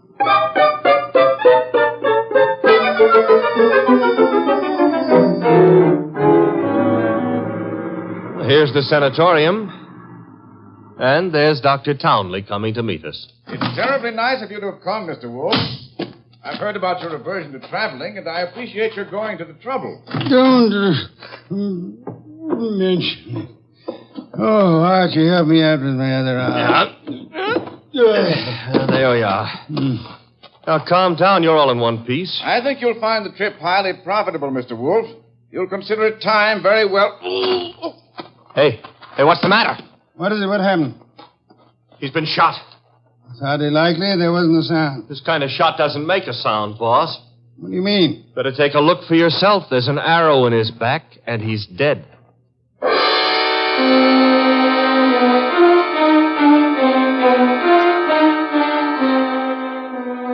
We remembered that Dr. Townley had said Diana Lawrence had won the Women's National Archery Tournament for 1947. The Lawrence house was visible through the trees 100 yards away, so we started for it and the sculptor's studio. There's no one around. So this is his latest effort, Apollo and Ariadne. Yeah. Done a little work on it since I was here. The Apollo's face is more finished and... Hey, boss. Yes? You know, somehow or other, Apollo looks a little familiar. I wouldn't be surprised, Archie. I think if you examine it closely... Mr. Wolfe. Our host. You remember me, don't you? I met you once at a dinner party at your house, the time they opened the new museum on 67th Street. Of course, Mr. Lawrence. And to what do I owe the honor? It's not much of an honor. Dr. Townley has been murdered. No. I am afraid Mr. Goodwin is being accurate. He's been murdered with a bow and arrow. And what does that mean to you, Mr. Lawrence? I'm sorry. I've been a fool. An awful fool. You can't blame yourself too much. If you'd cooperated with the police instead of looking out for your daughter's interest, the man would still be alive. But I assure you Where's the girl? She should be here now. She phoned me a while ago and said she was coming by for passage money to Rio. You were looking for me? Boss, Diana. Put the gun down, Angel. And tie a rope around my neck? Might I inquire if your plan is to kill us all, Miss Lawrence? Oh, what would yours be if the world was after you for something you didn't do? Wouldn't you be willing to risk persuading a jury of that? Thanks, no. I'll skip that chance. Father, get me the money. Diana, sweetheart, don't make me a part of your murders. That's asking too much of love. Don't you know I'm not guilty? No, Diana, I don't. Leave that gun away, Diana. Haines. Looks like I walked in on the nose. That's him, boss, the guy who soused me. Take a little of your own advice. Relax, Archie. What do you want here, Mr. Haynes? I want to give up and try to straighten out this little deal. Mr. Lawrence. Yes? Here's your money back. You got a right to call me a welcher. I promised I wouldn't give evidence against the girl, and you paid my price. But enough is enough, and right here and now I'm unloading. Just what does this mean? It means I saw her do it. Oh, you stupid, lying, rotten... Oh, yeah? Grab her, Archie. Grab her. Get the pair of them out of here.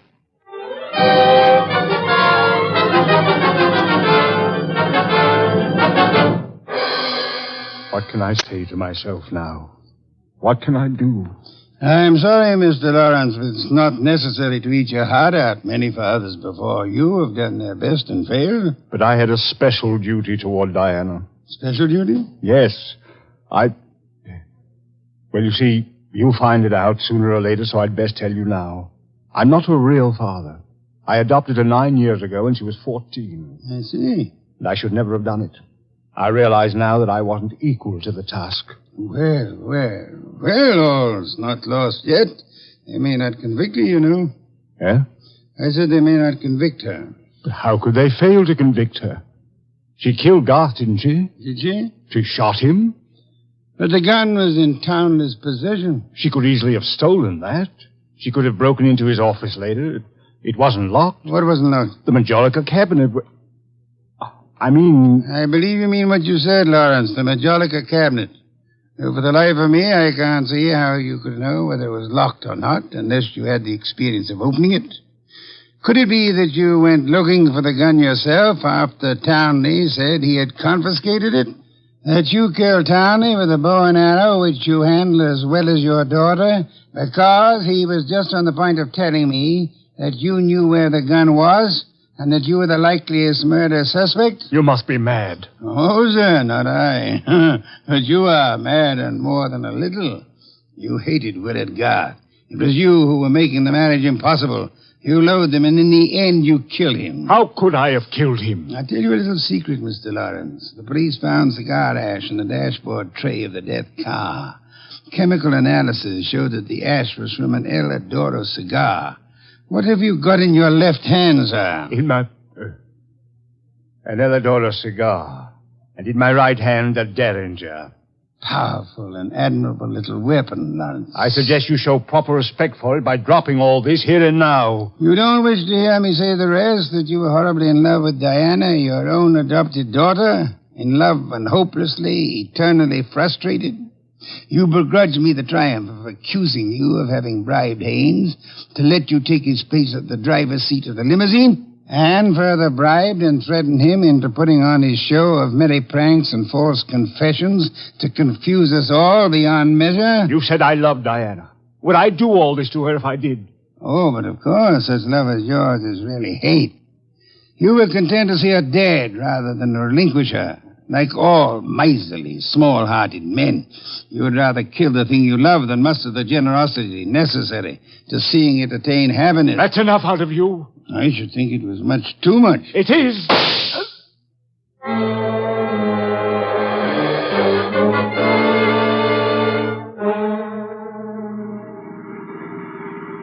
Archie, my boy, I'm grateful to you, both for coming back into the house when you did and for being such a good shot. Hope you remember that next time you feel like insulting me. Mm-hmm. Tell me, what's with that cigar ash routine? Who told you the ashes in the limousine were from an El Adoro, boss? I never heard anything about that. As a matter of fact, neither did I. No one could possibly have determined the brand by any chemical means in existence. I knew that, you see, and I took the long chance that Lawrence didn't. Oh. But I still don't get the mainspring of the deal. How did you know he was in love with Diana? That was genius. I have to admit it. You see, it all hinged on the statue of Apollo and Ariadne. According to the Greek myth, Apollo fell deeply in love with the nymph, but because they were of different worlds, he was condemned to pursue her always and never to catch her. Well, what's that got to do with the price of eggs? Isn't it perfectly obvious? Didn't he tell you that Diana had posed for the Ariadne? Yeah, but I still don't... And you yourself remarked on the fact that the finished Apollo looked somehow familiar, didn't you, Archie? Yeah, I did, boss. Don't you know why that was? You mean that... I mean that Michael Lawrence unconsciously revealed the true state of his heart. He didn't intend to, I suppose. But precisely and accurately, he chiseled the features of the tortured god in his very own image. Oh. And speaking of torture... Yeah? Will we be home in time for dinner? Oh, boss, you can't be that hungry. Oh, yeah, I am. Good heavens, Archie. Do you realize that I haven't eaten since lunch?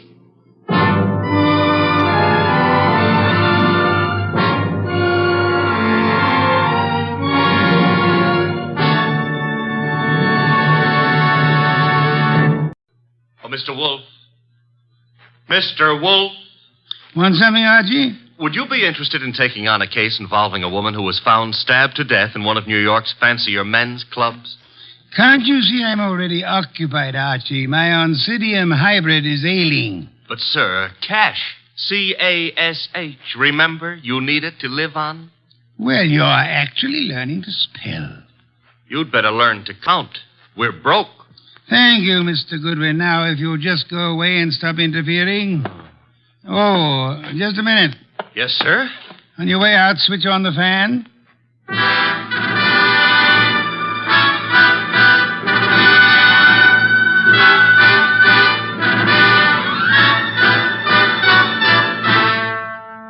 Yes, ladies and gentlemen, it's that one and only man of moves, the most famous detective in modern fiction, that corpulent, orchid-raising, beer-drinking gourmet who also happens to be a genius. Rick Stubbs' incomparable Nero Wolfe, starring Mr. Sidney Greenstreet. Tonight, Nero Wolfe's long-suffering assistant, Archie Goodwin, tells us of the case of the careless cleaner.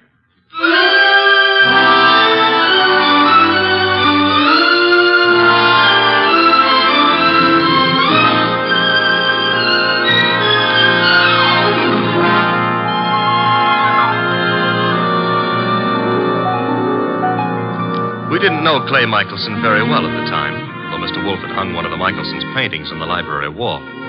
But then I guess we should have considered ourselves lucky not to have known him or his wife, Phila. 2 weeks ago, they had a quarrel. Oh, Clay, darling, I didn't expect you home so soon. I thought you were going to the museum to see the Van Goghs. I decided not to, Phila. Oh. Well, if you plan to paint this afternoon, I'll get out of the studio. I want to run some errands anyway. Why don't you make your phone call from here, Phila? Phone call? Who is he, Phila? He? Who were you waiting for this afternoon? Please, Clay, don't start that jealousy routine again. Don't try to kid me. You're being stupid, Clay. I'm stupid, all right, but I'm getting wise pretty fast. I'm through, Phila. I've had enough. I'm leaving you. So stay out of my way and keep your boyfriend out of my way, too, whoever he is, or I'll kill him.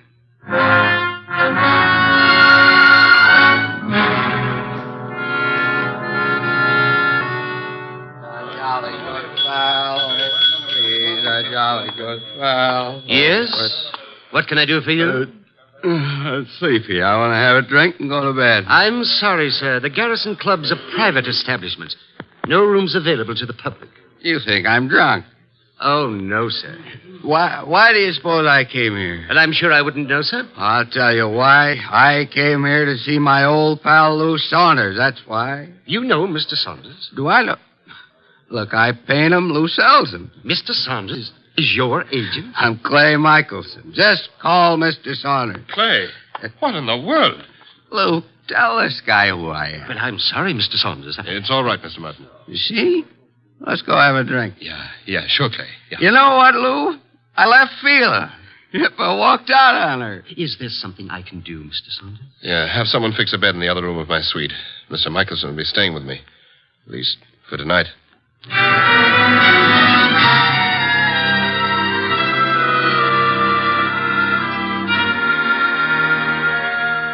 Mr. Wolfe? Yes, Archie? It's Friday. Good. Fish for dinner, then. Nope. I was not referring to dinner. You were not? I can think of nothing more interesting at the moment. Oh, I can.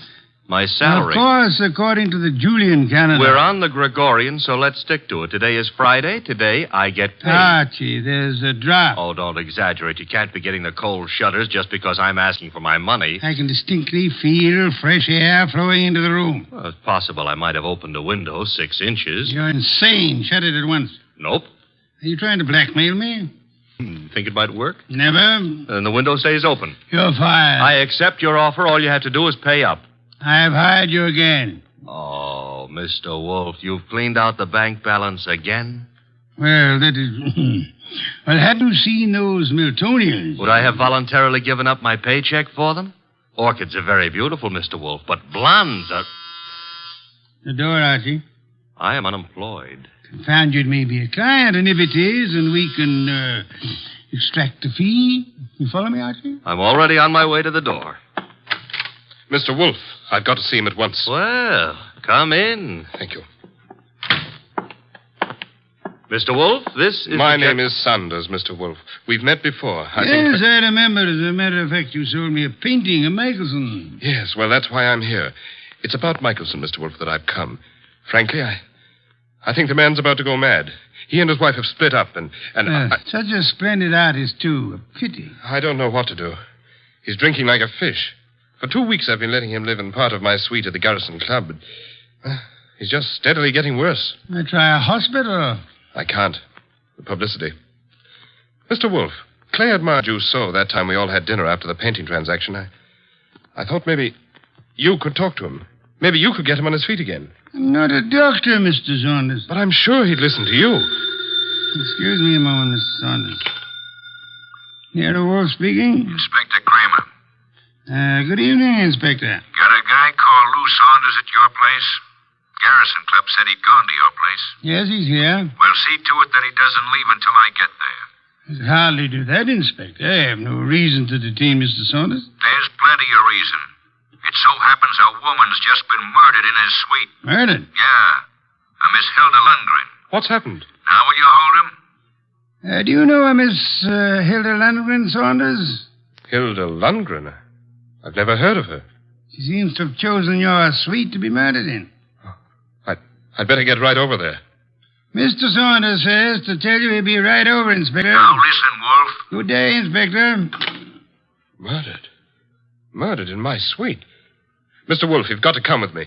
Mr. Goodwin will accompany you after the formality of a retainer, Mr. Saunders. Oh, anything you say. Here, I'll write a check. Good. 500. 500? Fine. My friend and assistant, Mr. Goodwin, will go with you. I have great confidence in his ability to bring back every detail of a murder, particularly where a woman's involved.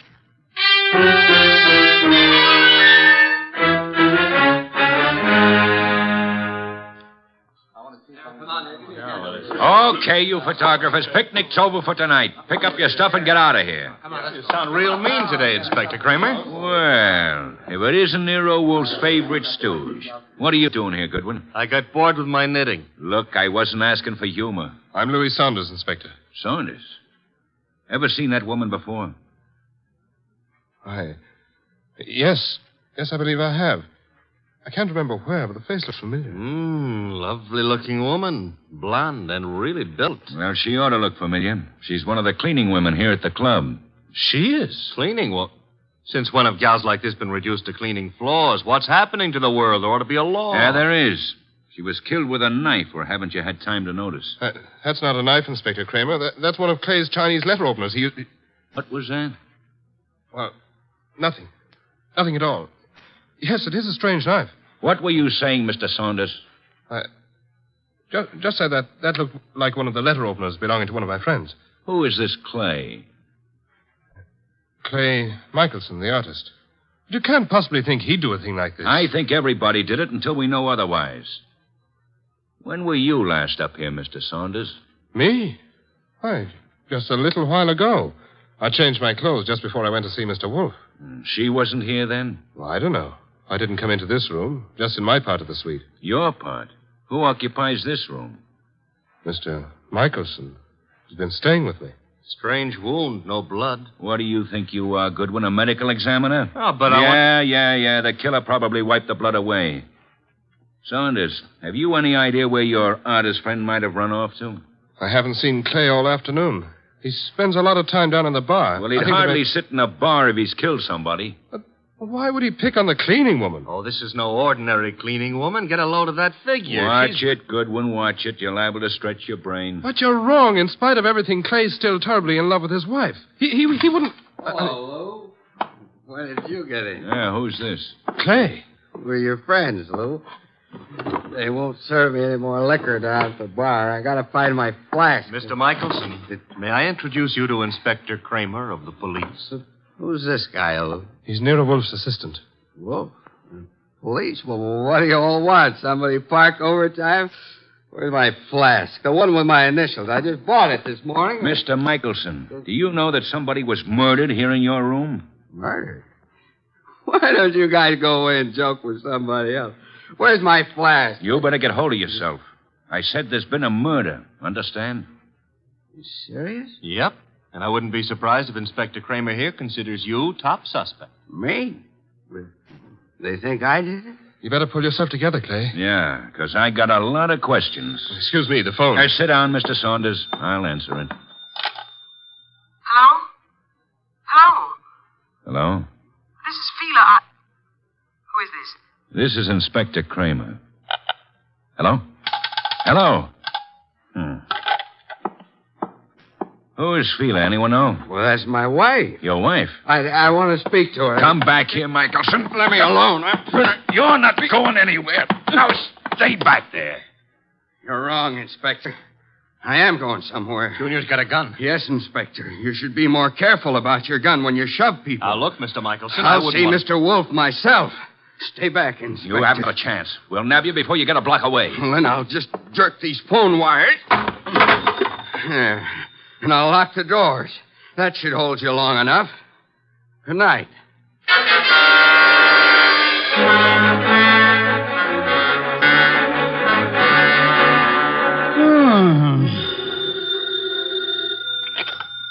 Nero Wolfe speaking. Wolfe Kramer. Indeed. Clay Michelson may be on his way over there. Hold him until I get there. Hold him, why? Not more than 10 minutes ago, he held me up at the point of a gun. He carries a gun? It was my gun. Careless of you, Inspector. Goodbye. Come in. Mr. Wolfe? Yes? My name is Clay Michelson. Yes, I was rather expecting you. You've got to help me. They think I murdered someone. You shouldn't have run away from the police. I've been drinking a lot, but I wouldn't murder anyone. Fela'd tell you that. Your wife. Was she the model in that painting of yours I purchased? What difference does that make? I tell you, they're after me for murder. You obviously loved your wife deeply at the time you painted her. Oh, here you are, Mr. Wolfe. Michelson. Clay. Good Lord, man. The police are on their way over here. He came for my help, Mr. Saunders. Oh, I'm glad he did, Mr. Wolfe. But we left Inspector Kramer talking from a phone booth. He'll be here any minute. And we have only a minute to decide why anyone would want to kill a cleaning woman. I didn't kill anybody. She was a beautiful woman, Mr. Wolfe. I gathered that, Archie, from your unusual interest in the case. She was stabbed with a letter opener from Mr. Michelson's house. Which might add Mrs. Michelson to our suspect list. Fila? You can't suspect Fila. You're very gallant, Michelson. Just how was this beautiful young cleaning woman, this Miss Lundgren, stabbed? In the heart. Her eyes were wide open, pupils dilated with shock. Details later, Archie. Kramer will be here shortly. At the moment, I would like to know where everyone was. Well, Mr. Saunders was here with us, you remember? I don't know where Mrs. Michelson was, but I could go see her and find out. No, it won't be necessary, Archie. Mr. Michelson, where were you? Me? Why, I'm not sure. I can't seem to remember. That's hardly what we would call helpful. I was drunk. Maybe I went to Fila's. I've been over there lots this week trying to talk to her. Yet I must have gone over there. Have you ever seen the murdered woman before? No, I never saw her before in my life. I've seen her before, Mr. Wolfe. Indeed, Mr. Saunders. I seem to remember your earlier statement to the contrary. Well, I didn't know her name, but when I saw her, I remembered her. I understand she was quite an alcoholic. Unfortunate woman. Beautiful and... Well, look who's here, Inspector Kramer. Oh, here you are, Michelson. And as usual, you didn't have the courtesy to ring the bell, Inspector. And give you a chance to get this guy out of here? Nothing doing, Wolfe. Now, come on. We're going to headquarters. Mr. Wolfe, you can't let him take me. I didn't do it. I'm afraid there's not much I can do about it, Mr. Michelson. Come on. You come along too, Saunders. I got to get a statement from you. Of course. This way. Come on. Very well. All right. I just got an angle. Really, Archie? Sure, it's simple. Saunders been going for this beautiful cleaning babe. Clay worms in. Saunders kills her. Perhaps there was jealousy somewhere in this case, Archie. Nero Wolfe speaking. Mr. Wolfe, this is Fila Michelson. You don't know me, but you once bought a painting from my husband. I've got to see you, Mr. Wolfe. You've got to help me.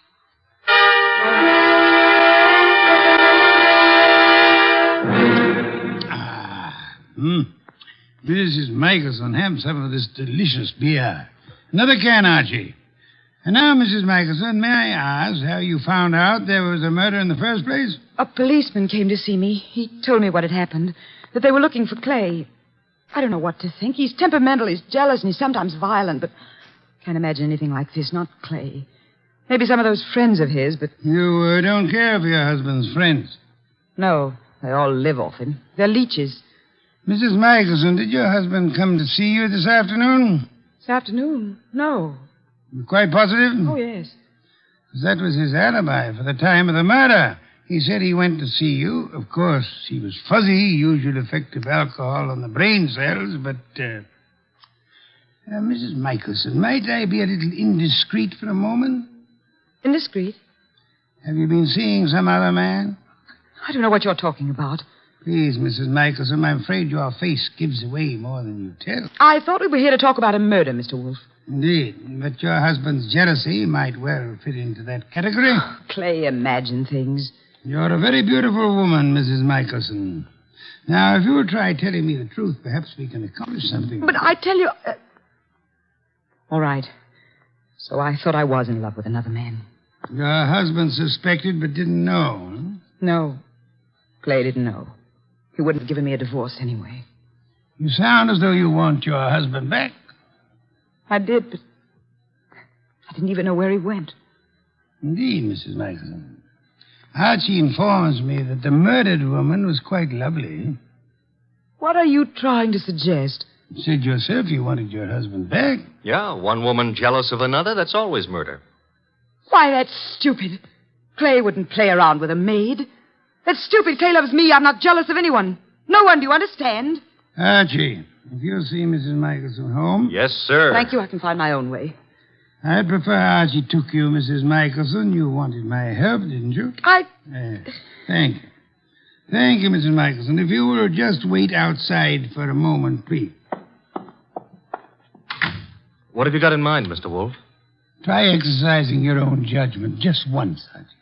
You mean she's the one who's jealous? Perhaps, Archie. Perhaps she may want us to think she was jealous. Perhaps she actually doesn't want her husband back at all, only to pin a murder on him. Oh. You see, in this case, it would be simpler than divorce. Yeah? Yeah, she might just be trying to get rid of him. She might, Archie. But then she's a woman, so don't count on anything. She might even be telling the truth.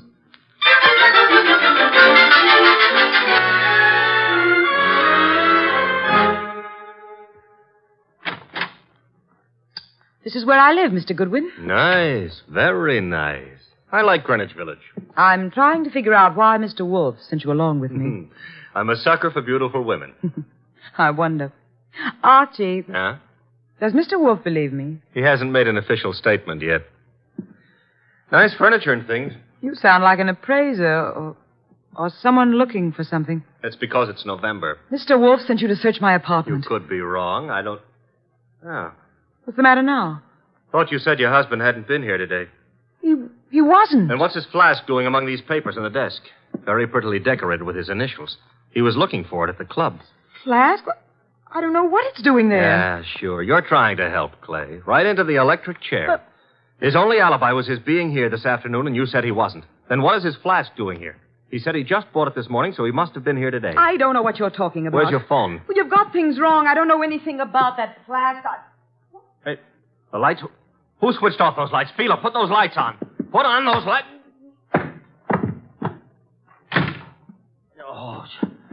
Oh, the lights. Get to the lights. That flask. Gone.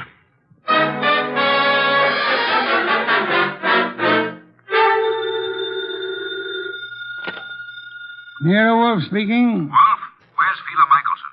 Fila, perhaps you might try the lost and found, Inspector. Now, look, I know she was over at your place. I thought you were interested in Clay Michelson. Well, I let him and Saunders go, for the present.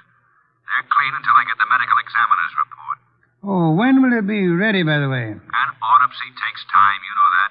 Where's the Michelson woman? I believe she had a date with Archie. Why do you want her? I'm sure it never dawned on you, Wolf, but this cleaning woman who was killed was some dish. Maybe Mrs. Michelson was the jealous one. Your thinking is beginning to bear an amazing resemblance to Archie's, Inspector. Also, it maybe never dawned on you that Fila Michelson hasn't offered an alibi for the time of the murder. You're right, Inspector. Yeah, you are. Come on, Wolf, quit stalling. Where's Fila Michelson? What? Oh, I really don't know, Inspector, but perhaps as a last resort, of course, you might try her home. Good night, Inspector.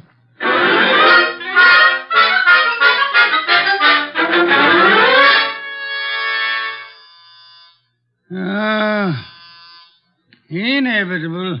Moment I'm comfortable. Come in. Mr. Wolfe. Oh, thank heavens you're here. I always am. Where's Mr. Goodwin? I don't understand how it happened. I swear I don't. What happened? I haven't got any idea how it got there. Got where? Calm down, Mrs. Michelson. Now, just what got where? Clay's new flask. Your assistant Archie. He came home with me, and that new initial flask was there. He thinks Clay was there this afternoon, and that I'm trying to frame him or something.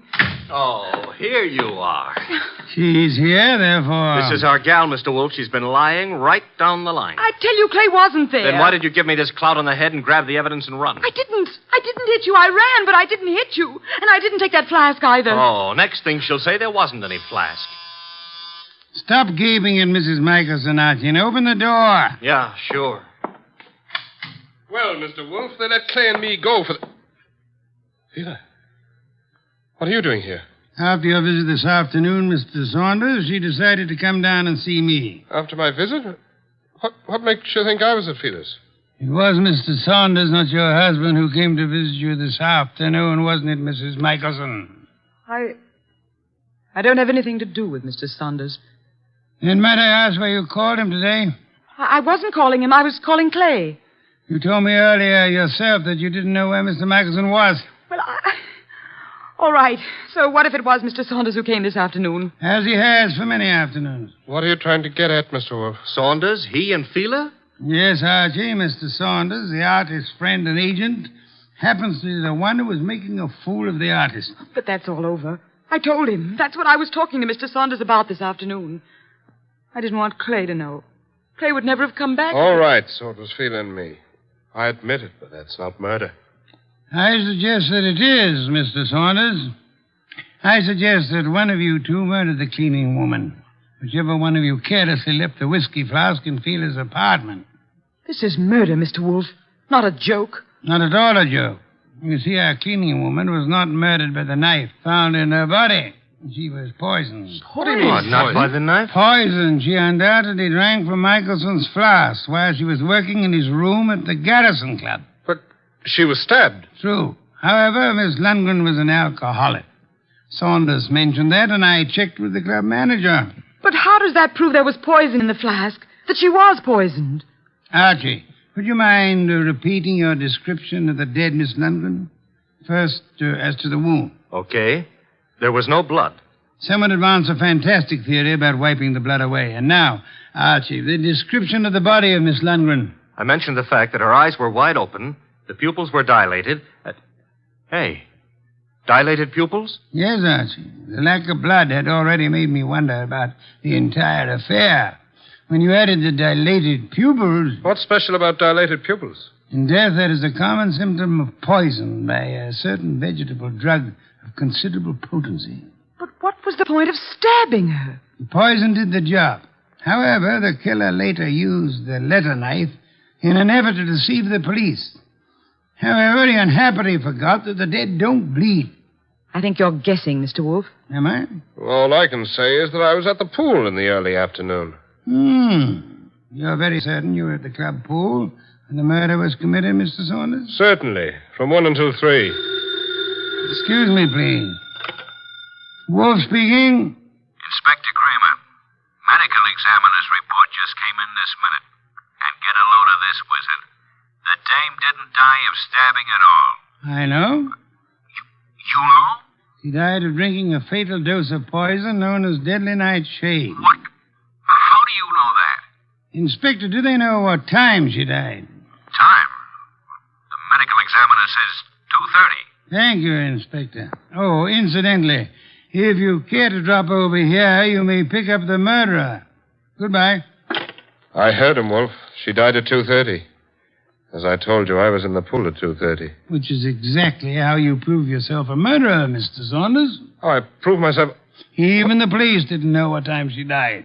Until just now. And the body wasn't found until the evening. How did you know she died between 1 and 3? I didn't know, but... You probably were at the pool at the time. The maid drank the poisoned whiskey you put in the flask of your friend Clay Michelson. I tell you, you're crazy.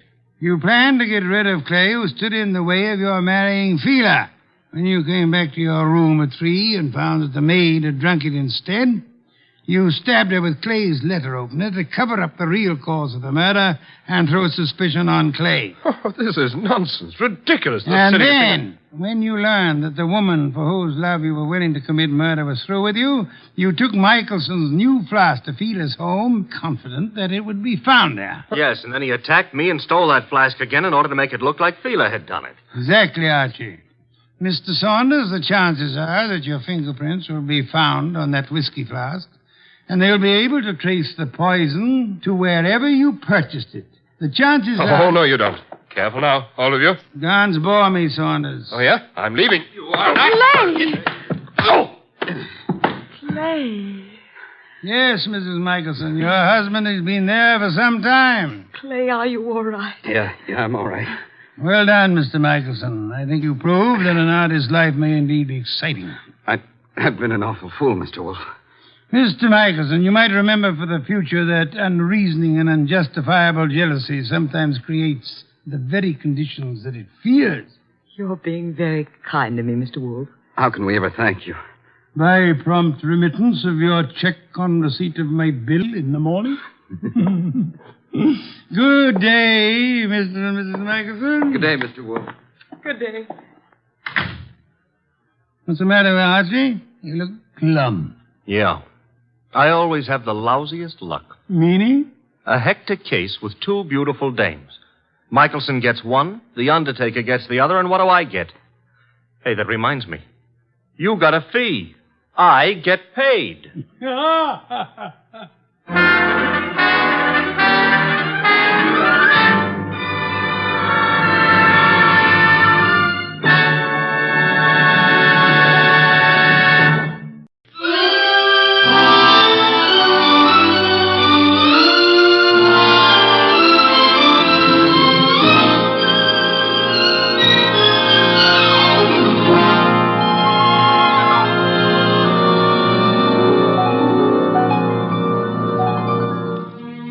Nero Wolfe had just come downstairs, having tended to his precious orchids. He was, as usual, seated in the library, which served as the office. He had just dialed a phone number, and, with his eyes closed, was leaning back in his specially built chair, which was big enough for two, but not two of him.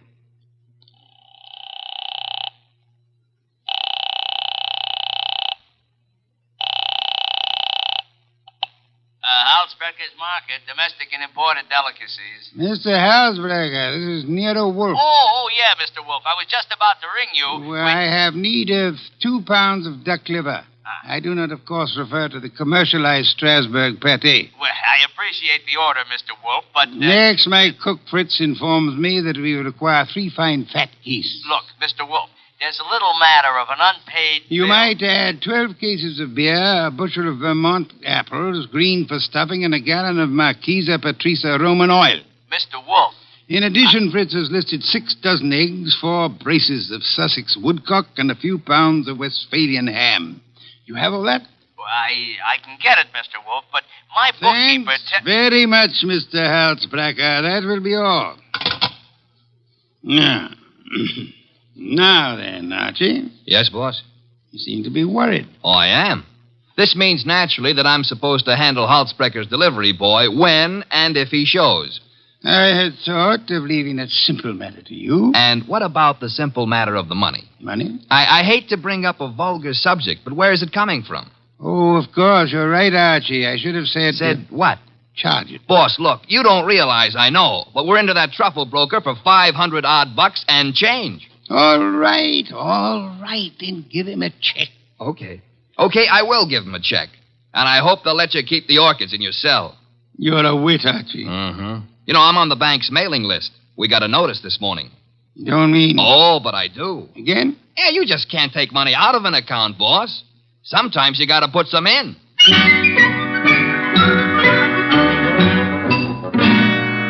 This is the only way to deal with the man I work for, and if I hadn't thrown him that scare, he wouldn't have been willing to listen when the door buzzer rang, and a prosperous-looking young guy in the kind of clothes that don't grow on trees came in and stood in front of the boss's chair, fiddling with the brim of his pork pie. My name is Oliphant, Mr. Wolfe. Oliphant? Yes, sir, Oliphant. I am the spiritual leader and guiding head of a small religious group known as the Seekers of the Inner Power. I see. Also a man addicted to marrying neither wisely nor well, but often. You read the papers? I do. Mr. Wolfe, I am as aware of my sin-ridden past as anyone else is. The point is that I'm no longer that kind of man. Even a person such as I can see the light in time. Good. Might I ask why you've come to see me, Mr. Oliphant? I need your help, Mr. Wolfe. Concerning? A certain young lady with whom I'm deeply in love.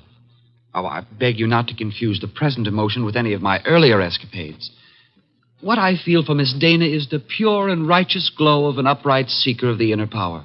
I promise to look on you as thoroughly redeemed, Mr. Oliphant. Proceed. Oh, by the way, do I recognize the name of your young lady as a Park Avenue socialite, an amateur swimming champion? Yes. But she's sweet, wonderful, beautiful. I've asked her to marry me, and she's given me some hope. In time, I fully expect to make her my wife. Well, then where's the problem? The problem is the presence of another man in her life. I'm sorry, sir. I'm a detective, not a matchmaker. This isn't a question of making a match, Mr. Wolfe. I have much too much respect for your talents to think of offering you such an assignment. Exactly. What do you want me to do? I want you to save Ilse Dana's life. Her life? Mr. Wolfe, this other man I spoke of is insanely jealous. Not only of Ilse's present, but of her past as well. He has threatened to kill her. I don't doubt your earnestness in this matter, Mr. Oliphant, but how would you know? I was listening on an extension in Miss Dana's apartment a few days ago when Hunter called. Hunter? Yes, sir, Jack Hunter. Known as Jack the Babe Hunter. Wait a minute. I know that canvasback. Huh? Sure, he's a coffee and cake prelim waltzer. Oh, he's not. He's a boxer. Archie is being fancy. Overlook it, Mr. Oliphant. Is Hunter in love with this lady of yours? I doubt it. He's a man of complete moral and spiritual corruption, I believe. Naturally you would. But what are the facts? In my opinion, he's after her for her money. She has money? To burn. And you, Mr. Oliphant? Me? Can you also afford to burn? How much do you want? The answer to that would be astronomical. However, if you leave a check for, say, $7,000, I shall look into your matter the very moment I have completed a little research into the nutrition of the Polynesian orchid.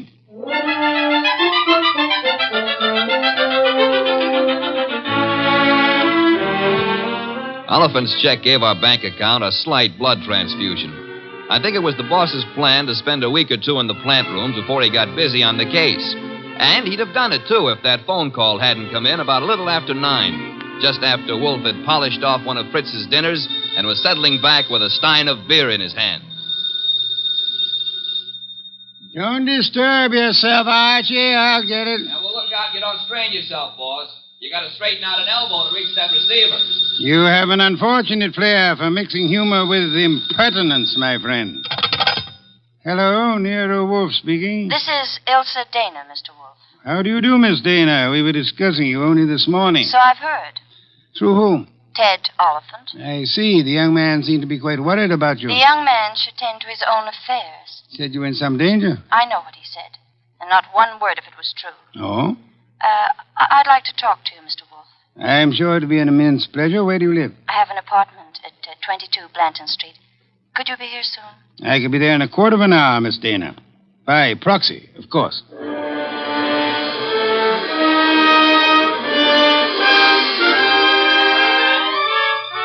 The proxy, naturally, was yours truly. 10 minutes later, at 20 past 9, I walked up to Ilse Dana's door with a nosy elevator boy giving me the 00. The reason for his interest was that her door was open and the room inside was empty except for a little twisted pile of pale pink satin, which at close range turned out to be a woman. Which woman turned out to be Ilse Dana. And Ilse Dana was dead. She used to be pretty. She isn't now. Yeah, strangulation doesn't help any girl's looks, son. Make anything of it? Well, the position of her body and the bloodstains on her pointed fingernails tells me that she put up a tough struggle before somebody succeeded in smothering with a pillow from the sofa over there. Yeah, that figures. When did it happen, I wonder? Yeah, the last 15 minutes, I'd guess. Say, who's been up in the elevator this evening? Nobody for her. Well, somebody came up. Well, who says not? They could have used the stairs, you know. Yeah. How well do you know Miss Dana? I know exactly zero about Miss Dana. How could you write her up and down every day and know nothing about her? It's a rule of the house to keep your mouth shut. The rule also goes when being questioned by a cop. A cop? Who's a cop? Oh, I guess you're a cello player from the Philharmonic. Look, I happen to work for a guy named Nero Wolfe. Oh. Heard of him? Maybe. Well, if your memory comes alive, son, I might see my way clear to spend a few dollars with you. Understand? I'll keep you in mind. Going down, mister?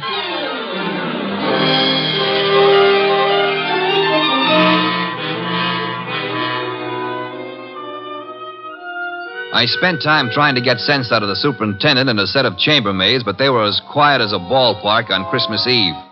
Then I called the cops and told them about Oliphant and Hunter. By the time I got home, the house was dark and Nero Wolfe was sleeping. Next morning, I gave him the details while he drank 3 bottles of beer. When I finished, he sat for a long time and then started another bottle. The prize fighter. What about the prize fighter, Archie? Hunter? Well, I phoned the hotel he lives in before you got up. And? They told me he wasn't in. You know, I begin to think that Mr. Oliphant brought us a more absorbing case than he suspected. You know, I'm glad you like it. I don't like it. I don't like work of any variety. But this thing has its points. Well, what do we do next? Next, we investigate my client. What? Merely because the reformed playboy employs a detective doesn't exempt him from suspicion, Archie. Oh, now who's that? I'm afraid we have no choice but to open the door and see. My name is Young. Barstow Young. It's nice meeting you, Mr. Young. What do you want? I want to see Nero Wolfe. About? About a certain young lady with whom I am deeply in love. What? Will you repeat that? I want to see Mr. Wolfe about a certain young lady with whom I am deeply in love. Her name, please? Ilsa Dana. Is it possible that you entertain plans of making her your wife? Why, yes, but there's a problem involved. Another man? Yes. Well, do come in. Do come in. I think we've been waiting for you. Oh, Mr. Wolfe. Here's another one. Ah, Mr. Wolfe. You've come to me about Miss Ilsa Dana, sir? I have come to you, more specifically, about a man who has threatened her life. How unusual. He's the treacherous kind. Mild-mannered, you know. As we say in my profession, he underplays it. Your profession, then, is the stage. It is, sir. Go on, you interest me deeply. I was present recently when he told her that he would certainly kill her unless she mended her sinful ways. Sinful? No one denies that Ilsa has had, shall we say, a checkered career. But the man's attitude is totally fanatical. What's his particular brand of fanaticism, Mr. Young? Theodore Oliphant is a religious maniac. Well, what do you know? He's come to give Theodore a bad report card. I don't understand. I've come to ask Mr. Wolfe to prevent his murdering Miss Dana. Am I allowed a direct question, sir? Why, of course. Where were you between 9 and 9:20 p.m. last night? 9 and 9:20. Why do you ask? You said I was permitted a direct question. Oh, well, I was walking in the park, as I remember. Do you make a habit of walking in the park? I have lately. I'm preparing for an important role in a forthcoming production. What's so important about last night? From your point of view, a great deal, sir. Well, what do you mean? Last night, Miss Ilsa Dana was murdered. What? Mr. Goodwin here discovered the body. No. I'm afraid I must insist, Mr. Young. Why are you looking at me like that?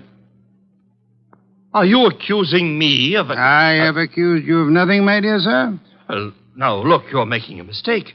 Oliphant killed her. You may be sure of that. I have your word. I know him. He was trying to reform her, wanted to make her a devout follower of his cult, the Seekers of Power. I heard him tell her to her face that if she refused redemption, he would see to it that she didn't live on in her wickedness. You could produce other witnesses? Do you know, in your own smug way, you're as detestable a character as I have ever had. All right. Let's everybody take 5. Yeah? Nero Wolfe?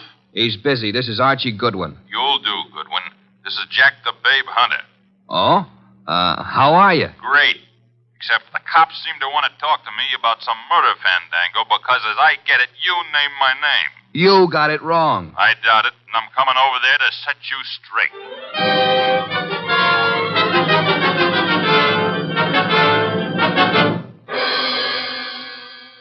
Why'd you ring me in on this mess, Wolf? You knew the girl pretty well. Me and how many more? Besides, what time was she murdered? Last night between 9 and 9:20. I see. So if you would inform the police where you were at the time, that should be that. Yeah. By the way, Mr. Hunter, where were you at the time? I don't see your badge, Wolf. I was only wondering. I haven't been near the Dana woman for over a month. But if you're really interested, I'll give you the name of the killer. Please do not keep us in suspense, Mr. Hunter. A couple of years back, Ilsa financed a guy in a big and lousy Shakespearean play that closed like a clam and nothing flat. Go on. It was money down the drain. The guy's got nerve. And he was in love with her, and he figured she'd do anything for him. So he comes back to her to finance him again. This time in Hamlet, no less. I see. I don't have to tell you what a flop that would be. You needn't tell me the actor's name either. You know? Mr. Barstow Young just left here. Yeah? Well, he's your man, Wolf. He got so sore when she told him she wouldn't toss any more moolah into his broken-down career, he went off his rocker and tore it down. Your reason for thinking so? I met him on the street one day, and he started beefing to me with blood in his eyes. It's all I could do not to punch him. The results might have been less fatal if you'd followed your instincts, sir. I couldn't. Guy's built like a broomstick. He's weak as a cat. Hit him once, he'd crack like dry plaster. I see. What's on your mind? This man you're accusing of Miss Dana's murder, Mr. Hunter, he was very much in love with her. She was thinking about marrying him, he said. He said? Yes, he did. I heard him, too. He was talking through his skull cap. Ilsa wasn't going to marry anybody. No? No, she couldn't. Why couldn't she? Well, but she just couldn't, that's all. So long.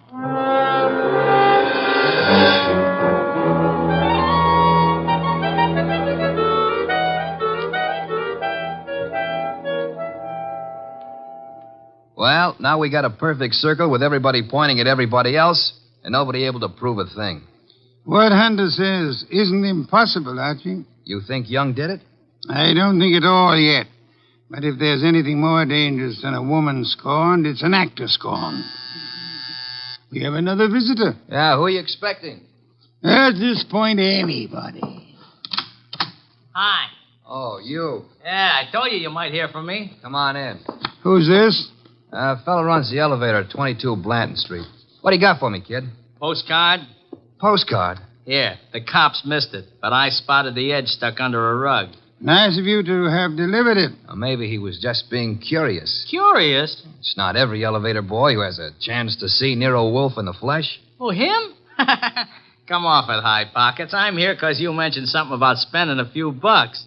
Oh. I wouldn't cross the street to see the best gumshoe that ever breathed. Look, gumshoes don't breathe, and how would you like a sock? Archie, pay him and let him go. Yeah, pay me and let me go. Sure, Mr. Wolfe. Here you are. Thanks. Don't mention it. Anytime, pal. Anytime. How do you like that fresh little punk? Archie, the lad has done us nobly. Yeah? Typewritten card addressed to Miss Ilsa Dana. Well, what's it say? Rather peculiar message. Have you prayed tonight? It's signed with a single letter O. Have you prayed tonight? Yes. Signed O? Exactly. Weird, isn't it? Well, what's weird about it? What could be plainer? Have you prayed tonight? Now, I ask you, who is the man in this deal who's interested in praying? All of us, I hope, are God-fearing. All right. But I ask you again, what does O stand for? It could stand for O'Brien, Obituary, Omaha. What about Oliphant? Oliphant, too. Look, what's with this indifference? The case is cracking and you slough it off. You remember what Young said? Oliphant threatened to kill her because she wouldn't join that cockeyed movement of his. Don't exhaust yourself, Archie. We have a hard night ahead. Yes, but I don't understand. But I don't mean to stifle your imagination, my friend. But if you'd reserve your deductions for a little while, you could lend me some much-needed assistance. What do you want? I want you to become a burglar. A burglar? I want you to hurry over to the dead woman's apartment on Blanton Street and ransack it. For what? How do I know? We need help. Anything may help us. Go through the place with a fine tooth comb.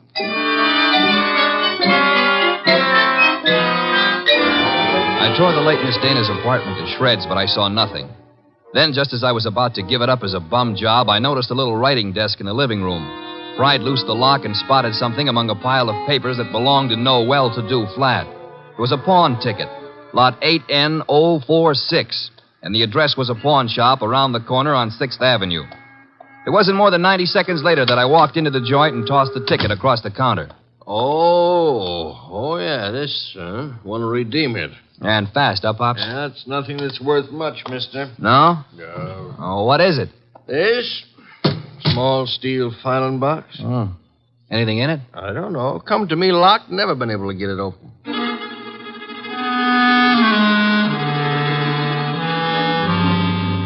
We got it open, Wolfe and I. Smashed the front end with a poker. There were some odds and ends inside, old earrings, some thumbtacks, a cigarette lighter, just trash. Then the boss stuck his fingers in and pulled out a plum. This is it. What do you mean, this is it? You fail to recognize this classic document? Huh? A marriage license, Archie. A marriage license. Yeah, well, whose marriage license? The wording is self-explanatory. Listen. This is to certify, etc., etc., thus licensing on this 3rd day of May, 1946, the marriage of Miss Ilse Dana to Mr. Johann Jaeger. Johann Jaeger? Exactly. Well, who in the world is Johann Jaeger? We'll soon see. I don't get it. I can understand. It's a befuddling little puzzle. It'll be very easy for one to make a fatal mistake here. But, of course, you won't. I won't. 3 hours later, I'd herded all the suspects into the office, and he sat in his chair and glared at them. Oliphant, Young, and Hunter.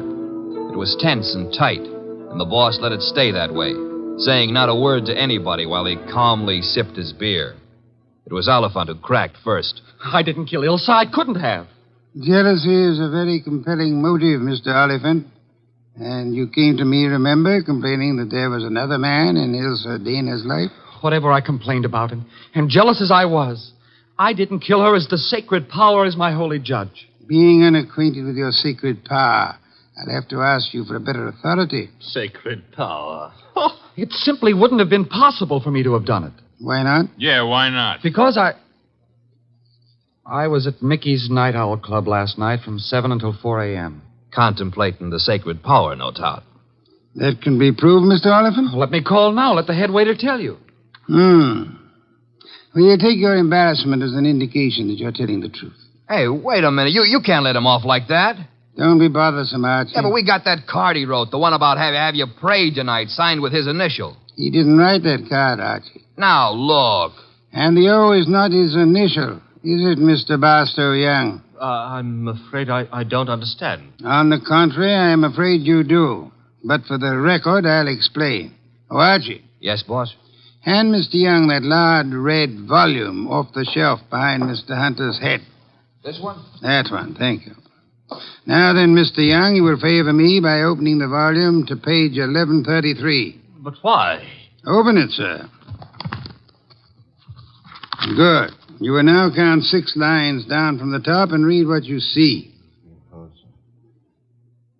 Have you prayed tonight? Thank you, Mr. Young. What the devil is going on? Mr. Young has just given us a reading from a tragedy. The line, have you prayed tonight, is spoken by the hero to the heroine just before he murders her. The name of the heroine is Desdemona. And the hero, as I'm sure you all know, is Othello. Othello?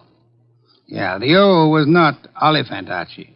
Othello, I think, was a Shakespearean play which Miss Dana financed for our Mr. Young. And knowing she would recognize the quotation as well as the threat behind it, he sent it to her to warn her that he meant to murder her. You won't have the unmitigated gall to deny that, will you, Mr. Young? No. No, I don't deny it. Do I call the police? But I didn't kill her. The fact that I sent the card doesn't mean I killed her. Well, it'll do for my money. But not for mine, Archie. What? Mr. Young couldn't have killed Miss Dana. Why not? Because he lacks the strength to strangle such a healthy young woman, a champion athlete. Wide awake and full of fight. He's rather a frail person, as we know, and smothering Miss Dana with that pillow was no easy task. She struggled. Therefore, she clawed the wrists of the murderer.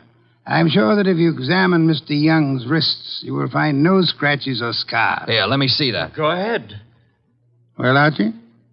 Yeah, you're right. Nothing. I was sure there wouldn't be. The person who actually killed Miss Dana was a powerful physical specimen. Yeah? Yes, Mr. Hunter. In all probability, a professional athlete. A muscular man in good condition. You pointing at me? Seems quite likely, doesn't it? You're out of your head. Am I? Yeah. Ilse Dana war ihr Frau. Nicht wahr? Jawohl. I mean... You said yeah, Mr. Hunter. And you meant yeah, yes. I asked you in German if Ilse Dana was your wife, and you in the heat of emotion answered me yes in your mother tongue. Look, what's going on here? Allow me to present Mr. Johann Jaeger, Archie. Him? I've known it since we first saw that marriage license. You see, Jack Hunter is the English translation of our friend's real name back in Germany, where he comes from, Mr. Johann Jaeger. Oh, what do you know? So you proved nothing. Yeah, I was married to Ilse. That's why I said she couldn't marry anybody else. But I didn't kill her. She was my wife. I loved her. Olivan told us you were insanely jealous of her. What if he did? You know better. Do we? Sure you do. Ilse told you herself over the phone that every word Oliphant said was a lie.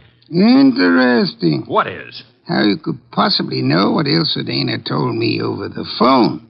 I haven't mentioned it to you or anybody else. Oh, well, you see... I see most clearly, Mr. Jaeger, that you must have been in the apartment with her listening on the extension phone, or you couldn't possibly have that information. And it was only a few minutes after that telephone call that Ilse Dana was smothered to death. And I see it's about time I said good night. Wait a minute, Jaeger. Wait a minute. Good work, Archie. I advise you to sit still, Mr. Johann Jaeger Hunter. I was right. I told you he threatened to kill her. But why? I've only guessed at the story. Reconstructed it, so to say. But I think you and Mr. Young ought to be congratulated. On what, sir? On not having won your fair lady. You've always thought of her as a sweet, demure society girl. But actually, she was a vicious person, as bad as the man who killed her, if not worse. She tortured him cruelly for 4 long years. How can you say that about her? How can you doubt it, Mr. Oliphant? There must have been a great many men in her life. We know at least 2 definitely, you and Mr. Young. But she was in love with me. She was in love with me. I'm sorry to shatter your illusions, but she was not in love with either of you. She was using you for her purpose. What was her purpose? Tormenting the man she married. That was her preoccupation day and night. She delighted in tyrannizing over him, as one might in breaking a bull or taming a wild mustang. Do I come near the truth, Hunter? Yes. Until I couldn't stand it any longer. May I ask then why you married her? Why? Because I couldn't help myself. I crawled for her. I married her on the terms that nobody should ever know I was her husband. She was too good for me, she told me that to my face over and over. That we belonged to different worlds. But I was crazy about her, so I took it. What I've taken you wouldn't believe. Oh, I'm sure I would, Mr. Hunt. I'm a very understanding man. The question is, will a jury believe you? And that we must begin to learn immediately. Archie. Yes, sir? Phone for Inspector Kramer.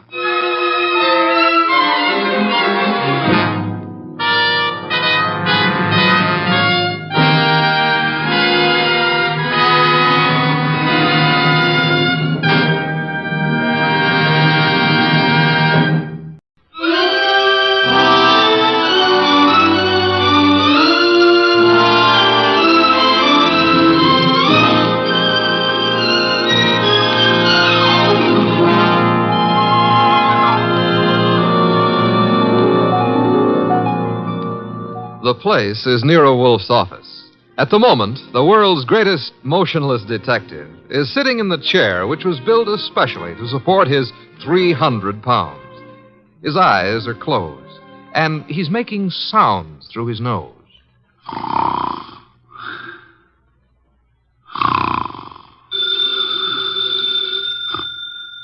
Archie. Archie. Archie! Yes, Mr. Wolfe, what is it? The phone, if you please, Mr. Goodwin. But it's on your desk, only 8 3/4 inches from your left elbow. All you have to do is lean forward. Found it, Archie. What do you think I am, an athlete? Hello. No, wrong number, mister. Well, I'm sorry, Mr. Wolfe, if that old phone awakened you. Wrong number, and I was not asleep. I was merely concentrating. On what? We're out of work. There's nothing to concentrate on. May have escaped your errant attention, Archie. But there are other subjects for thought besides murder. Sure, blondes. And blondes. You're right at that. Brunettes.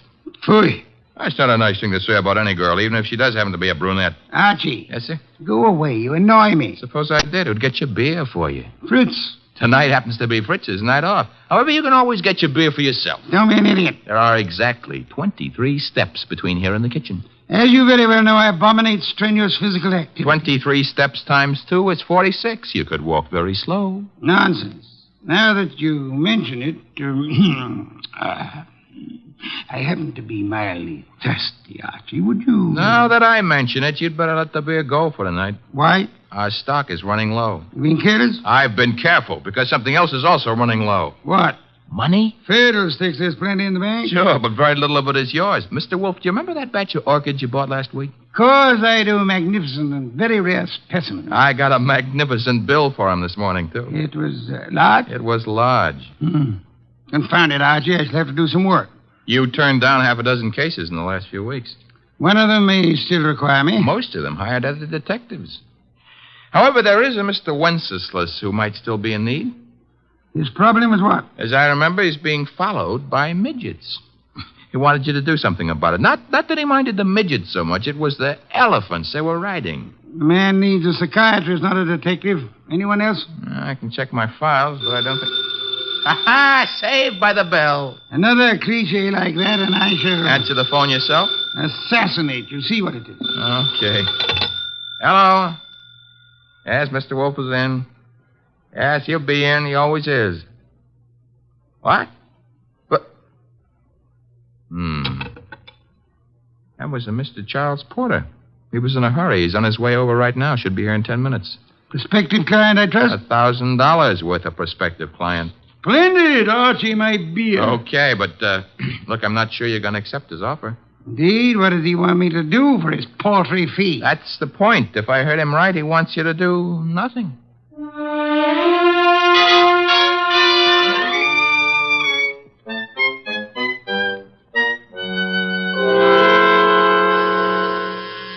The door, Archie. Yes, sir. I hear it.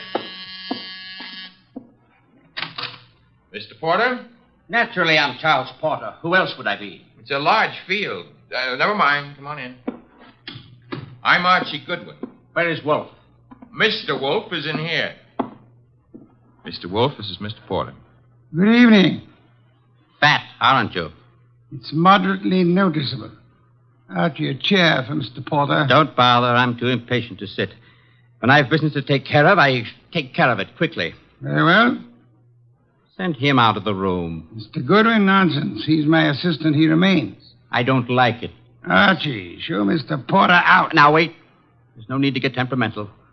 Perhaps I'm a little abrupt. Rude. I'm a worried man.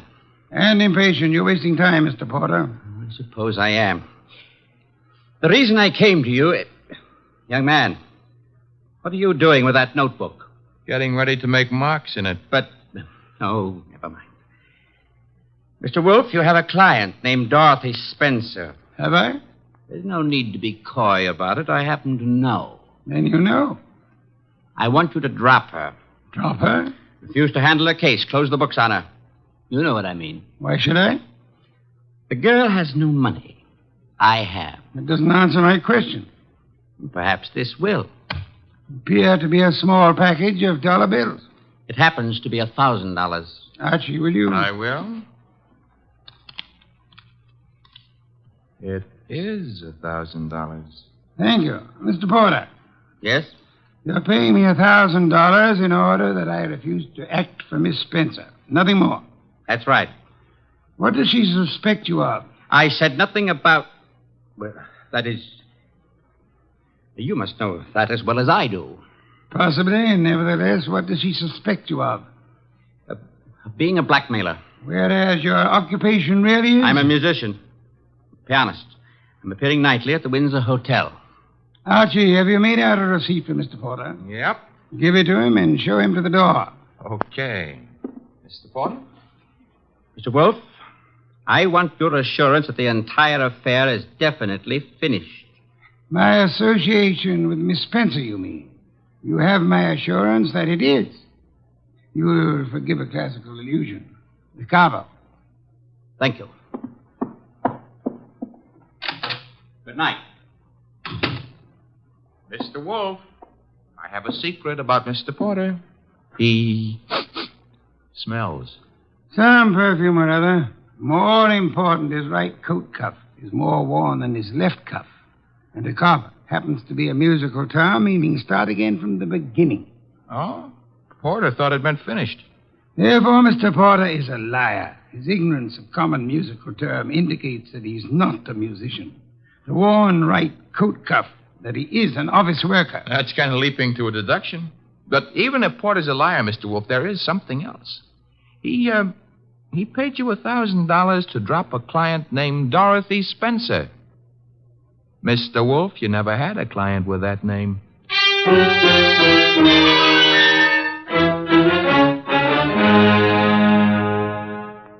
Well, that's that. Dorothy Spencer is not in. Anyway, she's not answering her phone. Mr. Wolfe, I said... I know what you said. Bah. That a comment? I'm worried. Mr. Porter may have assumed erroneously that Dorothy Spencer had employed or was intending to employ me. That does not explain why he lied about his occupation. Maybe he didn't lie. After all, your deductions could be wrong. Phooey. Okay. Take care of that right now. I'm phoning her. Hello? Windsor Hotel? Get me the manager's office.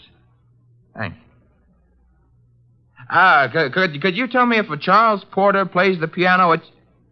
Uh-huh. She sounds blonde. I see. Thanks a lot. What do you do after work? Oh, so long. She goes home and beats her husband. About Porter, Archie. Bad news. He does play the piano at the Windsor in the move room. So where does that leave your deductions? Untouched, of course. Let me think. Yes, naturally. Naturally what? I came to the conclusion that Mr. Porter was an office worker. We have just discovered that Mr. Porter is not an office worker, therefore... You were wrong. I am never wrong. Therefore, the man who was here is not Charles Porter. Mr. Wolfe, do you think a man of your weight should climb out on a limb like that? Fiddlesticks. Look up Porter in the phone book and call him. Okay. Take a second. Archie, the phone company's best friend. Yep, here he is. What do I ask him? There'll be no need to ask Mr. Porter anything. Just phone. You're the boss. Yeah. Have to say something to the guy. Hello. I'd like to speak to Charles Porter. So would you. Who's... Oh, Stebbins, huh? Yeah, that's right, Archie. Oh. No, don't bother why I called. It's a coincidence. Goodbye. You know who that was? No. That was Sergeant Stebbins, Sergeant Pearlie Stebbins. I might add, as though you didn't know, that Stebbins happens to be a sergeant in homicide. Indeed. You expected this. I still don't know what your conversation was about. It was about Charles Porter, who maybe was a liar, but who isn't going to tell any more lies on account of he was just shot to death.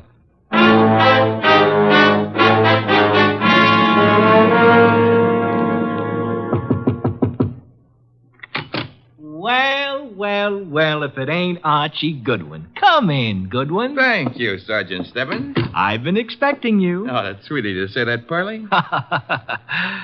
Why did you phone Porter? His right coat cuff was more worn out than his left. So for that, you had to kill him? No, actually, I killed him because you didn't know his da capo. Hey. Yeah, hey. He don't look good anymore, huh? Guys who stop bullets with their face never look good. Pearlie, you've been robbed. I did... That corpse is not Porter. Now, relax, Goodwin, relax. His fingerprints were on file and they check. His girlfriend says he's Porter. If he could get up and talk, he'd tell you he was Porter. And what makes you think he isn't? Well, because when he visited us earlier tonight, he looked different. Not much, but... You said girlfriend? Yes, I said girlfriend. She's in the next room mopping up. She kind of broke down when we brought her here. You brought her here? Now, don't tell me what her name is. Why shouldn't I? It's Spencer. Dorothy Spencer. Ooh, that's what I was afraid of. Sergeant, Oh. Ignore him. He comes with the woodwork. His name is Goodwin, Miss Spencer. Archie Goodwin. Find what you were looking for? What I was looking... Somebody's gone through this place like a minor league hurricane. You? What business is it of Of yours? mine? None, maybe. On the other hand, Nero Wolfe might have other ideas. Matter of fact, I'm sure he'd have. Miss Spencer, why don't you go see him? The address is 601 West 35th Street. I don't see why. You want your boyfriend's murderer found, don't you? Now listen, Goodwin, the police are working on this. Sure, they'll see to it nobody harms a corpse. Goodbye, Miss Spencer. Don't forget that address, 601 West 35th Street. Believe it or not, you used to be a client of ours.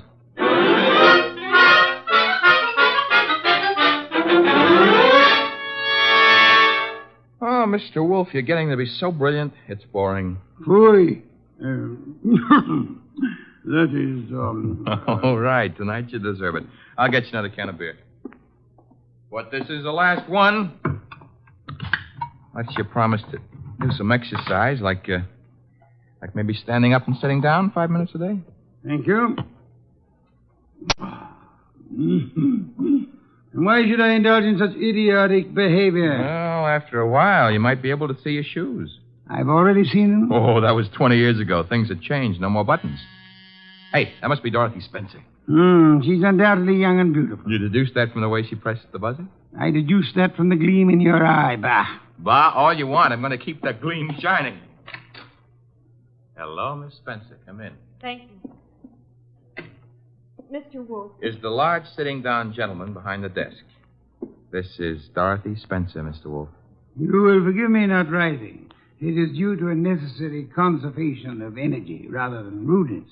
Archie, a chair. Sure. Here you are, Miss Spencer. Thanks. Now then, Miss Spencer, have the police found anything but dust in Mr. Porter's closet? Why, no. You were engaged to Mr. Porter? I was. That ring you're wearing, he gave it you? Yes. May I see it? Well, all right. Here. Thank you. Expensive. Very expensive. You may have it back. Miss Spencer, why are you marrying Charles Porter? I loved him. Phooey. Mr. Porter, according to Archie's description, was twice your age with considerably less than half your attractiveness. Love may perhaps be blind, but it is not astigmatic. I don't know what you mean. What were you searching for under the nose of the police? Nothing. Nothing at all. How did your fiancé earn his money? He played the piano at the... Phooey. What he earned there in a year wouldn't begin to pay for the ring he gave you. Would you like to try again? I don't know how he made his money. I suggest that you do. I suggest that he earned money by the same method that he induced you to consider marrying him. Blackmail. Oh, but... Why was he blackmailing you? Old letters I'd written when I was too young to know any better. Your motives for murdering Porter would be twofold, then. Recovery of blackmail material and the avoidance of marriage to a man you dislike. I didn't kill Charles. Your doorbell, Archie. Get Miss Spencer into the kitchen. Once. Must be the police. Yeah, let's go, Miss Spencer. Right through that door. And stay there until I call you. Front door, Archie. Mr. Wolfe, do I know Dorothy Spencer's here? You know nothing. A simple role for you to play. I haven't got time to resent that insult right now, but wait until the next time you drop a collar button. Well, bless my soul, if it isn't dear old Inspector Kramer. How is the homicide department? Where's Wolfe? Big surprise. He's sitting. Mr. Wolfe? Good evening, Inspector. Where's Dorothy Spencer? This is not the Bureau of Missing Persons. The district attorney would like to talk to her. I shall tell her so the next time we meet. Yeah, that could be right now. She's in this house. I don't see her. Mind if I look around for myself? You have a search warrant, of course. It so happens no, but... Archie, the inspector's leaving. Okay, I'm leaving. I suppose by the time I get back with a warrant, she'll be in Hoboken. Hoboken? Where's that? Look, Wolfe, you can go too far. One of these days you won't be able to talk yourself out of it. Trail me to the door, Goodwin, to show what a good detective you are. Ooh, Inspector Kramer doesn't love us anymore. Unfortunate. Archie, take Miss Spencer to a respectable hotel. Register her under an assumed name. She is to stay there until notified otherwise. Luckily, the good inspector neglected to inform us that she was the leading suspect in a murder case. Hence, we are not accessories after the fact, and I don't want her arrested for murder as yet. Her beauty has won you over. You will then return here immediately. Okay. What are you going to be doing in the meanwhile? Archie, shall be thinking.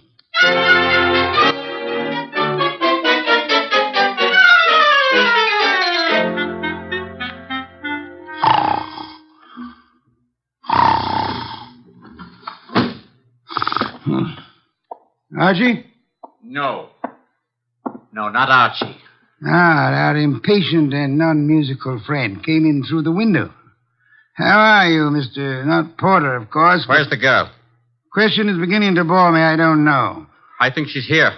So did the police. I might add that they were slightly closer to the truth. Incidentally, what makes you think she was Porter's accomplice? She must have been. Nonsense, she wasn't. Porter was blackmailing her, just as he was blackmailing you. In her case, it was letters. In yours, a previous criminal record, perhaps, that your employers might be interested in. I want to know where she is. Maybe this would help you remember. Good heavens, don't point a pistol at me. It annoys me. The police, I should think, opened the door for them like a good fellow. Oh, no. I'm leaving. But if I don't find that girl, I'll be back. Knock the blasted thing down if it isn't open.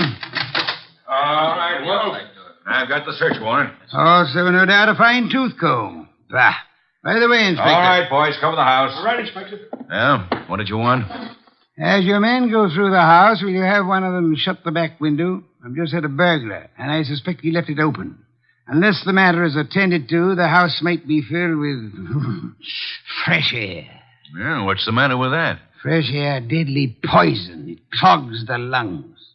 And may I point out that the warrant you're clutching in your hot little hand is not a lease on the house. Finish your search quickly, if you please, and then, why not try Hoboken?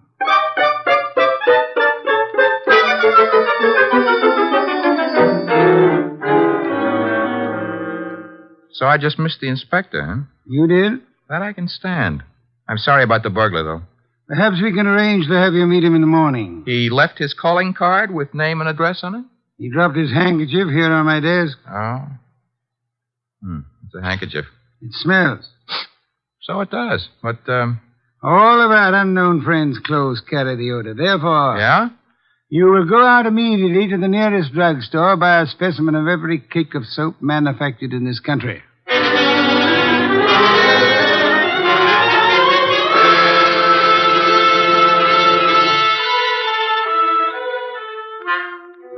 Mr. Wolfe? Be still. No. I never realized just how many different brands of soap are made in this country. You should listen to the radio more often. So far, we've sniffed at 37 cakes. None of them smell like porter. Let's see. 38. Hey. Let me have it, Archie. Yes, the soap. It's labeled orchid ovals. I should say basely mislabeled. Orchids have no odor. Our task for the evening is finished. Why? All we know is the guy washes with a basely mislabeled soap. No, the odor would not have been so persistent in that case. Unquestionably, our visitor works for a soap company that makes orchid ovals. Every employee of a plant in which perfume in large quantities is used inevitably carries the odor on his clothes. Oh. And you already deduced he works in an office. Uh-huh. I go see him in the morning? You do?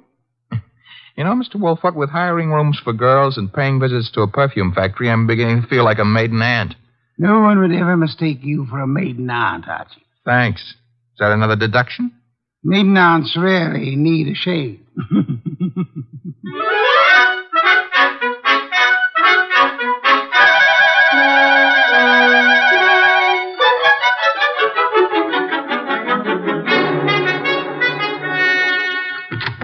Orchid ovals, good morning.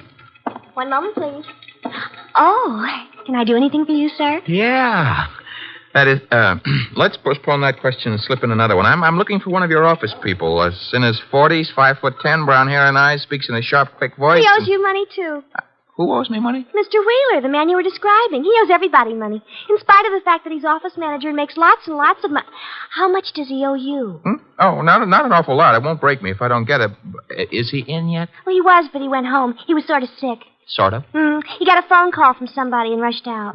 Too bad. Well, I better scram. Well, you didn't answer my question yet. I'm off at 5. My name's Gwen. Goodbye.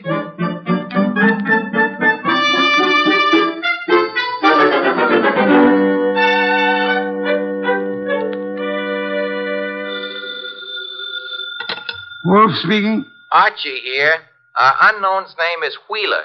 He left the office this morning sick after he got a mysterious phone call. Bad, probably. Get to Dorothy Spencer at once and bring her here. Right. I'm at Wheeler's house now. Thought I'd better check. His wife's here, too. Blonde? Uh-huh. How could you tell? Fatuous smirk in your voice. Get out of there fast, and don't stop to console Mrs. Wheeler.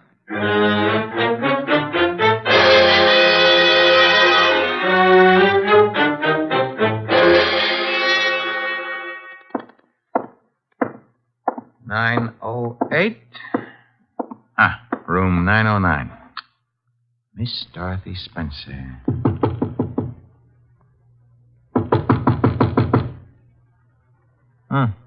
Nobody home. Shut that door behind you, Goodwin. Never mind pulling triggers. I'll shut it. Oh, Archie. I would prefer silence. Keep your hands high, Goodwin. It's unhealthy. All the blood had run into my head. Archie, he murdered Charles. He did. Tut, Mr. Wheeler. You really shouldn't have. It's against the law. Get into the bathroom, both of you. I already shaved. I phoned him. I thought maybe he had my letters. Porter couldn't keep his mouth shut about his other He victims. was going to force Dorothy to marry him. Did you find his material, Wheeler? Yes, in an office. He read it as a front. It's all burned. And why all the melodrama? You know about me, so does she. I can't trust anyone. Get into the bathroom, I said. Look, let's not lose our heads about this. Get moving, Goodwin. I like it here. All right, then. Here is where you'll get it. Hey, wait a minute. Something's wrong. I got shot and Wheeler fell down. I shot him, Goodwin. Stebbins. Dear Sergeant Stebbins. Oh, you little flat-footed angel. It's lucky for you my flat feet got staked out here in time. Just for that, I'll buy you a pair of arch supports for your next birthday. But I'm beginning not to believe this. You had it all figured out? Well, not exactly. Well, that is... Wolf sent you here. Well, he kind of phoned in and suggested one of us shoot down here and do some rescue work. That old devil. Hey, you're not kidding. What are you laughing about? Wolf wasn't sure whether you'd need rescuing from Wheeler or... Stop killing yourself with your own jokes. Or whether Miss Spencer would need rescuing from you.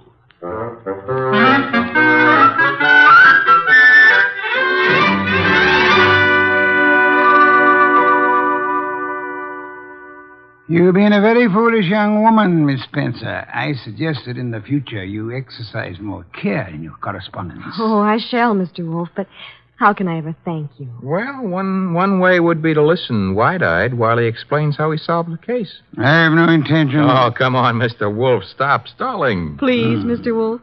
Well, I'd be very happy to. As a matter of fact, I'd like to see anyone try to stop me. A man came to me, offered me $1,000 to drop a client I didn't have. Why? Because obviously he wished to direct my attention to that client. Me? You, Miss Spencer. Now then, he identified himself as Charles Porter, a musician. But I tested him and discovered that he knew nothing of music. The da capo routine. Precisely. Therefore, he was an imposter. His purpose? Yeah? To indicate by no means subtly that enmity existed between Porter and Dorothy Spencer. Huh? Thus, when Porter was found murdered, I would presumably be convinced that Dorothy Spencer, balked in her effort to enlist my aid against Porter, had resorted to most foul and bloody murder. Most foul and bloody murder is very fancy, Dorothy. Shows he likes you. I thereupon asked myself, why should an unknown seek to convince me that Dorothy Spencer was Porter's murderer? And you answered yourself? One reason only, because he himself intended to murder Porter, as he did. For which peccadillo he has, thanks to Sergeant Stebbins' accuracy with a revolver, already paid with his own life. Quod erat demonstrandum. Latin for that's what you wanted to know. I think you're wonderful, Mr. Wolfe, and I'm going to... Oh, be careful. Kiss you. Archie, Miss Spencer is a very dangerous young woman. Today I feel brave. Do you, Archie? Very brave. What are you doing tonight? Nothing. Let's do it together. Bah. Oh, is that Mr. Wolfe? I said bah. Would you very much mind conducting your romance elsewhere? I would not. And do so at once. I have a very important matter to attend to. Goodbye, Mr. Wolfe. Goodbye. Night, sir. Very important.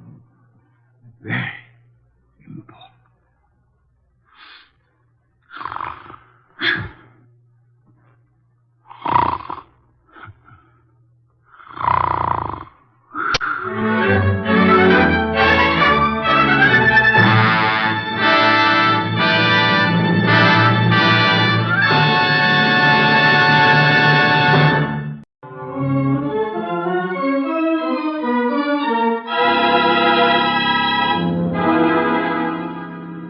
Instructions for this morning, Archie. Your notebook, please.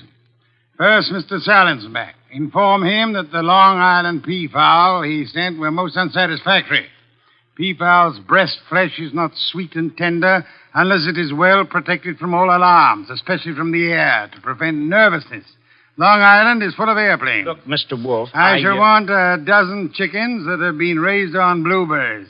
And a fresh-killed lamb for tomorrow. Mr. Wolfe, please listen. There's... Mr. Goodwin, be quiet, and then dinner on the following day becomes a problem. Mr. Wolfe, dinner any day is going to be a problem if we don't pay Sausenbach's bill. Then pay it. With what?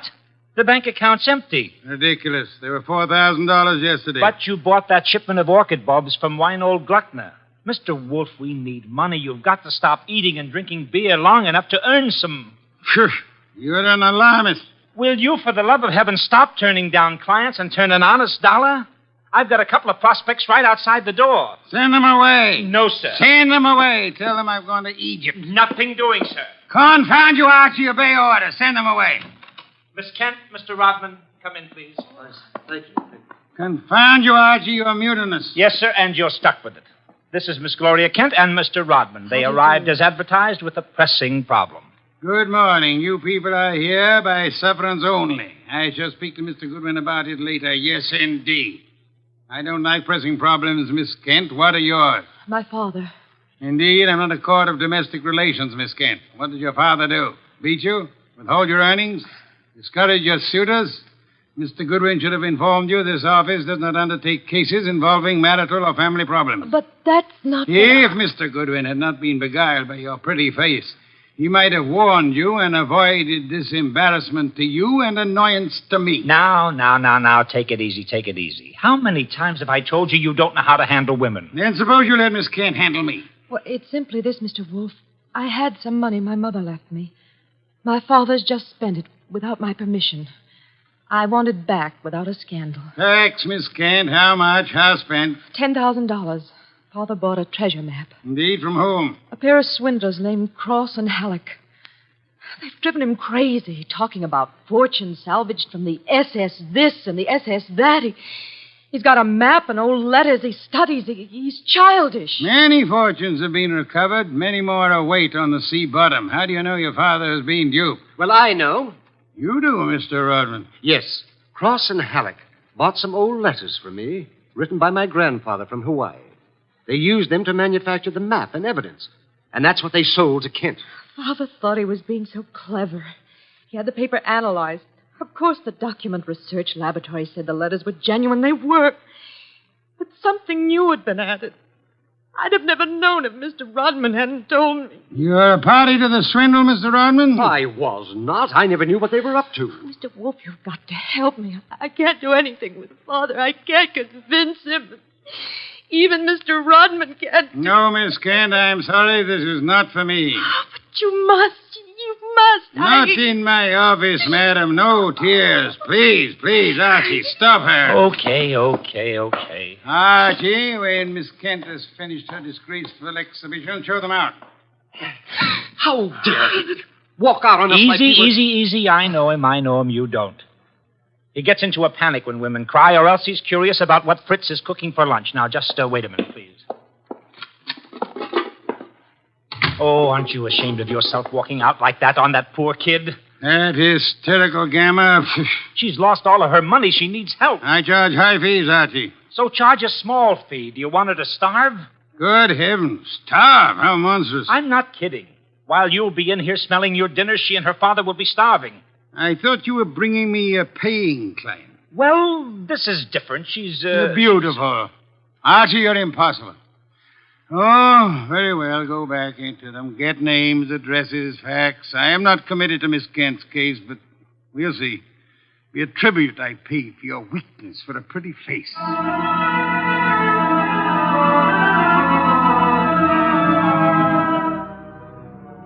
Rodman and Gloria Kent were gone, however. So all I had were the few facts they'd given me before they met Wolfe. I felt guilty about that when he came back into the office and sat down in his specially built chair. He closed his eyes, and I glared at him. Well, how much of you is awake? Mr. Wolfe. Well, they disappeared. Did you tell me you were going to help this girl just to get her out of the office, or did you mean it? You're a gadfly. No, sir. No, sir. You made a promise, and you're stuck with it. What did you get from Rodman? Name, address, occupation. He's a librarian, that's all. Very careless, Archie. You missed a significant point. Such as, How did Rodman discover the letters he sold were being altered by forgery and used for swindle? How did he locate the dupe, Mr. Kent? I guess you're right. I'll ask him next time. But what about now? Are you going to get Gloria's money back? I assume you call Miss Kent Gloria solely in order to annoy me. It does. Stop it. Get Cross and Halleck. On my way. You'll find them at the Hotel Bogart. Wrong, sir. According to my notes, their address is... Never mind their address. The Hotel Bogart is the headquarters for successful, confident tricksters. They celebrate their victories there while the money lasts. You will possibly find Cross and Halleck drinking whiskey or lunching, probably both.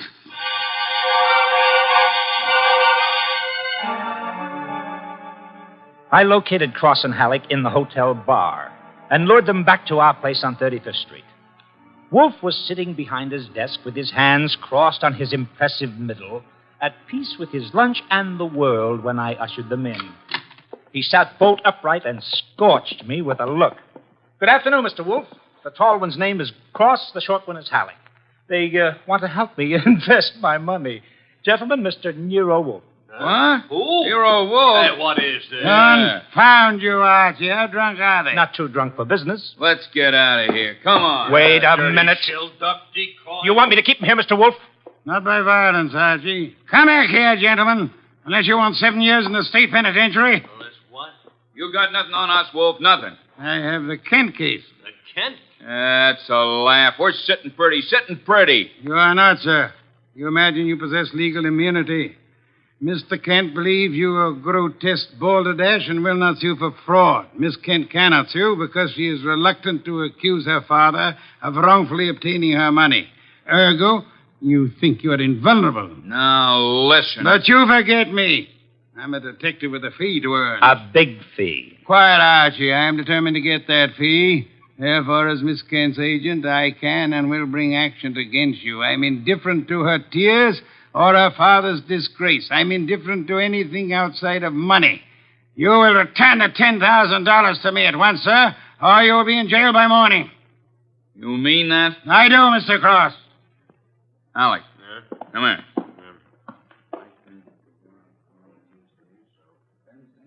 Come on, hurry.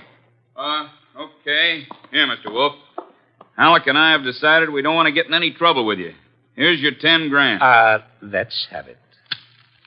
Give the dough to Kent, Mr. Wolfe, and get the letters and map back for us.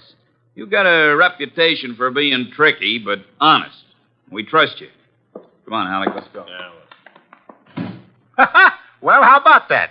Preposterous. No, sir. Take a look. $10,000, genuine coin of the realm. That man Cross is a fool. Does he imagine I'm to be fooled so easily? What do you mean he left the money? He surrendered too quickly, Archie. Too easily. And that money in the envelope he was carrying all ready to refund. Why?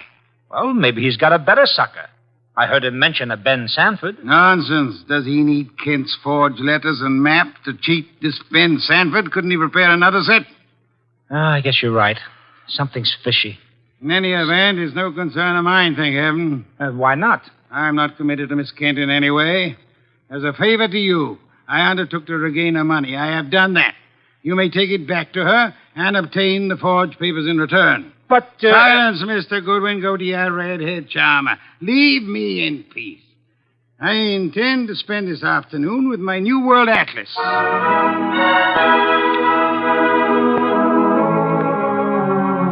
I left him 3,000 miles up the Amazon with his magnifying glass and drove up to East 69th Street. The Kent house was a broken-down little brownstone, and as I went up the stoop, the door opened and Gloria Kent burst out like a skyrocket. Hey, Miss Kent, easy, easy. Let go of me. Let go. What's wrong? What's wrong? Wrong. Nothing is wrong. Nothing at all. Well, how about seeing your father? You want to see my father? Come inside. Oh, for the love of heaven. Come inside, Mr. Goodwin. I'll introduce you. He's in a back room. Come right through the living room. What else came through this living room? A hurricane? No, Mr. Goodwin. Something else. There's my father, Mr. Goodwin. What in the devil? He's dead. His throat's cut. Father, this is Archie Goodwin from Nero Wolfe's office. He and his boss refused to help while they could. Maybe he can help you now. Stop it. All I'm good for now is revenge. That's all. Stop it. Stop it and look at me. When did it happen? I don't know. When did you find him? Just now. Keep looking at me. Who went through this house like a hurricane? You? No. Where did you go after you left the office? To the laboratory. What lab? Document research. The place that checked the map. How long were you there? Until an hour ago. I was with Mr. Rodman. Keep looking at me. And then? I had lunch. With Rodman? Alone. And then I came home. All right. All right, now listen to me. I want you to go to Mr. Wolfe's house right now. Have you got cab fare? Yes. All right, take a cab. I've got to stay here, but I'll call Mr. Wolfe and tell him you're on the way. Now, get.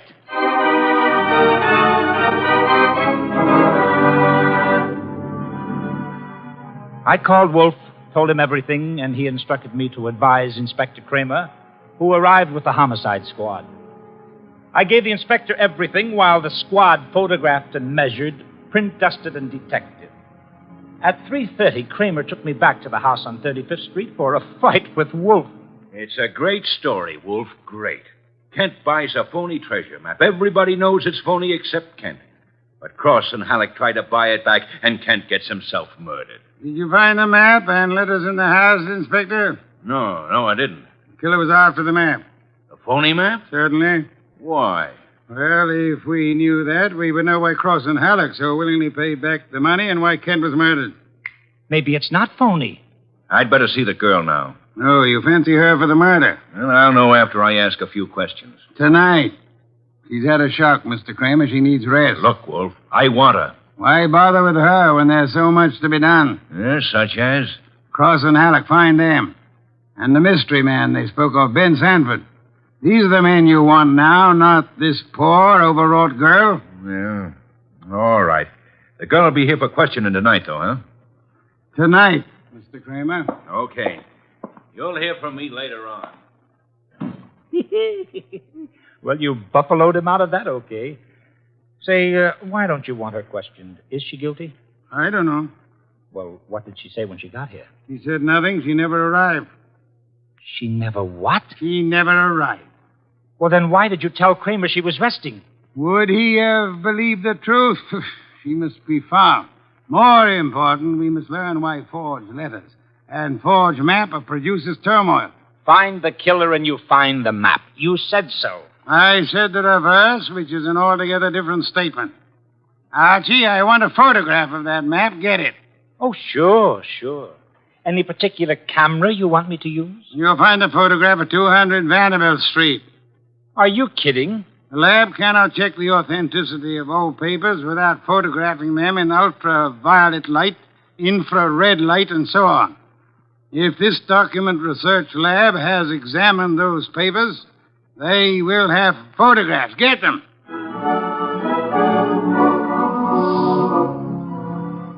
He got out of his chair and waddled back to the house elevator. It was 4:00 and time for his regular afternoon session with the orchids. I drove down to the document research laboratory on Vanderbilt and got such a shock that I grabbed the office phone and dialed Wolfe at once.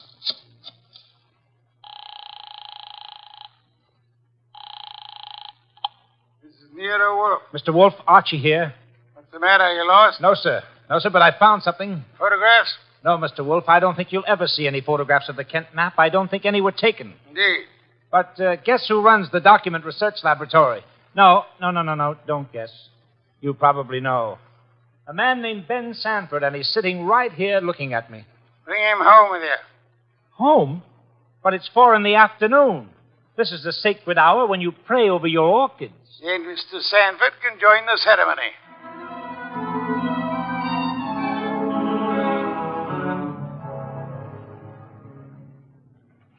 Hey, how about this place? How about it? There must be 1,000,000 flowers up here. No, not flowers. Orchids only. Mr. Wolfe has 10,000 plants. Never saw anything like it. And you never will again, brother. Hey, what kind is that on the bench? Oh, that's our pride and joy. Odontoglossum harryanum. Above them, the Van Petersirana, and the pink ones are the Coelogiani panduratas. Now, the large object, mulching flower pots, is Nero Wolfe. Mr. Wolfe, Ben Sanford. Good afternoon, sir. Hi. I came along to be obliging. I've got nothing to say about anything. How much have you offered Cross and Halleck for their treasure map? No comment. Mr. Sanford, I'm going to make some assumptions. I assume that you are not, in fact, a document expert, but an accessory to the fraud of Halleck and Cross. No comment. That you actually prepare fraudulent maps for those swindlers, and then, in the guise of an expert, guarantee their authenticity. No comment. But this you must answer. You did guarantee the authenticity of the map and letters Kent bought. It's on record. All right, I did. Then will you admit they were forged? What are you, a comic? No. You guarantee the value of the Kent map? Yes. As an expert? Yes. Then you've convicted yourself of murder. Murder? What is this? Mr. Kent was murdered, sir. Evidently for the map and letters he bought. But of all persons involved, you alone believe in the value of the map. No one else does. Therefore, you alone would have murdered Kent for the map. For the love of... Now, wait a minute. Chew it over, brother. Chew it over. Either way, he's got you. Okay, you want me to level? Here it is. Level, Archie. Okay, boss. Thief-type talk. It means tell the truth. It's like you say. The letters were bought from Rodman. I forged the map and evidence onto them. I guaranteed them to Kent. It was a swindle. The letters are without value? Oh, sure, they're old, that's all, from 1851. Just tired family gossip and stuff. Indeed. There we have the problem again, Archie. Mr. Kent is swindled with a map and letters that are known to be worthless. He alone believes the fantasy of the treasure. There isn't any treasure, never was. Yet Cross and Halleck refunded the swindle money so eagerly. It is obvious they want those worthless documents back badly. Someone else wants them so bad he murders Mr. Kent. Why? I don't know. Archie, we must find the girl. There's a chance she turned to Mr. Rodman for refuge. I'm sorry you'll have to go there at once. If the girl isn't there, bring Rodman.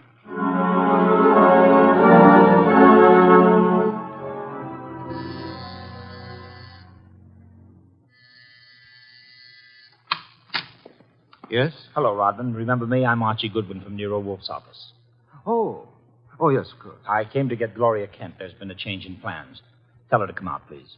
Gloria? Well, she's not here. Why should she be? Haven't you heard? Heard what? Well, I guess you'd better come down and see Wolfe. Mr. Goodwin, I'm afraid I can't. I'm rather busy. Look, Rodman, maybe you ought to know. Old man Kent was murdered. What? Yes, just after you and Gloria left us. Kent murdered? Well, this is awful, Mr. Goodwin. You want to see Mr. Wolfe now? Get your hat. Murder? Well, believe me, I never wanted this. I'm going to tell Nero Wolfe the whole mess. Every word of it. Okay, then. Come on, let's go. Yes, of course. Just a minute. I'll get my hat in the bedroom. Murdered? Kent? I never dreamed. Oh. Come on, Rodman. Come on. What? I didn't hear you. Oh, Rodman. What the... Oh! Rodman. Oh, Rodman. Good. Oh, what next? Come on. This is Nero Wolfe. Archie here. We've had a tough break. Yes? While I was waiting for Rodman at the front door, he went into the bedroom for his hat. The killer was there. How do you know? He cut Rodman's throat. Tell. The back window was open. It's a ground floor apartment. He was out and gone before I had a chance. Archie, where were your wits? Let me alone. I've had a man murdered 20 feet from me. You think I'm cheering? Mr. Kramer is here, and he has news for us, Archie. He could not locate Cross and Halleck in their apartment. They had not been home all day. The maid informed him that she was waiting for her weekly salary. Well, so what? She was most angry and peppery, Mr. Kramer informs me. Red pepper? Exactly. Okay. Okay, maybe I know what you mean. I'll try to deliver the goods this time. Goodbye.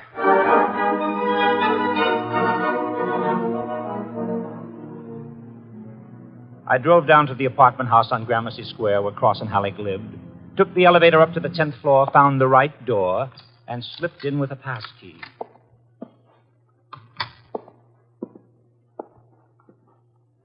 Come on out.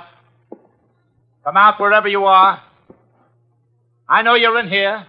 You fooled Kramer pretending to be the maid, but you didn't fool Wolfe. You'd better... Gloria! Cut it out, you idiot. Lay off. It's Archie, you dope. Archie Goodwin from Nero Wolfe's office. Remember me? Go. Give me the gun, Gloria. Give it to me. That's right. Who did you think I was? Halleck. Oh, brilliant. So Wolfe figured you out, huh? Well, you are a brave girl. They killed your father. You came up here and waited for them. You were going to kill them right back, huh? Oh, that red-headed temper. And you bluffed Kramer into thinking you were the maid. I had to do something. It was the only thing I could think of. To come here and kill him. Well, you're coming home with Archie. And just remember one thing. When Wolfe's working for you, don't try to do any thinking. It only gets in Wolfe's way.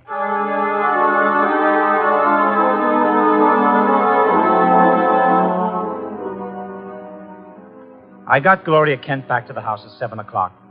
I parked the car, brought her into the office, and got the shock of my life. There was a convention on. Wolfe was there, with Inspector Kramer representing the cops. Cross, Halleck, and Sanford were there representing the crooks. When Kramer saw Gloria, he scowled first at her and then at Wolfe. So it was a slick one after all, Wolfe. You didn't have the girl. You had no intention of producing her. Please, Mr. Kramer, that can wait. There are other matters more important. I dine at 8. That leaves me 1 hour to solve your murders. Murders? More than one? Yes, 2.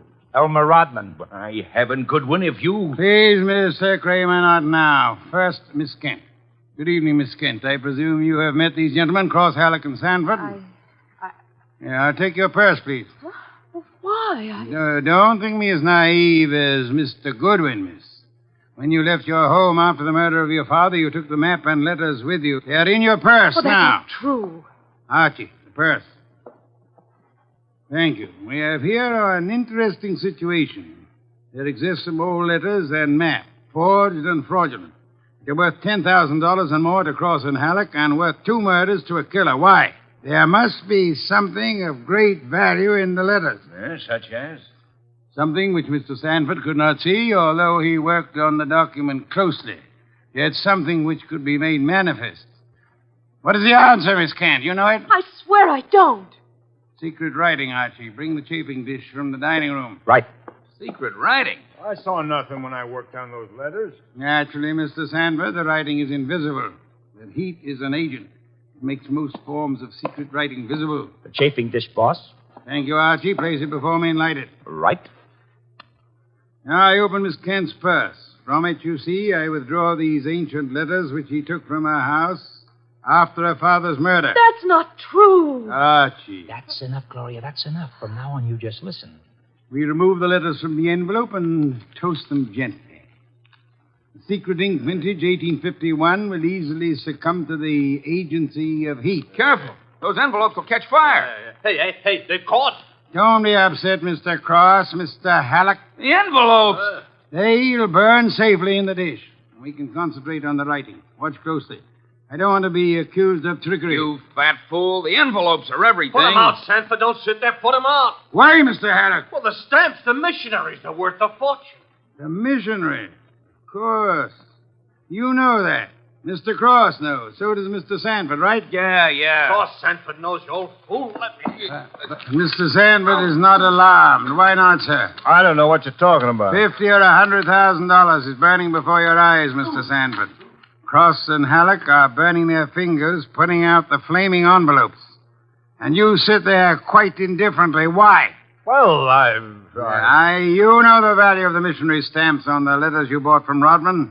But you know these aren't the real letters. Isn't that it? Not the real letters? I told you I'm tough to crack, Wolf. You didn't fool me with those dummies. Dummies, how do you know? Mr. Cross didn't know. Mr. Halleck didn't know. How did you? Well, I'll tell you, sir. Only one man could know I was framing Miss Kent as a decoy. Only one man could know I prepared these dummy letters and pretended to take them from her purse.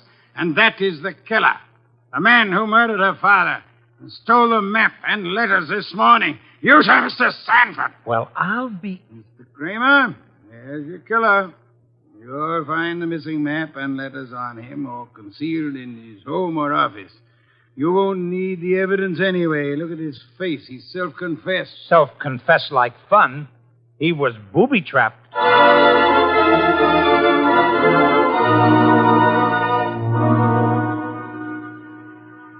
No, Mr. Kramer. Not a complicated case, really. Very simple. Elmer Rodman sold a packet of old family letters to the swindlers for a small sum. They used the letters to perpetrate their fraud on Miss Kent's father. And the stamps on the letters were valuable? They were a special Hawaiian issue 1851, Miss Kent. Nicknamed missionaries, because missionaries used them for writing home. They are extremely rare stamps worth upward of $25,000 each. Hey, no wonder they were worth 2 murders. We found 5 of them on Sanford. Excellent. Somewhere or other, Rodman discovered the value of the stamps after he sold the letters. In his effort to get them back, he communicated his discovery to the swindlers, Cross, Halleck, and Sanford. So that's why they refunded the money so fast. Precisely, in an effort to have the sale rescinded.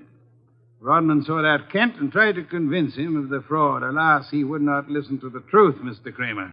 Oh, I get it. And while the others were hassling around, Sanford tried to steal a march and quietly resorted to murder. There you have it. Ha-ha! Great job, boss. Great job. So Gloria not only gets her 10 grand back, but 5 times 25, which is about 125,000 worth of goodies. Now, figuring your rates by the hour, that means you've done a gratis job worth about... Yes, Kent. I did not, nor will I demand a large fee for what I've done. I will not go back on my word. But I can beg for a favor. I'll only be too happy to... Wait. I ask something that will not be easy to grant. What is it? Will you use your red hair, your pretty face, your admirable figure, and your ample fortune to lure Mr. Goodwin away from this house tonight? I would like to enjoy my dinner in peace. That won't be difficult, Mr. Wolfe. Let's have an understanding right now, Gloria. Difficult for you or for me? I'll be delighted. Indeed. To spend an evening with Mr. Goodwin, there is only one word for you, Miss Kent. Intrepid.